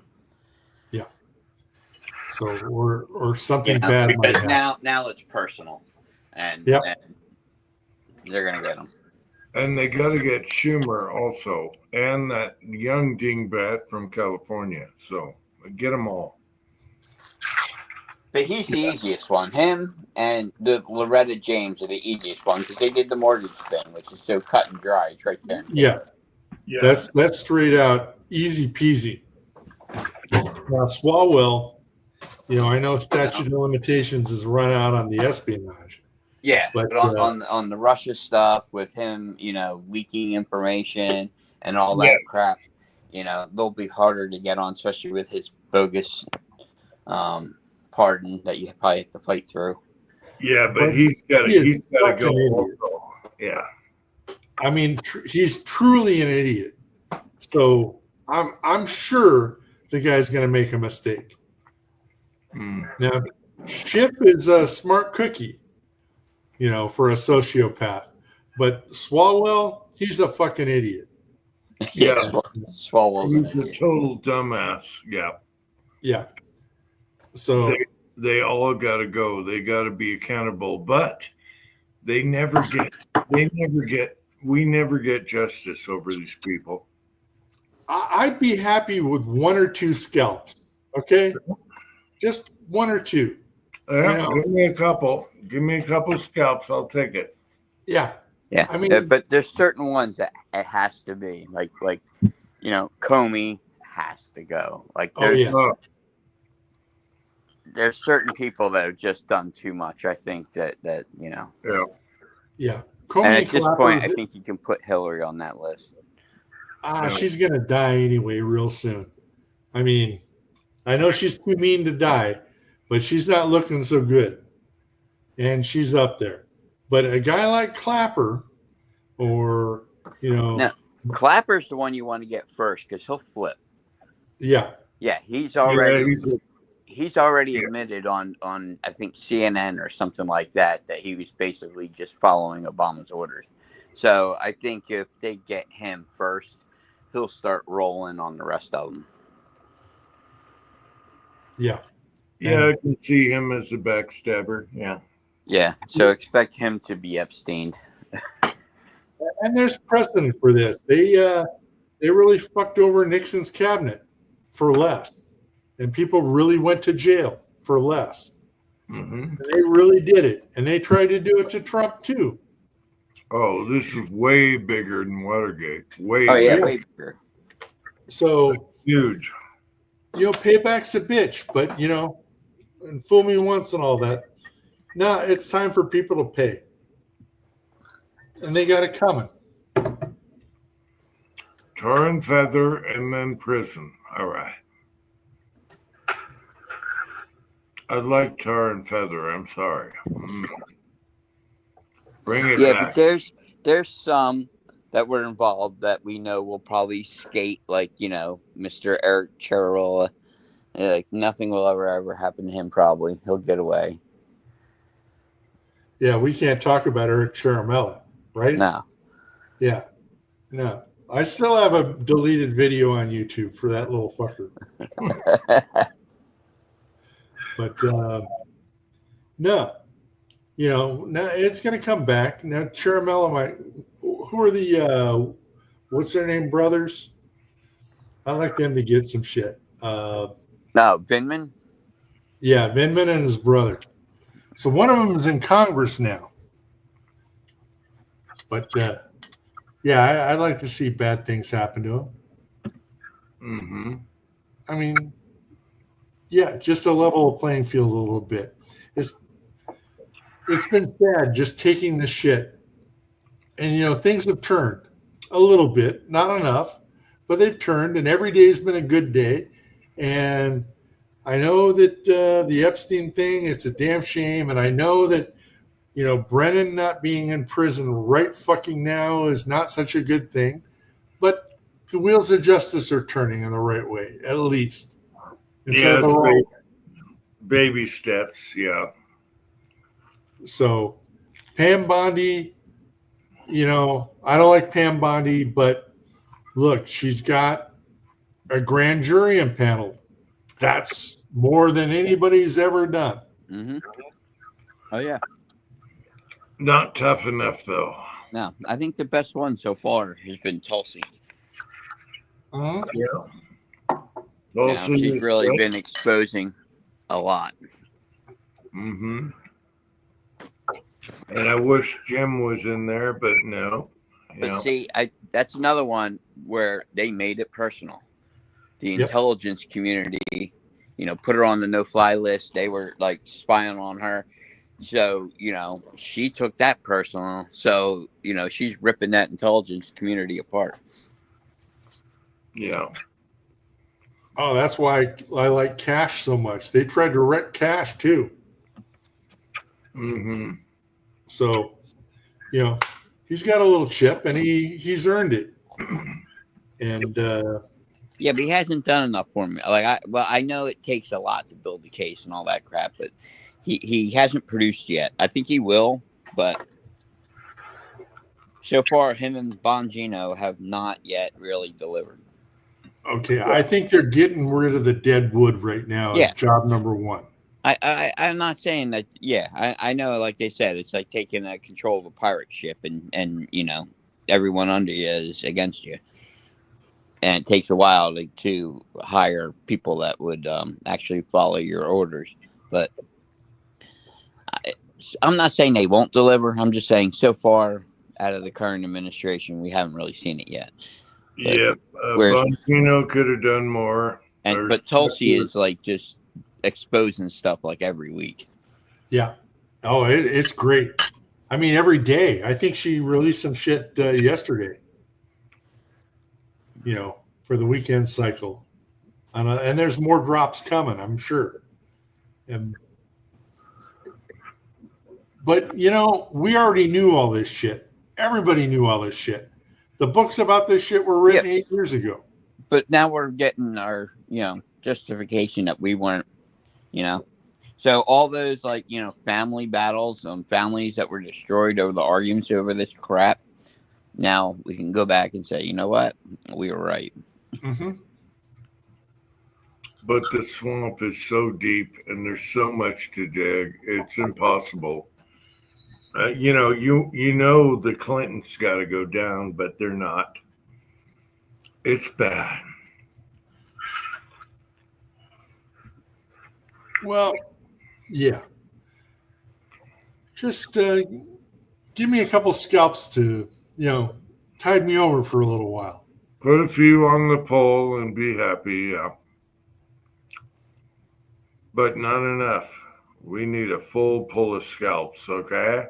And we're not going to get them ever, never, never. There's not enough time. And for, 3 years. So, but give me all the scalps you can get. Yeah, I think we're on the right track because we got 3 years, and that's an awfully long time with an unlimited budget to fuck with people, even if we don't get a conviction. Just like they did to Flynn, you can really wreck somebody. Yeah. I'm just so happy we didn't have Kamala.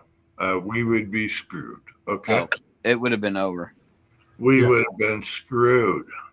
So at least we got a surviving chance out there. Yep. And I'm loving every inch, every cut. I'm loving it. They would have done all the finishing touches they would have needed to, prevent any Republican from ever winning. You know what I mean?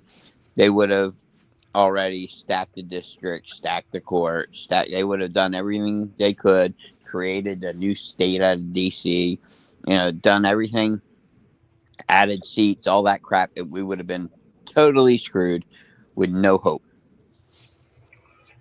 Yep.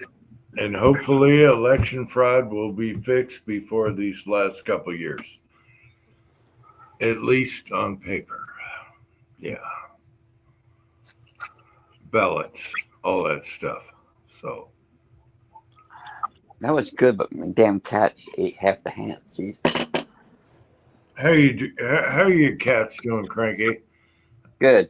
Mikey and Clyde have never-ending appetites. They're the two youngest, but my God, they can eat. And Clyde is the orange cat like Leon, right? Yeah. Okay. And you heard that we have a Clyde outside. Yes.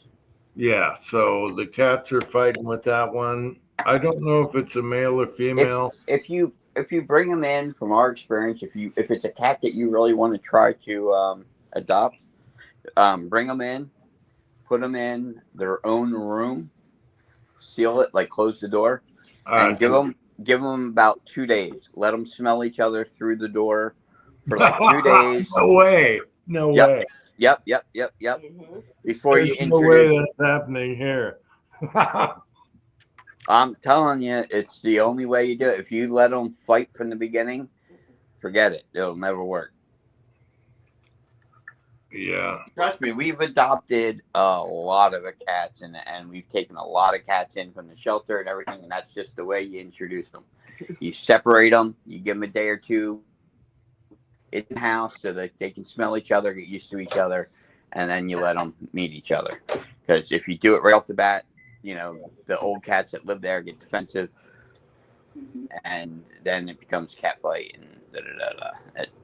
Yeah, I don't know if I can do that. Minnie already fought with that one out there, and then Leon wants out. Yeah, so they have bad. history. Yeah, well, it's funny because we have Smog now, right? You know, Smog's the sick one, but the medicine's doing pretty good right now. She's on, so it's basically she's on like Lasix, right, to help clear the lungs out. But even now, there's another stray cat that she used to fight with outside before we captured her. And that cat still comes to the house to get fed. And when she sees them, she'll go flying and lunging towards the door, growling, like, because she still remembers the fight she used to have with that cat. And, you know, is not happy that we're feeding that cat.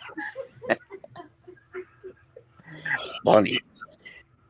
That's what I'm worried about. Minnie, she fought another Leon outside, and I don't know if Minnie can recover from that without repercussions. Well, I would definitely try it. Separate them in a room. Let them smell each other for a while first. Oh, I don't even know if I want to. Yeah, that's a tough one. Like I said, if you want to rescue the cat and have it become an indoor cat, you know, that's how you got. I'll go outside and see if it's human friendly, and it'll come up to me and I can touch it. There's a step, but then we got to go through Minnie and Leon, which are totally like howling at the door when that cat is out there. They work and it then out. you got to find out if it's a male or female. But it looks like Leon with a different face. Leon has more of a big dog face. I don't know if it's a female or not, but I don't know. The odds are saying it's a male, but why did he fight with Minnie then? I don't know. I don't know. Well, females are territorial. I know, but those orange cats, my wife said 90% are male. Yeah. That's the way they breed. So it's probably a male, but why did it fight with Minnie? Minnie's a female. They should have got along. And they got into a big one a couple nights ago. So I don't know.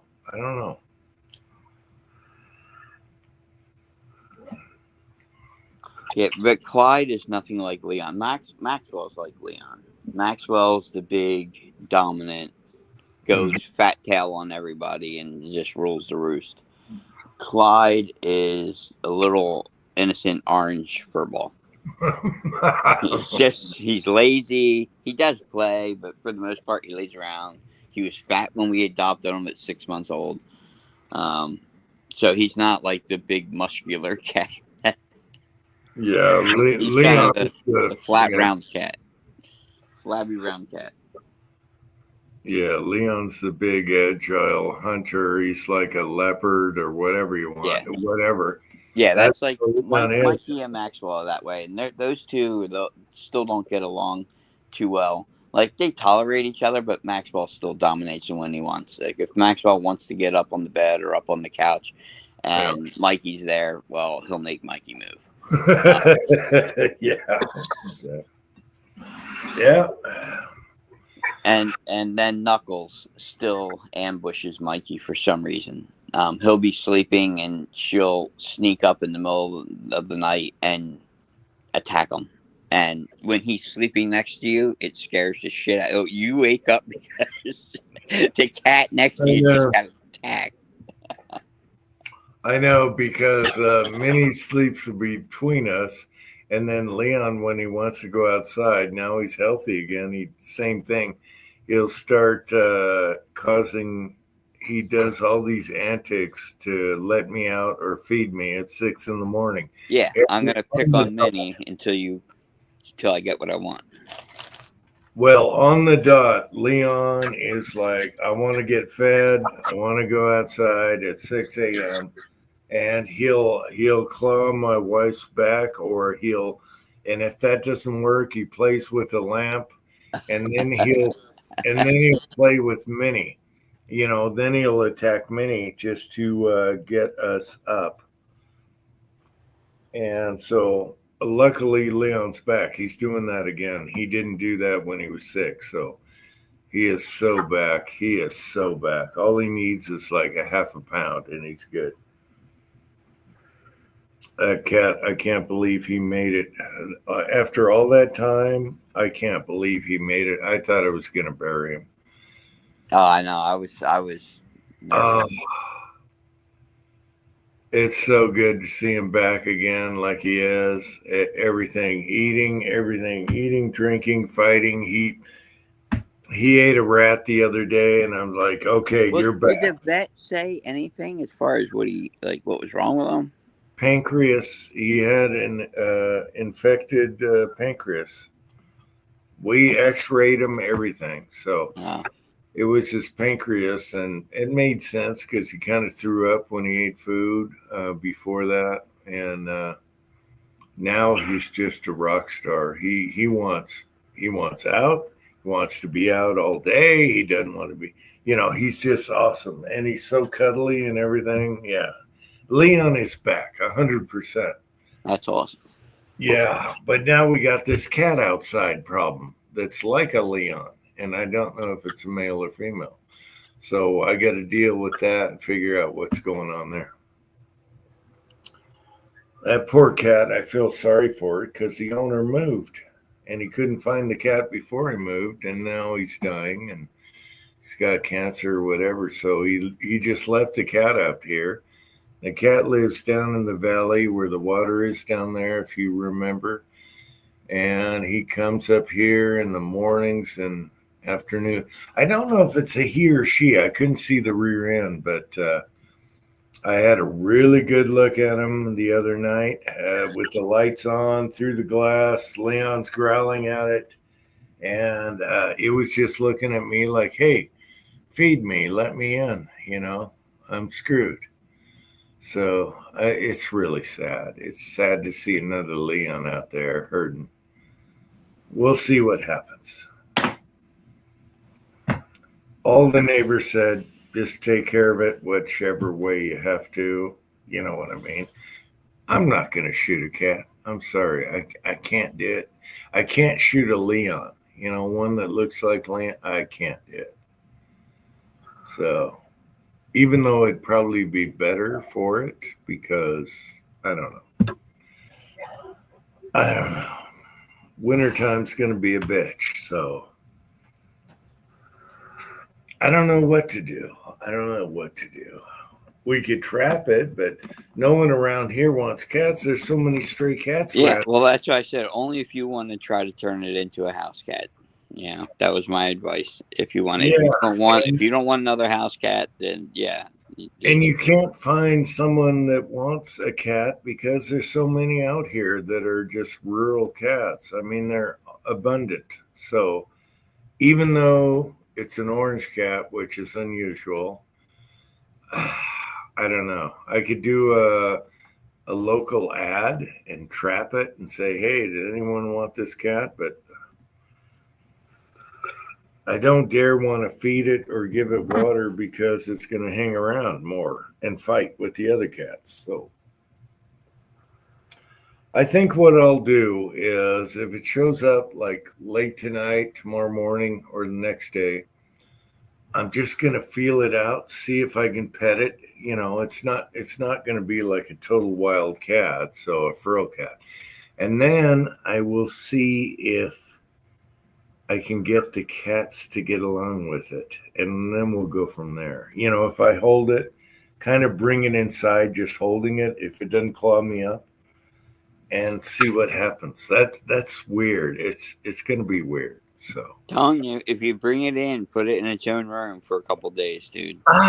Can't do that though. There's no room I can leave for a couple days. What? You got a big ass house. You tell me there's no bedroom. You can't Yeah, put that in where for am I 2 gonna days. put it? I can't put it in the bedroom or the closet or what? You can put it in the garage. No, I don't know. But Jane's got a bedroom. I want to see how Leon reacts, and if Leon is cool with it, maybe Minnie will come around and they won't fight and scratch each other up. So I don't know. You know, Plus, maybe if it a gets lot of fed. times the cats will work themselves out too. You know, when we bring home the new cats, there's times where they'll, I guess they have to determine where they are on the totem pole. And, you know, after a week or so, they settle whatever issues they settle and things return to normal. The pecking order of cats, yes. Yeah. But I don't know if it's a female or male, but 90% says it's a male. So even though the face looked like a female, it's pretty big. It's not as big as Leon. I got a really good look at it the other night. I had it with the lights on in the backyard, and Leon was howling. He wanted out, and it was just staring at me the whole time like, hey, I'm hungry. You know, someone left me out here alone. So I feel bad. I feel bad for it. Yeah. But Cranky, we don't need 3 cats right now. I don't think the family would go for that. You know, choose enough. But it's cool. It's a good looking orange cat. So I don't know. We'll find out in the future here and see what happens. Didn't show up last night, so we'll see if it keeps coming around. If so, there's going to be cat fights. But I never heard of the room for 2 days thing. Leave it in the room for 2 days. Yeah, that's what they tell you to do. They tell you at the shelter when you adopt them. They tell you keep them separated for like 24 to 48 hours and let them smell each other through the door, get used to each other before you introduce them. Is that like parrots, Pat? How do you do parrots, Pat? Okay. Okay. Let's put it this way. The parrots that I've got now, as pets, are known as the little axe murderers. They will deal with any competition that they think, is infringing on their deal. They will go kill it. It doesn't matter if it's 10 times their size, at least they'll try. Okay. They're not afraid of anything. And if the 2 that I've got weren't like married, honest to God, he beats the shit out of her every morning and they're lovey-dovey kissing. They were holding hands the other night. So just before bedtime. And no, but if I was to bring another parrot in the house and you turn your back, the little fuckers would unscrew the fucking food door again and then, one would lift the thing while the other one's pushing the door open, and they'd be fucking out to go murder the fucking intruder. That's what they do. I mean, No mercy. no, straight at it. I mean, the funny thing is, just for instance, is I didn't put 3 days of food in when we left to Vegas. I only put 1 day's worth of food in. So they were bitching up to high heaven, jailer, fucking screw, feed us, you goddamn people, and everything else, and making a big ruckus. And so Victoria went to go feed him. And Dory wants to kill her. Just straight out murder. And I don't blame her. The little thing's only weighs like 4 ounces, but the thing's got blood in its heart when it sees Victoria. And she had to feed him. And best she could. Now with everybody else, most of the time she's a sweetheart. She's a pain in the ass. But no pets. The snake, they don't care about the fucking snake. But if I brought like a $5 pet store parakeet in the house, its days would be numbered. First chance. Oh, okay. So that's not good. Oh my God, we went almost 9 hours already. Short chat. Yeah, it's still it's 4:44 here. I could still get more sleep. Cranky, I'm glad you came on. I haven't seen you for a long time. Oh, And I'm glad you guys were still going late enough for me to wake up and get going. Because when you guys start, I'm just going to bed. Like I fell asleep. Like you guys were still on the TV, so I watched it on TV. So I fell asleep, woke up. You guys were still on. Yeah, it's almost 9 hours. That's like old. That's like old chats. Yeah. I can't believe we're almost 9 hours. Oh my God. Yeah, when's Kyle waking up and getting back on? I'm glad to see you, Cranky. Though Yeah, I know you're going through some crap. So. Yeah, it is. At least his shoulder's better. Yeah, but what about the back? No, that's just screwed. Yeah. My neck has been screwed ever since I fell down the planters down there, the what do you call garden? My neck is still messed up. It's like whiplash. I don't know. I have to go to chiropractor or something. I got everything else. I got my one hand. I got caught in the mixer. That is, I think I did some nerve damage on the back of the hand. It only bothers me when something hits the back of my hand, but when I do, it hurts like a bitch and sends like tingly, weird sensations down my fingers and stuff. So I think there's nerve damage done there, but it's minor. But the shoulder, that worked out great. I got a cortisone shot in the shoulder, and that solved that. So I'm sure I go back Friday. I'm sure he'll send me to PT or something now. But I don't think it was a tear or anything like major like that. I don't think the rotator cuff has any major issues. But yeah, that was just like a calcium deposit or something. I think they call it calcific tendonitis, and it's basically like a calcium deposit right there on the rotator cuff, and you couldn't lift your arm. There was certain if my arm was hanging down and I tried to lift it out to the side, I'd get to 5 o'clock, and that's as far as it would go. I couldn't raise my arm. It was brutal.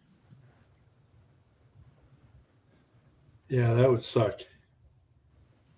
But it's an easy fix. And you can watch them do it. They do it through this ultrasound thing, and you can zoom in and you can see the calcium bump right on the shoulder bone, and then you can see the needle go right in, and they place the needle right over the bump. You actually see the fluid get injected right to the spot they wanted to go. It was pretty cool. Sorry, Cranky, I missed some of that. I got cut off going into the garage.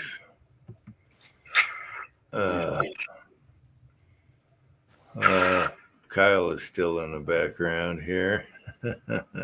Oh, see, he is up. Oh, he's got to work.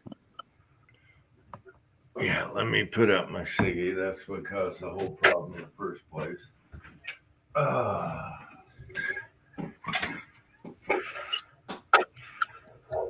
Well, Frankie, I'm glad things are working better. You know, all this shit hurts more and more every year, but you were pretty fucked up. And Yeah. Well, I'm the glad back, you're doing the okay. back's still screwed up. I don't think there's anything really they can do, at least for now, until it gets worse. But basically, the pain that's there is nerve damage from previous surgery or the compression itself. And yeah, there's a chance that some of it's going to heal because he says nerves continue to heal for 2 years. But odds are that ain't getting any better. So crap. That sucks.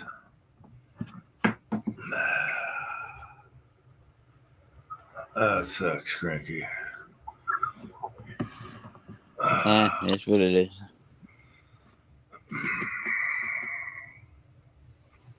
Yeah. Every day is another gift, I tell you that. Trying to get my foot to heal without spreading to the bones and everything. Yeah, what the hell happened to your foot? It's just weird. Was that from the fall? No. Later, I was just watering the garden, all healthy, like got a sting in the side of my foot. And that only swelled up a little bit because I don't care about bees or wasps or anything. And then I started, I guess in my sleep, I scratched it with my other foot, my toenails, scratched the shit out of my foot, and it got infected. And that's where we are right now. So it went down. It's kind of acting up again. Hopefully it's not in the bone because my foot kind of feels weird. The foot bone of the. What the hell stung you? Are you sure it wasn't like a scorpion or something? No, a little stupid yellow jacket. I don't get bugged by bees or anything. But it made me scratch because it itched and it was, So when in my sleep, I scratched the hell out of my foot and just ruined it. So I've been soaking it. It's better. I wish I had antibiotics, which in-law could have gave me, but no. And then, I go to Minnie got scratched from the fight. I get her antibiotics easy. We're giving her antibiotics. I should just Dude, get a Jace case. I should take the cat's antibiotics. It's the same shit. Yeah, I should just shoot that in my mouth. That pink shit. Anyway, I'm dealing with that, but I'm doing better. I'm okay. It's one thing after another. It never ends. So. Okay. Now, I think that antibiotics are low enough on the schedules that you could try the Amazon pharmacy and do an online consultation and get a big jar of jelly bean antibiotics off of Amazon for cheap. I'll run that by the son. The son told me you can get first aid kits that have antibiotics in it. You can get a Jace case. He said you can buy first aid kits. They got antibiotics in there, and that's how you can get around going to the doctor waiting 4 hours to get the same damn thing. Okay, but if you go to Amazon, I was looking up drugs because I haven't been a doctor for 25 years. But if you need drugs, you can go onto the Amazon pharmacy and get an online consultation for cheap. Consultation? Yeah, so they don't actually, some fucking Indian in India who happens to be a licensed doctor will say, yes, yeah, sure. It's fucking antibiotics. Nobody's going to sue me or find me. It don't fucking matter. And they will give you legitimate prescriptions. And you can fill it at the Amazon pharmacy, and they will mail it straight to your door. I'm going to have the son look at that. Okay.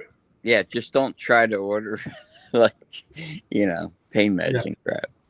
Right. No. That ain't gonna work. But shit that nobody's gonna get sued over, no Yeah. problem. Just antibiotics. That's all I need. Or if you're someone like me who's on a bunch of regular medication, you could get something like a Jace case, which is basically a medical kit, but it's tuned to your special needs. So if you take, like, say, special diabetes medication, it'll include, along with your antibiotics and ivermectin and all that crap, your blood pressure pills or your diabetes medication or whatever. So it can be customized for you, but it also includes all that other stuff like the antibiotics and stuff. Wow. That's crazy. Okay. But hey, you know what? If shit hits the fan and you can't get to the pharmacy and you're dependent on insulin or dependent on some sort of medication, you got to have a supply of it, man. Yeah, no, that's cool. I'll check into it. We need a first aid kit with stuff like that, So If you watch Glenn Beck, they advertise them all the time. really, okay. Yeah, but if you're a cheap ass, try Amazon. Now, 10 years ago, it was the Indian pharmacies. Then after that, it was the Canadian pharmacies. Now it's Amazon. It's got the best price. All right, we're gonna look into that. So my foot's almost good, but I think it went into one of the bones, so that's bad. Which means it goes up the leg. Then they chop your legs off, and I don't want that. So it wouldn't hurt anything to do a 10-day course of antibiotics just for the hell of it. You haven't done one in 10 years or so. Yeah, you don't want to be a Deion Sanders. No, I haven't had antibiotics for at least 25 years. So there you go. Yeah, there you go. Like I'm immune to them. Yeah. All right. I just got to get this foot over with, and then something else will break. It always does. Well, stop watering the garden. It sounds like everything bad happens with watering the garden. No, I've been super careful there. No, I've been careful. I made sure I was careful there. So Now, when your foot heals up, toad goat time. Oh, yeah, I guess. I'm going to put a new carburetor on that toad goat. I have a cheap ass carburetor on there. I don't trust it. Yeah, so I'll put a Mikuni on there with the manifold sticking out. It'll be way better. Yeah. I don't know, just shit every day. Cat, da-da-da. Now we got a wild cat in the backyard causing trouble. That reminds me, I got a dead pigeon in the backyard I got to take care of, and now it's dark. It's going over the wall. Yeah, just hug it to the neighbors. No, we got a park right behind. That's where it's going. Yeah, we have flat little shovels that we huck shit down. We have a certain hucking spot, you guys know, where we huck everything that's dead. And it's funny you laugh, Cranky. But Well, no, because I've had to do it because I didn't want my dog chewing on something dead in the yard. So I've conveniently just plopped it over the neighbor's yard before. Yeah, the next yard is so convenient. Yeah. So that's behind their shed. They'll never notice. Yeah, we have a jogging trail here, so it'll be a present for the morning joggers. I remember when we lived in a neighborhood where you had neighbors behind you and everything. We hucked something over the back, and the neighbor went, "Ow, what the hell?" we hit the neighbor with it, and he's like, "What the hell?" And I think he's from India or whatever. He's like, "Oh, what the hell's going on here?" It was hilarious. It was hilarious. You know what's really funny is to watch the body go from yard to yard to yard to yard to see how long it takes before somebody chucks it. Well, you guys know we have a little graveyard that's a hucking spot, and Yeah, that's where everything goes. Someday I'll go down there and look for skeletons. But yeah, the Huckin spot, it's convenient. Oh my God, Trees is here. Let me see if I can click on him here. Hey, Trees. He gets up early. What time is it? Yeah, he probably got up early. So, Oh, that's Frieza blowing. yeah, he gets up early. He's it's probably like 4:45 for him, 5. I don't know. Yeah, if he's East Coast, it's 5 a.m. right now. Yeah, 4:45. Anyway, hi Trees, how's it going? We're just a 9-hour chat. Who would have thought? I thought this was gonna be a So short. what the hell did you guys talk about while I was sleeping? Because I woke up and you guys were on the moon landing. No, we just talked about everything before that. Nothing. Lee reloading, Dylan's, Yeah. 44 lever guns. Yeah, nothing conspiracy theory until we got to the 6-hour mark or whatever, 8 hour. I think I fell asleep right after Tin Man. I saw Tin Man join, and that was probably about the last thing I remember. Yeah. Yeah. Tin Man didn't like his bump in his driveway, so he solved it. But Mrs. Man was like, I don't like that bill. Yeah, you didn't talk to me first. Yeah. So anyway, Tin Man got rid of his bump in the driveway, and yeah, that was about it. I don't know what else we talked about. Just about everything. You know, typical chat. I can't believe we're 9 hours though right now. I thought it'd be done in like 3 tonight, but I finally ate, so I'm okay. Kyle is still up, kind of. I think he went to work. Kyle went to work. He had to get up at 4 or something. So he's on his way on the rickshaw to work. Sushi. Who would have thought Kyle's doing sushi? Don't you find that odd where he lives? Sushi? Oh, well. Somebody's got to make the gas station sushi. No, I don't think so, but yeah. I hope they get their fish. No, I'm not trying gas station sushi. No, gas station chicken took a while to get used to, but sushi's a step too far. Yeah, the only thing at gas stations, I do a microwave burrito or something like that. Anything else is bad. No, we got some gas station. Like they got that Country Farms chicken. That's good chicken. And that's a gas station, but they got damn good chicken. Well, we had a couple, you know, when we moved here and all the travelings, there was one brand of gas station. They had good pizza. They had good chicken. You know, they had like a little mini deli while you got your gas and, you know, got something to drink. Oh, that smells good. Let's get that. Yeah, they were pretty good. But other than that, no. No.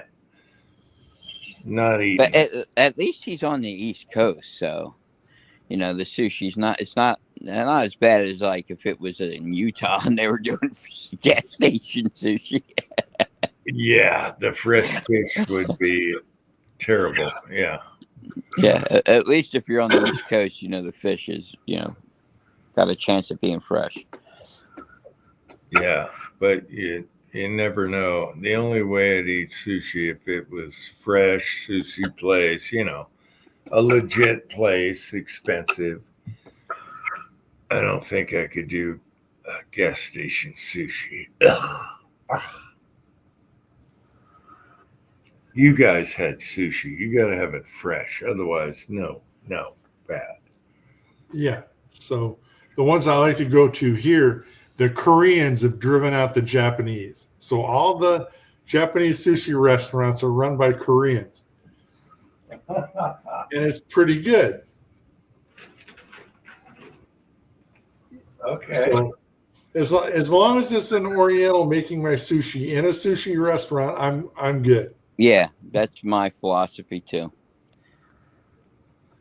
That's like that's like, you know, having a Mexican guy running an Italian place. Like that ain't gonna fly.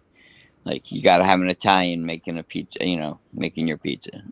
Yeah, it's okay to have a couple of Mexican guys in the kitchen, but not running the place.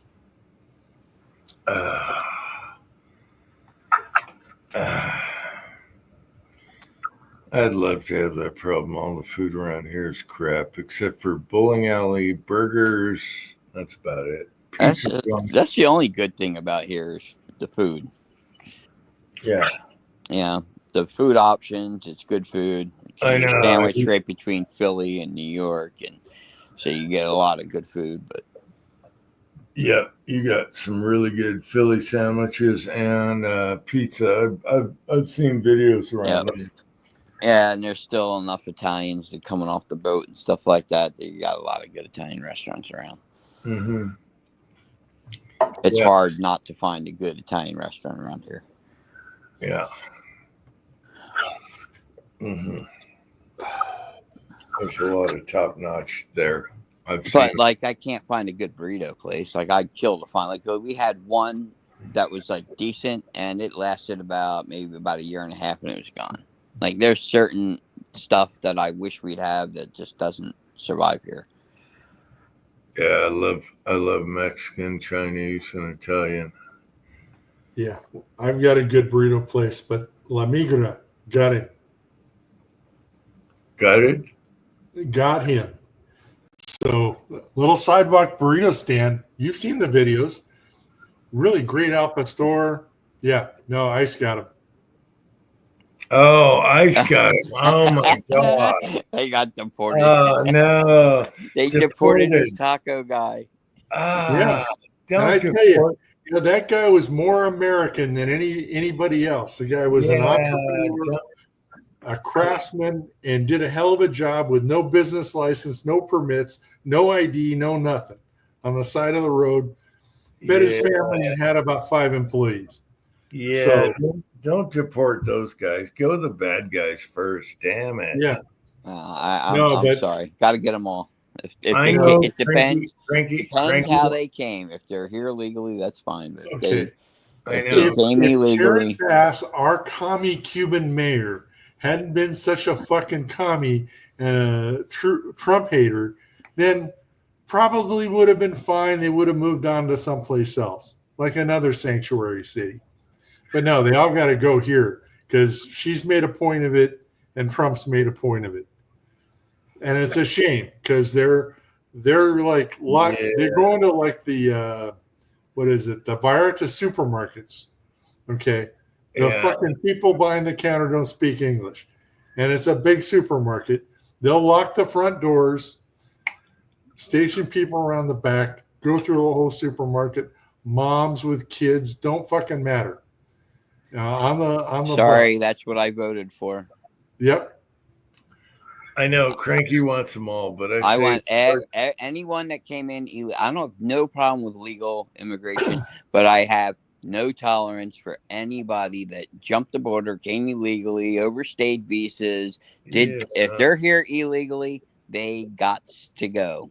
I know, but don't go after the ones that cook good food or do good work.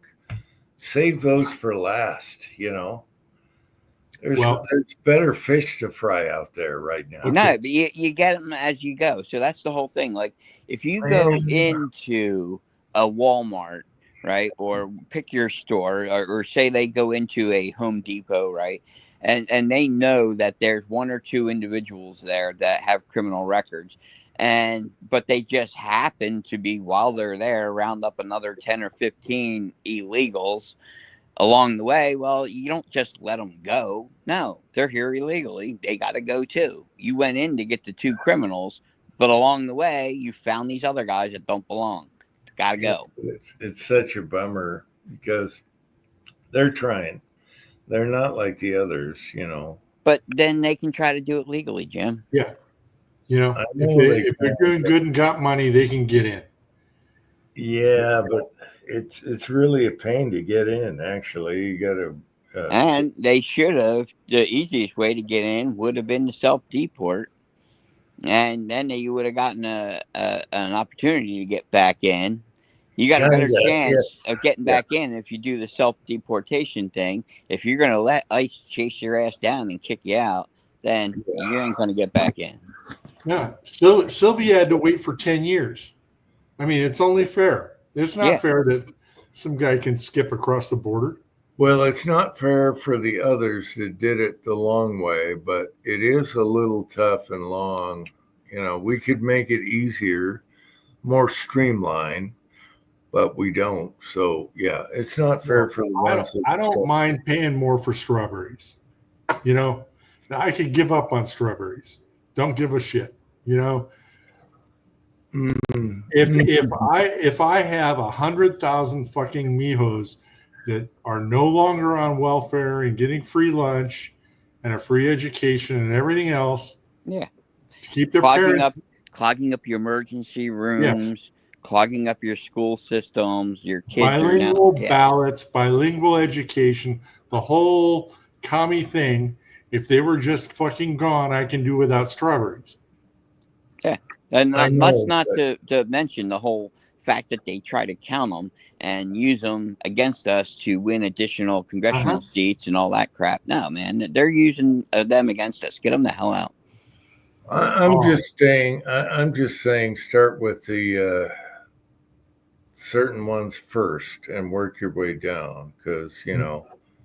Okay, we are, but look, if somebody's not supposed to be here and they make contact with ICE, you don't turn them loose. It's not catch and release anymore. They got to go.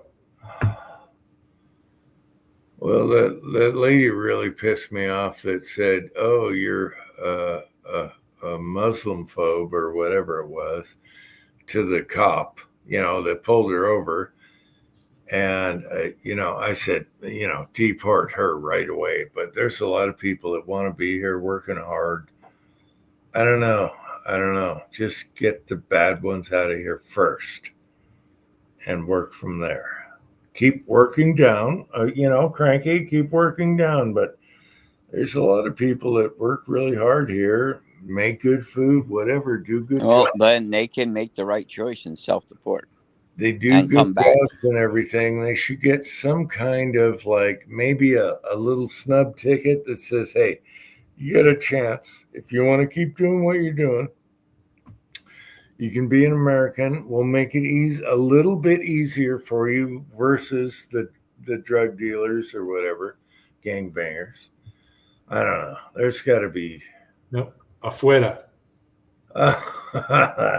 There's got to be like a little soft space for hardworking, want to be Americans, and they don't want to do the 10-year stint. Give them some kind of card.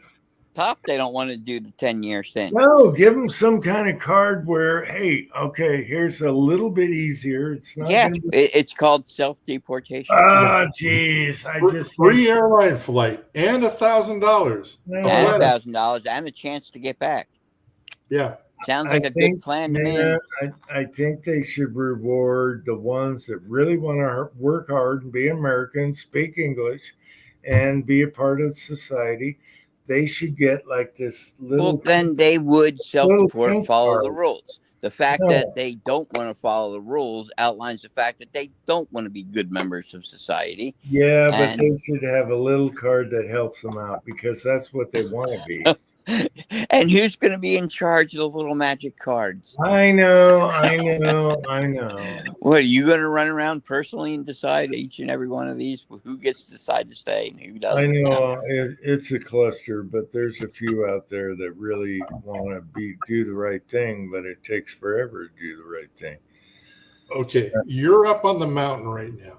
If you were down in the sewers like I am, you'd notice that all of a sudden the chick who takes your order at Jack in the Box speaks English now. And she's no longer an immigrant. She's a 17-year-old kid who's on summer vacation with a summer job. Okay. Instead of sitting at home playing video games and fucking off on TikTok, society is a better place because this shit's going down right now. Yeah, you brought up TikTok. I think that's a scourge of America because all they do is talk on their phone like, oh, I got bad feelings. They're like this. I got bad feelings today, so I'm going to talk about what I think for 2 minutes. And scream into my phone. Yeah. TikTok is the worst freaking thing that ever happened. Shorts, I hate shorts. TikTok, shorts, all those little short media. This is my feelings for now. Screw you. That's ruined for society for sure. They have no attention span. All they want to do is look at people saying what they feel for 2 minutes, and there's nothing, no volume, no anything to it. So there's no meat. Anyway, TikTok is a scourge. I think we should ban TikTok. Then go to Facebook, then go to whatever. Yeah, because they all do the same thing. Instagram basically is the same. And yeah. they all do the same bullcrap. Yeah. They, like they figured it out. College educated psychologists and shit have figured out the dopamine cycle and how to get you fucking hooked on this kind of quick deal. It used to be people get hooked on gambling, but now it's fucking TikTok. And that'd be the next step. They're going to figure out how to monetize it for real, other than advertising. Then it'll get interesting. Yeah. I thought we were going to ban TikTok anyway. It's all Chinese. I thought we were banning it, but I guess not. No, they're making them sell it. Anyway, all the young people are just like, these are my feelings today. And they put on their makeup and they do their little 2-minute video on their phone.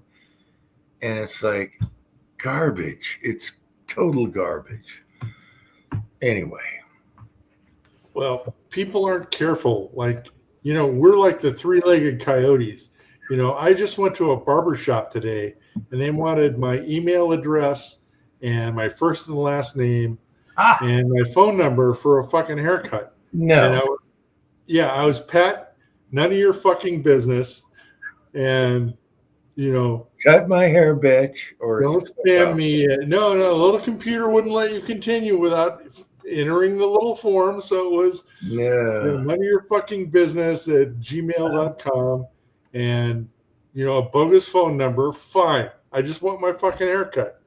But I'm not going to get a phone call at 9:00 at night from some fucking Indian trying to sell me solar panels because I wanted a haircut. And I know better. Oh my God, the solar shit is out of control, especially with our governor. I just had a door-to-door salesman Wednesday, knocked on the back door, wearing a little fucking badge and, an official-looking government hat and shit, trying to tell me about the program to give me free solar. Oh, yeah. Well, we got the same crap, man. Because Murphy has made all these guarantees that we're going to have a certain amount of people on solar by whatever, and he's nowhere near his numbers. Nowhere near. No one's interested in his stupid plan, and so they're out there pushing it. I get phone calls literally probably twice a day. You just block them and they come in with a different number. Yeah. Knock on your door. And there's idiots out there.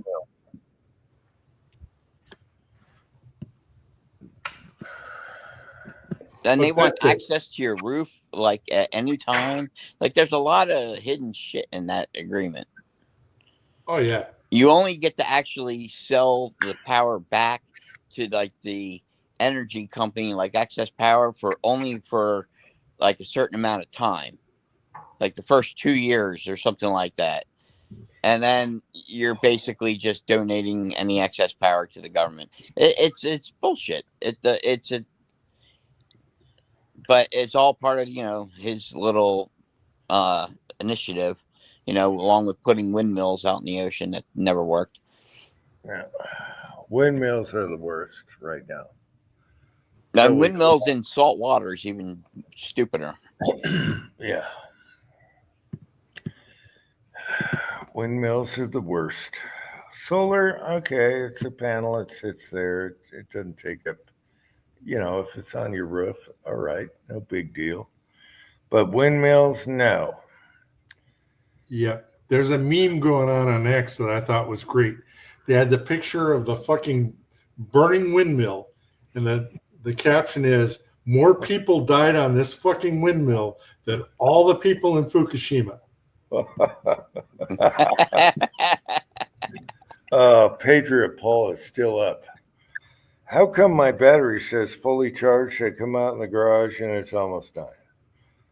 I need to get one. All right, I'll get one. Son of a bitch.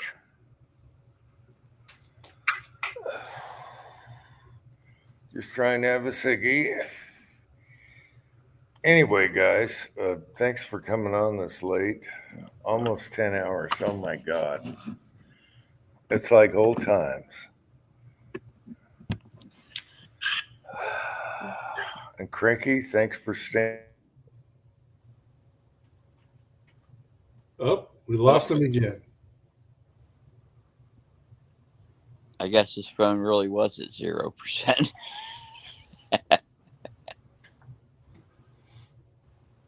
Well, Cranky, it's really good to see you. And thanks again Pat. for the TP. That's still paying dividends, okay? Yeah, well, hopefully we'll be seeing him go to jail soon. We can celebrate.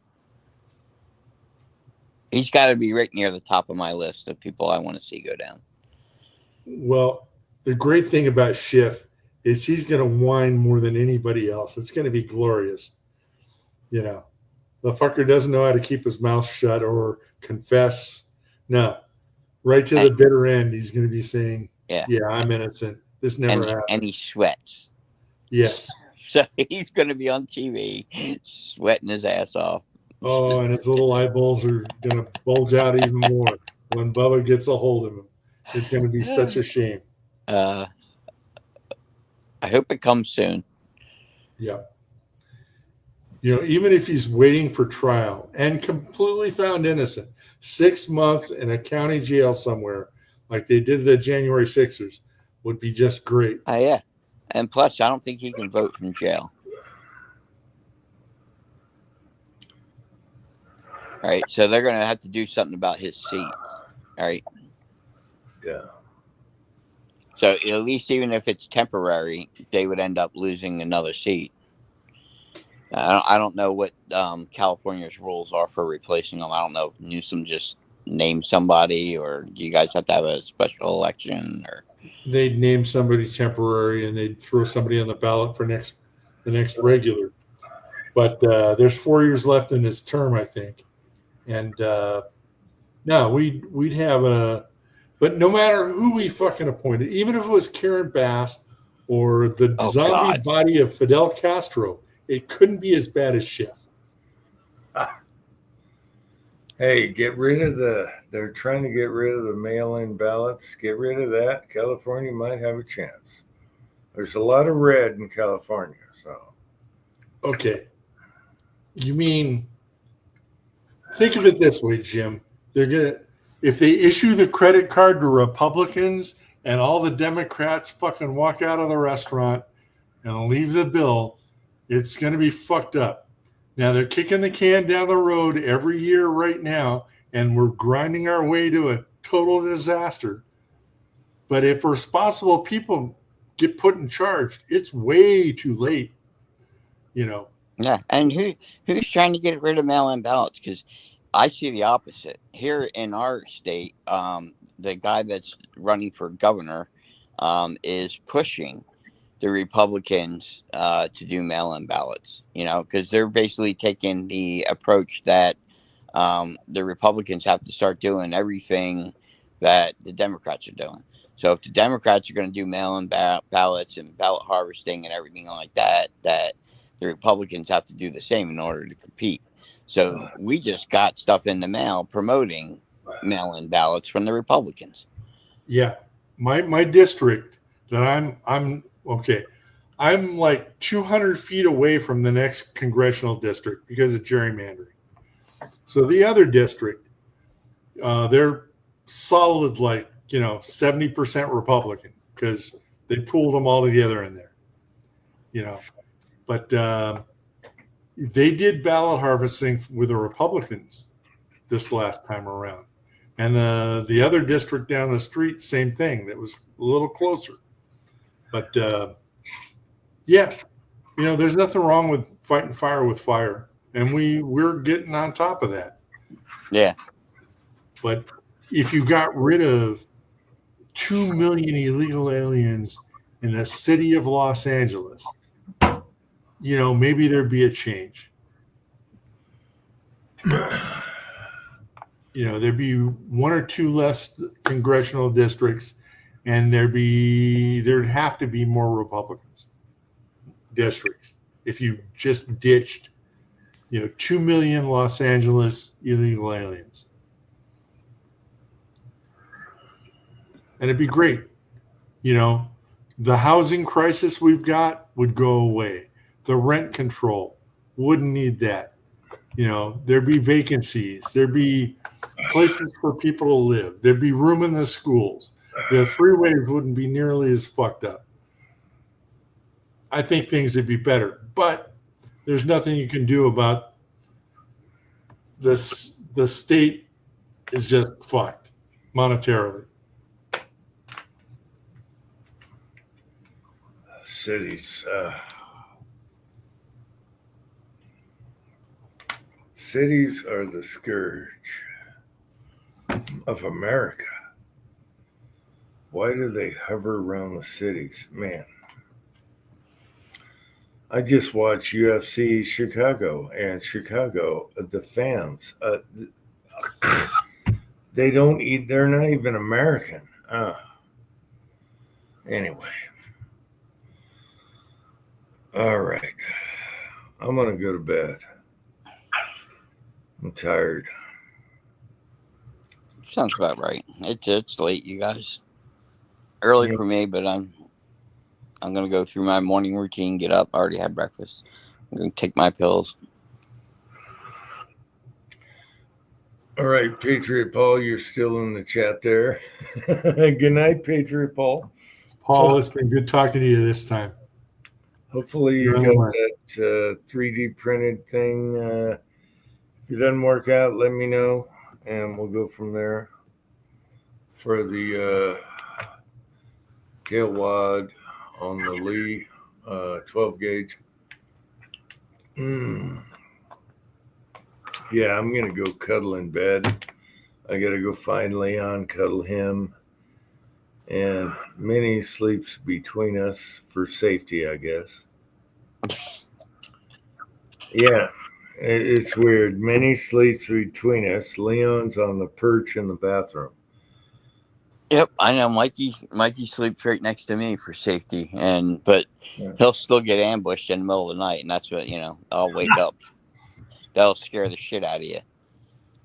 And the other thing he does that none of the other cats do is he can go around the entire house without ever touching the floor.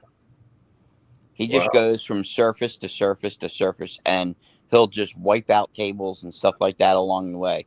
So he'll get chased and jump up on the nightstand, and your laptop, your drink, everything will end up in bed with you, and it'll startle the crap out of you. Is Mikey the orange cat? No, Mikey's the tricolored. Oh, okay. All right.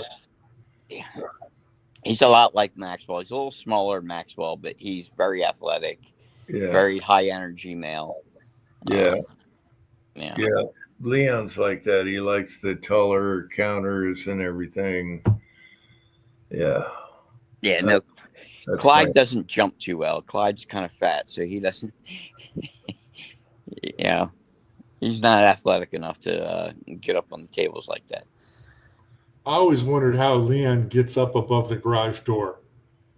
Oh, easy. He gets on the rail and walks across and does his thing. Someday I'm going to open the garage door and get him killed, or close it. But so far that hasn't happened. But yeah, he likes it up there. He likes anything high up. Handrails, trees, anything that's high in the house, that's where Leon is. He's a tree cat, so. Yeah, I like that height advantage. Yeah, he likes the handrails up in the loft. And we have to, call him down like you're going to fall, blah, blah, blah. But yeah, he sleeps high. Everything is high up with him. He's just like a leopard. He likes trees or whatever. But Minnie always sleeps between us every night. She's always there. So I just grab her belly when I'm trying to sleep, and then Leon wakes us all up in the morning. He wants brekkie at 6 a.m. every night, every morning, 6 on the dot. He's got a clock in his head, so. And if we don't wake up, he causes trouble to make us wake up. He's going to be getting you up in about 2.5 hours. He's going to get the wife up. I'm going to sleep. Yeah. She's the one that feeds him. So I'm just glad he's back. He was so not, now he's himself. So that's good. I'm so glad to see him back. We're all happy. That was a big trauma on the family. So he's coherent now, and he's himself. And that poor bastard, he just stared at the floor, and he didn't know what was going on. He was like dazed and confused. And finally, after a few weeks of feeding him, he came back, with some medicine and stuff. I'm just glad to have Leon back. So he's rocking and rolling. Get a few more years out of that guy. And I know your one cat Cranky is going through troubles. It's tough. It's really tough. Yeah, hers aren't curable though. It's just going to be treat it until she goes.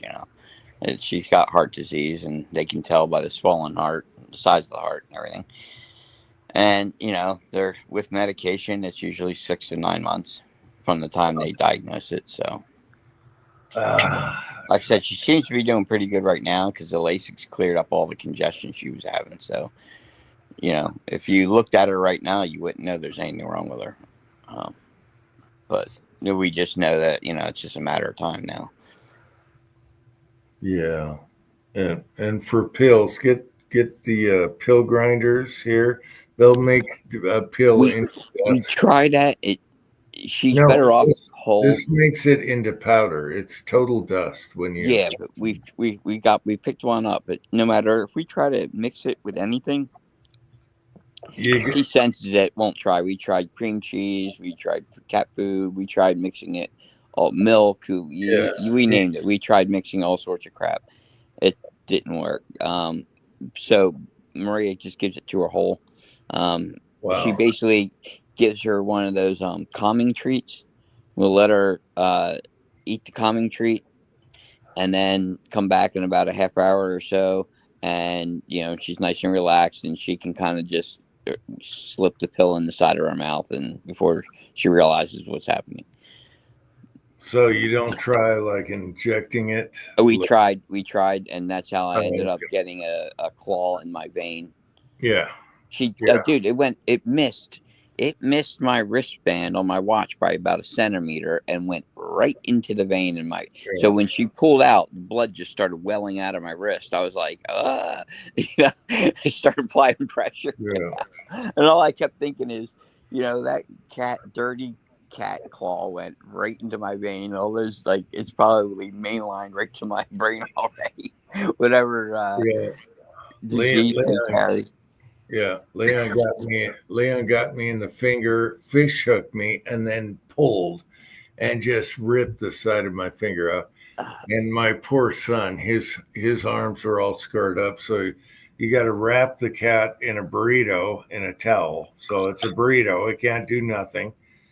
But here's the funny thing: we had to give Minnie some antibiotics after fights, and you don't need nothing. She just takes it. You just give her a syringe and in the mouth.